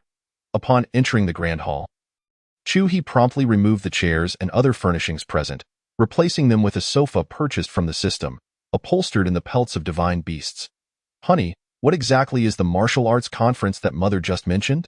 Duyue inquired as she settled down. Chu-hee enveloped her in his embrace and, after a moment of contemplation, replied, "It is a grand gathering held once every century in the Luohan celestial dynasty, aimed at selecting outstanding talents from the vast expanse of the realm. Ding, task issued. Please proceed to the martial arts conference convened by the Empress of Luohan. Is a protagonist set to appear? Ding, indeed. At this, Chu-hee's eyebrows lifted in intrigue. This was indeed splendid news, for this individual would be the first protagonist he encountered upon returning to the heavenly realm, and he found himself rather looking forward to it. Young master, just as Chu-hee was lost in thought, a familiar voice rang out from outside. Turning to look, he saw a rosy-cheeked girl approaching. Rower, what is it? The girl, upon spotting Chu-hee, beamed a sweet smile. Young master, Sister Mooching has arrived. Upon hearing this, Chu-hee frowned slightly. The sister Mooching the girl referred to was Su Mooching, his ardent admirer and the saintess of the heavenly sea sacred ground. Endowed with remarkable talent. Let her in. This was Chu-hee's palace, and without his permission, no one was allowed to intrude, not even the second ancestor. Okay. Rower nodded and dashed away. It seems Lele is about to gain another mother. Qin remarked, gently ruffling Lele's hair. You haven't yet become Lele's mother. Tonight, you will serve me, Chu-hee stated directly, locking eyes with Qin. This would also conveniently fulfill that task, and he was eager to discover the rewards of winning over Qin. Humph, fine, I'll go. Qin huffed. We'll see if you remain so resolute later. Before long, they spotted a figure clad in blue swiftly approaching. As it reached them, they could finally discern her features. Chu-gu, you have finally returned? Su Mooching exclaimed, moving as if to throw herself into Chu-hee's arms, but ultimately halted just short of doing so. Dressed in a flowing blue gown, her beauty was enchanting and her figure graceful. With affection evident in her eyes, Ding, detected antagonist Su Mooching. Chu-hee paused at the system's notification, surprised that even antagonists could be identified. Explain. Ding, each antagonist has their own entourage, which may include potential traitors or devoted allies. Are you suggesting that Su Mooching will ultimately perish for me? Ding, affirmative. Due to the coercion of a certain protagonist, Su Mooching will remain by your side, potentially leading to the destruction of her sect and her own demise. I see. Chu-hee nodded and then addressed Su Mooching, who was gazing intently at him. Please, take a seat. Su Mooching obediently sat across from him. Outwardly, she was known as the Queen of Chaos, possessing unparalleled skills in mischief. Devoid of any moral compass, acting solely on impulse, which garnered her both admiration and jealousy. What brings you here? I rushed over as soon as I heard from Sister Luo that you had returned. The Sister Luo Su Mooching mentioned was Chu-hee's mother, Luo Xiaoya. Luo Xiaoya held a fondness for Su Mooching due to her forthright nature and fearlessness, which earned her admiration, especially since Su Mooching publicly declared her intent to marry no one but Chu-hee. Previously, no matter what Chu He did, Su Muqing unwaveringly supported him, never questioning right or wrong. After he committed acts of violence, she would simply incite chaos. However, in recent times, she had kept her distance, silently following him without making her presence known. This time, however, she had not seen him for 2 months, and her longing had become unbearable. Chu He contemplated telling her that since she had seen him, she could return, but upon noticing the affection in her eyes and recalling the system's earlier words, he found himself at a loss for words. While Su Muqing could not be labeled as wholly villainous, her misdeeds were indeed numerous, most of which were linked to Chu He. She ran a formidable intelligence network, which was notably impressive among her peers. Unlike other young masters who established such organizations to monitor the world and gather the most accurate information, Su Muqing had a singular objective: to eliminate any family that opposed Chu He. Regardless of whether she could defeat them, she would annihilate those she could. Many families were subordinate to the enemies of the Chu family, and any actions against the Chu family were swiftly detected by Su Muqing, who would then lead a massacre against them. Over time, it became widely known throughout the heavenly realm. While it was inconsequential to provoke Chu He, who would likely ignore you, drawing Su Muqing's ire would spell certain doom, as she would not hesitate to obliterate you, regardless of right or wrong. This caused considerable distress among the members of the Heavenly Sea Sacred Ground, who felt powerless as they were perceived as allies of the Chu family due to Su Muqing's actions. They are my women. Noticing Su Muqing's gaze lingering on Chu Yunfei and the others, Chu He calmly clarified. He had anticipated that Su Muqing might feel hurt or angry, but to his surprise, she reacted with excitement. Chu Gu, is that true? Indeed, he affirmed with a nod. He was unsure how to confront Su Muqing. Although she was a stranger, she was one willing to sacrifice her life for him. That's wonderful, Chu Gu. I too wish to be your woman, Su Muqing exclaimed, her eyes sparkling with enthusiasm. She had always been bold. Upon realizing her feelings for Chu He, she had unabashedly confessed in a public setting. However, at that time, Chu He had not been the person he was now and had shown little interest, dismissing her with, "If you can take 3 of my strikes, I will agree." He then proceeded to thoroughly defeat her before a crowd of onlookers, inflicting genuine damage without holding back. Afterward, he remarked, "You're so weak. You have a long way to go." Following that encounter, many believed Su Muqing would harbor resentment toward Chu He, but instead, her affection deepened, and she was rarely seen far from him. After the martial arts conference, if you still wish to, I shall consent. What do you say? Is that true? Su Muqing asked, her excitement palpable. Indeed, I have heard tales of her. They are quite genuine. Chu Yunfei observed Su Muqing's retreating figure, filled with admiration for her exploits, particularly in matters of love. Let's not speak of her. Sometimes, being too perfect is a burden. Chu He chuckled heartily, relishing the moment. He understood Su Muqing's feelings, but he was no longer the ravenous man who had first arrived. Had he sought to claim Su Muqing purely for physical gratification, he would have acted without hesitation a month prior. However, he had since gained a greater sense of rationality. Honey, do you not desire her? What I seek is emotional connection. I do not harbor affection for her. How bold you are to speak so shortly after dressing. Call for me again after the martial arts conference. As he spoke, Chu He lifted Qin Lan effortlessly and strode toward the chamber. Will you not exert yourself a bit? I thought love required tenderness, not force. Will it hurt? Better to endure the chill of melting snow than the ache of winter. Beginnings are often more painful than conclusions. Ding, congratulations, silence. There is no sincerity in exchanging hearts, only speed for sound. Yue, in just a few days, the 3 of us will be together, Chu Yunfei remarked to Du Yue as they watched the couple enter the room. Indeed, Du Yue replied, her cheeks slightly flushed as she nodded. Qin Lan nestled against Chu He's chest, her hair brushing against his ear. Are you still being obstinate? I finally understand what Sister Yunfei meant. Ha ha ha, next time, the 3 of you should join in. I have no objections, Qin Lan replied, her face reddening. Honey, how come? This is the only thing I cannot control. Chu He smiled gently at Qin Lan. Is it permissible for me to use my hands? There's still some discomfort. Very well, he had no objections, knowing that soon Qin Lan would have to change positions. Do not blame me. A girl's hands are so small, there is much they cannot grasp. With little to say, Chu He merely held her head in place. Lighting a spiritual cigarette, He leaned against the headboard and took a puff. Now, tell me, what is my reward? Ding! Congratulations to the master for winning over Qinlan. The reward includes 50,000 destiny points, 1 fragment of the Hongming body, and a drop of ancient divine blood. Not bad, Chu He mused, calculating the time. It was time to attend the martial arts conference and meet the first protagonist of the heavenly realm. With this thought in mind, he gently patted the still sleeping Qinlan. My dear husband, I can no longer endure. I beseech you to spare me. Next time, do be more obedient and refrain from being mischievous. It is time to depart, Dado. Upon hearing that it was not Chu He, Qinlan contemplated and quickly nodded in agreement, hastily rising from bed. When she saw the two of them fully dressed and emerging, Chu Yunfei suddenly smiled. Triple kill, next time. We must engage in a team battle. You truly understand me. They first boarded the Ark, then shrank to enter the teleportation array, directly arriving at the capital of the Luodi city. Luodi city? As the location had been previously set, Chu He descended directly into the palace. Is this Luodi city? The group exited the palace and entered the bustling city. Qinlan gazed at the vibrant streets. Bustling due to the martial arts conference, where every major tavern was overflowing with patrons, along with places for fireworks, markets, and various shops, all teeming with an extraordinary number of people.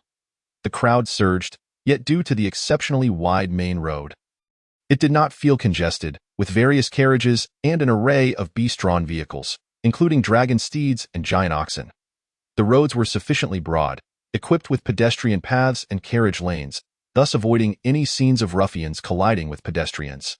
Observing this bustling spectacle, Chu He nodded in satisfaction. It was normal, and encountering any unpleasant scenes would have been disheartening. Make way! Make way! Just as he thought this, a voice rang out. Chu He turned to see a carriage pulled by 3 10-meter-tall black giant oxen, which continued to charge forward without restraint, causing misfortune for many pedestrians who were sent sprawling by the sheer force of the oxen. Coincidentally, a girl appeared just ahead. Chu He paused, slightly taken aback. Is the protagonist about to appear? He remained still, preparing to observe further.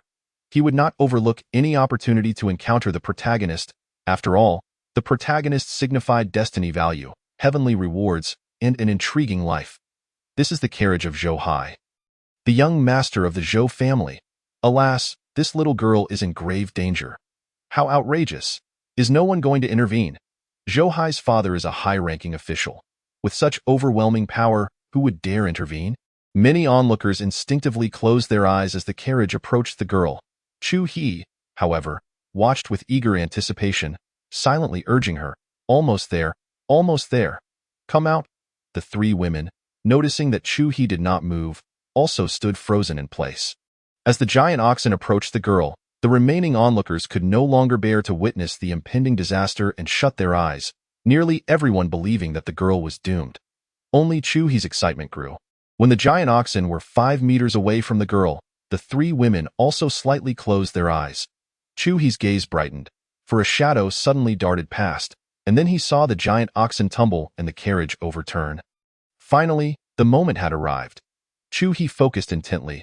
It was a striking young man clad in black, with resolute and refined features, instantly revealing his extraordinary nature.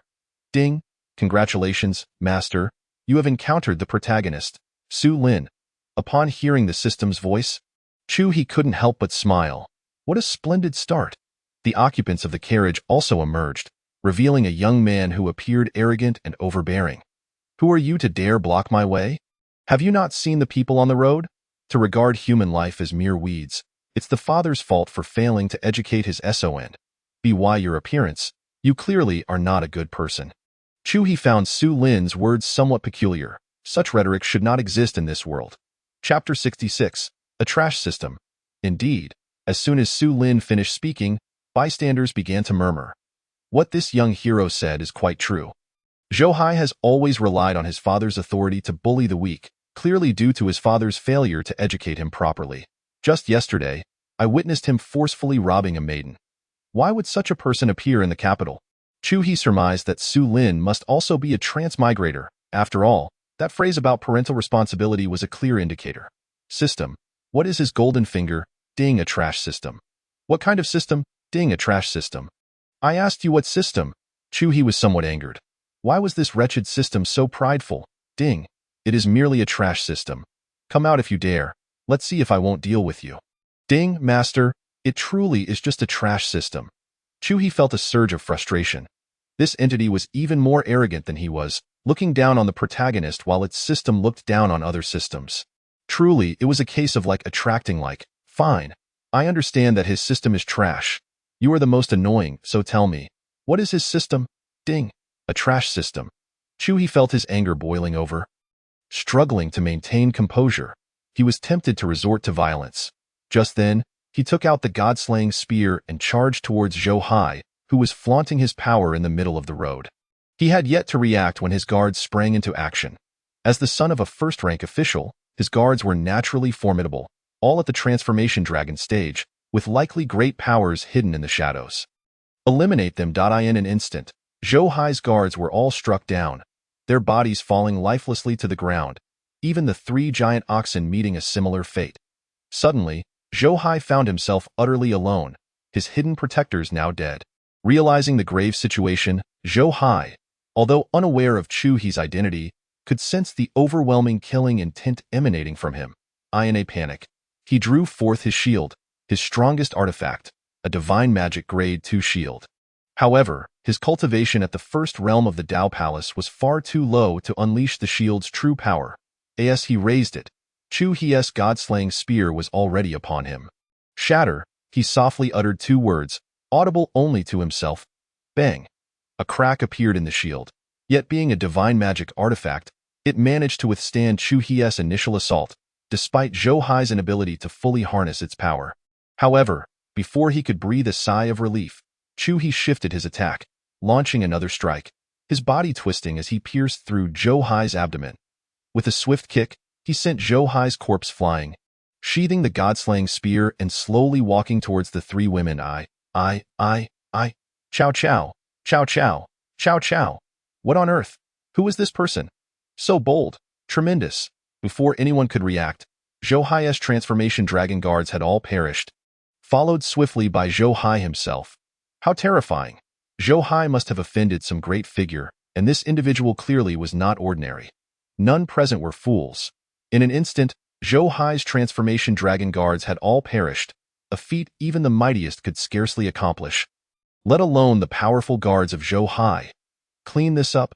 Chu-hee exhaled, speaking nonchalantly, and one responded. But soon darkness enveloped the scene, and after a few breaths, the darkness dissipated, leaving the streets eerily pristine. As if nothing had transpired, go investigate which family that person belongs to, and return to inform me. Chu-hee prepared to eradicate the family. From the recent conversations, he gathered that this family was not virtuous. Had it been elsewhere, he might not have cared. But this was Luodi City, the capital of his mother. Thus, he felt compelled to intervene and ensure a thorough cleansing. Without even glancing at Su Lin, Chu-hee departed with the 3 women. The onlookers, witnessing Chu-hee's exit, suddenly panicked. I must leave quickly. Otherwise, once Zhou Hai's father arrives, I won't be able to escape. Now that you mention it, I remember. Let us hurry. I hope this person remains unharmed. This was akin to a minor earthquake. System, I will ask you one last time. What system does that person possess? Think carefully before answering, or you may leave. Ding! A trash system. You've got to be kidding me. Ding! Wait, master. Speak. Chu-hee took a deep breath to calm himself. Ding! It truly is a trash system. Its primary function is to collect garbage across the myriad realms. Chu-hee furrowed his brows slightly, puzzled by the meaning behind this. How could picking up trash qualify as a golden finger? Elaborate. Ding! He can collect garbage across the myriad realms. This garbage typically consists of items others deem worthless, which he then retrieves. There is a high probability that he will obtain items of exceptional quality, whether pills, treasures, martial techniques, methods, or even bloodlines and physiques. How bizarre. Indeed, it was a trash system. It seems I had misjudged you earlier. Ding! The system does not dare. It was the system's lack of clarity that left the master confused. What did you say? My son was killed. Right in the street. In a grand estate within Luodi City.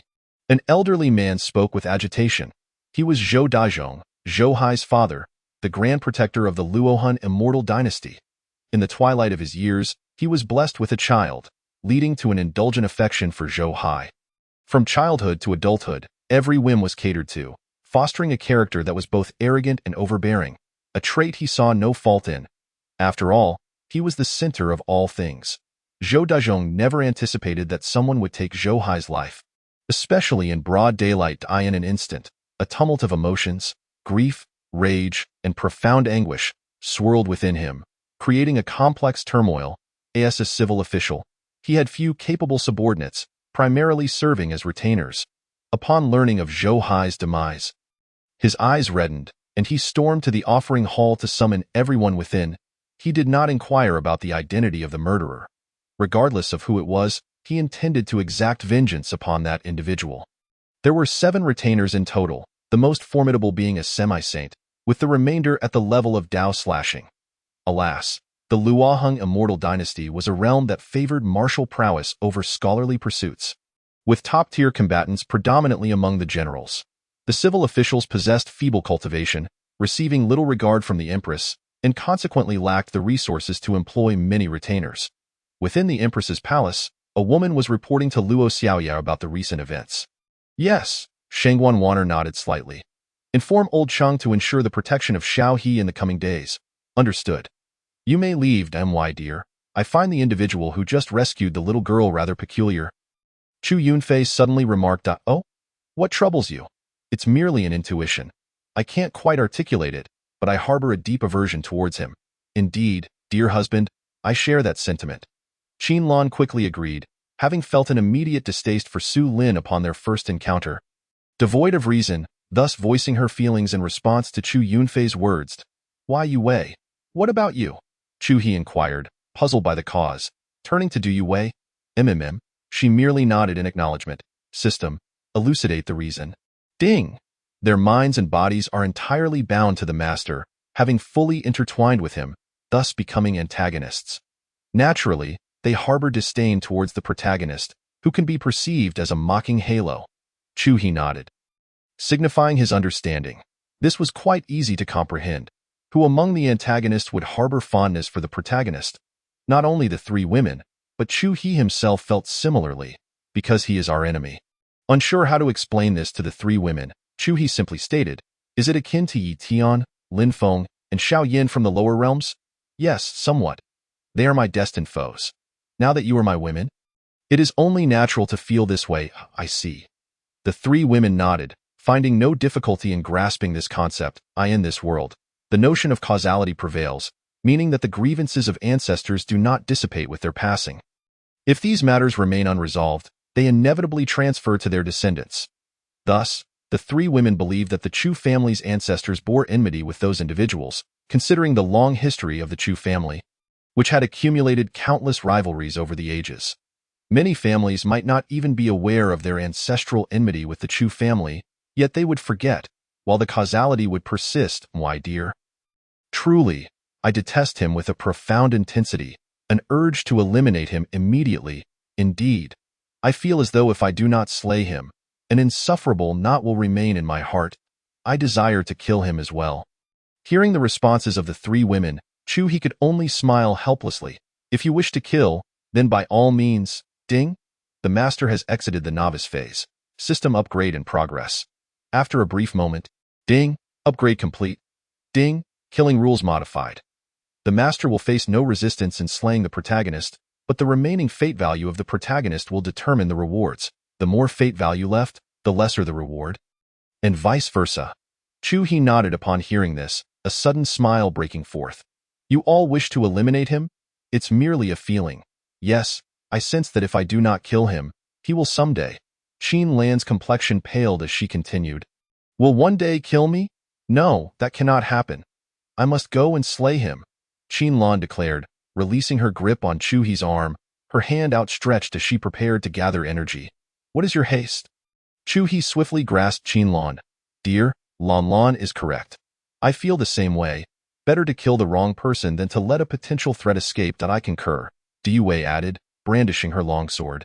Seeing their determination, Chu He couldn't help but chuckle, feeling a warmth in his heart. Chu Yunfei was wholly devoted to him. Qin Lan was delightfully willful and vibrant, while Du Yu Wei, though cold and taciturn, burned with an inner passion. Each possessed distinct personalities and preferences, yet shared a singular bond, love for him. Only those who have endured the bitter loneliness of a frigid night, disregarded by all, can truly appreciate the warmth offered by the three women. Leave the matter of killing to me. As soon as Chu He finished speaking, Yue interjected with two words, "No way." Indeed, Sister Yue is right. We cannot allow it. If family law must be upheld, then let it be. Who fears you? If it is always you who takes action, what purpose does our arduous training serve? Must we remain silent? My dear, I believe that Lam Lan and Yue are correct. Ever since we have been by your side, we have yet to engage in battle, merely acting as talismans. Chu He opened his mouth to protest, but, seeing Yue Wei's stubbornness, Qin Lan's dissatisfaction, and Chu Yunfei's eagerness, he sighed and chuckled, "Very well, this time I will entrust it to you." After saying this, he laughed at himself, realizing that his so-called dominance was mere illusion. The longer he spent with the three of them, the more difficult it became to maintain such an air, aside from compelling them to kneel. This was not servility.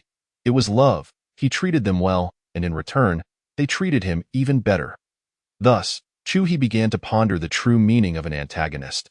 To oppose the protagonist is to be an antagonist. Yet in his world, he too is a protagonist, free to act as he pleases, slaying anyone who displeases him, annihilating entire clans at will. The love his mother, Luo Xiaoya, bestowed upon him was genuine, a manifestation of countless affections, with unwavering support from his family, all standing united.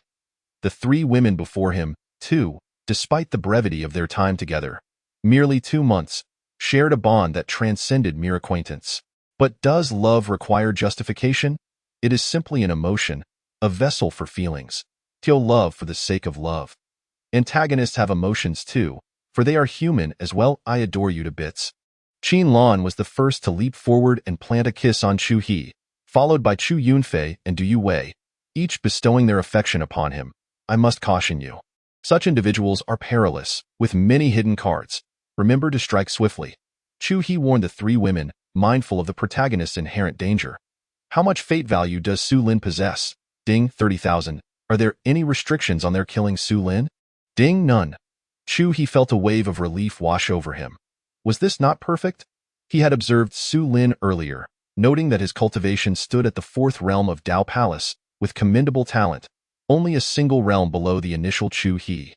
However, now, he was already transcendent, having unlocked his potential. Sister Yunfei, refrain from engaging for now. Yue Wei and I will take the lead. Before proceeding, Qin Lan suddenly addressed Chu Yunfei. Isn't it better for me to simply crush him? Absolutely not. Yue Wei shook her head in rejection. Very well, I shall grant you both 1 minute. He is merely at the 4th realm of Dao Palace. You two are both at the 4th extreme. If you fail to eliminate him within that time, do not blame me. The two women nodded, indicating their agreement. Qin Lan turned, extending her palm, which shimmered with a golden aura. Ever since mastering the art of palm destruction, she no longer relied on a sword. Yue Wei drew her long sword, a chilling mist emanating from its blade. Who would have thought Yue Wei had already grasped intent? Chu Yunfei remarked, slightly astonished.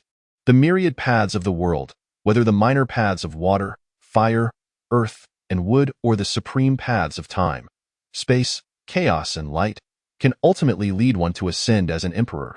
A minor emperor requires 1 path. A grand emperor requires 3, and a divine emperor requires 5.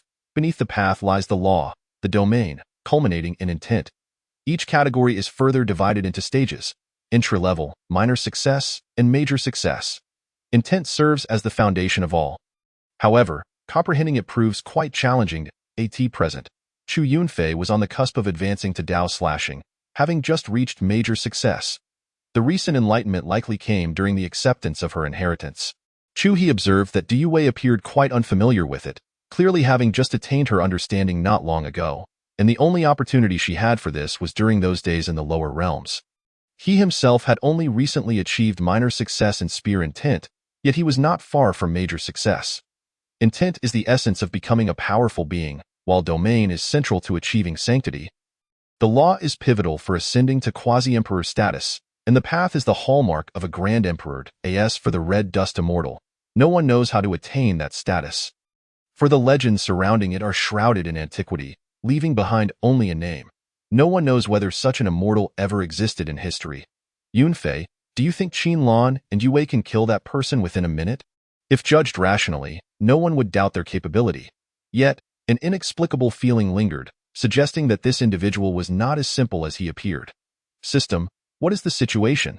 Generally speaking, aside from the fact that no one would uncover the protagonist's complexities, it is a well-known truth that those adept at survival are most skilled in concealment, finding pleasure in hitting walls, masquerading as innocuous while harboring ferocity, and ultimately turning the tide at the last moment. These are hallmarks of the protagonists. Most others tend to harbor genuine disdain for them. No matter their endeavors, there will always be someone ready to mock, and even those closest to them may exhibit distrust. Ultimately, they all find themselves confronted by the protagonist's rebuttals. Ding, the deeper the bond between the female lead and you, the more she comprehends your feelings and can sense what you perceive. Chuhi furrowed his brow, unable to grasp the system's message. Are you implying that my emotions toward the protagonists are also discernible to them, or can they independently influence the protagonists? Ding, it is a matter to be intuitively understood rather than articulated. The master must explore this on his own, akin to the bond of spouses. This is not necessarily a negative aspect. Chuhi no longer dwelled on it. It could make them more earnest in dealing with the protagonists, which is indeed a good thing. Miss, are you all right? On the roadside, Su Lin gently set the girl down, gazing at her with warmth. I'm fine, thank you. Upon meeting Su Lin's gaze, Jiang Mingqian shyly lowered her head, her small hands fidgeting with her skirt. Su Lin observed the young lady before him, her bright eyes and pearly teeth captivating, and the recent events led him to contemplate. Having been in this world for 5 months, he naturally possessed the essential golden finger of a transmigrator. The multiverse scavenging system, he could augment his capabilities by collecting discarded items from other realms. Over this duration, he had acquired numerous valuable items. Initially, he believed that this scavenging system was as trivial as its name suggested, merely a rubbish system. However, after utilizing it a couple of times, he discovered its extraordinary potential. The items he scavenged included elixirs, treasures, martial techniques, bloodlines, and even cultivation levels and knowledge. Through 5 months of cautious development, he had amassed quite a collection, though many items were ill-suited for him. Thus, he arrived here to participate in a monumental auction, the Baohai auction. As the name implies, it is a sea of treasures, with a long-standing history and formidable strength, ranked third among the 4 great auctions of the Celestial Realm, held solely in the capital of the Immortal Dynasty. This auction was to take place the day before the Windy Martial Conference, which is tomorrow. He came to sell some treasures that were of no use to him, several of which were of divine or demonic grade, qualifying him for participation, as the Baohai auction only accepted treasures of divine or demonic origin, while spiritual herbs required chaos grade. We, as cultivators, must stand against injustice, Su Lin proclaimed with grandeur. Indeed, Jiang Mingqian nodded, sensing the kindness radiating from the man before her. His gaze lacked the fervent desire exhibited by others. Instead, it was clear and exceptionally pure, which she found quite appealing. Little did Chuhi know. If he were aware, he would find it utterly amusing. For protagonists, their gaze upon beautiful women must always be pure, as if they were all monks indifferent to beauty. Conversely, any glance from a villain, no matter how fleeting, could be perceived as lecherous. Chuhi was not so lofty. He was merely a normal man, and his current disinterest in women stemmed from his affection for 3 remarkable women who loved him dearly and were obedient. He was nearly shedding the image of a loser from his arrival, having once been so easily swayed by a single word from Chu Yunfei. The mere recollection of that moment brought him discomfort. Honey, why are you looking at me like that? It's nothing. Just that you've caused many to label me a loser. The latter part of his thoughts remained unvoiced, only uttering, it's because of you. What? Chu Yunfei expressed her confusion. I was contemplating what pose would be most suitable next time, Dado. Is that so? Then do think it over. The 3 of us have excellent flexibility and can manage any pose, as long as it's not excessively wild. Having experienced this numerous times, Chu Yunfei was no longer as shy as she once was, primarily because she was inherently straightforward. Otherwise, she wouldn't have been so forward upon meeting Chu He. If it had been Qinlan or Du Yue, discussing such matters with Chu He would have proven quite challenging, given the stark differences in their personalities. Chapter 69. The tormented Tu Qinlan and Du Yue arrived at the previous location, and upon seeing Su Lin, Qinlan immediately furrowed her brow, while Du Yue instinctively tightened her grip on the hilt of her sword. The tension had not been so palpable until everything was laid bare. They then realized how one could inexplicably loathe another, as if they were destined foes, with one side inevitably leading to the other's demise. Only Su Lin and the girl remained, as the others fled in fear of Zhou Dazhong's arrival. Chu He sat quietly with Chu Yunfei on a chair, observing Su Lin and the girl. Yue, that girl must be eliminated, Qinlan stated after glancing at Jiang Mingqian. Yue hesitated, recalling Chu He's words. Being kind to an enemy is tantamount to inviting their murderous intent. Nodding, Du Yue deemed that the girl had committed no wrongdoing. Her only fault lay in the gaze she directed at Su Lin. Being women, they understood the implications of such a look, just as they reached a consensus. Chu Yunfei broke the silence. Honey, do you think they will kill that girl? Yes, Chu He replied without hesitation. The girl has done nothing wrong, but that is merely the survival law of this world. As the two conversed, Qinlan and Du Yue advanced towards Su Lin. Ladies, may I inquire who you are? Su Lin greeted the two with a warm smile, which was inviting yet only fueled the animosity of the two women. Qinlan remained silent, extending her palm to strike down. Suddenly, a massive golden hand materialized above Su Lin's head, while Du Yue directed her attack toward Jiang Mingqian. Silently uttering an apology, she showed no mercy. Her sword intent surged forth, and with a flick of her wrist, several icy blue sword energies sealed Jiang Mingqian's escape. The abrupt shift startled both Su Lin and Jiang Mingqian. However, Su Lin reacted swiftly. His eyes filled with conflict. He had no time to ponder why. He was left with two choices: protect Jiang Mingqian and endure at least one attack, or employ secret methods to flee. Minimizing the risk of injury, instinctively, he felt compelled to escape. After all, he had only encountered this girl once. Yet, upon seeing Jiang Mingqian's pale visage, he opted to shield her, with a resounding crash, as he embraced Jiang Mingqian. He hurled several concealed weapons to block two of Du Yue's sword strikes, simultaneously casting a shield above them. After a thunderous impact, the shield shattered, and Qinlan's eyes glistened with unshed tears. Yet she persisted in her assault, gathering energy. Du Yue charged forward, her long sword slicing through the air, still aimed at Jiang Mingqian. The chilling sword intent ravaged the space. Su Lin shielded Jiang Mingqian with one arm while brandishing a knife against Du Yue. But he was clearly at a disadvantage. Seizing an opportunity during Su Lin's weapon switch, Du Yue severed Jiang Mingqian's left arm. Blood sprayed forth, staining Su Lin's chest crimson. Du Yue appeared pained yet relentless. And Su Lin struggled to fend her off as Jiang Mingqian sustained more injuries. With a sudden sound, Su Lin froze momentarily. It was the sound of his divine shield nearing its breaking point.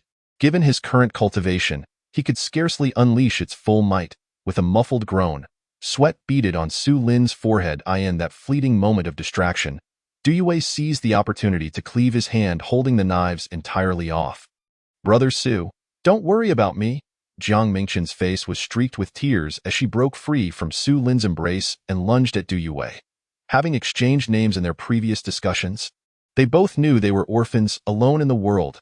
As Su Lin regained his composure, he beheld a bloodied sword.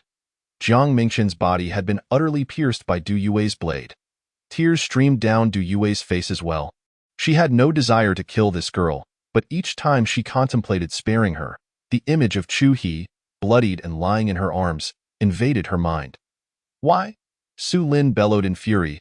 Du Yue offered no response, merely withdrawing her sword from Jiang Mingqian's form and charging towards Su Lin. Break! Qinlan echoed behind her, pressing down with force. The shield above Su Lin was sent flying, and the immense hand's aura locked onto him, while Qinlan continued her downward pressure with her right hand, gently waving her left hand toward Du Yue, sending her away. Crash! With a thunderous crash, a colossal hand descended, pinning Su Lin deep within a chasm. His entire body feeling as though it had been shattered at that moment, he was utterly immobile, having sustained grave injuries. Yet, Qinlan showed no signs of relenting. Her right hand relentlessly gathered energy, forming a giant hand that struck Su Lin time and again. The overwhelming force was beyond Su Lin's capacity to withstand, and at this moment, Qinlan was unaffected by Su Lin's protagonist aura, leading to his demise at her hands.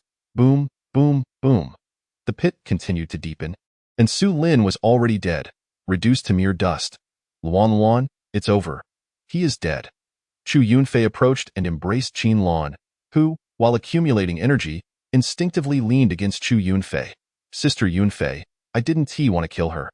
On the ground, Du Yue's sword lay abandoned, as she cradled the lifeless Jiang Mingchen in her lap, tears flowing uncontrollably. Having personally taken the life of this innocent girl, she felt a profound ache in her heart. A sense of helplessness, a stark contrast to the detached orders of extermination she had previously issued. This was a tangible, intimate act of killing.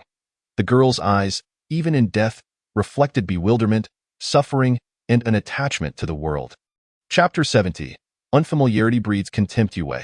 Chu He knelt beside Du Yue, gently closing Jiang Mingchen's eyes. Darling, why? Du Yue sobbed against Chu He's shoulder. This world is so cruel. If you let her go, you must accept the possibility of retribution. No matter how minuscule that chance may be, but as such events accumulate, inevitably, someone will come seeking vengeance. Even if most of them are mere pawns, there may be one or two capable of inflicting harm upon us. A consequence we cannot afford. Chu He softly patted Du Yue's back. I understand everything you say, and I agreed I will act accordingly in the future, yet my heart remains heavy. Upon hearing Du Yue's words, Chu He chose silence, simply holding her close. He recognized that this wasn't mere sentimentality. It was the raw, visceral impact of their current reality. Just as Qin Lan, who could calmly declare the eradication of all things related to Xiaoyan, found herself unraveling at the sight of an innocent girl's demise. This visceral reaction underscored the truth that true empathy is an illusion. Without first-hand experience, one can only view the world through the narrow lens of their own experiences. Observing virtual images, no matter how brutal or terrifying, pales in comparison to the harrowing reality of even the most mundane war. Du Yue composed herself against Chu He's shoulder, and Qin Lan found solace in Chu Yunfei's embrace. An unexpected figure materialized nearby. Cheng Yaojin, upon witnessing the scene, refrained from interrupting Chu He, instead choosing to observe quietly from the sidelines.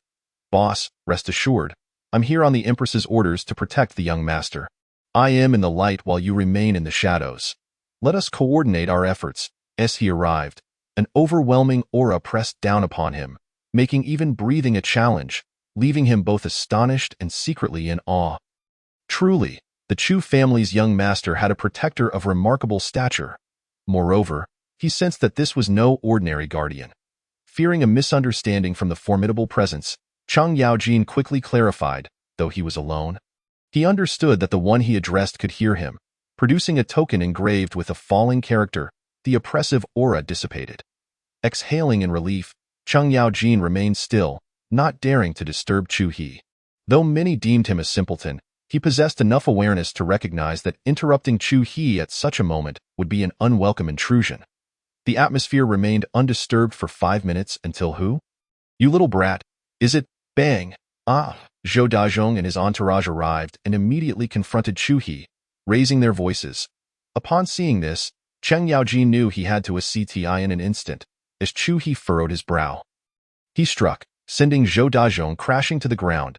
He knew who Zhou Dazhong was, the Taibao of the Falling Trace Celestial Dynasty, a first-rank official, but that held no significance for him. Within the Falling Trace Celestial Dynasty, he served only the Empress. He paid no heed to anyone else unless they were a sage. In the imperial court, officials spoke of Cheng Yaojin with clenched teeth. He was a ruffian, a perennial bachelor who feared no one but the Empress. He avoided provoking sages, for he could best none beneath that rank, yet he feared the Empress due to her fierce temperament. His daily routine involved dining at various ministers' households, occasionally pilfering treasures, leading a carefree life. Yet, his formidable strength earned him the title of the first under the sages of the Falling Trace Celestial Dynasty. Cheng He released Du Yue as Qin Lan and Chu Yunfei approached. Noticing Qin Lan's red-rimmed eyes, he offered a smile. You still smile? I didn't wish for this, had it not been for the fear at the end of her sentence. Qin Lan pouted, falling into a contemplative silence. What would you do if given another chance? I have no regrets, Qin Lan replied, biting her lip. Compared to the turmoil within, she prioritized Chu He. She had etched his words into her heart. refusing to permit any threat to his safety. All right, no more tears. Your little face is a mess. Chu He gently wiped Qin Lan's tears away. Damim. Qin Lan nodded obediently, her eyes transforming into crescent moons filled with genuine joy upon feeling Chu He's tenderness. Who sent you? Chu He turned to Cheng Yaojin. Before him stood a figure that could only be described in one way. Portly and robust, not overly dark yet distinctly unrefined, clad in simple attire that hung loosely on his frame. The smile on his face led Chu He to perceive him as somewhat endearing. Young master, the Empress has instructed me to accompany you for a few days. Look, Cheng Yaojin beamed, producing the token once more. Upon seeing the character imbued with his mother's essence, Chu He nodded. I understand. You've done well. Cheng Yaojin nodded in acknowledgement, refraining from further conversation, as the Empress had instructed him to speak less and act more. Whatever Chu He commanded, he would follow without question. These thoughts were firmly imprinted in his mind. He could not afford to be careless. Should he fail to protect Chu He and the Empress became aware, it was likely that 3 sages would descend upon him in swift retribution, without an ounce of mercy. His domain encompassed a branch of life, primarily focusing on strength, endowing him with formidable resilience and recovery abilities. Each time he was beaten half to death, the Empress would supply him with ample healing herbs, ensuring his swift recovery. Should he misbehave again, the cycle of punishment would continue, leading to his acquaintance with nearly every sage in the dynasty, save for the most illustrious few. Thus, this could be deemed a case of unfamiliarity breeds contempt. Chapter 71. A feast worth millions. The individuals Zhou Dazhong brought were all familiar with Cheng Yaojin.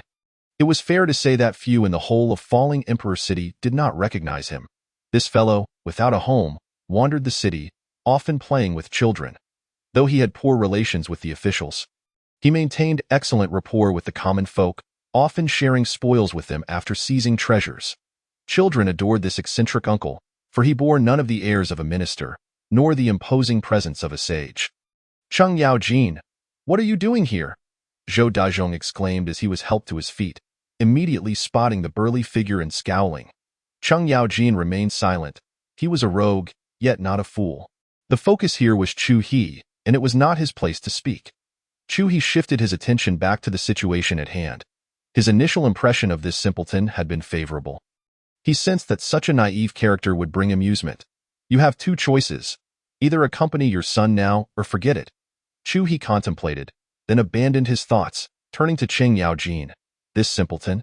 Eliminate them and plunder their home. With that, he departed with the 3 women, leaving a bewildered Cheng Yaojin in his wake. Simpleton? Am I really so foolish? He shook his head, dismissing the thought, and redirected his gaze toward Zhou Dazhong. Cheng Yaojin, don't act recklessly. I am the first-ranked Tai Bao. Humph, what nonsense is that? Do you think I'm afraid? The martial arts tournament is about to commence. It will be easy to find a replacement for you. The territory of the Falling Trace Celestial Dynasty is vast. I can certainly find someone competent. The Empress will not spare you. You scoundrel, I've longed to deal with you. Prepare to meet your end. Upon speaking of Cheng Yaojin, he brandished 2 hefty axes and charged forth, simultaneously activating his domain to ensure that no one could escape. After this incident, Chu He and his companions were too preoccupied to concern themselves with Zhou Dazhong's affairs, including Qin Lan and Du Yue, who had recently experienced emotional turmoil. Those who served had committed no grave sins, yet were still destined to face death. This included members of the Zhou family, some of whom were even virtuous individuals, yet would likewise meet their demise. For no one could ascertain which individuals within held special ties to Zhou Hai, Zhou Dazhong, or the Zhou clan. Chu He dared not gamble. He never considered himself benevolent. Any threat to his safety or that of his loved ones must be extinguished. His sole desire was for his own happiness and that of those who cherished him. As for others, he regrettably lacked the capacity to extend his concern. Those who empathize with the suffering of the masses and strive to improve the lives of others are indeed saints. Chu He was not one of them, merely an ordinary man, a villain. The group returned directly to the royal palace, entering the opulent chamber meticulously prepared by his mother, replete with every imaginable luxury. Young master, please come in. Cheng Yaojin entered with a cheerful grin, which, in Chu He's eyes, bore an endearing simplicity. What is it? Young master, there is an auction taking place here tomorrow. Will you be attending? Do elaborate. Chu He reclined against the sofa, while Chu Yunfei tenderly massaged him. This auction is the third of the 4 great auctions in our celestial realm, the Baohai auction. Much like our martial arts competition, it is held once every century. It has been ongoing for several days, with tomorrow being the final day, showcasing the most precious treasures. Very well, I shall attend tomorrow. Young master, here are the spoils from our earlier raid. Cheng Yaojin presented a bag, which could take many forms in spatial storage. Some preferred rings, others necklaces, while some favored bags such as this.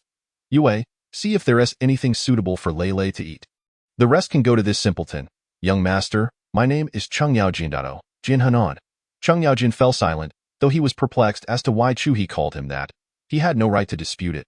Otherwise, given the Empress's affection for Chu He might truly become a simpleton. Do you have any brothers? As Du Yue took the storage bag to find something for Lei, Chu He suddenly became curious about Cheng Yaojin.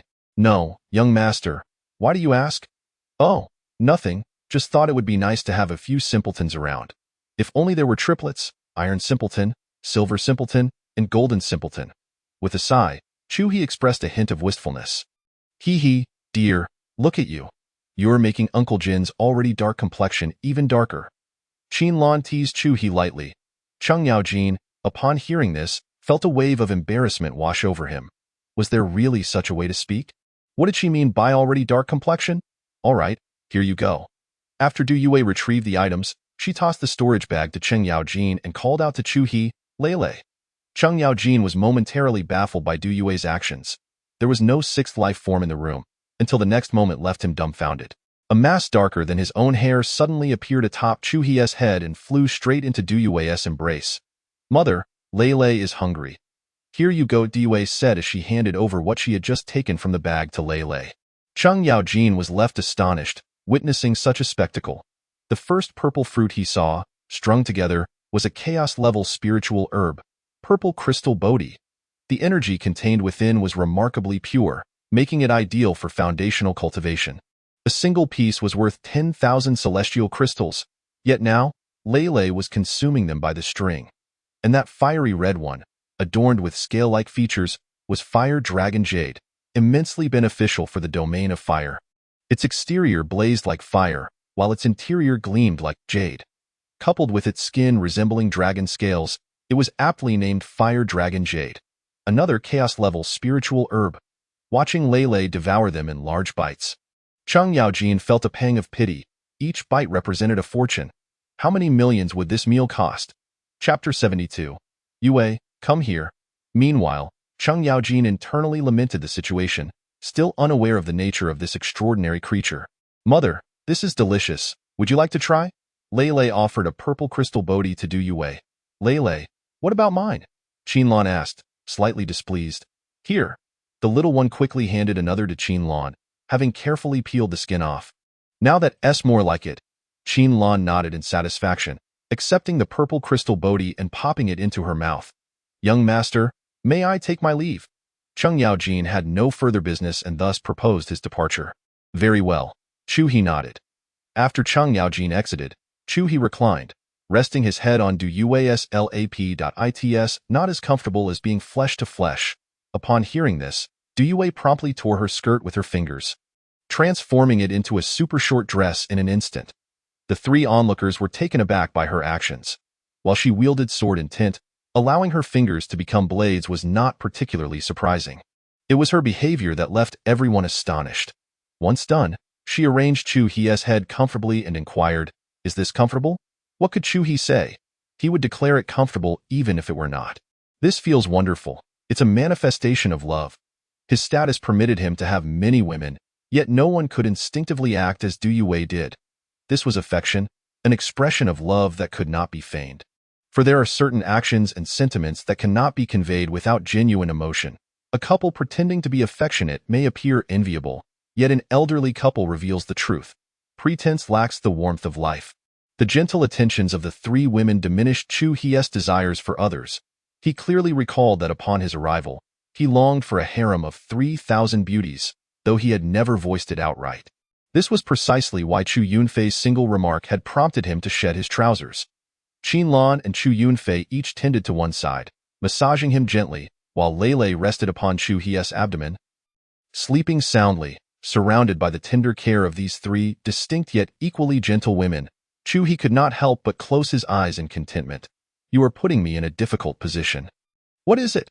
You treat this scoundrel so well, I find myself disinclined to seek other women. Dear, Chu Yunfei called softly. What is it? My kindness is merely to encourage you to reciprocate, and you have already treated me well. I do not wish for this to cause you any concern.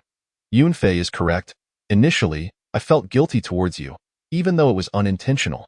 However, I later found myself inexplicably drawn to you, as if everything unfolded so suddenly. Yet now, I am certain I wish to remain by your side. Qin Lan added quietly. Duyue remained silent, instead producing a shadow stone she had acquired in the lower realm for her father. Du Peng, placing it upon the table and activating it. Dear, I love you, a simple yet profound declaration of 5 words. Her expression was calm, her eyes filled with emotion. Though her voice remained somewhat cold, it was imbued with unmistakable affection. Yet, anyone could discern the undercurrents of resolve and reluctance within. Yue? Chu-hee furrowed his brow. Looking at Duyue, I fear I may not return from the forbidden zone. So you prepared this in advance, waiting for your demise to pass it on to your father. Chu-hee spoke through gritted teeth, suppressing his fury. Yes, Duyue lowered her head, with a swift motion. Chu-hee rose and crushed the shadow stone into powder. From now on, if any of you 3 dare to engage in any perilous endeavors behind my back, regardless of the reason, do not return. The 3 women hung their heads in silence, startled by the sudden turn of events. Though you hear me. Understood, dear, I understand as well. Very well. Duyue nodded, unable to meet Chu-hee's gaze. His tone was laced with evident anger. He recognized the potential dangers of the forbidden zone, yet he had not anticipated Duyue's willingness to embrace death. Having gleaned this knowledge, Chu-hee's anger flared. After his outburst, he stood and strode toward the room. Yue, come here. Chu-hee's voice was cold, causing the 3 women to shudder. For aside from the initial days, he had always been playful. This was the first time they had witnessed him so enraged. The 3 women fell silent, while Duyue bit her lip, unsure of how to proceed. Slowly, she rose, her appearance somewhat peculiar due to the skirt she had just altered. The upper portion was tightly covered, while the lower half appeared as if she were not wearing anything at all. Indeed, upon standing, a glimpse of purple was easily visible. Yue, it's all right.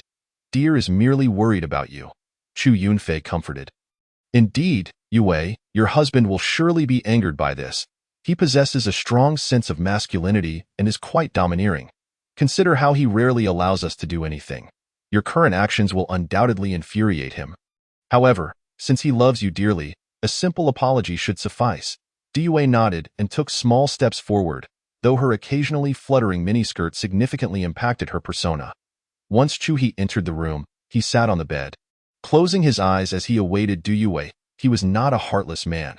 Although he initially sought only Duyue's physicality, he had gradually developed genuine feelings for her. Over the past 2 months, living together daily had led him to unknowingly fall for her. The adage time breeds affection rang true. It was a phrase rich in meaning, yielding unexpectedly profound effects. At this moment, Chu-hee found his feelings for Duyue to be more emotional than physical. With a soft click, Duyue closed the door and stood silently at the entrance, her head bowed, unable to meet Chu-hee's gaze. When he opened his eyes, the sight of Duyue's exquisite, crystalline long legs captivated him. Remembering her earlier behavior softened his heart, warming it slightly while igniting a hint of passion within him. Chapter 73. I am reluctant. Raising her head, Duyue slowly met his gaze. Though she still avoided looking directly at Chu-hee, look at me, he commanded. Just as he finished speaking, her defiant yet somewhat aggrieved eyes met his, further softening his heart. Yet, he maintained a detached demeanor as he asked, Do you realize your mistake? Chu-hee intended for Duyue to acknowledge her error so he could issue a gentle warning, but to his surprise, she replied, I am not wronged. Duyue stared defiantly at Chu-hee, her tone resolute. What did you say? He inquired, furrowing his brow, taken aback by her obstinacy. I am not wrong, she reiterated, unwavering. Chu-hee, wanting to respond, sighed upon seeing her expression, realizing he could not harden his heart against her. Reason? She continued, if I were to perish, you would merely be missing a woman to please you. As long as I live, I shall remain by your side. You will never be able to rid yourself of me. However, if I do not strive for improvement, your interest will wane over time until it fades completely. At that point, you may not let me go, but you would also ignore me. I am unwilling. Chu-hee fell silent, wanting to object but finding himself unable to articulate his thoughts. He wished to assure her that he would not behave that way, yet he knew deep down that such notions were somewhat romanticized. With another sigh, he comprehended Du Yue's innermost thoughts. She understood that she was bound to him for life, with no possibility of escape. Thus, she sought to secure the best outcome for herself. Chu-hee recognized that her actions were not without merit. They represented a wise choice. Yet, he wished she would not lay everything bare before him. Extending his hand toward her, he beckoned, "Come here." Upon hearing this, Du Yue approached him, though her small hand tightened slightly, revealing her inner turmoil. She feared Chu-hee's anger and the possibility of losing him. The quiet room was filled only with the sound of her footsteps. The closer she drew to him, the more anxious she felt. Soon, she stood before him. Chu-hee spread his legs and grasped her wrist, sensing a slight tremor in her body. "Sit down." Following his lead, Du Yue settled on his left thigh. This time not looking down, her gaze fixed firmly on Chu-hee, still infused with defiance and a trace of nervousness. With his left arm wrapped around her, he rested his hand on her abdomen without moving. "Do not act this way again," he spoke gently. "I cannot," Du Yue responded, shaking her head. If the disparity between them grew vast, she would seize every opportunity to enhance her strength. Smack! Chu-hee struck her lightly. "No more of this, I cannot." Du Yue's cheeks flushed slightly, yet she remained resolute. Chu-hee felt his temper rising. Smack! No more chances. This time, Du Yue fell silent, closing her mouth. Smack! Speak. There is nothing to say. He insisted, urging her to stand. "I cannot," she replied succinctly, sealing her lips. Thus, the dynamic shifted dramatically. Although Du Yue refrained from speaking, she complied with all of Chu-hee's requests, uttering only 2 words, "I cannot." "And now?" "I cannot," she said weakly. "You, sigh." "Very well, do as you wish." Chu-hee, unwilling to prolong the matter, realized continuing would only serve to torment Du Yue. "Dear husband, I do not wish to drift too far from you." Noticing Chu-hee leaning against the headboard in a mix of frustration and resignation, Du Yue leaned onto him, whispering softly, "Fool, that will not happen." Chu-hee felt his anger dissipate. He suddenly realized how petty he was being. Despite Du Yue's every action being for his sake, he still found cause for irritation. Initially, his anger stemmed from concern, followed by a sense of wounded pride due to his ingrained masculinity, believing her actions diminished his stature. He had thought it natural to protect women, that they should remain obediently in the background. Yet now he recognized how utterly misguided he had been. He could dominantly dictate the fates of others, but he could not impose his will upon their thoughts and feelings. That distinction lay between strangers and loved ones. You may seek any woman you desire to indulge in, but I do not wish for that. I want to be your steadfast companion, just as Lanjie and Yunfei feel. Chapter 74, Baohai Auction. "Wanlinger, I understand," Chu-hee replied, gently stroking Du Yue's small head. After they exited, Qinlan and Chu Yunfei were engaged in play with Lei Lei. Upon witnessing the scene, both women exchanged knowing glances with Du Yue. Before Du Yue could respond, Chu-hee interjected, "Stay close to me and do not overthink things. Do you understand?" "Understood, dear husband," she affirmed. Qinlan promptly abandoned Lei Lei, rushing over to plant a kiss on Chu-hee, then giving Du Yue a thumbs up. "I know as well," Chu Yunfei chimed in, approaching to offer a kiss as well. "Truly, you are a handful," Chu-hee remarked, settling onto the sofa and lighting a cigarette. Chu Yunfei reclined against him while Qinlan pulled Du Yue aside, inquiring, "Yue, what did you do?" "I simply insisted on saying no. And then he rendered me utterly weak, devoid of any will. And then what?" Qinlan gasped. "And then he softened." Du Yue replied, "I shall have to try that." Qinlan pondered, suddenly looking concerned. "Did it hurt?" Du Yue shook her head. "Just left me feeling weak." "That is a relief." "What are you two whispering about?" Chu-hee asked, glancing at the 2 women engaged in hushed conversation. "Dear husband, we were discussing matters of women. It is best you remain unaware. The auction is about to commence. Shall we go?" "Very well," Chu-hee nodded. Upon stepping outside, a palace-maid approached with several invitation cards. Qinlan retrieved one and handed it to Chu He, saying, "This is the invitation to the auction." The Baohai event.as she spoke. She also presented cards to Du Yue and Chu Yunfei. The invitations were blue with the simple inscription Baohai in white, devoid of any excessive embellishments. Upon opening, the content revealed itself, aligning perfectly with Chu He's aesthetic, simple on the outside yet profound within. The invitation was crafted from high-grade spiritual material, commonly used by affluent families for clothing. However, Chu He cared little for such details. His invitation differed from those in the hands of the three women. Between the two white characters, Baohai lay a delicate purple line. When opened fully, a virtual image emerged. "Greetings, Mr. Chu, I am Wanlinger, the head of this Baohai auction." The ethereal figure was a woman, her graceful form clad in a tantalizing blue qipao, exuding an alluring charm. "Speak." Chu He cast a fleeting glance at Wanlinger, who, upon noticing, exhibited a flicker of surprise in her eyes. She inwardly mused that the rumors circulating in the outside world were indeed accurate. The young master of the Chu family harbored no interest in women. Now that she witnessed it firsthand, she found it to be true. Her esteemed identity and captivating charm were renowned throughout the celestial realm, attracting countless exceptional talents and even a number of princes from celestial dynasties. The young master of Chongqing also held a fondness for her. "I sincerely invite Lord Chu to grace us with your presence at our Baohai auction, and we have prepared the finest seating for you," Wanlinger stated, ensuring that Chu He would not be kept waiting. The title Lord Chu was a reflection of his formidable reputation. Whenever he encountered talented peers, regardless of gender or lineage, should they pique his interest, a confrontation was inevitable. Some who later met him began to call him Chu Gu, but it proved futile, as the encounters continued with no respite until one individual addressed him as Lord Chu, prompting him to relent. This incident swiftly spread, and the title became widely recognized. However, only the truly elite continued to refer to him as Chu Gu or Chu Xiaozhu, a testament to their standing. In battles among peers, as long as lives were not endangered, elders were forbidden from intervening. Many in the celestial realm, even those who could match Chu He in prowess, preferred to avoid conflict with him. "Well then, Lord Chu, I shall not disturb you further.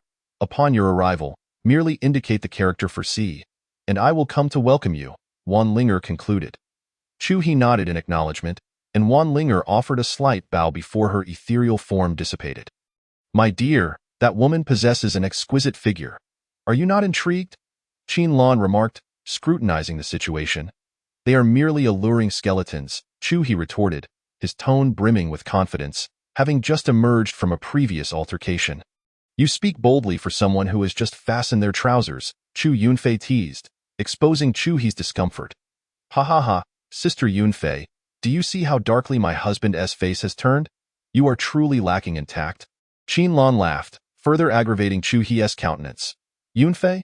I am here, dear husband," Chu Yunfei promptly responded, adding, "Please do not be upset. Although I speak the truth, I mean no harm."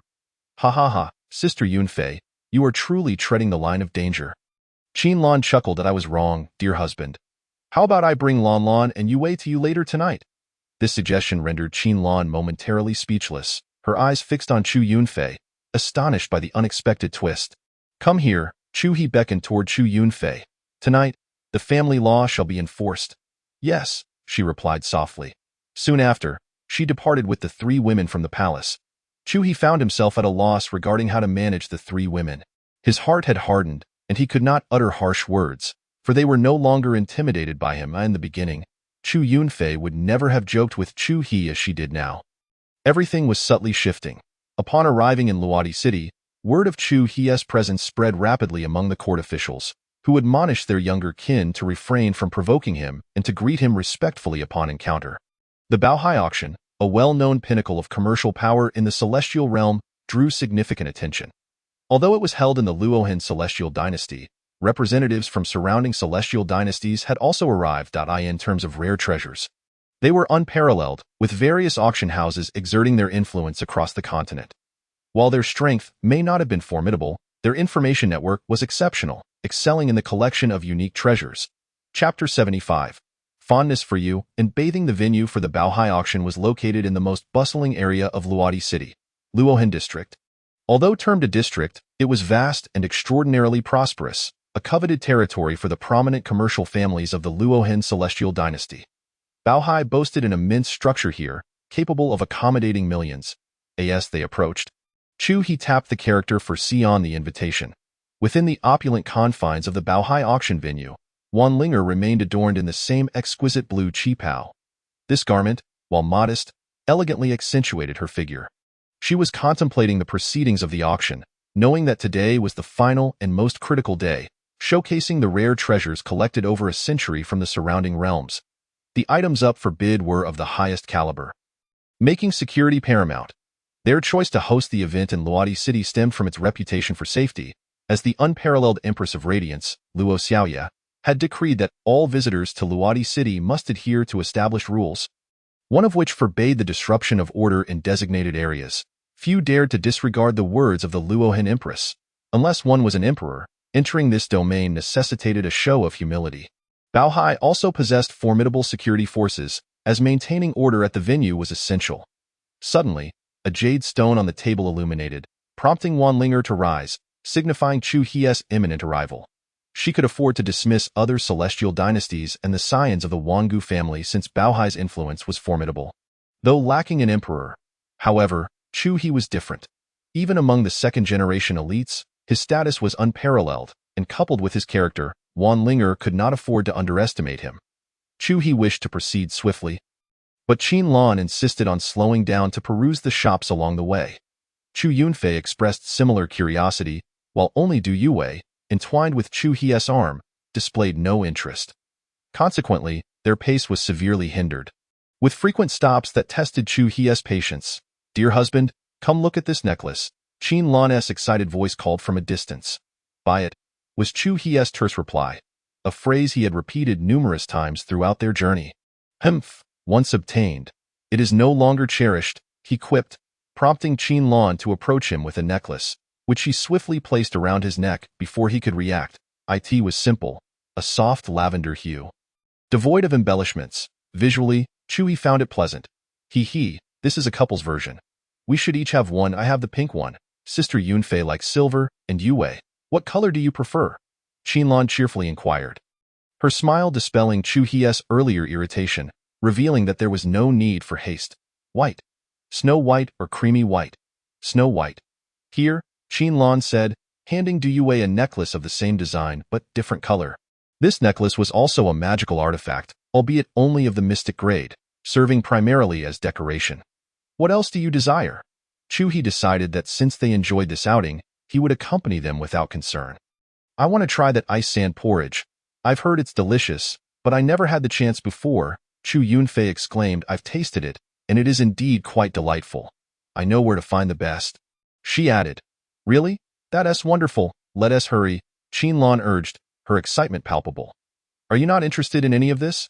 As the two women walked ahead, Chu He and Du Yue trailed behind. Noticing the lack of emotion in Du Yue's gaze, he curiously inquired, Not interested. What do you enjoy then? Du Yue frowned at the question. You. She couldn't grasp why Chu He would pose such a seemingly foolish inquiry, caught off guard by her unexpected response. Chu He was momentarily speechless.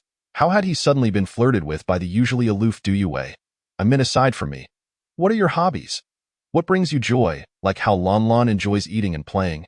Or Yunfei likes various trinkets and stories? What do you like? I have none. When I was in the lower realms, my only goal was to strengthen the Holy Land. Now that I have you, that concern is resolved. All I desire is to be by your side. Unbeknownst to her, Du Yue had unwittingly flirted back, a curious twist of fate that left Chu He momentarily stunned. You ought to cultivate a hobby of your own. What else could bring you joy, Lele? Du Yue pondered briefly before responding. If you continue like this, I want to know how to surprise you in the future. Chu He sighed. Think of something else. What used to make you happy? Du Yue nodded gently, glancing at Qin Lan and the others ahead, before murmuring two words. Bathing? Huh? Bathing? Yes, in the past, the happiest moments for me were soaking in Tianlan Lake, watching the sunset or the drifting clouds. It has been a long time since I experienced that. I understand. I'll dig a lake for you when we return, and you can bathe whenever you wish. Du Yue nodded in agreement. Sometimes, Chu He felt somewhat conflicted. Lan was too lively, and he wished she could be quieter at times, while Du Yue was too serene, often remaining silent unless prompted. Chu Yunfei struck a perfect balance, embodying just the right blend of energy. If only he could transfer a bit of Lan's vivacity to Du Yue, how wonderful that would be. Dear husband, Yue, you must try this. It is truly delicious. In front, Lan had already finished her icy porridge, and at this moment, she was eating with one hand while dragging 2 cups of icy porridge towards Chu He with the other. Chu He caught the porridge midair and took a hearty sip, savoring its sweetness and chill, which was infused with numerous spirit fruits that boasted a delightful flavor. Chapter 76. Lord Chu, the enchanter Du Yue also received her share. She would not ask for it outright, yet she would not refuse something she did not dislike. Delicious food and entertaining experiences might not appeal to everyone, but they would certainly not provoke disdain. After meandering leisurely for a considerable while, what could have been a 5-minute journey turned into a 30-minute delay. Upon arriving at the Baohai auction house, Linger had been waiting eagerly. Upon seeing Chu, he finally arrived. She rushed over with a bright smile. Her slender waist swayed gracefully, and her body exhibited a perfect silhouette. Lord Chu, you have arrived. We have prepared everything for you, Linger exclaimed, only then noticing Du Yue, who was linked arm in arm with Chu He. Her gaze flickered momentarily. Had it not been for the unmistakable aura surrounding Chu He, she might have thought this was an impersonator. After all, Chu He's reputation in the heavenly realm was unparalleled, backed by his extraordinary lineage, talent, and cultivation, not to mention his domineering demeanor and disinterest in women, which garnered him considerable attention. Chu He simply nodded, for he had no inclination to explain his tardiness. After all, Linger was not worthy of such an explanation. Today, if he did not attend, she would be barred from entry. What left him slightly speechless was Linger's reference to him as Lord Chu, which carried an undertone reminiscent of visiting a brothel. Shaking his head, he followed Linger into the Baohai auction house. Many onlookers witnessed this scene. Initially, when Linger stood outside, they assumed it was a warm welcome from the auction house. However, it soon became evident that they were merely awaiting this unidentified young master. Who is that person accompanying Miss Linger? To receive such a personal welcome, she must regard him highly, they whispered. Although he resembles Lord Chu, it is well known that he does not keep women by his side. I think it looks like Lord It must be him. Who else could command such attention from Miss Linger? Besides, who in the heavenly realm would dare impersonate Lord Chu? That would be courting disaster. But Lord Chu should not behave in such a manner. What do you know? Lord Chu is a man. Does he have to remain aloof from women all his life? Perhaps he is simply less enamored with them than other men. This is amusing. I never expected to encounter Lord Chu at an auction. Let us hope those arrogant individuals take heed. I truly feel for them. Ha ha ha, I can hardly wait to see Lord Chu deal with them. Although today marked the final day of the auction, Baohai Auction House was well aware that 99% of the attendees could not afford any of the items up for bid. Yet, they still chose to host the event in this grand hall, rather than a smaller venue. One reason was to capitalize on the occasion. Aside from the few invitations personally distributed by Baohai, the rest were tickets that attendees had to purchase. Each ticket was not expensive, merely 1 celestial crystal. While it might be considered costly for a Taoist palace, it was merely a slight sting for those at the 4 extremes. However, to witness the spectacle, the hall remained packed, generating millions of celestial crystals in revenue for Baohai Auction House. An opportunity not to be missed. The second reason was for publicity. The events of this auction would undoubtedly be widely discussed, becoming a topic of conversation for a time, yielding explosive results without the need for advertising expenses. What's not to love? Linger guided Chu He and his companions to an opulent room, equipped with a large screen displaying the auction proceedings, adjustable for optimal viewing. Lord Chu, this is the place we have prepared for you. Is there anything else you require? Linger briefly introduced the space before addressing Chu He. Nothing more. Then I shall take my leave, so as not to disturb you. Chu He nodded, and after Linger gracefully departed, Lan began to engage with the screen projected by the shadow stone before them. Darling, there are so many people. Indeed, just the ticket sales alone must have earned Baohai a fortune. As the group conversed within the room, Linger took to the stage. In fact, the auction should have commenced 5 minutes earlier, but due to Chu He's presence, it had been delayed. This was the territory of the fallen emperor, and everyone in the heavenly realm was aware of her fondness for Chu He, so Wan Linger dared not act too freely. The crowd erupted in cheers as Wan Linger took the stage. "Miss Linger, I adore you. Get lost, you trash, Linger is mine." Countless people were invigorated by Wan Linger's appearance, creating an atmosphere of unprecedented fervor. "Darling, do they really need to be this excited?" Qinlan expressed her bewilderment within the room. "Do you not understand why this woman can be the face of Baohai Auction House here? Her identity is undoubtedly significant, and she possesses an enchanting quality," Chu Yunfei remarked, observing the footage. "Enchanting? Yes, Yunfei is correct." When Wan Linger took the stage, she released her aura, which greatly influences men, especially those of lower cultivation. "Then why didn't I feel it earlier?" Upon hearing this, Chu He could not help but lightly slap Qinlan's shoulder. "Would she dare to play tricks in front of me? Oh, I see. But it matters little. Today is merely the final day, and rare treasures are beyond the reach of those below. Could it be that Wan Linger's charm also affects those in the private boxes?" Qinlan understood that the main participants of this auction were those within the boxes. They were either from powerful clans, affluent merchants, or influential court officials, including princes from other celestial realms.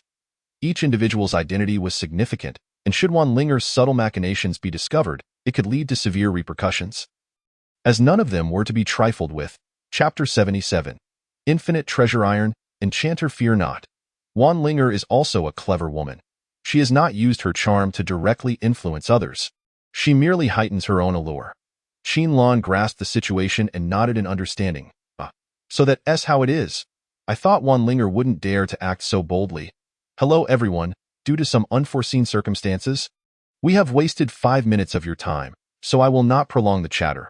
First, I would like to welcome you all, and now we shall commence our first item for today. Wan Linger's pure yet enticing voice resonated throughout the venue, instantly igniting another wave of cheers. Despite the significant disparity in cultivation levels among the attendees, even without actively employing her charm, Wan Linger's slight enhancement of her allure caused many of the weaker individuals present to lose a degree of rationality. This characteristic could be considered a form of spiritual assault. A ceremonial attendant brought forth a green jade plate, covered by a blue cloth hiding something beneath. Once placed on the table, Wan Linger swiftly unveiled the contents. It was a pill, half black and half green. A heavenly demon frost gold pill, a divine-grade elixir that greatly aids in dispelling inner demons or comprehending realms of understanding. The starting bid was set at 1 million celestial crystals, with subsequent bids requiring a minimum increase of 100,000. The price was reasonable. Divine-grade pills typically hovered around the million mark, but the heavenly demon frost gold pill was among the finest, especially for its efficacy in dispelling inner demons. 110,000. A massive projection displayed the fluctuating numbers as attendees placed their bids. In this world, the territory was vast. A single ancient city could accommodate billions of people, spanning over millions of miles. Consequently, many public facilities were expansive. Although Baohai Auction House appeared grand, it was relatively small. The truly extensive auctions occurred in fixed locations. For instance, Baohai utilized an entire ancient city as its base, hosting auctions once every millennium, with participation potentially reaching 30 billion. When so many individuals bid vocally, it was clearly impractical and lacked sophistication. Thus, Baohai, along with all auction houses, sought the assistance of artificers to invent a bidding device. Holding the bidding stone, one could activate it with spiritual energy and control it with their thoughts. If your bid surpassed the number displayed behind Wan Linger, your offer would be revealed. Not only would your bid be shown, but your representative identity number would also appear. Due to the overwhelming number of participants, the highest bids would typically be the ones displayed first. Initially, the numbers in the projection skyrocketed, gradually slowing down as the auction progressed. 320,000. A number popped up, accompanied by the identity number, 45.330,000 celestial crystals. This is a bid from number 63.350,000 celestial crystals. Many individuals yearn for this elixir, for it holds immense significance and possesses formidable prowess within the realm of deities and demons. The current surge in price has notably diminished. Chu He exhibits no interest in this potion, as he could easily consume it as sustenance if he wished. Materials that are not of the chaotic grade do not even warrant his attention, and he dismisses any elixir that does not reach the third tier among deities and demons. As for treasured artifacts, They too require a status above the third tier of deities and demons. 4,500,000 celestial crystals. Announced the individual designated as code 45.4,600,000 celestial crystals. Chimed in code 63.I. In the end, only these two contenders remained, having engaged in bidding since the outset. 0.5 million celestial crystals, declared code 45. Following this proclamation, an unexpected silence enveloped the vast auction hall, only to be interrupted by the sound of a bell. Ding. Everyone understood that this signified the completion of 3 hammer strikes. If the numbers remained static after the third ring, it would denote a successful auction and the finalization of the transaction. Ding. Congratulations to this gentleman for acquiring the Heavenly Demon Azure Frost Golden Pill, Wanlinger remarked with a smile. What a lucrative endeavor. This elixir typically commands a market price of merely 4 million. At most 4,100,000. I never anticipated it would fetch 5 million here. Qinlan could not help but click her tongue, recognizing a staggering profit of 90,000 celestial crystals, a sum equivalent to that of a rather mediocre divine and demonic elixir. The next item for bid is the infinite treasure iron. I need not elaborate on its utility at this juncture. Wanlinger smiled briefly before pausing her discourse, prompting a fervent discussion among the audience. Who would have imagined it to be the infinite treasure iron? This is a material of chaotic 9th grade, the quintessential choice for weapon forging. Indeed, the unique properties of infinite treasure iron can imbue weapons with an enchanting attribute. Alas, I encounter the materials I desire at a time when I feel utterly powerless. Now, let us commence the auction, with a starting bid of 5 million celestial crystals. Each subsequent bid must exceed by no less than 100,000 celestial crystals. He remained disinterested. The infinite treasure iron is utilized for weapon crafting, yet he already possesses the god-slaying spear, and each of the 3 women has their own weapon, rendering this material of limited use.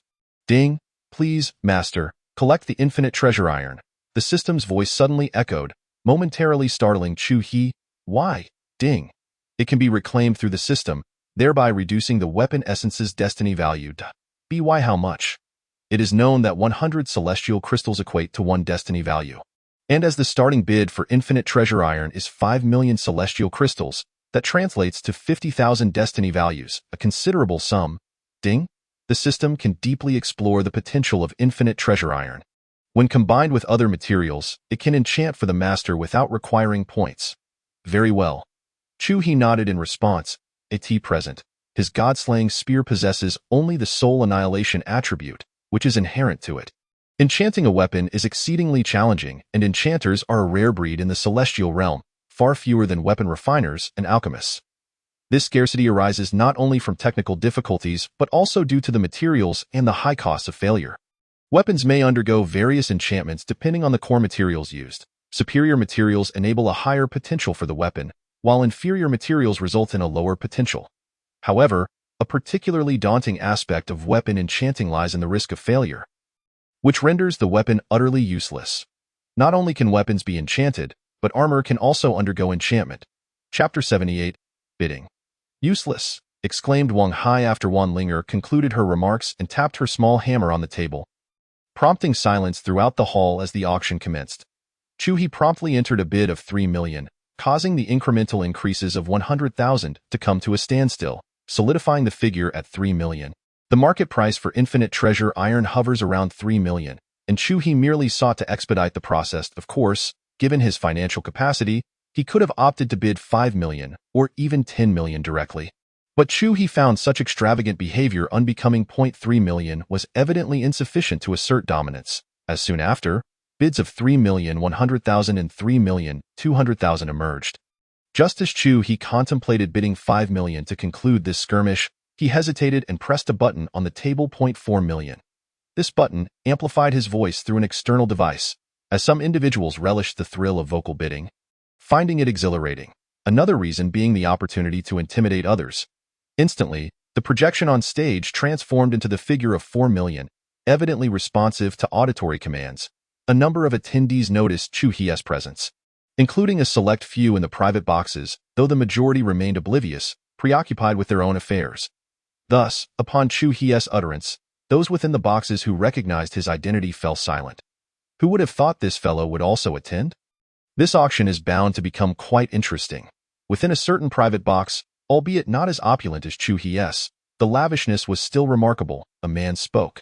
He was Long Ming, the prince from the neighboring Tianlong Celestial Dynasty. The title of prince in Tianlong Celestial Dynasty is bestowed upon the most capable, and he, possessing the greatest talent and cultivation, had faced countless challengers since his ascension to the throne, all of whom had retreated in defeat. He had come to the Baohai auction due to the abundance of treasures and had received word that items he sought would soon be available, prompting his arrival. However, he was taken aback to discover that Chu He had also come. Having caught a glimpse of Chu He below, he felt a mix of astonishment and apprehension regarding potential unforeseen developments. Let me observe which unfortunate soul will find themselves kneeling, I in another private box. A somewhat effeminate man smiled faintly and remarked.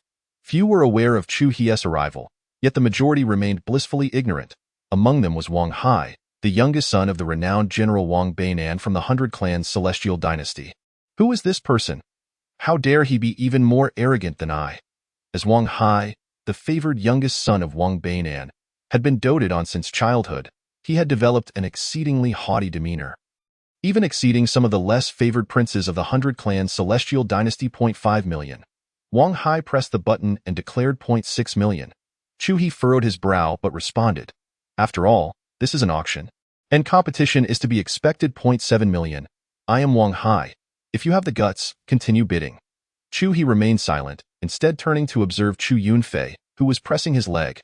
Who is this? The youngest son of General Wang Beinan from the 100 Clans Celestial Dynasty. 8 million. After nodding, Chu He's calm voice resounded once more. Bang. Wang Hai slammed his hand on the table, having revealed his identity, yet still faced opposition. Prior to attending this auction, he had conducted some inquiries. He knew that there were no princes from the Luhan Celestial Dynasty, and he was unconcerned about others. Only Long Ming from the Tianlong Celestial Dynasty was present, and aside from the prince, he did not anticipate any rivalries from others. Thus, despite not knowing the exact list of bidders, he understood that the only individual he feared was Long Ming. Hearing the voice, it was evidently neither Long Ming nor any of the other figures he dreaded, which was why he felt incensed. How dare this inexperienced youth oppose him? 10 million. Kid, you have the audacity to reveal your name. Wang Hai's voice elicited suppressed laughter among those present who were aware of the situation.